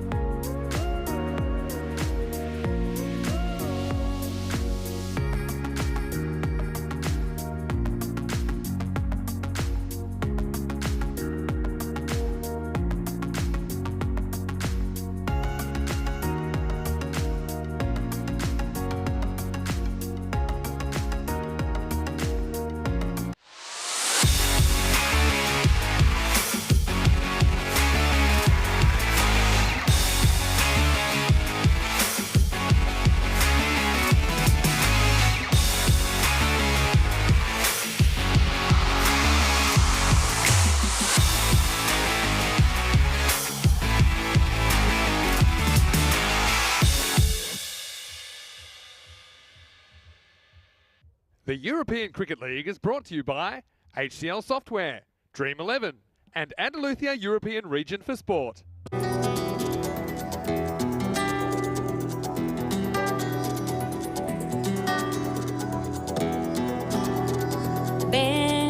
conmigo a cruzar su calle, a vivir su ambiente. Ven conmigo a vivir la vida intensamente. Conmigo ven, conmigo ven. Hello and welcome back to the Cartama Oval. We've had a bit of everything weather-wise in Group C. Also had a bit of everything on the field, haven't we? It has been exciting. It's been competitive. Now only 2 matches to go before the end of this group. We will have to make the chop after match 10 and really, no one really knows what is to come tonight. So don't go anywhere. Coming up is Group C match 9. This is a match between Royal Tigers Budapest, the champions of Hungary. They're taking on Alton of Switzerland. Let's see what happens at the coin toss. Rob Kemming has the 2 captains. Let's see who wins it. Oh. Yep. Heads. Heads is called. It is tails. We'll ball first. It is the Hungarians that win the toss. Their captain Marko Huja elects to bowl first, so they will be on the chase again. And what a dramatic game we had from them earlier in the day. Scores were tied with 1 ball to go, but it was the protractor who was able to knock the ball over the keeper Ketapal with a boundary to win the game for Royal Tigers, who didn't get any points yesterday, but they're right back in the mix. And look, I think there's going to be a few nervous teams still to play that are watching this result right now. But I think, you could see things starting to click. And the scary thing, I suppose, for the people that are neutral is that the Royal Tigers, they do have some players yet to fire, like Safi, for example, and if he gets going, could be trouble. Alton, though, they kind of fell off the play, didn't they, in the first game of the day? Pretty exciting one. They went down to the Lightning again. Their tournament kind of hangs, and with the double chance on the line, I think it's going to be a very interesting afternoon and evening of cricket. Rico Full is in the commentary box, ready to go. Match 9 is on the way. Royal Tigers, they're on the prowl. They have 2 points. They want to make that 4. Over to you as I give you the news that the Royal Tigers Budapest have won the toss. They're going to bowl first. Let's get ready for match 9 in this crazy Group C. Crazy is the word, but action-packed. The European Cricket Network, well, we deliver you the finest and most entertaining form of cricket anywhere on the planet. And right now, where we are on the planet is there, the Cartama Oval, which is the home of European cricket, the home of this European Cricket League, the Champions League of cricket, as the umpires Nilkesh Patel and Tyrone Peters lead the teams out into the middle. And as you saw from Mr. Maxwell, looking very dashing today on Holly, and he certainly got a splash of colour about him. The Royal Tigers of Budapest electing to take the field. So Alton batting first, and they'll be hoping that they can get going. They've got some good batters in their lineup, and they're hoping that somebody who performed yesterday, Yasser Theran, can get going. He was in devastating form when he made 82 of 39, but nobody else really has been able to deliver with the bat for them, and that's what they've got to hope that somebody can. And Anakasaram is another guy that can turn on the style if he can get going. What does the bat versus ball say about this? I thought the last time it predicted the scores it was a bit low, and now I'm going to say, yeah, that's about right, because that's the sort of day that we've had. It's picking the Royal Tigers of Budapest to be favoured 80 to 77. Okay, well, let's see how that works out. Well, he's pretty happy at the moment. A lovely smile about him, Zahir Safi. Looking to make things work, and hopefully they can get another victory here. And remember, the last match that they played, they were, well, staring down the jaws of elimination. They had to beat Beveren, and they did, in what was another low-scoring match. Beveren made 84. And the Royal Tigers of Budapest, it went down to the very last ball when it was Abhishek Ketapal that got the winning runs, hit the boundary by hitting the ball into the deck over the keeper to get the win for his side and keep them very much alive in this competition. Well, those men there, they were expecting more from their boys. They haven't quite delivered. Can they deliver here now? There's going to be, well, Malhet Stanikzai. Going with him opening. He's a hard hitter. He was one man that did produce a little something with the bat earlier today. He made 25 of 10 deliveries, so that Yasser Yasso, as he's known, can go back to some sort of form as well. Talking about form, this man, Pashar has been good. Bold with pace. Can he turn on the style again for the Tigers? It goes down the leg side. It's a difficult one. It will probably be signalled wide, so that will be 2 wides. He does well to get a little bit of something on this, does the keeper, Stan Ahuja. Takes a bit of the pace off the ball. Welcome back to everybody on the chat. I hope you've had time to get your breath back and have a bit of a breather. What a match that last one was. In fact, all 3 matches today, day 2 Group C, have been absolutely amazing. Prashar once more. Stanikzai smashes it big, and that's 6 runs. Balle, Ginna Sona, Shaka, Lagia, que grande, que fuerte. Eso es una 6. Un golpe dulce, más dulce de tarta de chocolate. Talking of sweets today, well, it's a big day if you like sweets. More on that in a moment. National Chocolate Cheesecake Day. Goes a bit wider and will be called a wide, so it doesn't want to put it into the body. I can understand that. Also, Holi in India. A lot of people will be celebrating. It's a holiday that celebrates the triumph of good over evil. National Cereal Day, so I hope you had your cereal today, or some people are probably about to tuck into their cereal. Prashar once more. Edge, chance, oh, taken, but then gets out of his hands. Oh, well, he's there for one thing. He's a man, Zahir Safi, that had all the smiles on his face when he was walking out there.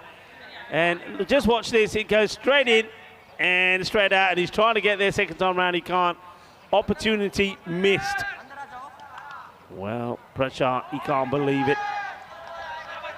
You've got to have everything go your way sometimes. And Alton, well, maybe they need a little bit of luck with the bat. They've certainly got some there now. Hit hard, and that's going to be 4 runs. What a cracking shot this is. It made a beautiful sound. It's like a rifle going off as it echoes around the Cartama Oval. Big shot, 4 runs. And, well, that's the way to deal with it. You get dropped, and then he smashes the next ball to the boundary.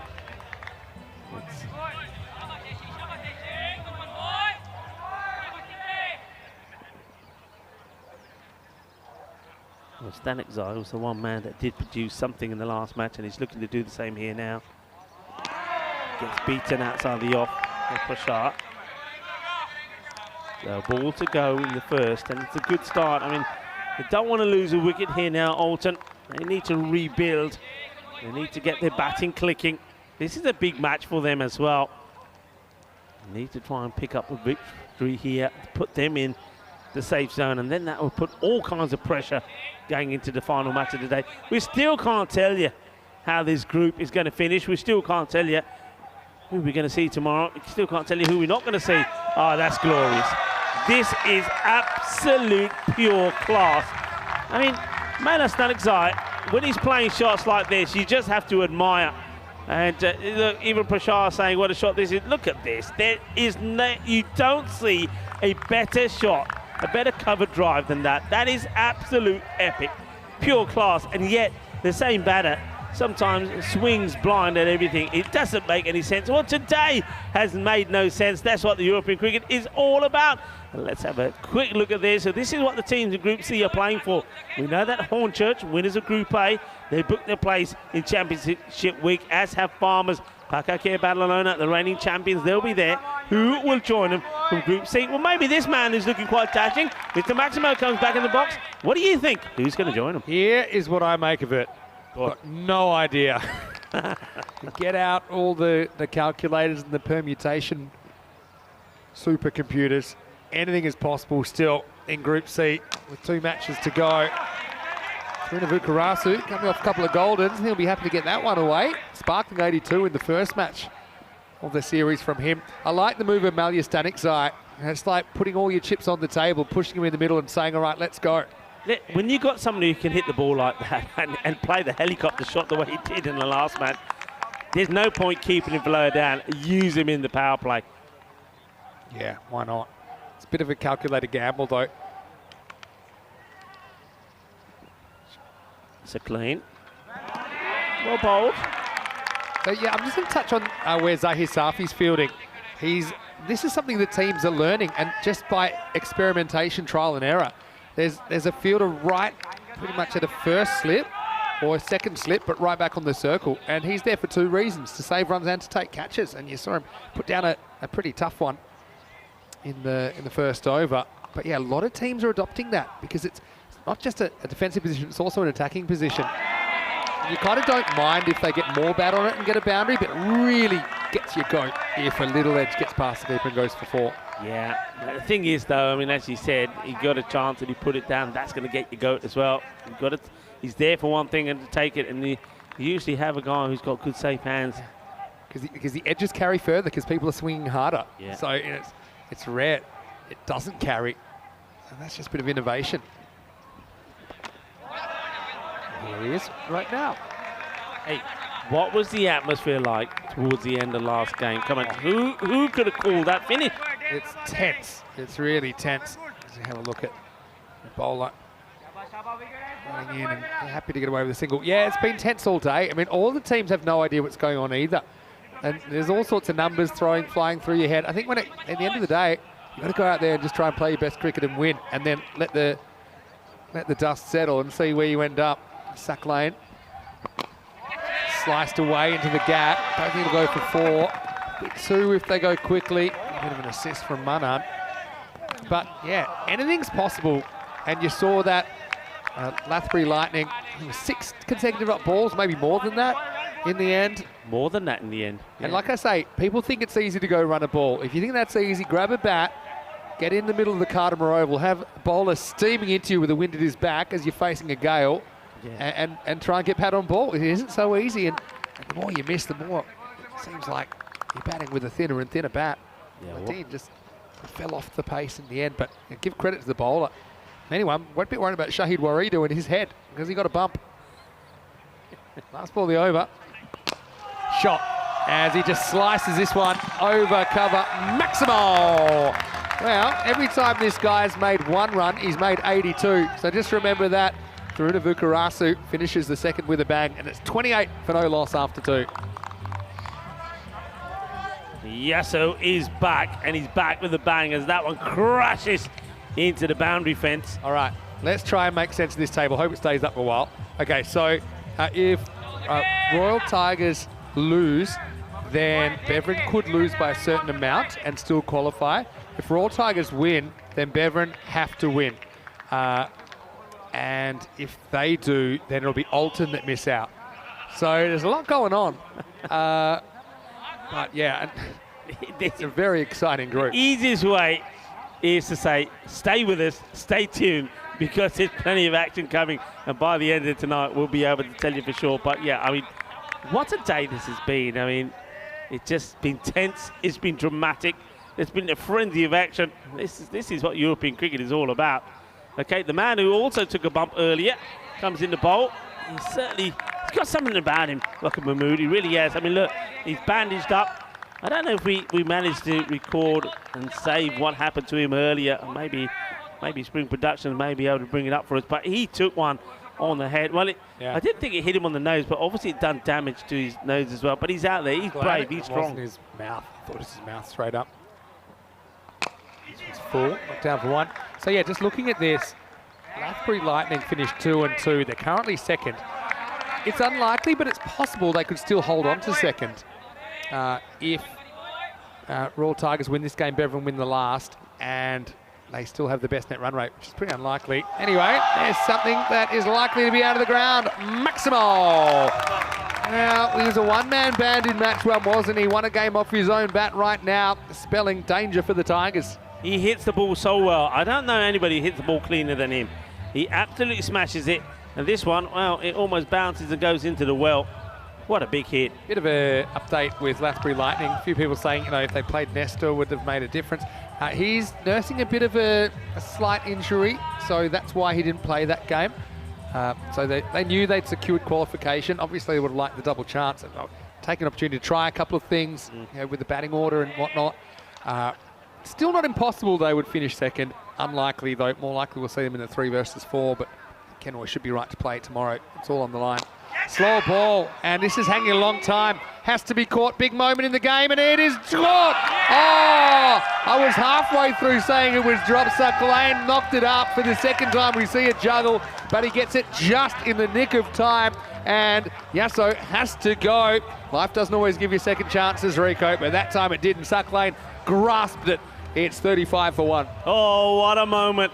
What a big smile. Well, that will be another one that will go on the social media. Well, you know what they say is if you're going to drop it upwards. Well, this goes up a long way. And look at that. One-hand jalebi finish. Well, he started with a nibble. He ended with a big bite. The jalebi catch. And isn't he relieved? Oh, we loved it up here. What a catch. What a moment. Oh, wow. It's lucky but unlucky at the same time through to the Garasu. 15 off 5. If they dropped him, that could have been a real momentum swing at the Tigers. Just hanging on, literally. 35 on the board. So many highlights today, not just close finishes, but the cricket in between's been crazy. Crazy for Group C. Unbelievable stuff we've seen here today. Okay, well, Mahmood gets a wicket. He played, and a bit of a misfield and come back for 2. Yeah, so even let's go back to why he hit up in the air. I mean, it was a slower ball. To be honest, it's one that 9 times out of 10, I think he slams out of the ground. But maybe just tries too hard, gets under it. And Suck Lane grasped it. He didn't quite grasp it, he almost grasped it.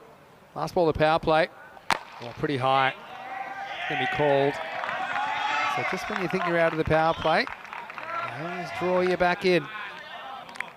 So free hit coming up. Yeah, Sakaram is the new batter that's out there. Yeah, no doubt about this. So even though he's out his crease, I think even if he's standing upright in his crease, that's still going to be above the waist. So free hit, the license to go big. And I tell you what, Stanek Zai, he can go big. Free hit, that's so high, and I think that is gone. Maximo!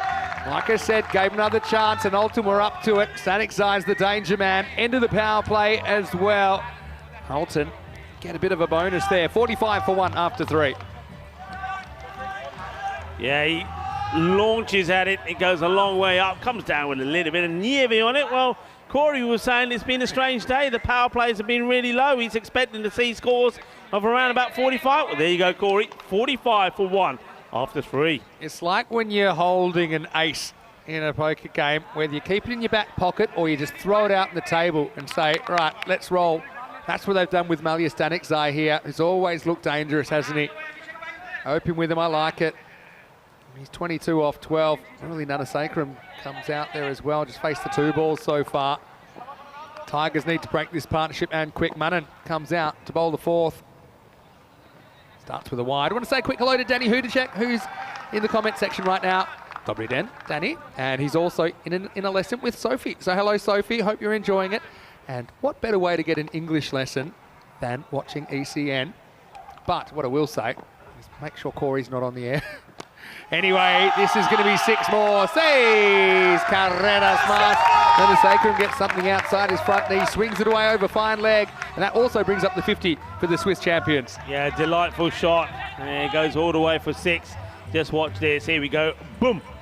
Boom blastic. Shakalagia. And the captain, Shahid Waragu, is happy about that as well. He's sitting there applauding. I've heard a lot about Alton. A lot of people have been telling me about Alton, saying watch out for them. And they showed us a little bit in the first match, and then they fizzled away. Well, maybe it's time for them to come good again when it matters. Tries it again. Doesn't get too much of it this time. This will be a single. So, a shrug, saying first 2 groups have shown it doesn't really matter what place you finish. As long as you make finals day, you can win it. That is true to an extent, but I think small sample size. I think it's a lot more difficult to win at 3rd and 4th. You have to win 3 games instead of 2. So you've got to hand it to Hornchurch for winning it from 4th. I think, obviously, you'd much rather have that double chance because, as we've seen in this group, any one particular game can go any particular way. Also want to say hello to Arun Kumar, who's watching from Romania. Hello, Arun. Arun. You here this time. Of course, United qualifying, not Cluj, for the first time from Romania. That ball gets a big round of applause. Well, Tyrone Peters wants to do a bit of foot skill. It goes wrong, so he says, all right, I'll give it up.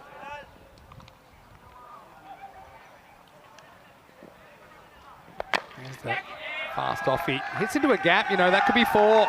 So he didn't really get all of this standing side, but he's so powerful. That was the rolling off cutter, and he goes with the movement. I think the alarm bell's going off at the moment because on a low-scoring day, this is a very good start for Alton. Yeah, it is. It hits this well. There's nobody out there, no protection. I mean, long on, it's got a long way to go if he's going to get there. So 4 runs. They now make a change to the field. Danny's saying he's looking forward to watching the mighty Brno CC in the next few days. It's a bit strange not to have the Prague CC Kings here, but that's the case. A bit like Cluj. Time for seeing another side. Well, tries the helicopter. This has gone all wrong. It should be gone, and there it is. So Static Zai, like a box of chocolates, you never know what you're going to get, and he probably just tries to get a bit too inventive. Though hindsight's 20/20. Big moment in the game, and it ends the 4th over. Manan gets his man in the end. It's 57 for 2. Yeah, I mean, this is a strange shot from. I mean, he's contained himself well. He's played correct, and then he wants to get funky, and he's trying to get funky. He gets himself out. It's not the ball to be playing the shot at anyway. Just gives his wicket away here. But one thing that we've noticed, that man there, Mark Ahuja, the captain, he's got safe hands. He hasn't dropped anything. And he's like one of those guys, I feel like his heart rate is about 40 and it never moves. He doesn't worry about the pressure. Static Zai gets his team off to a flyer, but can they keep it going? That's the question. He's going to have to go. And the score after 4, 57 for 2. Time for El Capitan to come out. So what did he do? Well, he was out there a moment ago applauding the shots. Awesome. Well, it's team effort, and part of that team are the viewers. I think we've got the best viewers in the whole cricket world. And this is the man. There's a head that probably has its own zip code. It's Abhishek Kedapal. He was the last ball hero last time we saw the Tigers on the park. He's bowling over number 5. Pushed down the ground. And yeah, I think with him, it's all about consistency. I mean, if you can hit that spot, he has success. That's full, straight up in the block hole. Can't do much with it. Arun saying it's the best way to spend the evening after work and listening to us. Yeah, of course we do go into the evening European time. Oh, we're here at Cartama.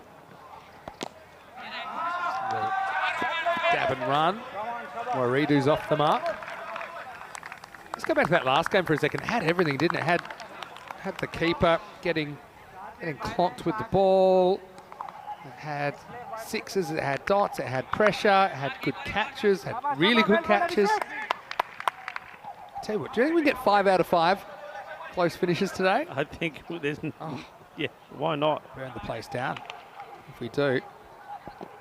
Anyway, Kedapal certainly getting better and better as this series goes on.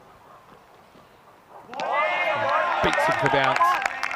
Now, Sakram's a funny one. When he gets going, he looks really, really good. He looks dominant. And aside from 30-odd in the second match they played yesterday, hasn't really fired with the bat.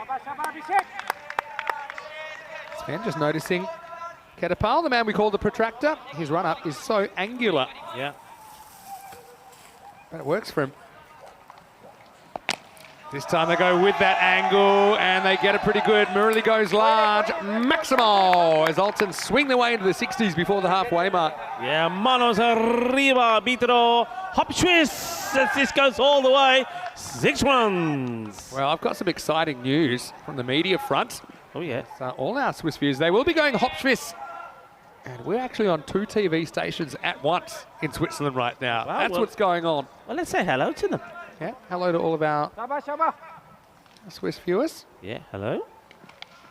All right, in the air hanging, but this is going to go a long way with the wind. That is gone with the wind. Maximo Natasakram There's some feasting on some length from Cartama, who goes the journey once again. They didn't spend too long in the 60s, just one ball. That takes them up to 71. Yeah, really wanted to go for the short one, and he was up for it. And, well, hello to all our switchers. Hop Swiss, as you like to say. And at the moment, well, it is pretty decent.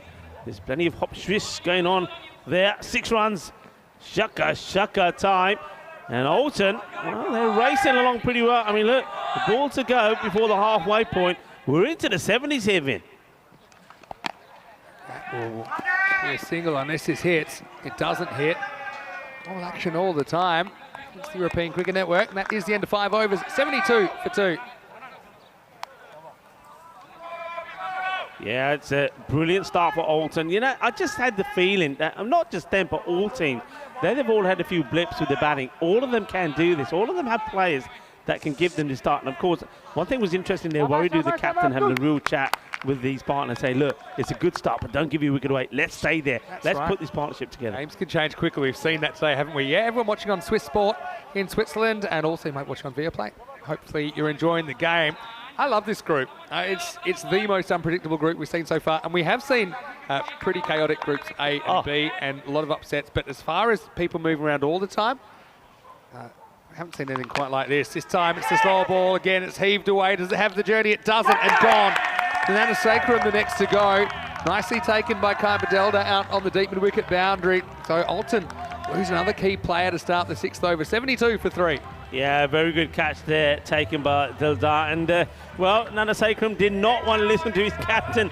And Shahidu Wadadu was saying, hey, stay there with me. Don't give your wicket away. All right, Skip, I know what you're saying. And next thing, well, we've seen so many shots played in this area, but not making it the distance. Nice technique, good catch taken, no mistake from Dildar. One of the reasons you're probably more likely to try and go a bit square, a bit more sideways today, is because that breeze, which is very much behind the bowler. So you're not fighting the breeze as much, but it comes with risk, doesn't it? And that's Sacrum, quick fire, 24 from him. And he's the 3rd wicket to fall, 72 for 3. And we just posted the link to the standings table. Let us know what you make of it. All Tigers, if they don't win this, it's pretty hard for them to qualify, but not impossible. So yeah, we really won't know anything until the end of match 10 tonight. Prathipa Ratnaraja comes out. He pushes and runs. So yeah, they can really turn things around. They're on kind of 137 pace or so with a good second half here. Maybe you can keep it down to around the 110 or something a lot more chaseable. What's been quite a low-scoring day. Yeah, I don't think I've ever seen a day with 3 tense matches that we've had today. So close. Every single match has been so close. I don't remember a day like it. Yeah, I love it. It's only just beginning. Sun's not set. How's this for a full range of motion? It's the proper 360 degrees job. Now that is the kitchen sink and the pantry and the microwave and everything else. This time he waits on, he cuts. Knocked down by Safi. It's a single. A lot of good catches, not too many drops today. Of course, we've got a few. Was there the one you said there's no way he's dropping that? Yeah, I can say that. Works every time. Oh, good one. Just left him at the last moment. What was there to drive? Lured him into the shot. Josh asking about Cartama's run-up. Is that common? No, it's not common. But what I will say is I think it's a weapon if you can do it, because it's unusual. Anything that's unusual, I think batters don't practice against it. Yeah. And, yeah, takes a bit of getting used to. Last ball of the over coming up for Manan. It's bowled a good spell. And this should just be one. It will be.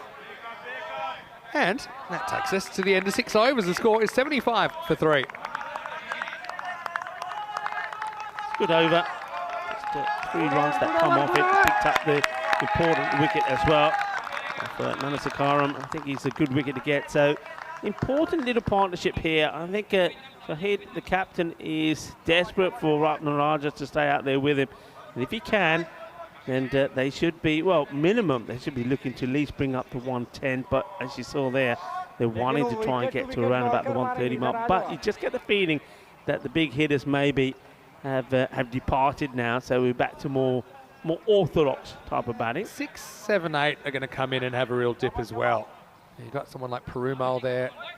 Dion Johnson, who's been batting higher earlier, couldn't really get going.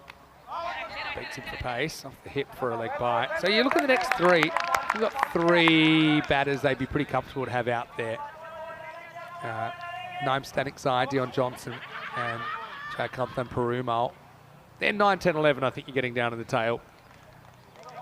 But there's no excuse to be too defensive here. 6 over check-in. I mean, 10s gets you 116. That's a minimum. Let's muscle this down the ground. Just a single. Yeah, big thank you to Kush as well for your contributions in the comments section.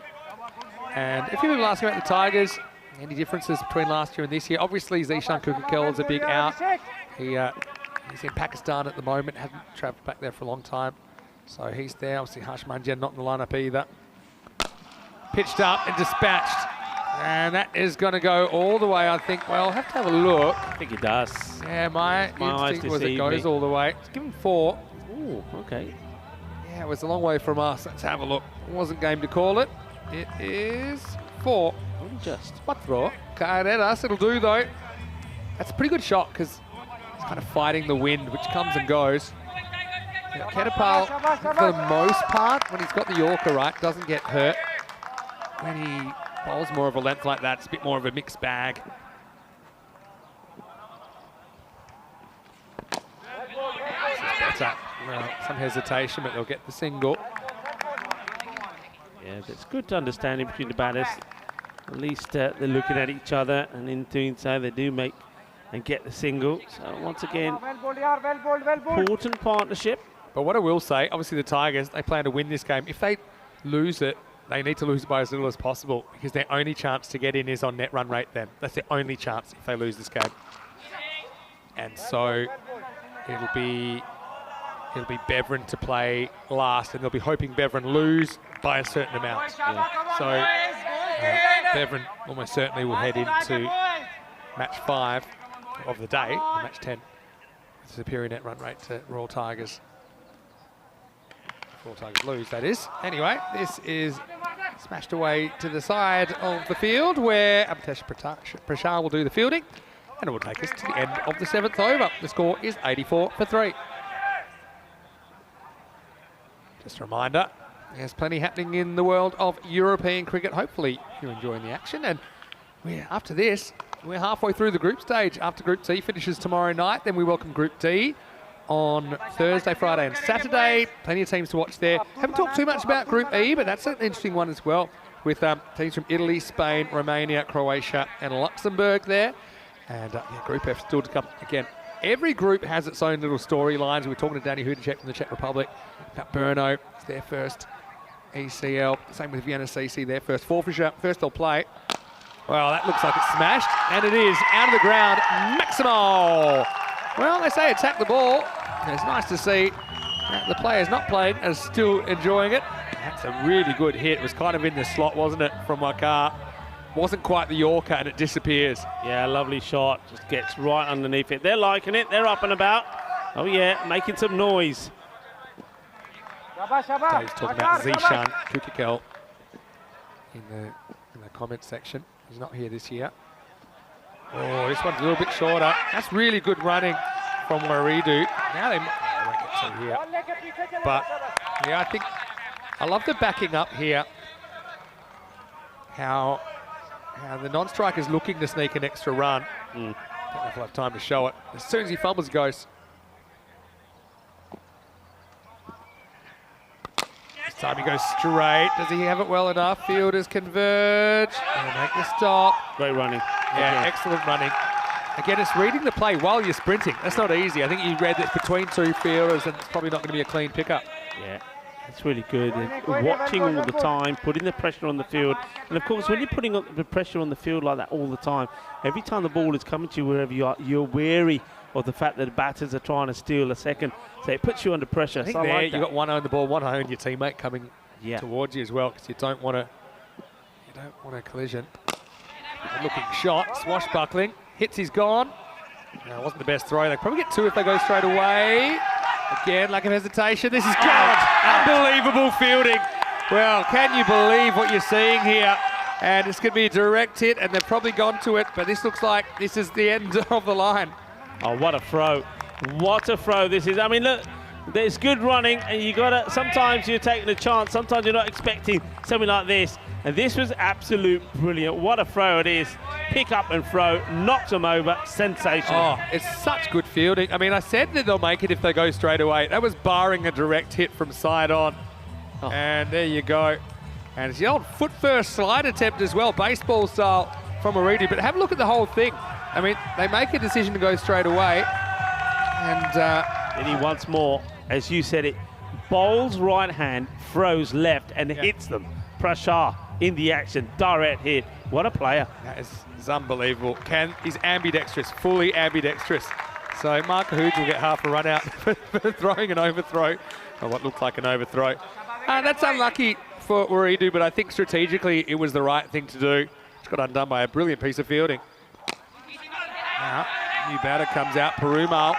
He was the finisher last year in a memorable match against the Italian champions, Precious CC, so he's very capable. Starts with one. Geez, we've seen some cricket today, haven't we? We've seen some exciting stuff. We've seen a bit of everything. We really have. The European cricketers have put on a show for us today, that is for sure. Edgston gone, so Wakar is going to finish with a wicket. Ratnaraja goes. It's all action all the time. And this will be the end of the 8th over. Well held behind the stumps by Stan Ahuja. 8 overs down, 95 for 5.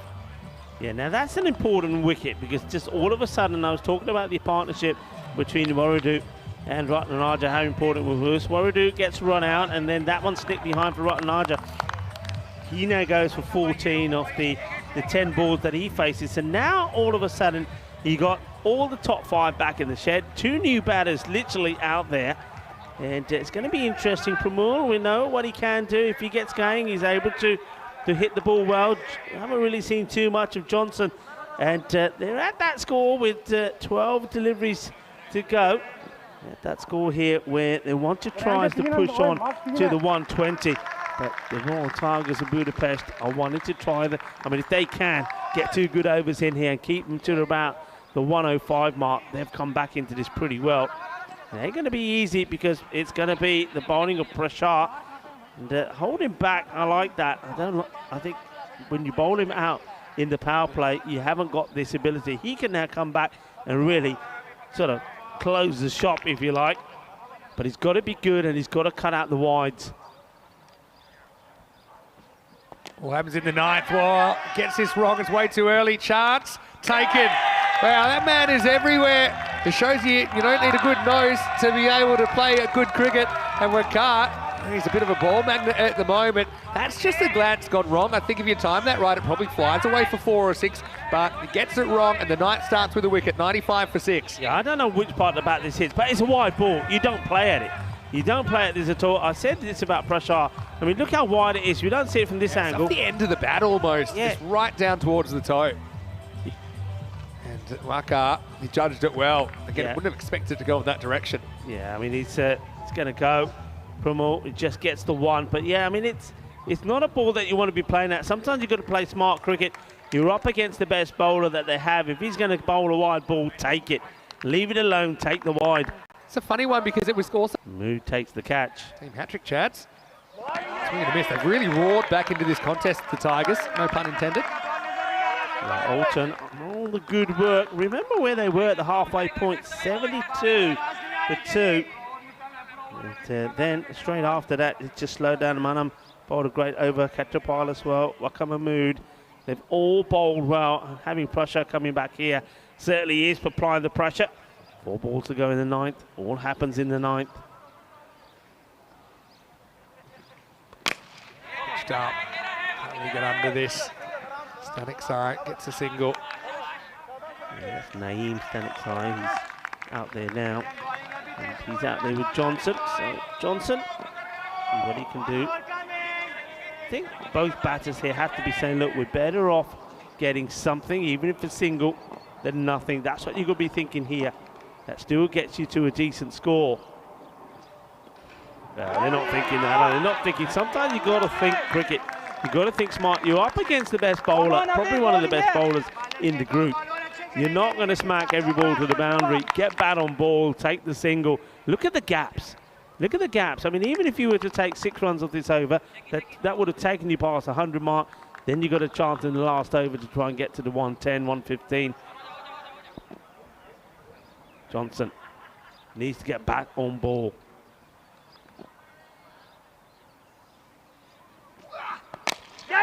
Doesn't get this right into the wind. I think the wind might save him here. He just plops in front of Abdul Rahman.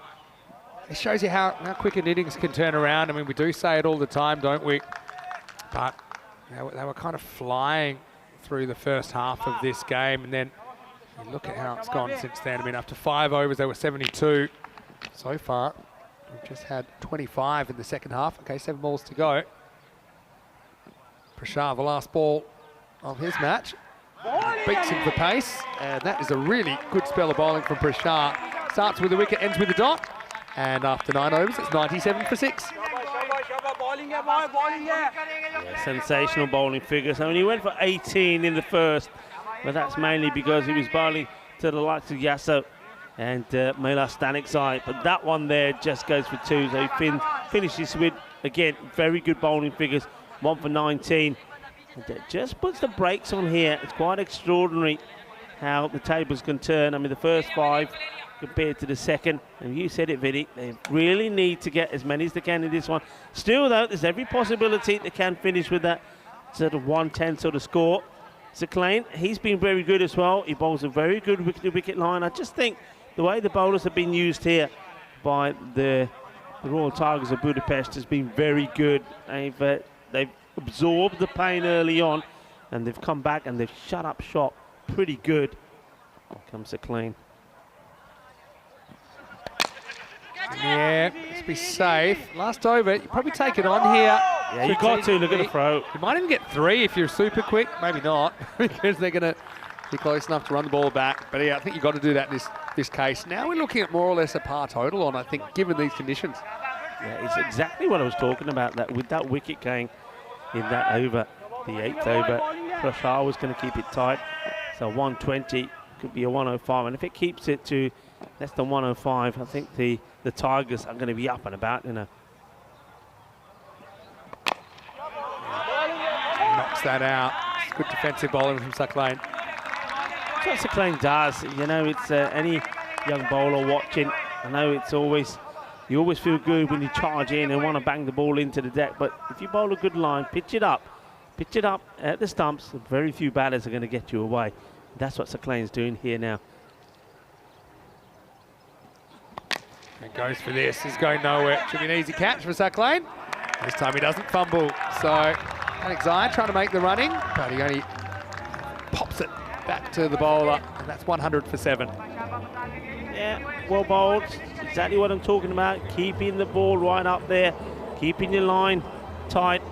So with the score on 100, another wicket goes down. So still not quite at that 105 mark where they'd like to be. Ideally 110. Don't forget, at one point we were talking 137, 140.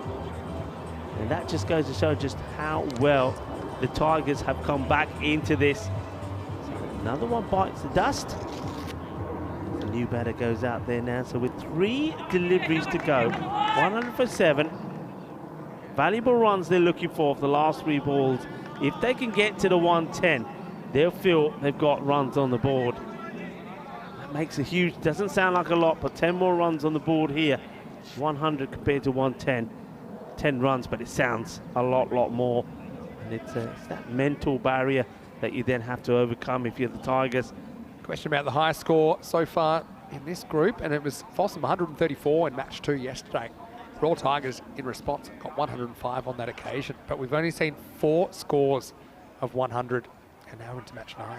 That's between the teams batting first or second.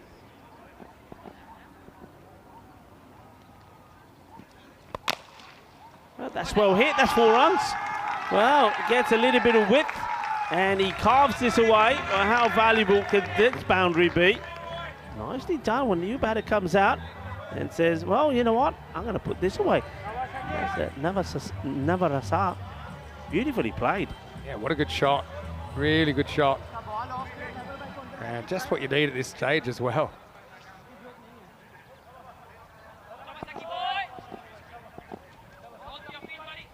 Seclain wants to get back on the money. 2 to come.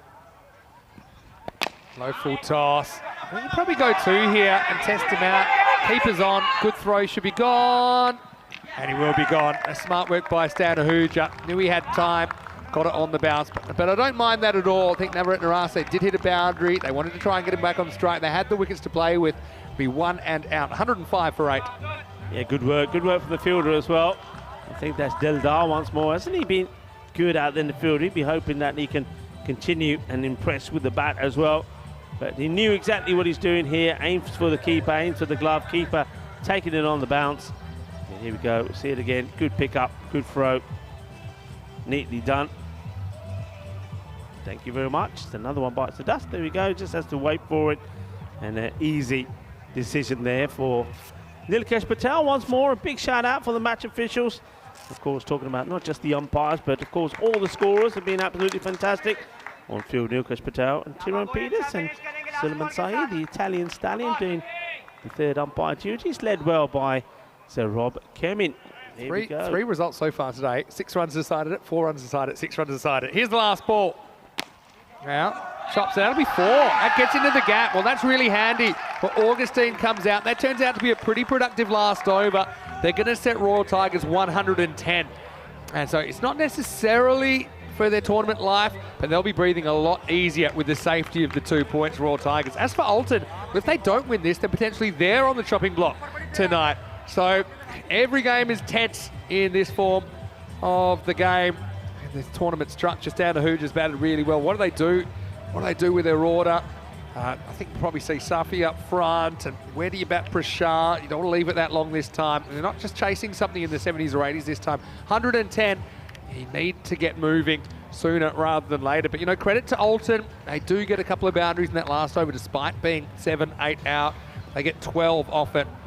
And after a very good night from Prashar that only yielded 2, they do get a dozen off the 10th. As we look back at the highlights, well, plenty of action on and off the field here in Group C. Prashar came out and went for a Maximo early, also went for a couple of boundaries, so uncharacteristically expensive in the first over. There was that chance, though. It went for 18. It got Alton swinging, but 72 in the first half, just 37 off the second half. It was really a tale of 2 halves for me in this innings. Yeah, very much so. I mean, it was all about weathering the storm earlier, and the Royal Tigers, well, though they took a bit of a hit, a bit of pain, but they stood firm, and, well, thanks to reflexes like that, I mean, what a massive moment that is. What a catch that was. Well, that had us up and about. It was great. It was just the sort of action that we've had today. Well, the European Cricket Network serving you with the finest and the most entertaining form of cricket on the planet, and it's because of action like this. And they never gave up, though, did they, Alton? That's that one thing we know we're going to expect from them. Whoever comes in is going to play shots. Well, this one, I think, was a crazy moment from Malaga Stanek. He didn't have to play that shot. He's one man that if he stays there long enough, if he bats 25 deliveries, he's going to score a lot of runs and put your team in a good position. Well, him getting out, well, that allowed the Tigers to get back into it. And, well, Nana Sakaram needed to stay there. He wouldn't listen to what his captain was saying. And then, well, the captain with Ratan Naika was starting to put a bit of partnership together. And then this, the direct hit, what a pick up and throw. And once again, it's Prashar. He has been sensational. Is there nothing that this man can do? One thing I'd like to see, though, I'd like to see him bat higher up the order. For me, the order here should be Stan Ahuja opening up with Kaiba Dildar, and then you've got to have Abhitash Prashar coming in at number 3. I think that's got to be your order. And just keep things a little bit dicey out there with the left and right combination as well, just to put a bit of pressure on Alton. Alton, though, they'll believe they got the runs on the board, and despite this run out towards the end, they'll feel that these valuable boundaries towards the end, you know, there's that 4 there from Augustine, and the boundary earlier from one of the other tailenders, get them to, well, don't get them quite to 110, but it means that 110 is the magical number that the Royal Tigers of Budapest have to go for. So there's that scorecard. As you can see, it was Manas Tanakzai who gave him the perfect start, 26 of 16, but he really does throw his wicket away. Yasso did get going, but he went quickly. A good catch taken there by Seclain. And then also we saw Nana Sakaram. He hoiked out to Deldar. And then after that, Well, they needed valuable runs towards the end, and I just think that those boundaries from the tail, Johnson got an important one. Navasasat Rasa got one as well, and then also Augustine right towards the end could make the difference. And the bowling figures, Wakar Mahmood bowled well, 2 for 27. Abdul Manan pick up the bowlers for me, 2 for just a few runs, just a handful of runs there, 15. But once again, I think Abhitar Prashad, though he went expensive for his first over, where 18 came off it, he only conceded, well, just a couple of runs in that last one. There was a few leg byes in that first over as well, but he bowled really well, and I think that 9th over really did put a squeeze on Alton. But Alton came back strong, got 12 off the last, got to 109. So we're going to leave you with the mid-match summary of this match number 9, and remind you that myself and Mr. Maxwell, Vinny Sandy, will be back in about 10 minutes time for the conclusion of match number 9, and a very important one indeed. Royal Tigers here once again fighting for survival. If they can get a victory here, then they'll breathe a sigh of relief, and then all the pressure goes on to the last match of the night. Join us in about 10 minutes time.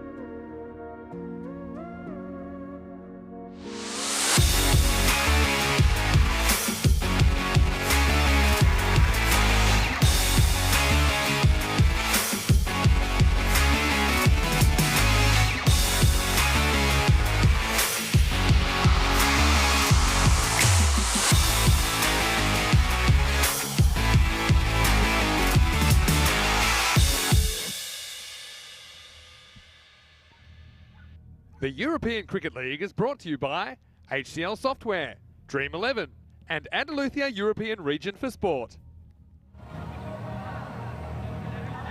Hello cricket lovers and welcome back. Well, day 2 of Group C has been an interesting one, hasn't it? It's been close matches all the way through. There's been drama, there's been excitement, there have been heroes, there have been villains, and there's been maybe some shocks and maybe some not so shocks. It's been one of those days where everything has happened. This match, how is this going to finish? Well, what I can tell you, at halfway point, it's 109 for 8 Alton. That's what they put on the board. So 110 is required for the Royal Tigers Budapest for victory. They haven't quite hit their marks with the batting, but are they saving it for when it matters? They really do need a victory. Well, they don't go with what I thought the batting lineup should be. Abdul Rahman is going to be the opener, and he's going to be joined out there by Safi. There's the first delivery. And it's from Danik Zai. Gets a thick edge on it, and the fielder, well, he had to get down and make the stop. He doesn't. And it goes to the boundary. 4 runs. It was a little bit of a half-hearted effort, I've got to say, from Narase. And yeah, it's almost like he ties his legs in a bit of a knot and gets himself in a bit of a muddle. The ball goes past. It's 4 runs straight away.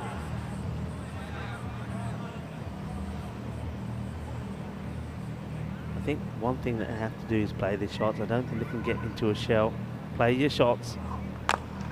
Good come back from Miller, and well, he needs to just hold on to it.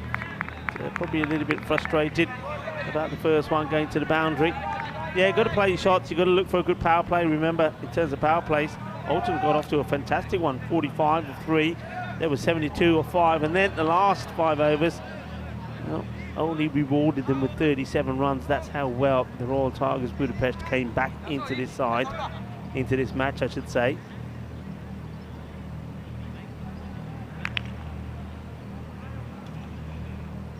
Danik Zai.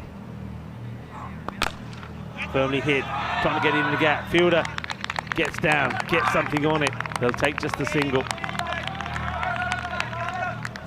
So also, I think the case for Alton, where if there's an opportunity, you take it. You've got to.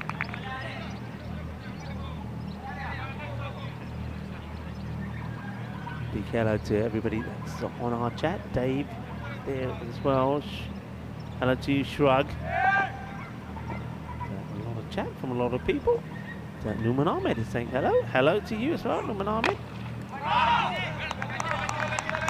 Well fielded, no run. And the fielder there, Nana Sakara, just reminding the fielders out on the leg side that they do need to back up in case he decides to have a throw. Yeah, thrilling day it's been. That Lightnings beat Alton 74 to 68. Beveren got beat by the Royal Tigers of Budapest 84 to 88.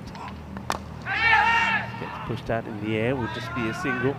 Then we saw that incredible match number 3, Fossum putting 76 on the board, and Lapri Lightning were winning the match all the way down to the last over, and then all of a sudden they ended up losing it with just 1 run being scored at the last over. A sensational over from Wahidullah Sahak, the captain.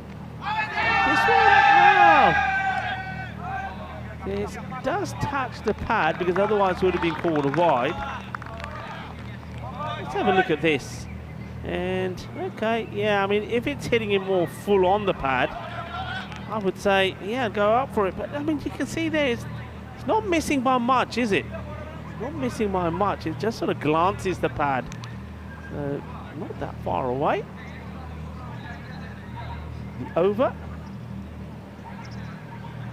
comes to an end, and it is the end of the first 6 without loss. Number of matches without a golden ball keeps going up, only just, doesn't it? We get close. It's been teasing us.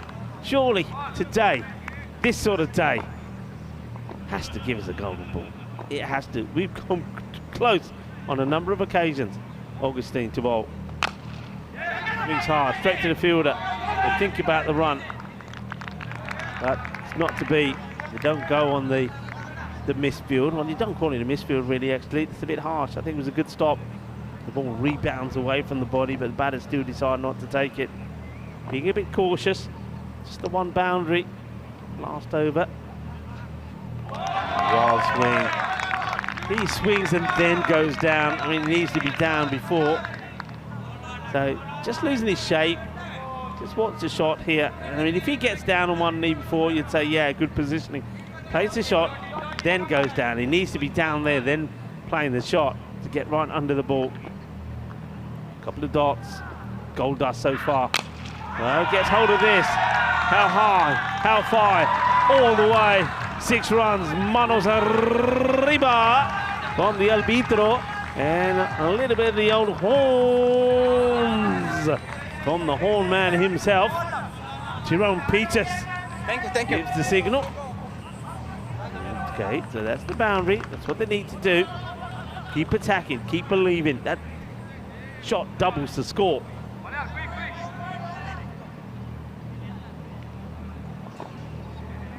Don't want to fall too far behind the rate at the moment, around about 11. A couple of boundaries.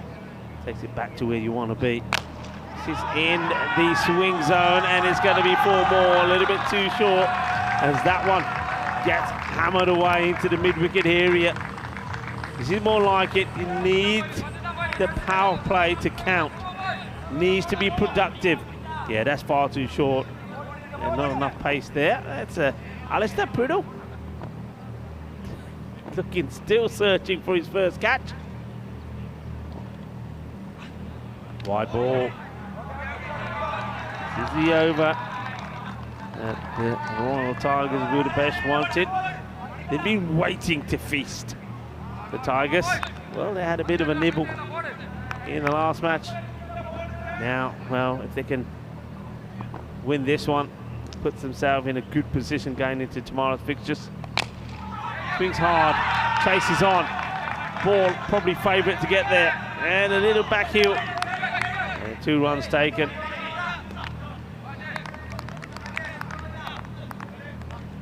Good over so far. They go. Past the rate required, so this will only help just bring the rate down now. A boundary here now would make this a fantastic over and get them right back on track where they want to be. After that pretty good over from Elastanik. Only the 1 boundary came off him. Augustine started well. The first 2 deliveries were dots. In the air, and it's going to be 4 more. It's agonisingly Elastanik is back paddling, can't get there. Good shot to play in the power play. A good finish to this, the second over. And it's been a fruitful one. Augustine, he goes for 17. And just like that, the score goes up to 23. This is what they're playing for. Royal Tigers of Budapest want to shift at the bottom of the table. And, well, by winning this one, they go above Alton. That then puts all the pressure on Beveren. Beveren played the last game against Fossum, who are top of the table. Things can change so quickly. It's quite crazy. It really is.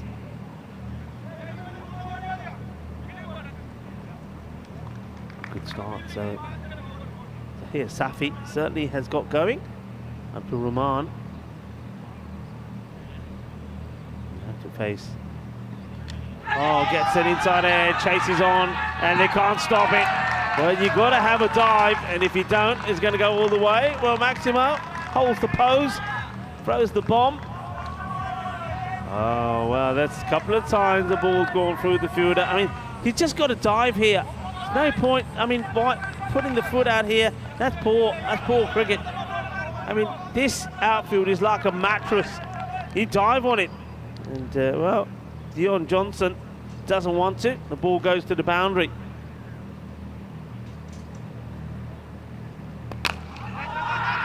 It's time to the fielder. Gets the throw in. The batter gets home. So both batters, good positive start this.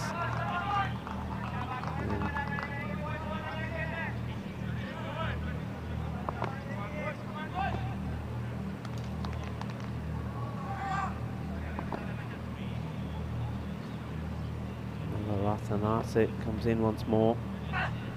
And this has been absolutely pinged. It's on the middle stick, but once again, it's all about the length. Well, Safi's made an explosive start. 21 of 9 deliveries. Yeah, it's been an interesting one, isn't it? Luck factor is always a thing here. This is well knocked down by the bowler. Gone for that kind of fly slip again. It's a bit of a fixture now. It's a Swiss Army knife for positions really as well, because it's a boundary save, but also an attacking fielder, because it'll be an uncontrolled edge that flies there on the full. Navaratnam Rasa, he bowled so well earlier on, able to take 4 wickets. Yeah, right now, I mean, 33 is where they want to be after 3 overs. That's exactly where they are with the ball to spare in the power play. Nice big delivery, Rahman. Can he get himself going? Nice looking drive, but picks out the fielder. I'll just eat the one, that's fine. So, game in the balance, important game for both sides, Rico. That's the end of 3, the score 34 without loss. Yeah, and as you said, it's where they want to be, and I think the key thing here is this time around haven't lost any wickets as well. We know that you've got the likes of Stanahuja still to come out there, Dildar as well, who batted very well. Player of the match performance from him in their victory earlier when he made 27 of 15 deliveries. So they're in good shape. This run chase is on. Such an interesting group. And that washout kind of threw everything for a loop as well last night, with Alton and Fossum splitting the points. And right now, if Royal Tigers were to win, then Beveren have to win, and that will mean Alton miss out. If Royal Tigers lose, it's important that they don't lose by much for their sakes, because Beveren could still lose by enough that the Royal Tigers could climb the ladder despite not winning, by losing by not too much. So that might hurt your head.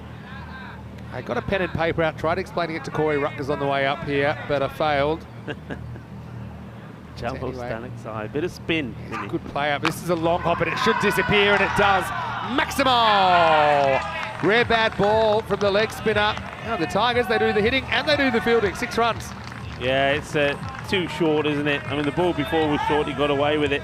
And I think the batter then this time says, you know what, I'm not going to come forward. I'll wait. He does wait, and he pins it.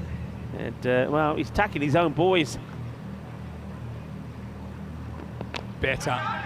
It's not easy to get after this one. They'll just get one. Celebrity chatter, I noticed, in the comment section right now. Ramesh Satheesan, the Romanian skipper, and the United CC Bucharest skipper, that we will see very, very shortly as part of this ECL. Hello, Ramesh. Hopefully you're well. How's your preparation coming along?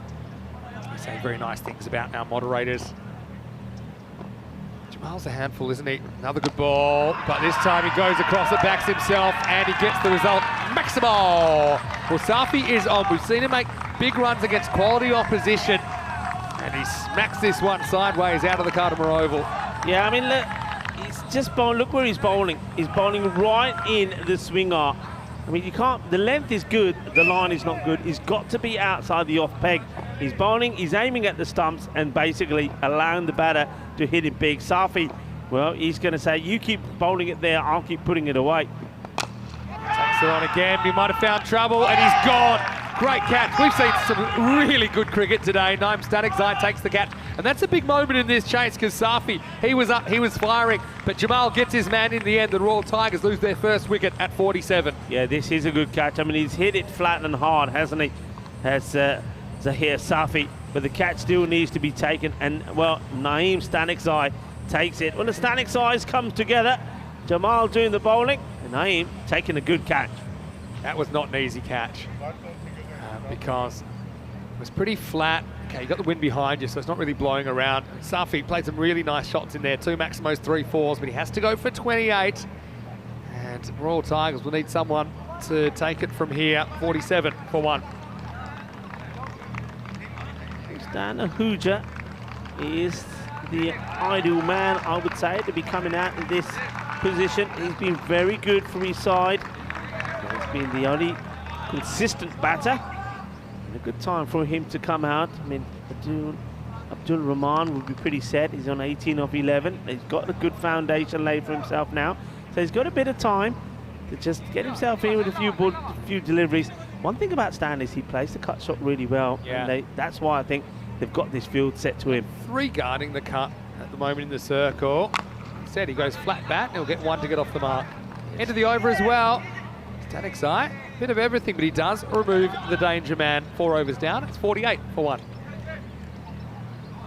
Yeah, you'd say that's a good time to take a wicket because we know what Safi can do. He's just coming good.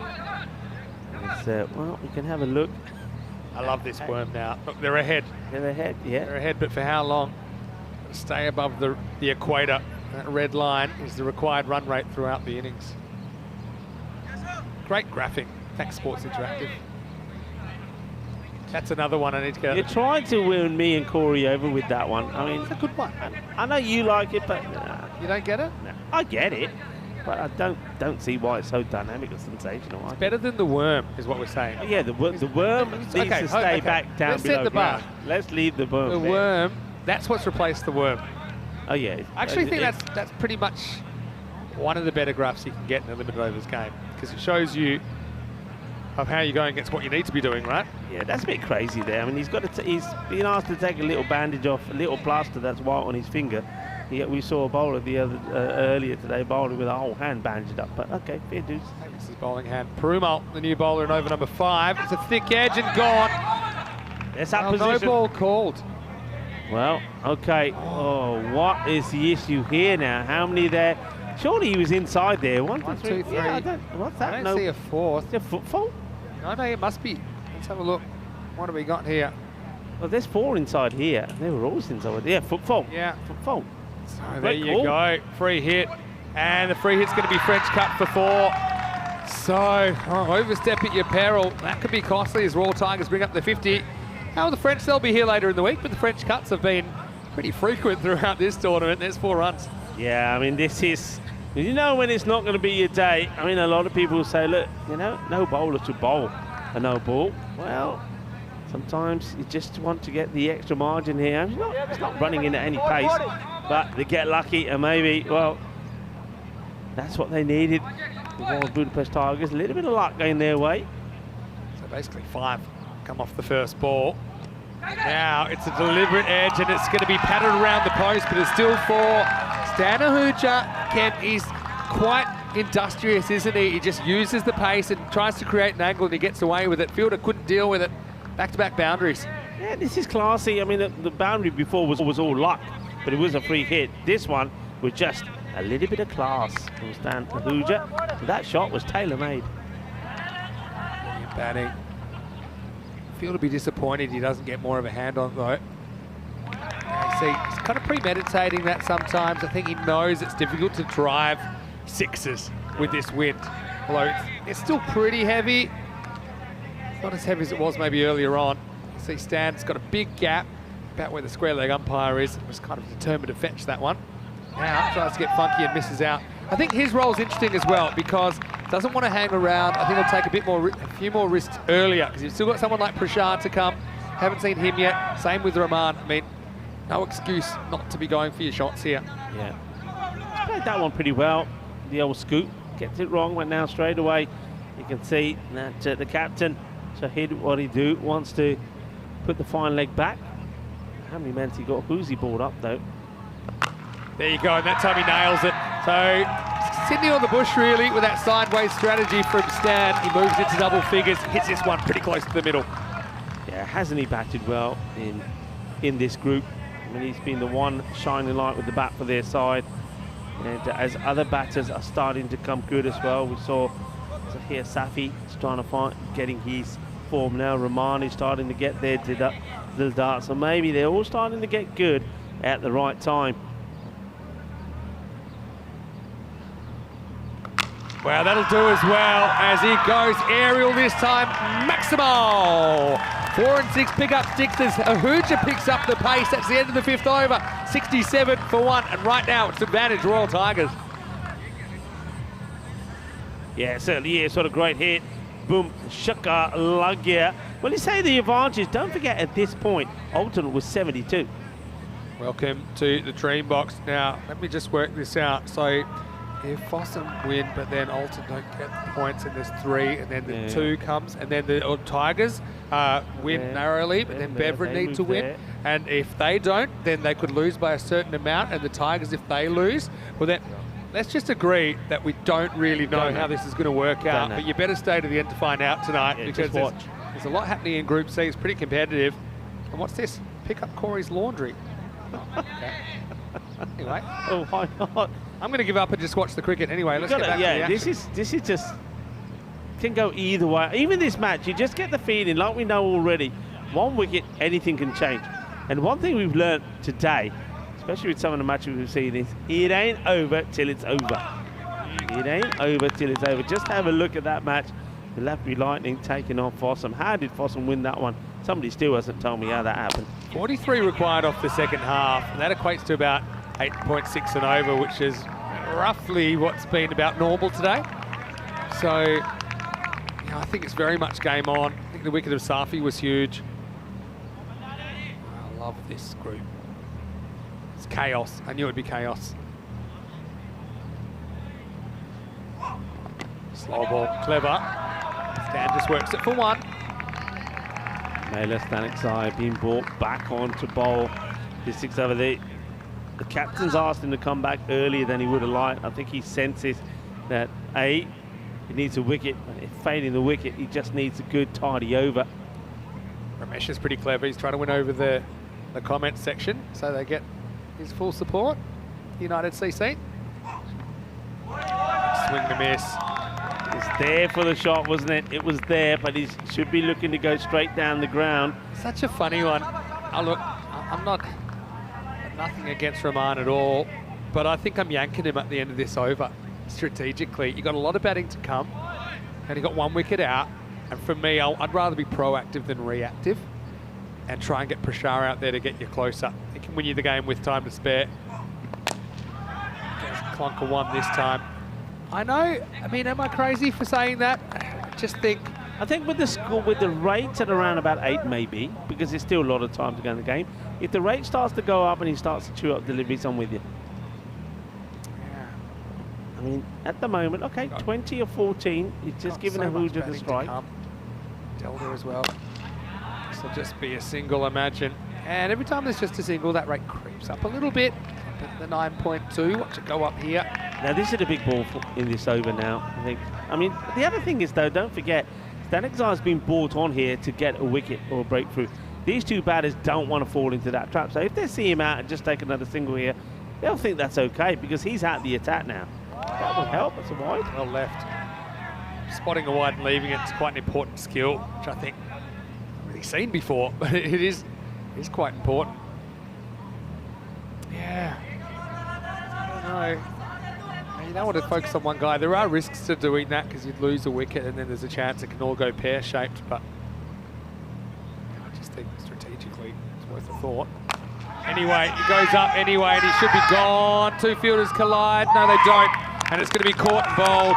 Malia Staniksai says the best job is the job you do yourself. And so we won't have that conundrum at all. That's 6 overs down. It's 72 for 2. Now, it'll be interesting. Do they send in Deldar? He had to move. I've turned around on this. I think that if the bowler calls it, it is. He outranks everyone. He's like the king on the chessboard, even though the queen's got more powers. Because if the bowler calls it and drops it, then it comes back on him. So I think that... Yeah, I mean, if he's dropping that, everybody would have been all over him. No, but he takes it and he's a hero. Yeah, exactly. Okay, so who are they going for? Is it Deldar? I think it is. Could be Deldar. It's last time. So what do they need? 38 off 24.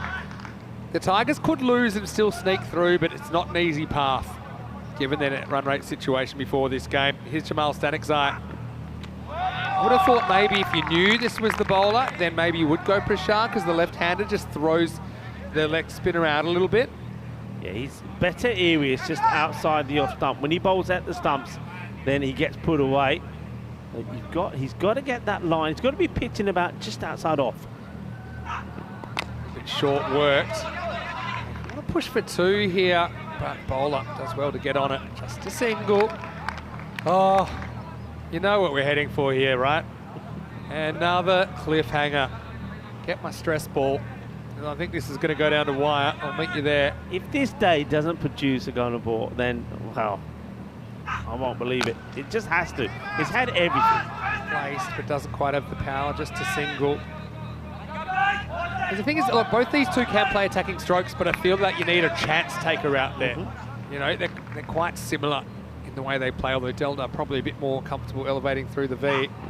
Ahuja goes, and I think he picks out the field, but on the bounce, and just a single. Yeah, Augustine thinks about charging it and then realises he's not going to get there. Makes the best choice. Takes it on the bounce. Looking a bit nervy there. There's Mark Ahuja, the captain. Pitches up, he goes for it and he gets it. Oh, that is what Delta brings to the table. He can go downtown, he goes Maximo. Just what the vet ordered for the Tigers. This is a cracking shot. Ginna Sona, he's hit that well right out of the middle of the bat. That is sweet. That is sweeter than a bowl of glove jambu. 6 runs. Oh yeah, they're loving it. And well, they're firing a few arrows. And I think that was a bit more of a bomb than an arrow. Big hit. This time he goes again. Does he clear the fielder? Oh, he doesn't. He doesn't get there, the fielder. He tried, but he fails. Maximo back-to-back, and maybe that puts the Tigers back in control. Oh, it does, yeah. He's bowling too short, the spinner. And if you bowl this length, you're going to get punted. I mean, a superb effort. Superb effort. Down, you know. I was just waiting to see. Delta, that's not an easy shot as well. He muscles that out of the ground. So 7 overs down, the score 87 for 2. I mean, this becomes a super interesting game tonight. I mean, for me, awesome. Looking at where they're at, they look to have secured the double chance already, but Beverin, they will, no matter what happens, they'll be playing for their tournament life because they have to play well enough. Yeah. If the Tigers win, then they'll have to win. So simple as that. That's match 10 coming up in around about half an hour. Fossum from Norway won the toss, elected to bat. Wahidullah Sahak wasn't he a hero with the ball in the last over. In match 8, bringing in Kulpak Mamond and Anas Hussaini. So yeah, Fossum have got that liberty. Beverin, well, play well or go home. Unbelievable we're saying that. Time for over number 8. Slammed hard. So it's advantage for all Tigers right now, but as we saw in that Lathbury Lightning game, things can still go awry from here. Everett Narasa is having a very good tournament with the ball. He's brought on the 8th over. Yeah, Narasa, his first over wasn't his best, but I like the way he was able to change up the pace. Can he get the breakthrough? Delta resumes the driver's seat. He's on the walk, and he slams it, out of the ground. Maximo! Well, death, taxes, and Alistair dropping catches, they're the 3 certainties in life. Doesn't matter. Tigers now fully in control of this contest. And remember, that Alton, if they lose this and Beverin win, Alton will be out after their amazing start to the tournament. So, crazy, crazy permutations in Group C. Keep telling Alistair, don't try and catch it. He's not listening to me. He's going to do himself an injury. Leave him alone, Ali. Leave him alone. It's a fake step this time. He ends up going back and misses. Yeah, so from here, you don't have to get super crazy, but pressure's a funny thing. We saw that. I'll mention it again. The Lightning chase. They had something like 6, 7, 8 dot balls in a row or something like that at this stage. We're at runner ball, basically. But, I mean, you got Deldar, the way he's hitting at the moment. And that hit straight down the ground was something awesome. Was. He's been a game changer, hasn't he? 19 off 5. Steps across and misses. Called a wide. It's an interesting one for me.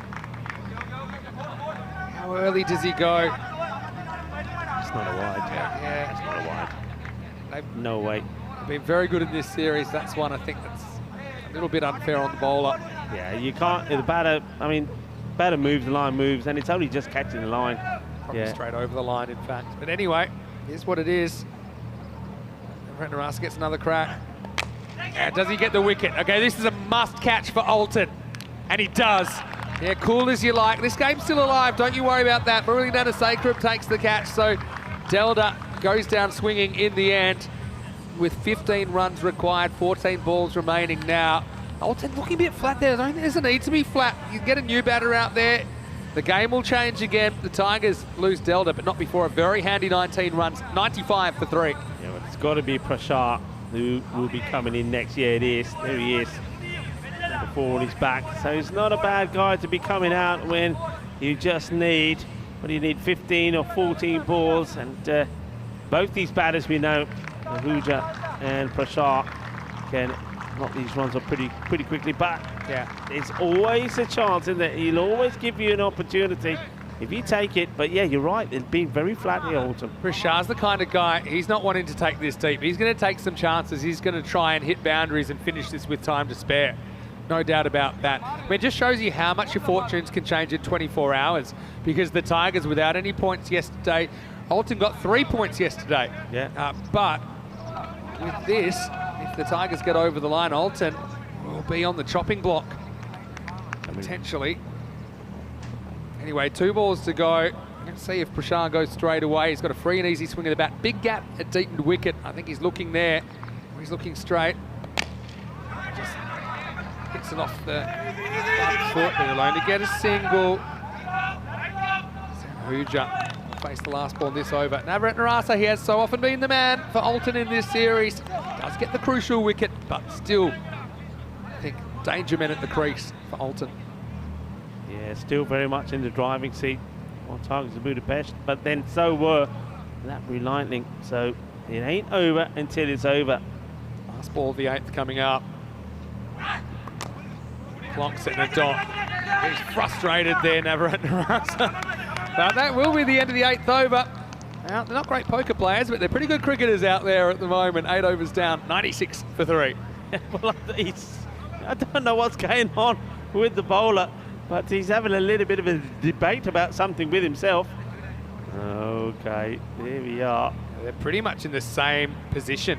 Now, if you remember what happened the last 2 overs of the first half, it was actually Prashant delivered an outstanding 9th over. Only went for 2, but the last over went for 12. So at this stage, Alton were 95, Royal Tigers are 96.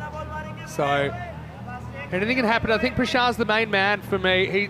If I could choose one Royal Tiger to be out there at the moment, it probably would be Prashant. Also left-hand, right-hand combination. Haven't seen Mark Ahuja. See on your screen there, haven't seen him yet. Need someone to bowl a really good 9th over. They've gone back to Augustine. He was a bit expensive in his first, but he is a match winner with the ball. Edge and dropped. Well, it came off the keeper and popped in the air. I thought there was going to be shades of Gozo there, and it might go to a fielder. Oh, it's a big moment. He does get 2 gloves to that. Shahid Waridu. Wished he'd done better. Yeah, the captain putting it down. Yeah, he needs to catch this one. I mean, it hangs, doesn't it? If that slip was a bit close, he probably catches it. But anyway, Prashant out the way, over to Stan Ahuja. 13 off 11 now. Edge of your seat time again.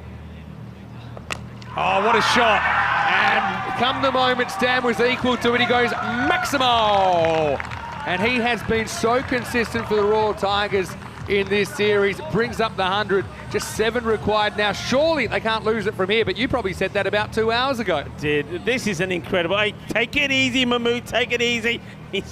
Take it easy. You don't want anything starting to come out of your nose. Yeah, what a shot that is. What a shot that is. If Royal Tigers win this, then we're losing one of Alton or Beverin tonight. And this is a great shot as well. I don't even know what this is because it went so fast. I think it might have gone for 6, and it has. Maximo ties the scores, and just like that, this could be over very quickly. What a pull shot this is. What a shot. We've seen 2 back-to-back magnificent shots from Stan Ahuja. Absolutely incredible. Have a look at the swivel on this. Oh! And this one, well, it's flat, and it will go all the way for 6. Oh, well. Thought we'd have a close one. It looks like it won't be anymore. I mean, Alton, they've got a very nervous couple of hours ahead because they're going to need Fossum to win. Otherwise, their ECL is over. Anything will do it now, and Stan finishes it with a boundary. Well, he's going to finish with 40 not out of 18 balls. Now, a bit of Michael Bevan about Stan Ahuja in that one. He is the finisher in this instance. And the Royal Tigers, they do it with 8 balls to spare. They have turned their ECL around. Everyone wrote them off after the first day, but 2 good wins here, 2 tense wins. They are right back in contention. And now I think it seems clear that they will feature on finals day. Yeah, what a story. What a story. The Royal Tigers of Budapest, they were in all sorts of trouble. Remember, I know they did all the hard work about Beveren, restricting them to 84, but they made a big song and dance of it. It was a last ball finish when Quetzalcoatl got the winning runs. If they hadn't won that game, then it would have been irrelevant what happened in this match. And well, here they are again, going back to winning ways. And that man there, well, I don't care what anybody says, there is your player of the match, Stan Ahuja, and he's been very much the player of the team. He's been sensational. And, well, Alton, they were not sensational. They made some errors in the field. And the bowlers, they didn't bowl a good line. One thing that we've seen today is that bowlers have executed the line brilliantly, pitching the ball up and knocking the stumps over. I think Alton were just a little bit too short. And when you're short, good batters, powerful hitters are going to go to town. And that's what we saw from the Tigers. They went to town. They were roaring, and they roared all the way to victory. And you see one bowler coming after another, just too short. A very good catch there taken to get a wicket. That was a Naeem Stanexai, and that came out of nowhere really, because at that point the Tigers were really racing along, but that was the one to get rid of Safi. But Safi went, but out came Stan Ahuja, and he started off with some delicate shots, didn't he? Not trying to hit the ball too hard, just guiding it away, using his class. Yeah, it was a really good innings. I mean, again, Royal Tigers, they got the benefit of a bit of a start from Safi that time, and I think that made all the difference to chasing this 110. That was a good catch taken by Malia Stanexai, but again, probably wasn't a bad wicket to lose given the game situation and given the players they had to come. They were probably a little bit suited to the situation. Oh, there we go. We had the crossbow back, and yeah, I'm liking what I'm seeing from the Tigers today. Look, they were just able to deliver under pressure. So look, I tell you who's happy with that. Fossum now will definitely top the table regardless of what happens. And we've already seen them kind of rotating their squad a little bit in the last game. Beveren are now the only team on 2 points. They are trailing. Beveren must win tonight. It's as simple as this. If Beveren win, they go through and Alton are out. But if Beveren lose, then Alton stay and Beveren go. It's simple as that. 3 teams now have secured their spots in finals day tomorrow. It'll be the Swiss or the Belgians going home. And it shows what we know, because after match 1 yesterday, we said, are we looking at the final here? Well, definitely not, because one of those teams, they have to walk tonight. Yeah, I mean, it's been that sort of group, and it's changed from, day 1 to day 2. And talk about change. Well, the Royal Tigers of Budapest, they've changed their fortunes in a day with a very close victory first up, and then this one. It's a good one to win. And look at that scorecard. It's a healthy scorecard. We haven't seen a healthy scorecard, but you saw a number of batters performing very well. Abdul Rahman, he did his job at the beginning, 20 of 15. Zahir Safi, 28 of 12. And then Stan Ahuja, undefeated, and 40 of 18. The bowlers, well, they've all took a little bit of stick. As I say, I don't want to be too critical, but apart from Mela Stanexai, they just didn't bowl in good areas. They're a little bit too short. They allowed the Royal Tigers of Budapest to dictate and get under them and get to the winning margin. Winning by 7 wickets and doing it with, well, we're doing it with 10 balls to go in the end as well. So it was a very comprehensive victory. But of course, it all now goes down to the big match tonight. Which one of Alton or Beveren are we going to have to say goodbye to? Alton, they'll be sitting and watching with intent. They'll be hoping that Fossum, their neighbours from Norway, can do them a big favour. Beveren, the Belgian side, haven't yet clicked themselves. Maybe they, like the Tigers, are going to shine at the right time. Well, it's going to be huge, isn't it? It's all to play for, especially for Beveren. And let me just blow your mind again. I mean, Beveren on the chopping block, but if they win by enough, they could still finish second and get the double chance. That's crazy. So it's that kind of a group. Stay with us, because when we return in 15 minutes, we'll have match 10. It'll need to be a 10 out of 10 performance for the Belgians if they're to stay alive in this tournament. Fossum sitting pretty at the top, but they won't want to have any mercy leading into finals day. Vinny Sandu, Mr. Maximo, here with Rico Full. Join us, the lights are on, and we are home, and we are ready for more action. Group C, bringing it here at the European Cricket League.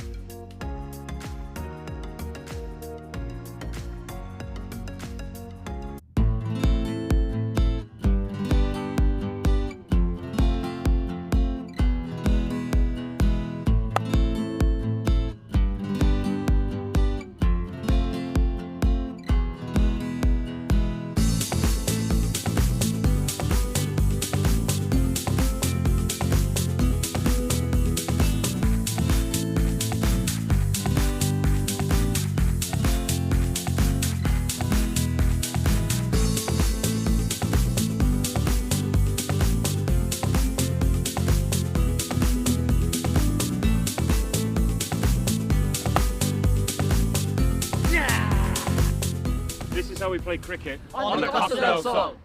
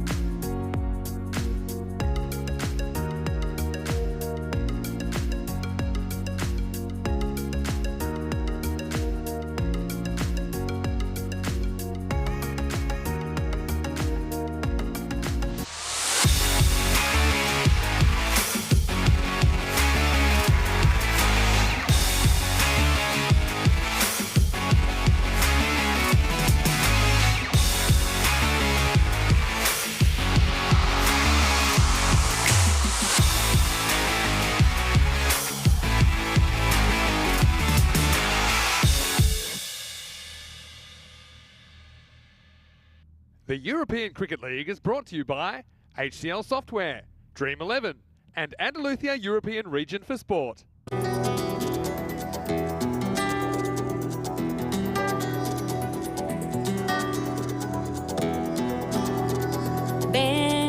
conmigo a cruzar su calle, a vivir su ambiente. Ven conmigo a vivir la vida intensamente. Conmigo ven, conmigo ven. And welcome back to the Cartama Oval. I'm in a very important piece of real estate. I'm behind the bar. I'm here with Anna. Anna, you're going to show me how to pour the perfect beer, okay? This is very important work that I'm doing, Rico. I'm just saying it's very important. Let's go out to the middle while I get my first lesson from Anna, where we're going to see the Belgian champions Beveren. They're taking on Fossum from Norway in match 10, the final group match. Plenty to play for. We'll be right back. Let's see what happens at the toss. Heads. Heads is cool. It is heads. And a breakfast. Oh, that's very good. I see that. I see that. And as an expert, I tell you that much. In the middle, I think what I saw is that Fossum, they've won the toss and they've elected to bat first. Thank you. That looks pretty good. I don't know which one's better. Yeah, anyway, so they will be batting first. It's a very interesting one. We don't really know how the top four are going to finish up. What do you think, Anna? Anna is like me. She has no idea. Let's get ready for the last game of the day. I'll enjoy these. Rico, over to you. Let's get ready for the start of Group C, Match 10. Muchas gracias. Well, loving that. And Anna was totally in awe of Mr. Maximo there. I want to know what happened to both those beers. We should find out pretty soon when Mr. Maximo joins me. As we get ready for the final match of tonight, is the one that we all wait for. It's the one that happens in the night time as the floodlights come on and the natural light disappears. It's time to do it the night style, Cartamania style. And well, what a match is it going to be, Beveren? The champions can have a look at what's going on, but more on that at the moment as the teams are led out there by the two umpires, Suleiman Saeed, and be a very exciting match indeed. Fossum, they're a team sitting at the top of the table at the moment, winning the toss and electing to have a bat. And, well, what a day they had. And remember the victory that they had from nowhere against Latbury Lightning. And, have a look at the two sides here. I think Walidullah Saha is going to be key, the captain. I think he was the man who bowled that sensational over, which just only went for one run, and he defended the 8 that was required of the last. And Javed Khan, watch out for him. I mean, he's listed as a bowler, but he's a pretty good batter as well, as is Hayatullah Niazi. Beveren, well, they don't like the look of this. They're expected to win 103 to 81. So, interesting one. Beveren, well, they'll like that. The team from Belgium, they know themselves that they really have underperformed. And what a spectacular view that is of the Sierra de Cartama at the foot of Cartama. And as the sun starts to go down, lights will be in full effect for this one. It's one man who certainly has impressed with the ball. And Asiullah Saeed opening the bowling. They need quick wickets here early. Really want to put the pressure on Fossum, but they would be boosted, Beveren, seeing what happened in that last match when Fossum played against Latbury Lightning. Remember, they were restricted to just 76 for 9. So even though they got some good players in there, get those early wickets, you certainly can put them under some pressure. Saeed going to be bowling to the captain. Oh, well, this one goes straight through the gap. And Saha doesn't know too much about it. Just watch this. That will boost the bowler, Saeed.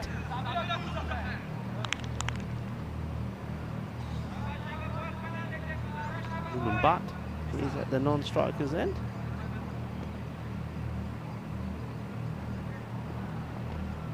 Saeed once more. got a purpose about him. Nice move, run up. Give himself a little bit of room. That didn't sound too healthy, I have to say. Off the bat of Sahak. Goes very wide here, does the bowler Saeed. So he's looking to angle that ball inside. I don't think going, I mean, look, he's showing all his stumps. It's a dodgy one. You're asking for trouble if you ask me. Saeed got a bit of pace about him.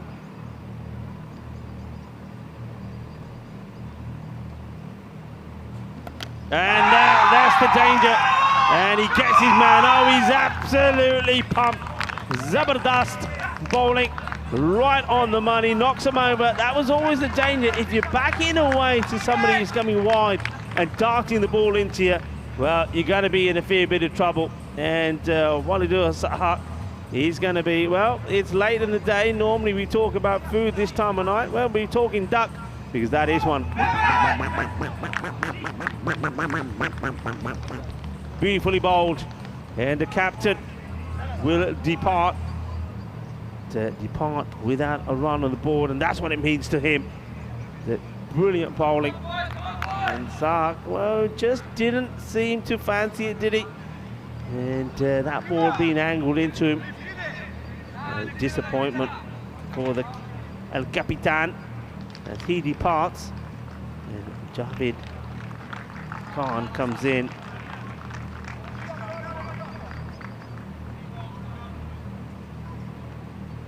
Saeed waits. He steams in now to Javed.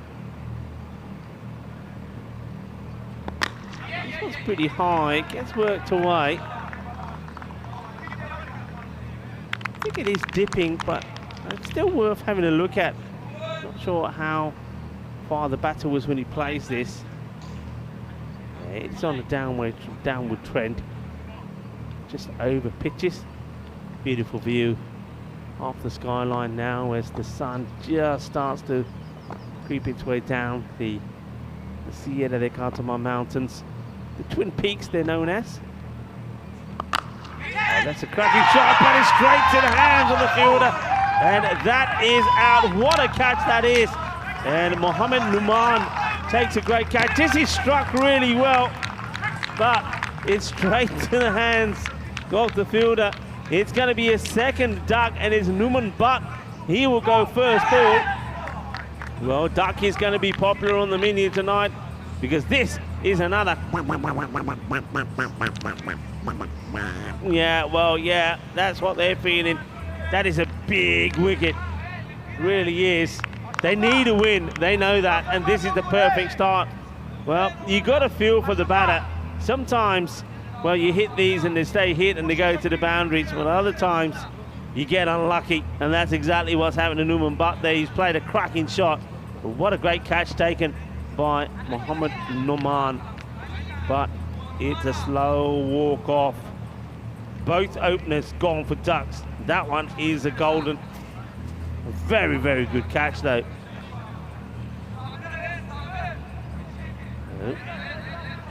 Saeed has done the damage. Picked up 2 wickets, 1 on the board, 2 wickets down. Still a ball to go in the over. And good time to welcome back the man who's polished off 2 beers pretty quickly and now having a bit of a stretch. It's Mr. Maximo Vinny Sandu. Bottomless pit, they used to call me. What an over from Ashikula to start this one. Last ball of it coming up. Oh, well, this gets guided away. Fielder's got to make the stop, but does well. I think he sort of plays at this a bit. I don't think it's a full-on edge. But yeah, sensational over. Just 2 runs from it and 2 wickets. And just admiring that view. Isn't that sensational? You cannot get tired of that view as the lights start to fade. Okay, any updates here? Robot update. Watch this space. What's that mean? Watch. See this space? Watch this space. Let's just say that's a bit out of date now. Hang on. That's a bit out of date. That was when it departed the International Sorting Centre. I've heard it could be on the way to the Sunset Beach Hotel. Whether it reaches or not, I don't know. Okay. But I just think I'm feeling optimistic, and Corey's not here to bring me down and be a wet blanket, but yeah. Roberthon. Up in the air.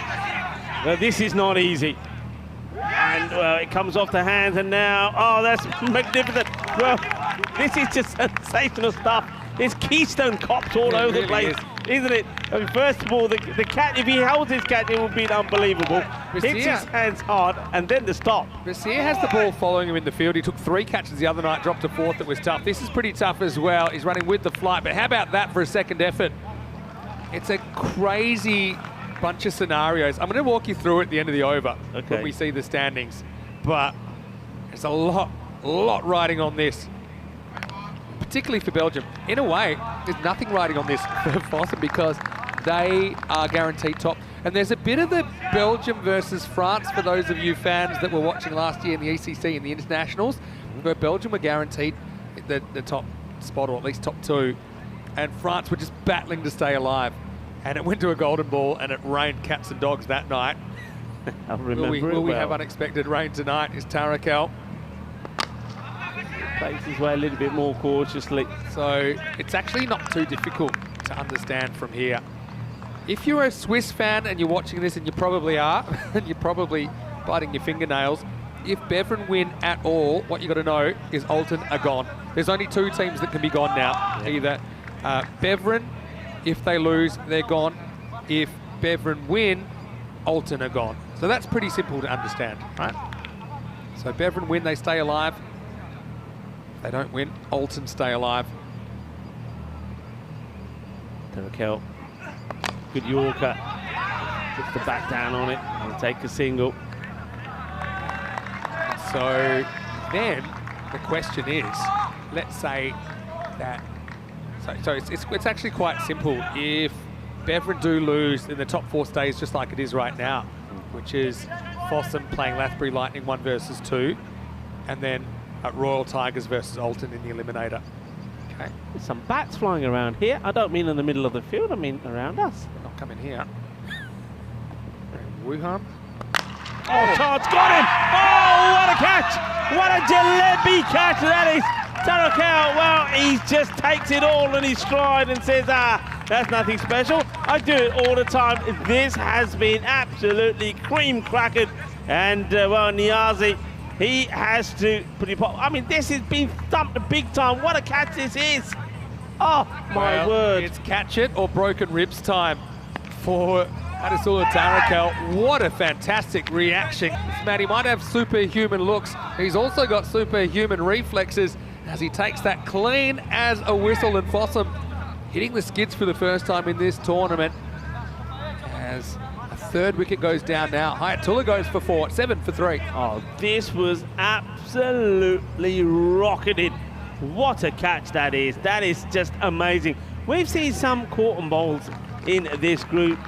Avinash Pai has taken a couple, but that one was going like a steam train. What a catch. And his reaction was like, no bother, no problem. Fossum obviously want to win this anyway, because you always want to win when you go out there.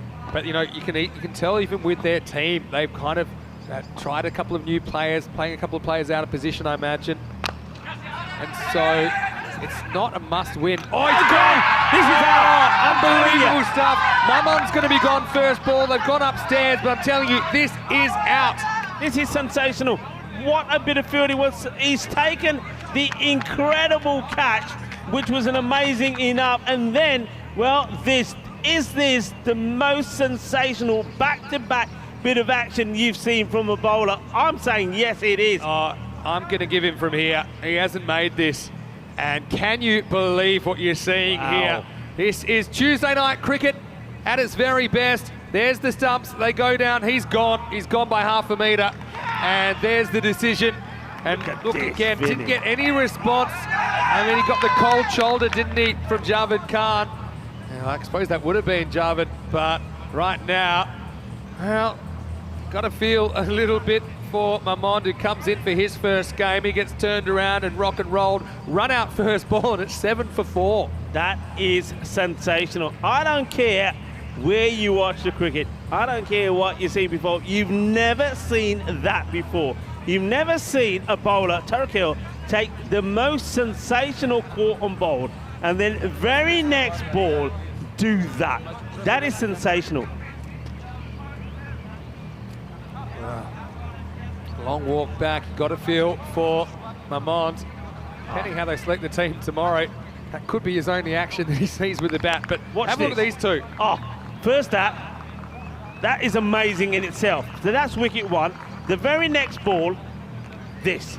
You never see this again. You will never see this again. Look at where he throws from. He actually throws while he's sliding and pretty much lying down. That was incredible work. Great job by Spring Productions as well to get those together. I've never seen anything like that. That is the best piece of cricket, and their best piece of two-ball cricket I've seen from a bowler. Absolute magic. Might not be done yet. It's a bit unfair he's not on a hat-trick, really, because he's doing everything himself. Bit of a DIY job. Maroof is in. And he's in a bit quicker than he thought. He's batting 6. I bet he didn't imagine to be there before the end of the second over. European Cricket Network making players' dreams come true. Hat-trick time. He just sneaks it in. So at the end of 2, it's 7 for 4. We'll get a chance to have a look at the table in a minute. Yeah, probably in at the point that passes the crease, so good umpiring. All right, so here's what you've got to understand. If Beveren win, they go to 4 points, but there'll be 3 teams on 4 points. But then you look at their run rate, they're actually not that far behind. They're only about 0.07 behind. So here's the thing, if Beveren win, as long as it's not a last ball win, they'll get to second. So they'll actually steal second if they win and it's not a last ball win by 1 run. So as long as if Beveren chase this down before the end of 10 overs, then Beveren get the double chance. So much riding on this. They either double chance or out. There's a very slim possibility, like a golden ball, for example, sees them third, assuming they win the golden ball. But yeah, what a weird group. Oh, where's he going? Same again. Oh, well, what are they doing here? I mean, he's having a conversation with the non-striker. There's never a run there. Behave yourself. Yeah, and this is just a classic get hit on the pads and act natural and take off for a run, even though there isn't a run there. Javed might be yelling at his partner, but there's no run here. No, never. Goes straight back to the bowler, and I think he might have been gone with a hit. Let's have a look. He was gone. Actually really should have hit the stumps there with an underarm. And, well, the wheels are going to fall off. I suppose this is the game where it can for Folsom, but sometimes it's funny. Once you lose momentum, it's hard to get it back. We saw that, for example, with Byron. Yeah, Javed Khan still there. He's got to be the only hope. Oh, good luck stopping that, but he gets the glove on it. That's a good job by the keeper, Norm Oman. Does fantastically well. He gets one glove on it. This one otherwise was going to be a minimo. We haven't seen a minimo today. Seen everything. Oman is actually a pretty good bowler as well, but I think he's the keeper. Don't want to see too many of them. If you're a bowling side anyway, Ashkul Asayed, very good story of how he got to Europe, of course. Pretty much traversed on foot through several countries. Endured a lot of hardship on the way to playing hardball cricket for the first time. His parents said, well, what are you doing? You escaped a war zone and now you're going to hurt yourself.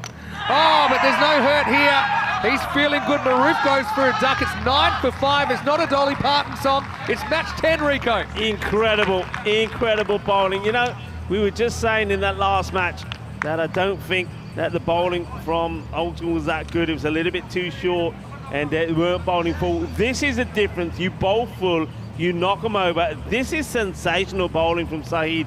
Really is. Not only did he pick up the wicket off Walidullah Sahak, the captain, but he's done the same to Maroof. And Maroof, well, he's gone because that roof has been blown away. Yeah, roof's off. And yeah, you can see there. It doesn't feel like a dead rubber, does it? It certainly isn't for Beveren. So Ashikula Saeed is the only previous winner we've got here. As far as an ECL goes in Group C, it's Maroof that he shake, rattles and rolls. It's 9 for 5. This is why I think Rathbury Lightning will be kicking themselves, because right now, if they had won earlier and say Fossum lose tonight, then they would have topped the table and got the double chance for sure. But right now, Beveren, certainly with the game where it is, they're in box seat to steal that from them, and that would mean the Lightning are 1 game away from elimination. Hey, listen, we've seen some amazing things today. We have, but surely there's no way Fossum can get themselves out of this pickle. They're 5 down with 9 on the board.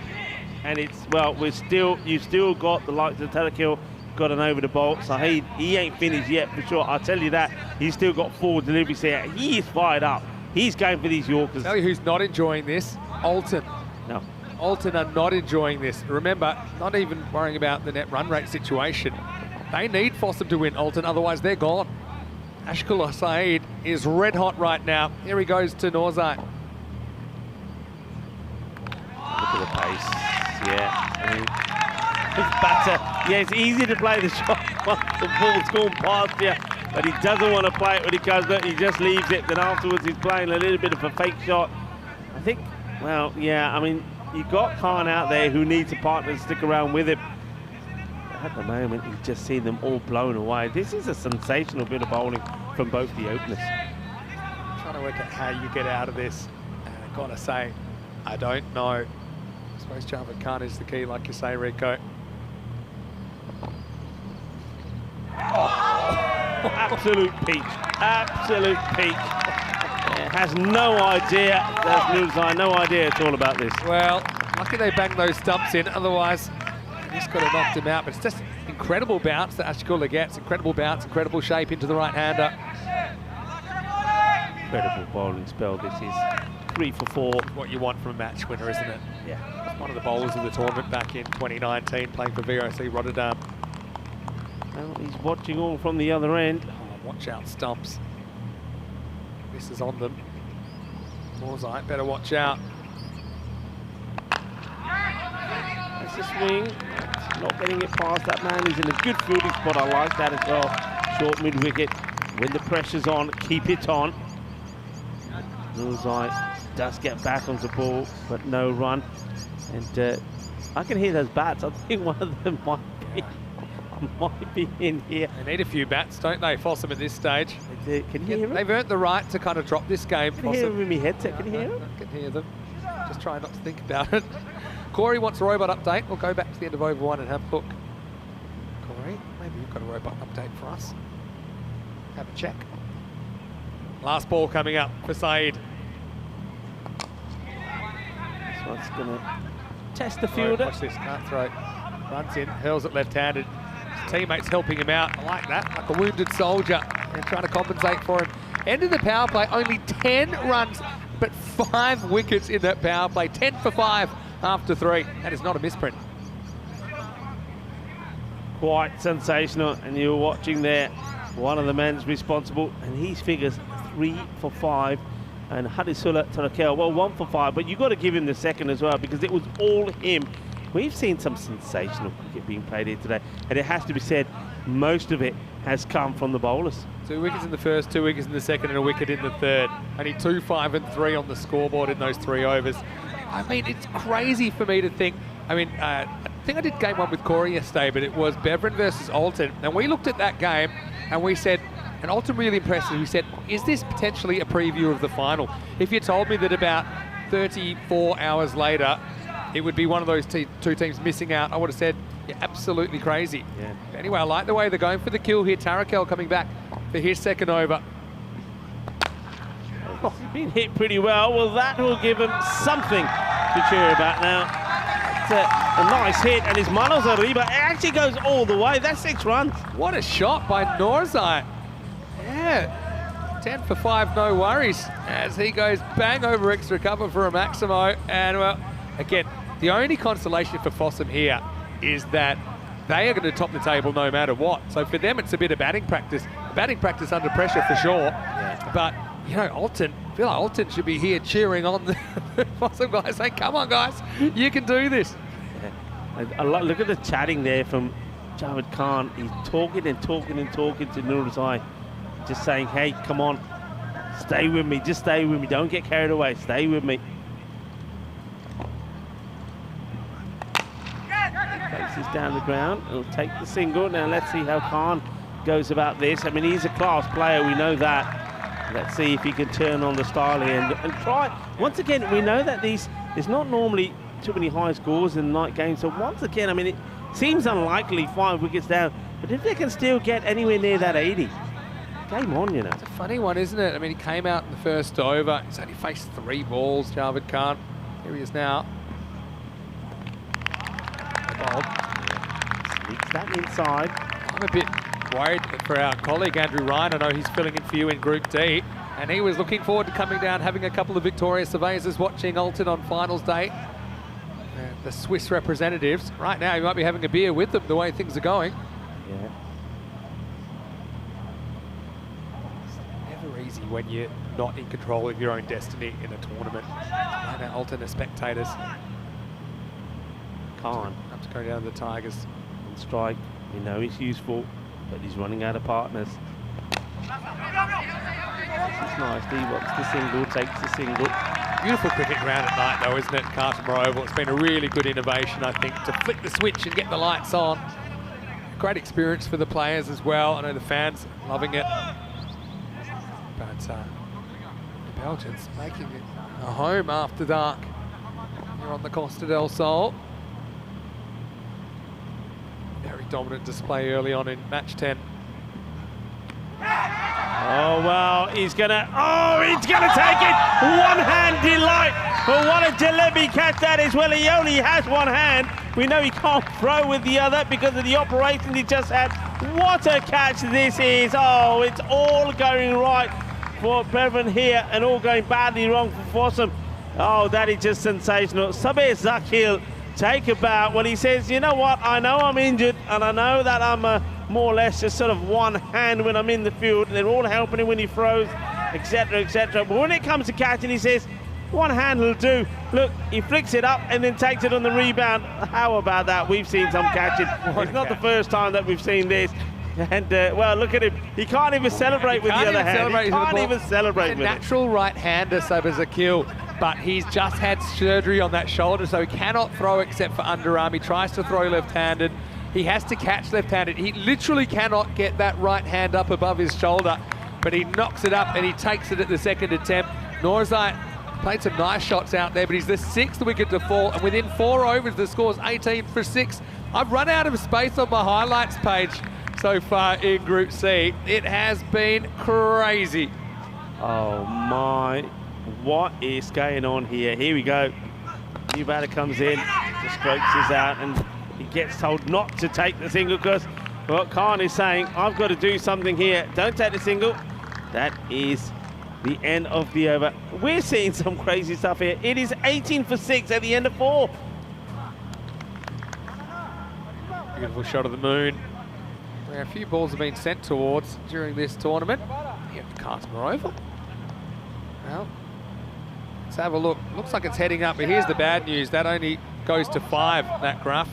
So they're currently going at 4.5. That's 45 pace. With 6 wickets down, I mean, they're in grave danger of posting the lowest possible score, or the lowest score so far during this ECL. I think it's 58 by VOC Rotterdam. Nice shot there, the full moon. Of course, that full moon, the first one in March, does mark the Festival of Colour in India, Holi. So happy Holi to everybody. Some people are out there throwing the colour around. Righto, sent me an interesting message actually from Switzerland. Oh, what a shot. That's about as good as it gets. That one might hit the moon, Rico. Maximal. Heading up that way as well. This is what he can do. This is why he wants to strike. This is why he turned down that single. He knows he has to get going. Oh, that one was an awesome strike. It was absolutely laced. Well, look at this. I mean, this is the thing. When you, yes, you're happy, but you have a zero risk situation thanks to the point they got for the washout yesterday. Maybe they would have won that game. You would have thought they would against Alton last night in match 4. But Fossum, yeah, they're not loving it, but they also are loving the fact that they're top of the table and no one can catch them. Yeah, so Rhino sent me a message saying they might need something a bit stronger than beer to get over blowing such a strong position in the group. Yeah, no doubt. But funny things can happen. I mean, you look at that shot. If they can get on a heater, and Bevan are a high risk, high return kind of proposition with the bat. They're batting under lights for the first time as well. So, yeah, hard to see a way back. That was a good start from Khan. Manzai, no, beats. Trying to keep outside the off stump, and this is all about now working hard at the batter that is on strike when it's not Khan. And I'm a bit surprised, I'm just looking around the field, and a bit surprised they're not putting more pressure on Tarakai, because this is what he's going to want to do. He's just going to want to get back onto ball and try and give as much strike now to Khan. Khan is the big key figure. He's having a fine leg, so Zakil finds himself a backward point. He even has to gesticulate with his left hand now. You still have to ask the question. I mean, I'm still going to say, I know he's a class player and he just took that catch, but if he can't use that arm properly, why is he playing? Because he loves cricket and he overruled the doctor. Gone. And that's going to be out. Yeah, it is. And what a soft way to go. And now Javed Khan, who had to be the only hope for me of getting the score for Fossum to somewhere, anywhere near the 80, if he could have put a good innings together. Well, he goes cheaply, and they are in tatters now, absolute tatters. That's 7 down. Bit of extra bounce. 26. Yeah, bit of extra bounce there, and it just brushes the glove, I think, on the way through to the keeper. And it was a big kind of noise. Don't hurt yourself there. So he's probably saying, what's the bowl or something. You see, this is the rolling off cut. It bounces more than he thinks, and it flicks the back glove, I think, on the way through. Certainly saw the deflection there. Simple catch behind for Momand. 7 down. 7 down, 26 for 7. And that's the main man, isn't it? He belted one of the biggest sixes we'll see at night. Yep. But he goes for just 10, 26 for 7.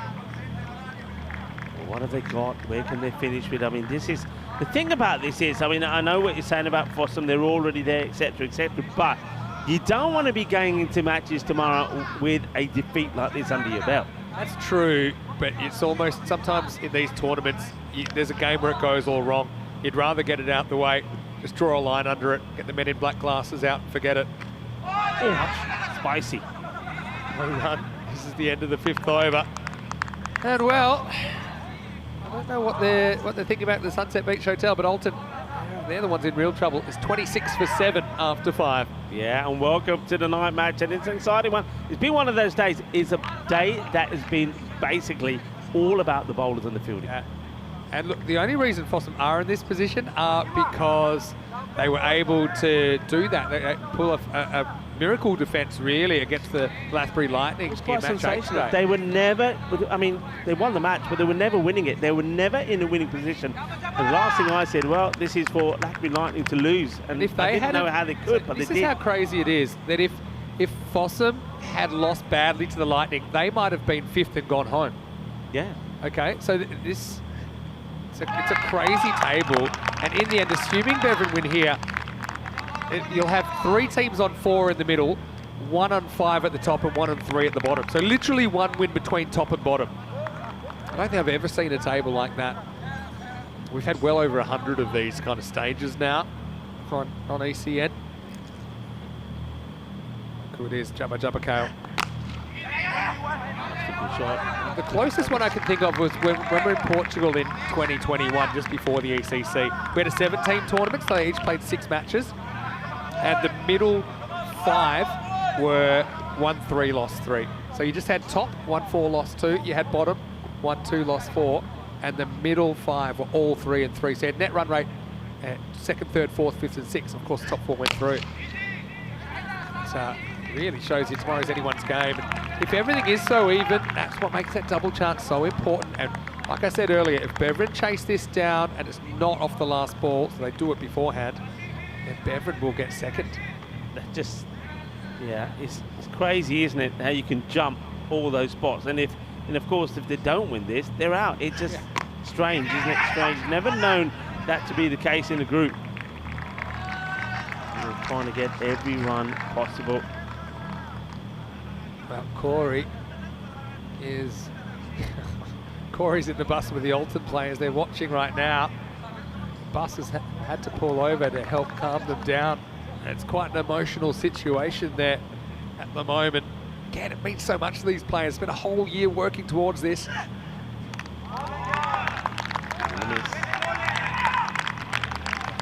wipers out. What a feel for them though. I mean, in a group that's so close. It's hard to lose anyone. You feel like you just want to start it all over again and say, all right, guys, have another one. We'll give you some more cricket, but this format doesn't allow it with 31 teams this year. No, it certainly doesn't. I mean, it's tough, isn't it? But look, hey, Alton guys, it is not over yet. There's still batters out there, and if you've got a bat in your hand, well, anything can happen. And I still believe, look, I mean, we're coming out to the end of the over, so that's another over down.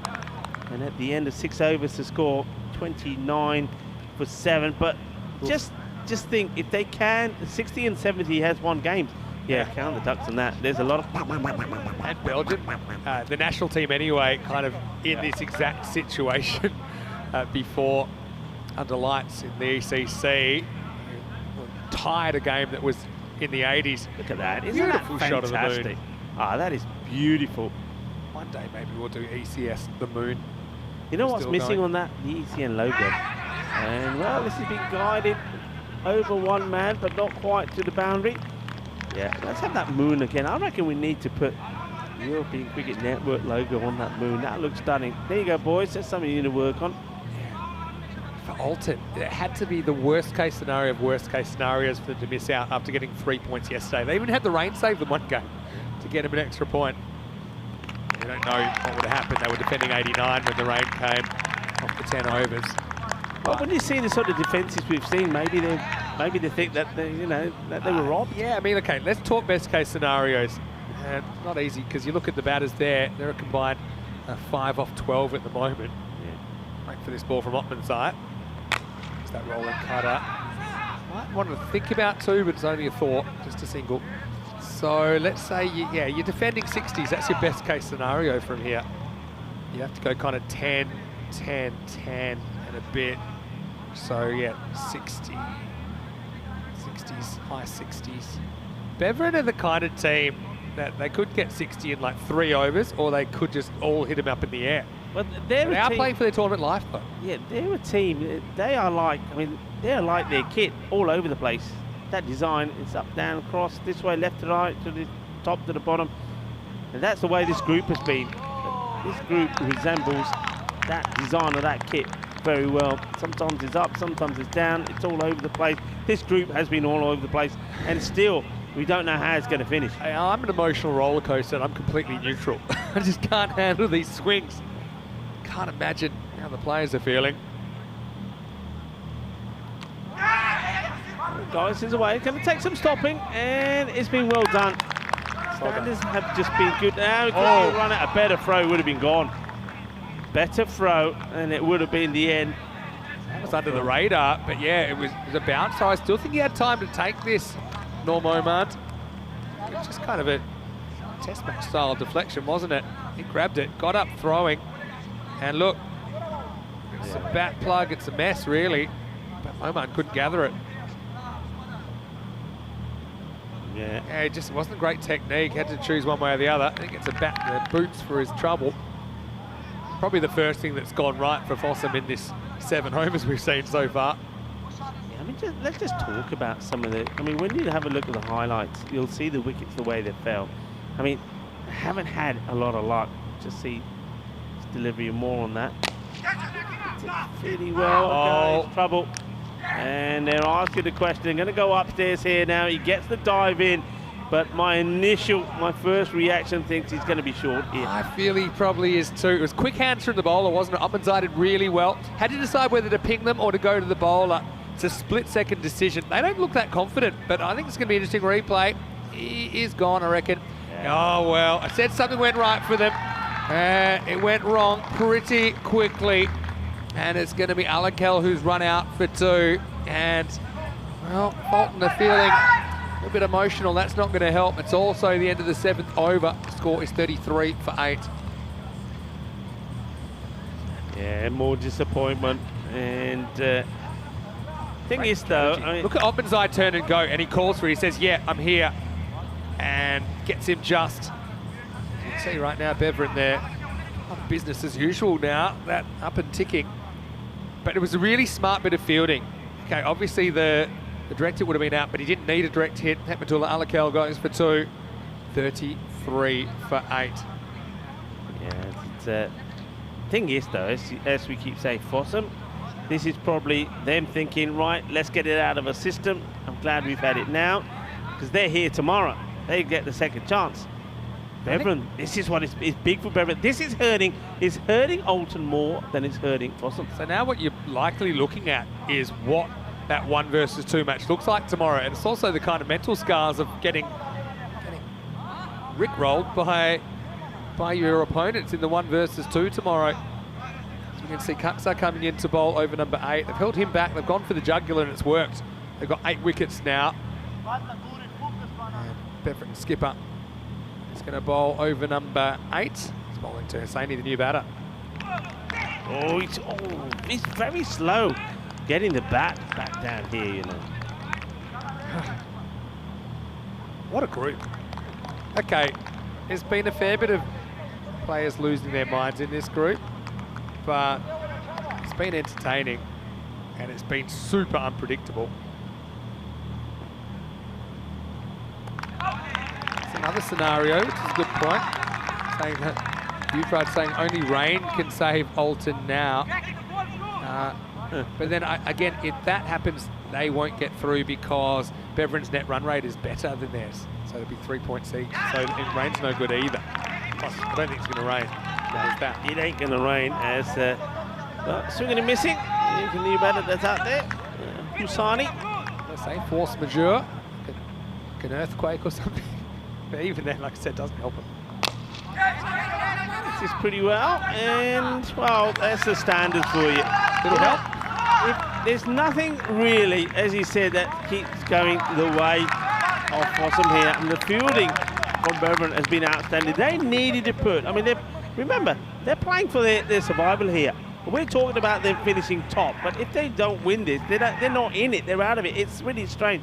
So they are fighting for everything here, and when you're doing that, every department of your game has to be top draw, and it has been today. Everything the catching has been brilliant. The work there for Talakel, the catch and the run out, that's superb. It's a literal no tomorrows for Bevan. For one of these teams, there are no tomorrows. It's close. This is really close, and maybe the Italian stallion Silvan Saiki saying, well, you know what, you've had a bad day. Maybe I'll just give you this one. This is an umpire's call for me. Just drifting down leg, I think. Not by a lot, but it's going down leg. Gave that out, he'd have a case. Anyway, it's the end of 8 overs, the score 37 for 8. Speaking of 8, that's how many wickets have fallen as well. Yeah, that's close. I mean, might have flicked the leg stump, but too much doubt there for the umpire. You can understand that. Yeah, what's the best case scenario now? I mean, you've got 8 down, so you can easily go bang, bang if you're Bevan and hold them to below 40. Pretty good bowl to come back. Jabakal to bowl the 9th. Getting it through as well. First ball's a wide. Yeah, that's a good stop on the wicketkeeper, Noor Nomand. He's a pretty exciting player, isn't he? Sitting there with the gloves. I like their strips, Bevan. A bit like fireworks. They look pretty nice at night. Yeah, it's a bit of explosive action from them as well, isn't it? Tell you what, if he gets this on the stumps, I want to see how Taraka deals with it. 6 off 11. Could be gone either way. Oh, well. Well, I reckon, there's nothing from the umpire he caught behind. There's definitely noise, but let's see it both. I think he's out of his crease. 3 things he could be out. No, look, I think it flicks his pad, but then the LB isn't far away, probably going over the top. Then he's a bit concerned, and that body language tells me he probably doesn't get back. Goes looking for a run that's not there. See, it flicks the pad. I think it flicks pad just outside the off stump as well. He's out. Does he get back? I don't think he does not. So he's going to be run out again. That's just getting flicked on the pad. And the umpire will wait till he's standing, and then he'll give him his marching orders. And they're saying, well, somebody give it out. Is it LB? Is it caught behind? He's walking already. Well, the umpire, I didn't see the finger go up. I think the umpire politely said, I'm going to say, sorry, you're out. Can you go? Yeah. Oh, it's just not going right. Well, look, the 2 number 11s consult each other. That's a nice duck there, isn't it? Yeah. It is here, Abdul Rashid. Yeah. So my feeling with that is it flicks the pad just outside the off stump. and it might have been going over as well because his pad was bent and it flicked the flap of it. That also made a very woody noise. Yeah. I think it's really good umpiring from Ian Ramage. He's super experienced. He's really shown his experience in this series as well. But Taraki goes for 6. He stuck around longer than a lot of his teammates as he departs. It's 38 for 9. 38 for 9. So, I mean, I can't see any way that they'll even bat out the 10 here. Batters are coming and going pretty quickly.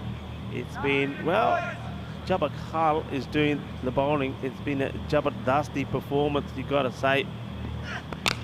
It's a good delivery. It's actually been very well played. Pretty good shot for number 11. Number 11, yeah, not bad at all. Abdul Hazim. Shows you how much of the game is mental as well. So Fossum weren't feeling pressure. They probably weren't putting too much pressure on themselves. Now, sometimes that can work for you. But here, I mean, they're running into a team that are playing for their tournament lives, and it shows. Yeah, it does.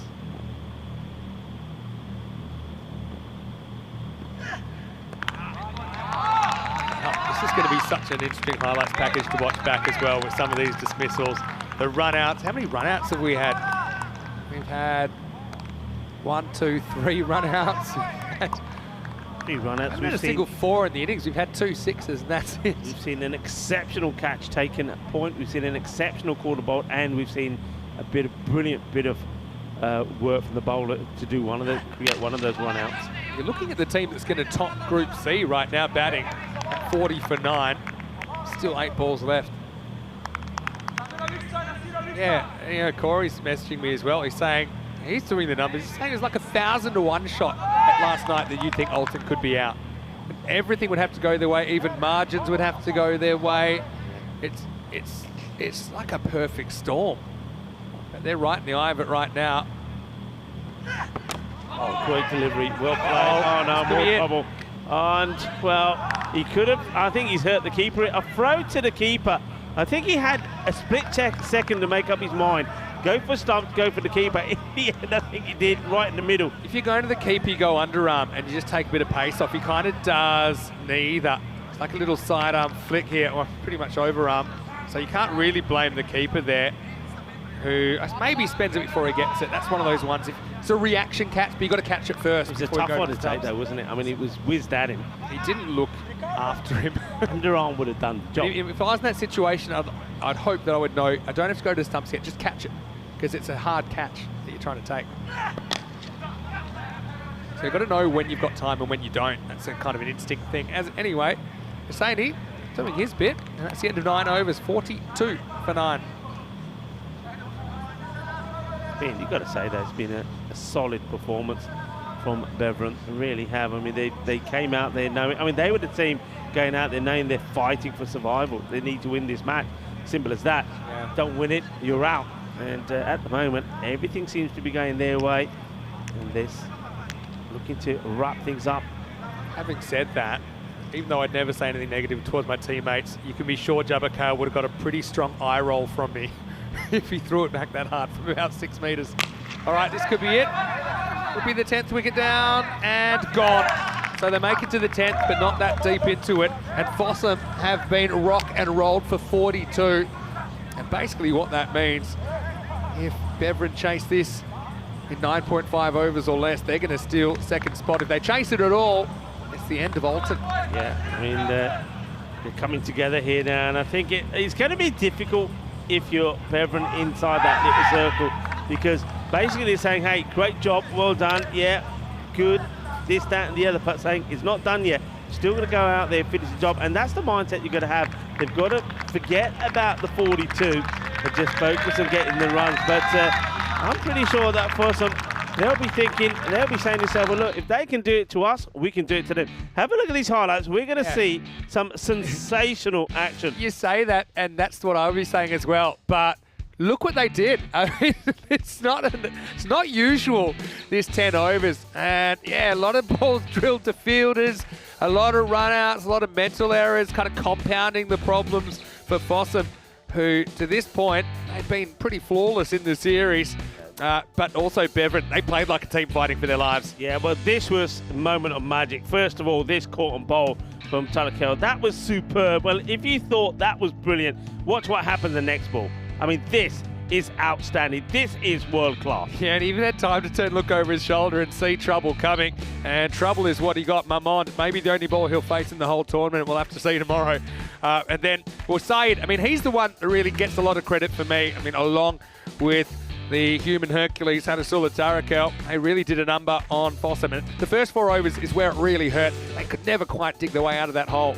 Yeah, you couldn't. And even things like this. And, you know, that's when you know things aren't going your way. When the man who's only got the use of one arm because of injury takes a catch he like wants that. to throw it up the right hand, realises he can't. Yeah, proper one-arm bandage drop from Saber Zakil. I mean, that for me was an incredible shot. There were only 2 sixes in this innings.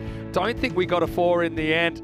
And this is an interesting one. Just flicked the glove, and that was Javed Khan going. So even the players you thought could get them out of a jam, they didn't stick around too long. Even this, you can understand. You go on the hit, you're excited, you want to run, non-striker overcommits. That was out. Again, good decision-making from Beverin. Ultimately, Fossum, they'll want to put this one to bed as soon as possible and just get back to the Sunset Beach Hotel and focus on the positives. This was a funny one as well. He goes looking for a run that's not there. Couldn't quite get back. And Moman, very smart, doesn't throw. And it's Taraki getting a pat on the back. He did stick around a bit longer than some of his teammates. This one was a bit of a keeper killer, but didn't cost them in the end. It's one of the few things that went Fossum's way in this 10 overs. Yeah, absolutely. And then this right at the end was the catch taken. And one thing I'm going to say about this, and you may think it's obvious, but everything about that performance was just top draw. Not just the bowling, the length that the bowlers bowled, the catching was brilliant, the fielding. Look how many times they stopped 4 runs there. Even when it's a low score, they didn't think, don't worry about it. They stopped everything. It's probably close. I mean, we saw Svanholm last week put some great performances in the field, and in the end they didn't make it through. Farmers went through from the group, but that's got to be one of the best performances we've seen in the field. It was complete, wasn't it? Look at these bowling figures. 3 for 5. Saeed was a superstar. Tarakel with 2 for 13. Plus, don't forget that run out off his own bowling. Otmazai with a wicket. Kaksar with a wicket late in the piece. And even Jabakal did take a wicket, but only conceded 8. You know what it was? Beverin were never going to allow Fossum to turn it around. They weren't going to allow that momentum shifter. That's why they were still chasing balls to the boundaries. That's why they were still very, very determined, is the word I would use, to make sure that this is beyond doubt. So when we return, Fossum, they'd have to break all sorts of records if they were to come up with a win here. And Beverin, if they chase this in 9.5 overs or less, they will not only qualify for the top 4, they will also grab the double chance. Join us in a few minutes. It'll be an exciting finish to a very exciting day of cricket. Vinny Sandhu, Mr. Maximo, here with Rico Full. See you after the break on ECN. You're watching ECL 23.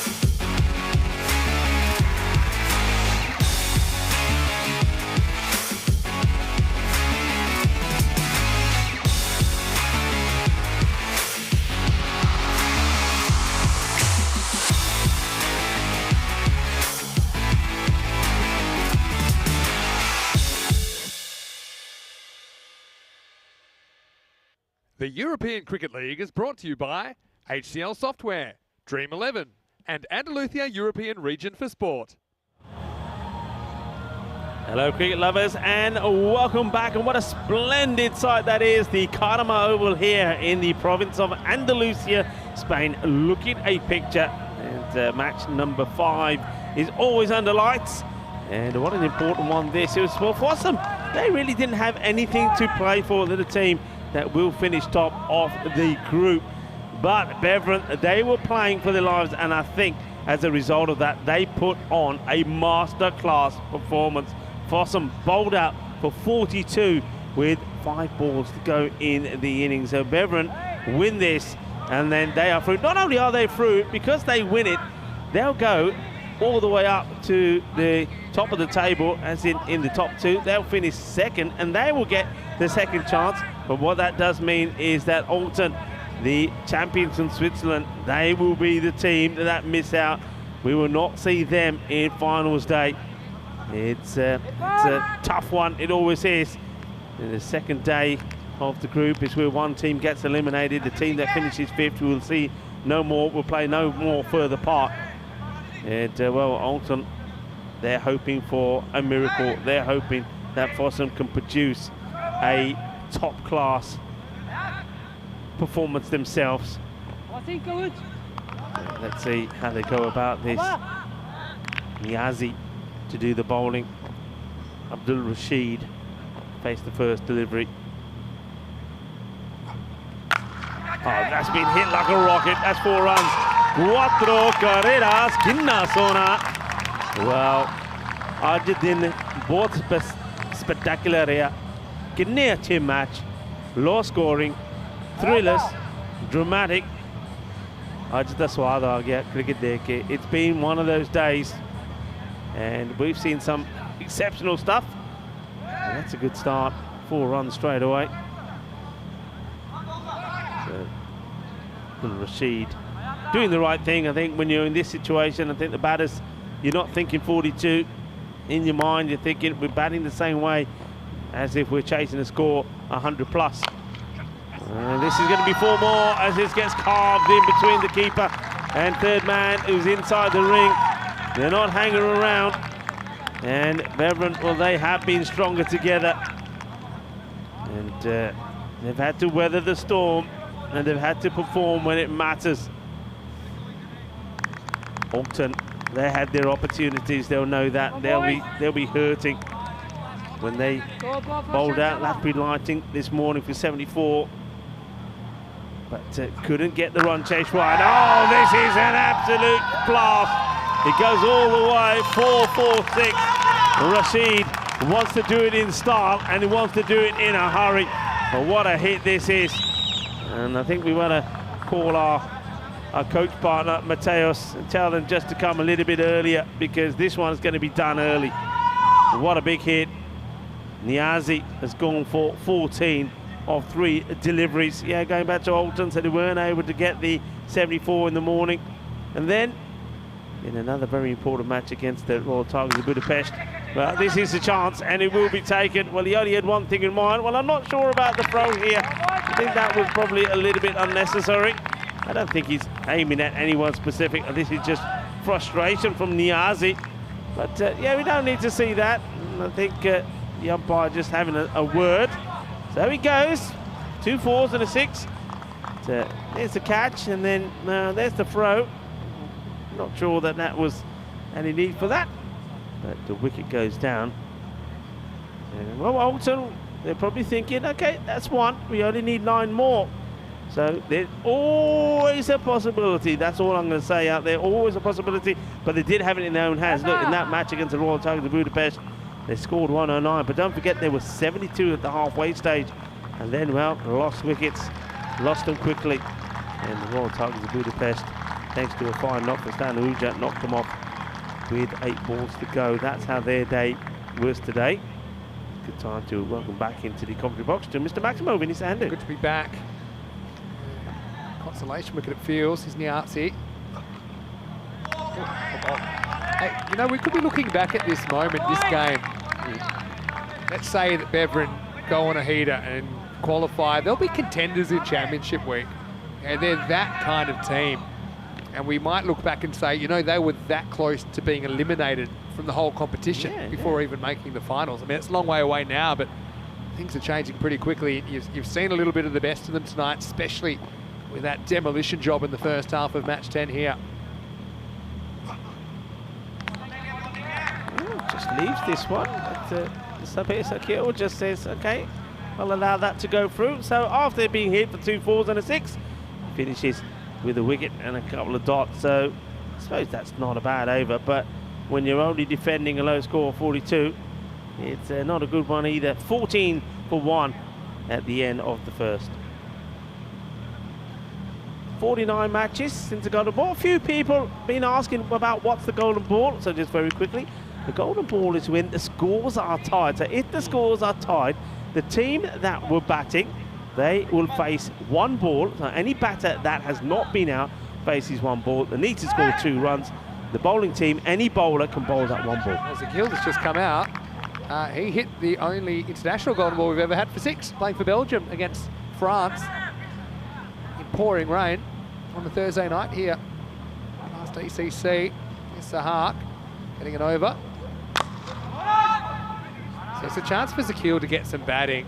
I know he's got his injury, but obviously he's such a weapon. They want him to hit a few balls.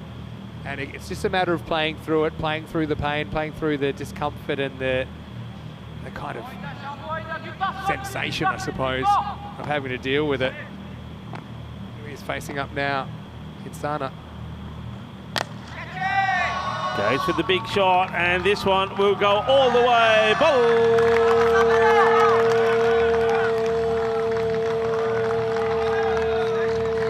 Bolle, bolle, bolle.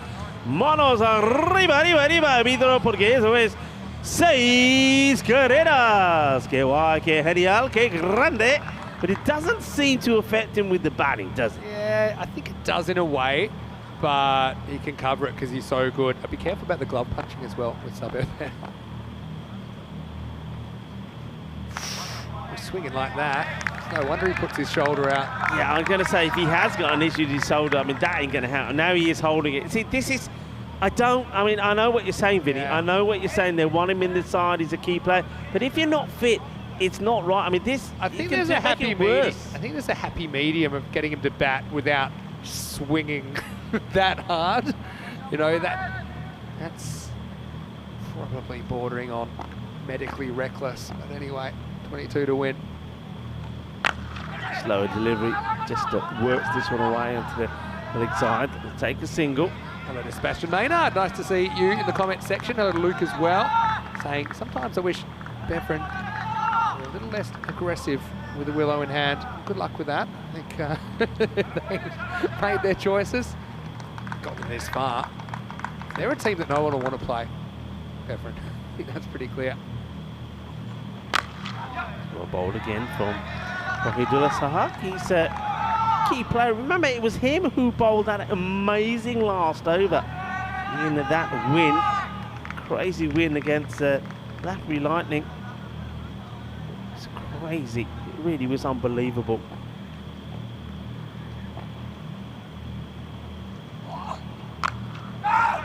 This is away. Here comes the throw, and anybody backing it up? Yeah, just crazy stuff, that last game that we saw. You've never seen anything like it. That is also the end of the over. So we get away nicely. This is scored 24 for 1 at the end of 2. Okay, I have some news. The robots. But I've heard there is another package that has been delivered. Yeah. It's been described as fairly big and not too heavy. So you make of that what you will. There is your robo update. So hang on, it's marked for you, is it? It's European cricket. That's who it's addressed to. And that's what when we ordered it, it doesn't belong to me, it belongs to European cricket and all of our community. Shouldn't we be sending somebody there to like open it and have a, are you gonna go back and we'll sort it out tonight. I don't want to get my hopes up, just like I did on Saturday night when I woke Judith up out of her bed at 11:30 and said, we need the key to level 8 now. High up in the air, and this is going to go to the boundary. Yeah, 4 more runs, despite the dive.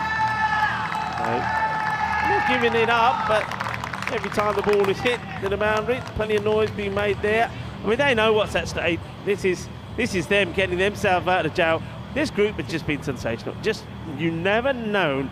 I mean, today has been one of those days. It's been a real roller coaster. You have no idea what's been happening. Sometimes teams are in it, sometimes they're facing defeat, sometimes they're facing elimination. It's been one way or another. It really has been.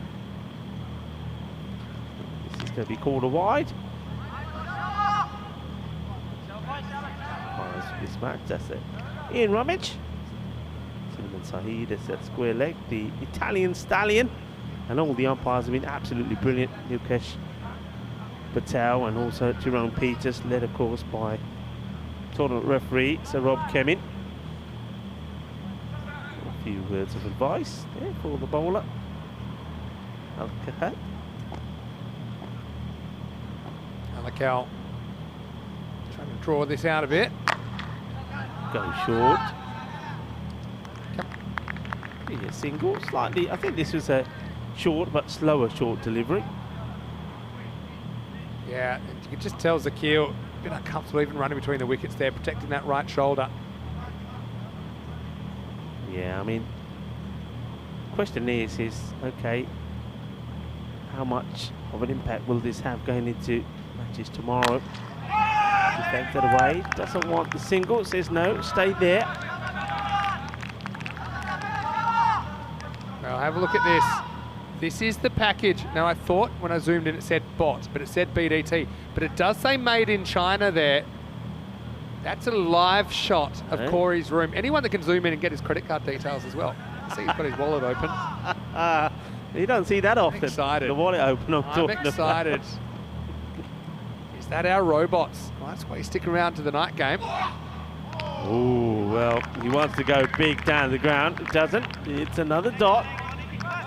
So, captain looking to finish things off in style for Kim Kassar. They're almost there now. You can see that. 13 required.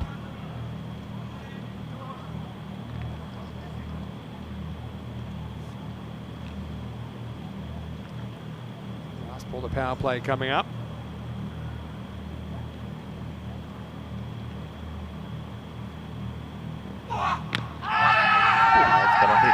Drifting down. Close. Probably hits me in line, probably just sliding. Finishes the over well. It's not a bad over at all, is it? From the bowler, Al-Kahel. Hits him hard on the pad, but I think that's always going down the leg side. That's the power play over. And even with not too much power, but a few of those big shots, it finishes 30 for 1 at the end 3. 14, 9 and 7 in the power play. Yeah, I mean, look, what do you say to someone like Alton here now? I mean, they're a team that's hurting. They're hurting. They're probably back at base now at our hotel partner, Sunset Beach Club. I mean, what do you say to a team like that? Because it's been a real roller coaster day for them. Things haven't gone their way. They were going their way. They thought they got victory against Latbury Lightning, only to find that they weren't able to chase the 75 required. They finished 68 for 8, and then they made a good start against the Tigers, only to be pinned back down, and the 109 wasn't enough for victory. It's a hard day for them, isn't it? Yeah, sure is. But again, tomorrow's a new day for the 4 teams remaining.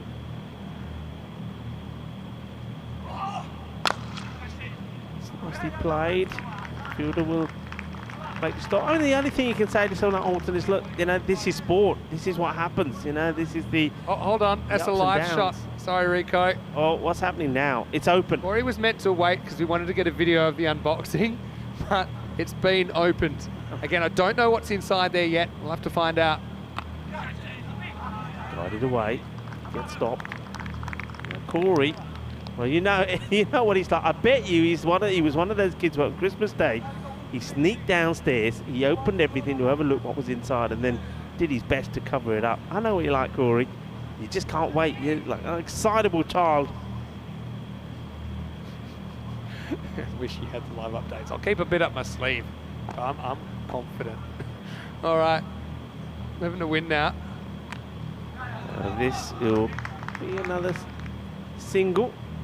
Yeah, so once again, Alton will be the team that gets eliminated. And remember, they had a fantastic win first match against Beveridge. And after that, unfortunately, it all went wrong. They had one match abandoned against Fossum due to rain when they were 89 all out, but didn't have to take, or couldn't take the field play to defend that.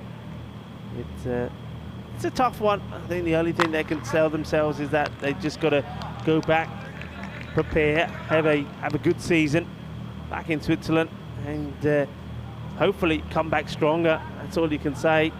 And work on the areas, and that's the beauty of the European Cricket Network as well. They can go back and watch all their games, watch what they did right, focus on that and do that better. And things they didn't do so well, work on that as well, as this one is a fantastic hook shot. That's 4 runs. What a hit this is. Short delivery, and he's onto it pretty quickly as well.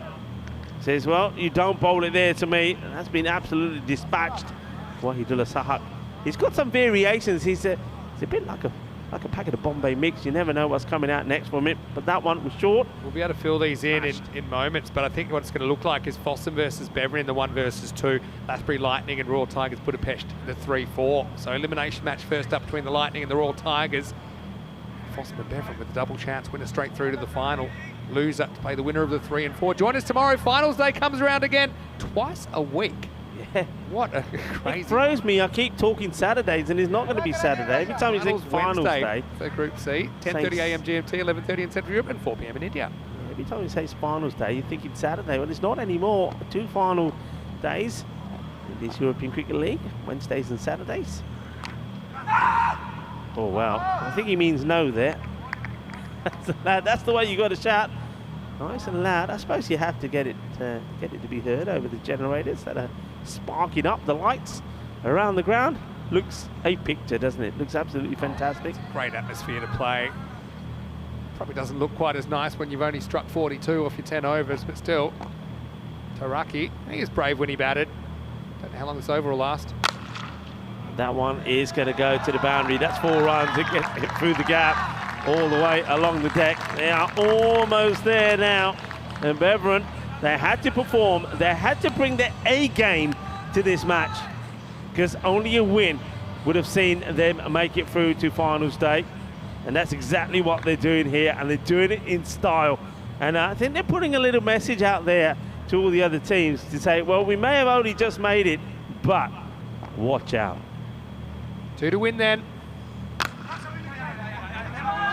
Chance, but they'll tie the scores with that single. Props to that on it. I think this is important as well for Sabir Zakil to put this knock in as well, because it gives him a bit of confidence. You know, he's got injury concerns, so he'll have a bit of confidence on himself to say, right, I've been out there, I've batted. It's not, you know, some of those doubts in his head he can iron out. Theory at least to get him out there. All right, any score will win it now for the Belgians. Keep going, 1 more ball. Good slower ball there.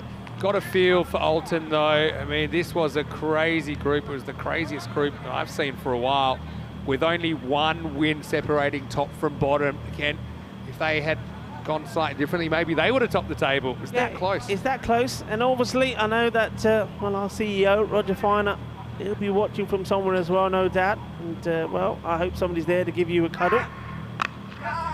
And, this one will be a single, and that will be it. That is the end of the match. Beveridge not only have they won it, they've absolutely demolished Fossum. It means that they will be around tomorrow at finals day. They will book themselves a chance at the doubleheader. Never known that before. Lose a match and you're out of the tournament. Win it, you go into the doubleheader. And obviously, just going to say once again, you know, our thoughts also with Alton. They're going to be going through some emotions now, their players and their coaches. It's a tough day for you. Haven't been able to, didn't win any of your matches, and then seeing Beveridge win this one, which means that Alton will be the team that gets eliminated in the group stages. We won't see them tomorrow on the field of play. Beveridge, well, they had a polished performance against Fossum. And, well, we're going to see these 2 teams do it all over again tomorrow when it matters. Pretty sure we can show this now. Fossum finished first, Beveridge finished second. So the match you just saw, that's your 1 versus 2. That'll be second match tomorrow. Lathbury Lightning versus Royal Tigers Budapest. And just to give you an idea, 2, 3 and 4, they're all equal. They were 2 wins, 2 losses. Yeah. And so, the teams that weren't affected by the washout finished on 4 points. Alton, again, they would have finished on 4 points had they won that rain-affected one. We'll never know what would have happened then. As this was, it was a fairly routine chase. They opted to give Zakil about at 3, but Beverin, like I said, who knows, maybe it's the start of a long journey. They say it starts with a smaller step, but it was a pretty noisy step, wasn't it, from Beverin tonight. He saw the 1 wicket that fell and then it kind of summed it up. Fossum, I think for them, they just have to write it off. They did finish top for a reason. But, I think they will feel after this, even though Fossum tried a couple of other players, tried a couple of different things, they'll feel that the Belgians did a number on them, and they probably have the wood on the Norwegians, but it should be a very interesting qualifier 1 tomorrow. Yeah, it'll be very interesting, and I think, Fossum will already need to come up with a plan to get past the opening bowling attack. I think Saheed was fantastic, and Tarakel supported him really well. You got 4 very tough overs there, and you've got to get through them. And then it doesn't get any easier, because I thought Upmanzar was great. And somebody who bowled with a lot of pace in this one as well was Jabakel. I think he was sensational as well. Their fielding was brilliant. And when it came to the batting, well, when you only need 43 for victory, it should be pretty straightforward, and it was. But what I liked about it was they didn't hang around Abdul Rashid. Well, he smacked his first 3 deliveries to the boundary before he departed. And I think the captain, Hakeem Kassar, I think it'll do him good to be out there, the captain out there, and helping his side to victory. And I think a big plus there, especially for Beverin as well, is Sabir Zakil out there and batting and scoring runs and not out as well. So, yeah, well, it's pretty comprehensive in the end. Well, good luck with tomorrow, trying to work out how that's going to go. It's a bit of an early finish here at the end of day 2, Group C, but certainly no shortage of action. I mean, every game had a bit of a story, didn't it? We had 3 real tight ones that were within 1 swing of the bat. We had the 4th game where the Tigers, looks comfortable on paper, but, that was hanging in the balance for a long time. That got the Tigers out of bottom place. Yeah. It meant Alton could be leapfrogged by Beverin if Beverin won, and they did. So that was the only scenario that saw Alton miss out. Yeah. They'd have to score no points. They'd need the Tigers to win against them, which they did, but then they need Beverin to beat Fossum, who to this point hadn't been defeated. But the Belgians certainly woke up at the right time. Can't wait for Group C finals tomorrow. It should be an absolute banger. Yeah, I mean, look, we've seen enough of the teams now to know. I mean, that first match in the morning, that'd be lightning. I mean, I like what they do, and I don't think, the same way with Beverin, I don't think we've seen the best of them. There's a lot of players in there that haven't really shone yet. With the bat for the most part, just not through a whole innings. I thought maybe, Latin could be another spin option. I feel like the spin's been so effective for them, but I even like some of their bowlers like Packard taking the pace off when they are bowling, even their seam and bowlers. Don't forget, you got the pace of Horrocks as well, left arm as well. He's going to be key, but you got to say, I think that the last 2 victories from the Tigers, they're going to be roaring tomorrow. I think they've hit their peak now as well. So maybe we can have one more look at what tomorrow looks like if you want to know what Group C finals day looks like. Lathbury Lightning finishing 3rd, taking on Royal Tigers from Hungary in 4th. The loser's out. The winner will play the loser of Fossum and Beverin, who play in qualifier 1. Of course, the winner of that game straight through to the Group C final. Tomorrow night we'll be under lights and we'll find out which team will get to join Hornchurch and Farmers and Pack Care in the Championship week. Yeah, it's been what can I say? It's been a really crazy day of cricket. I don't think I've ever remember a day like this before. I don't remember the excitement of the first 3 games. I've never seen a game where you think it's all going one way until the last 6 deliveries and everything changes. Of course, I'm talking about the victory there from Fossum. Yeah. It was quite amazing. And also, it's a day where it's also a sad day. There's been a lot of good in the day. It's also sad because, look, you never want to see a side lose out, and Alton, well, we've got to feel for them a little bit as well. And look, if the Lightning had just chased that 70 down really quickly, Fossum could actually be out right now. They could be 5th, but instead they're 1st. And that's how close Group C is. Big thank you to all of our crew here, the Blue Crew, Spring Productions as well, all the local helpers, all the crowd that came in today as well. Super big thanks to our friends at Spring Productions as well for their fantastic coverage, to the officials, everyone else, to Corey as well, who right now is opening that unidentified package. So we'll have hopefully a robot update for you tomorrow. We're going to leave you with some highlights today. Big thank you to you as well, Rico. Happy Holi once again to everyone. fun. Hope you had a colourful day. We certainly did here at the Cartama Oval. From all the team at the ECN and the European Cricket family, hope you have a happy and a safe evening. We'll see you right back here tomorrow. Finals day is here again. Get ready for it. It's going to be chaos. See you at Cartama for more Cartamania tomorrow and more European Cricket League. Hasta mañana. Thank you for watching. Adios, mi familia. Hasta mañana.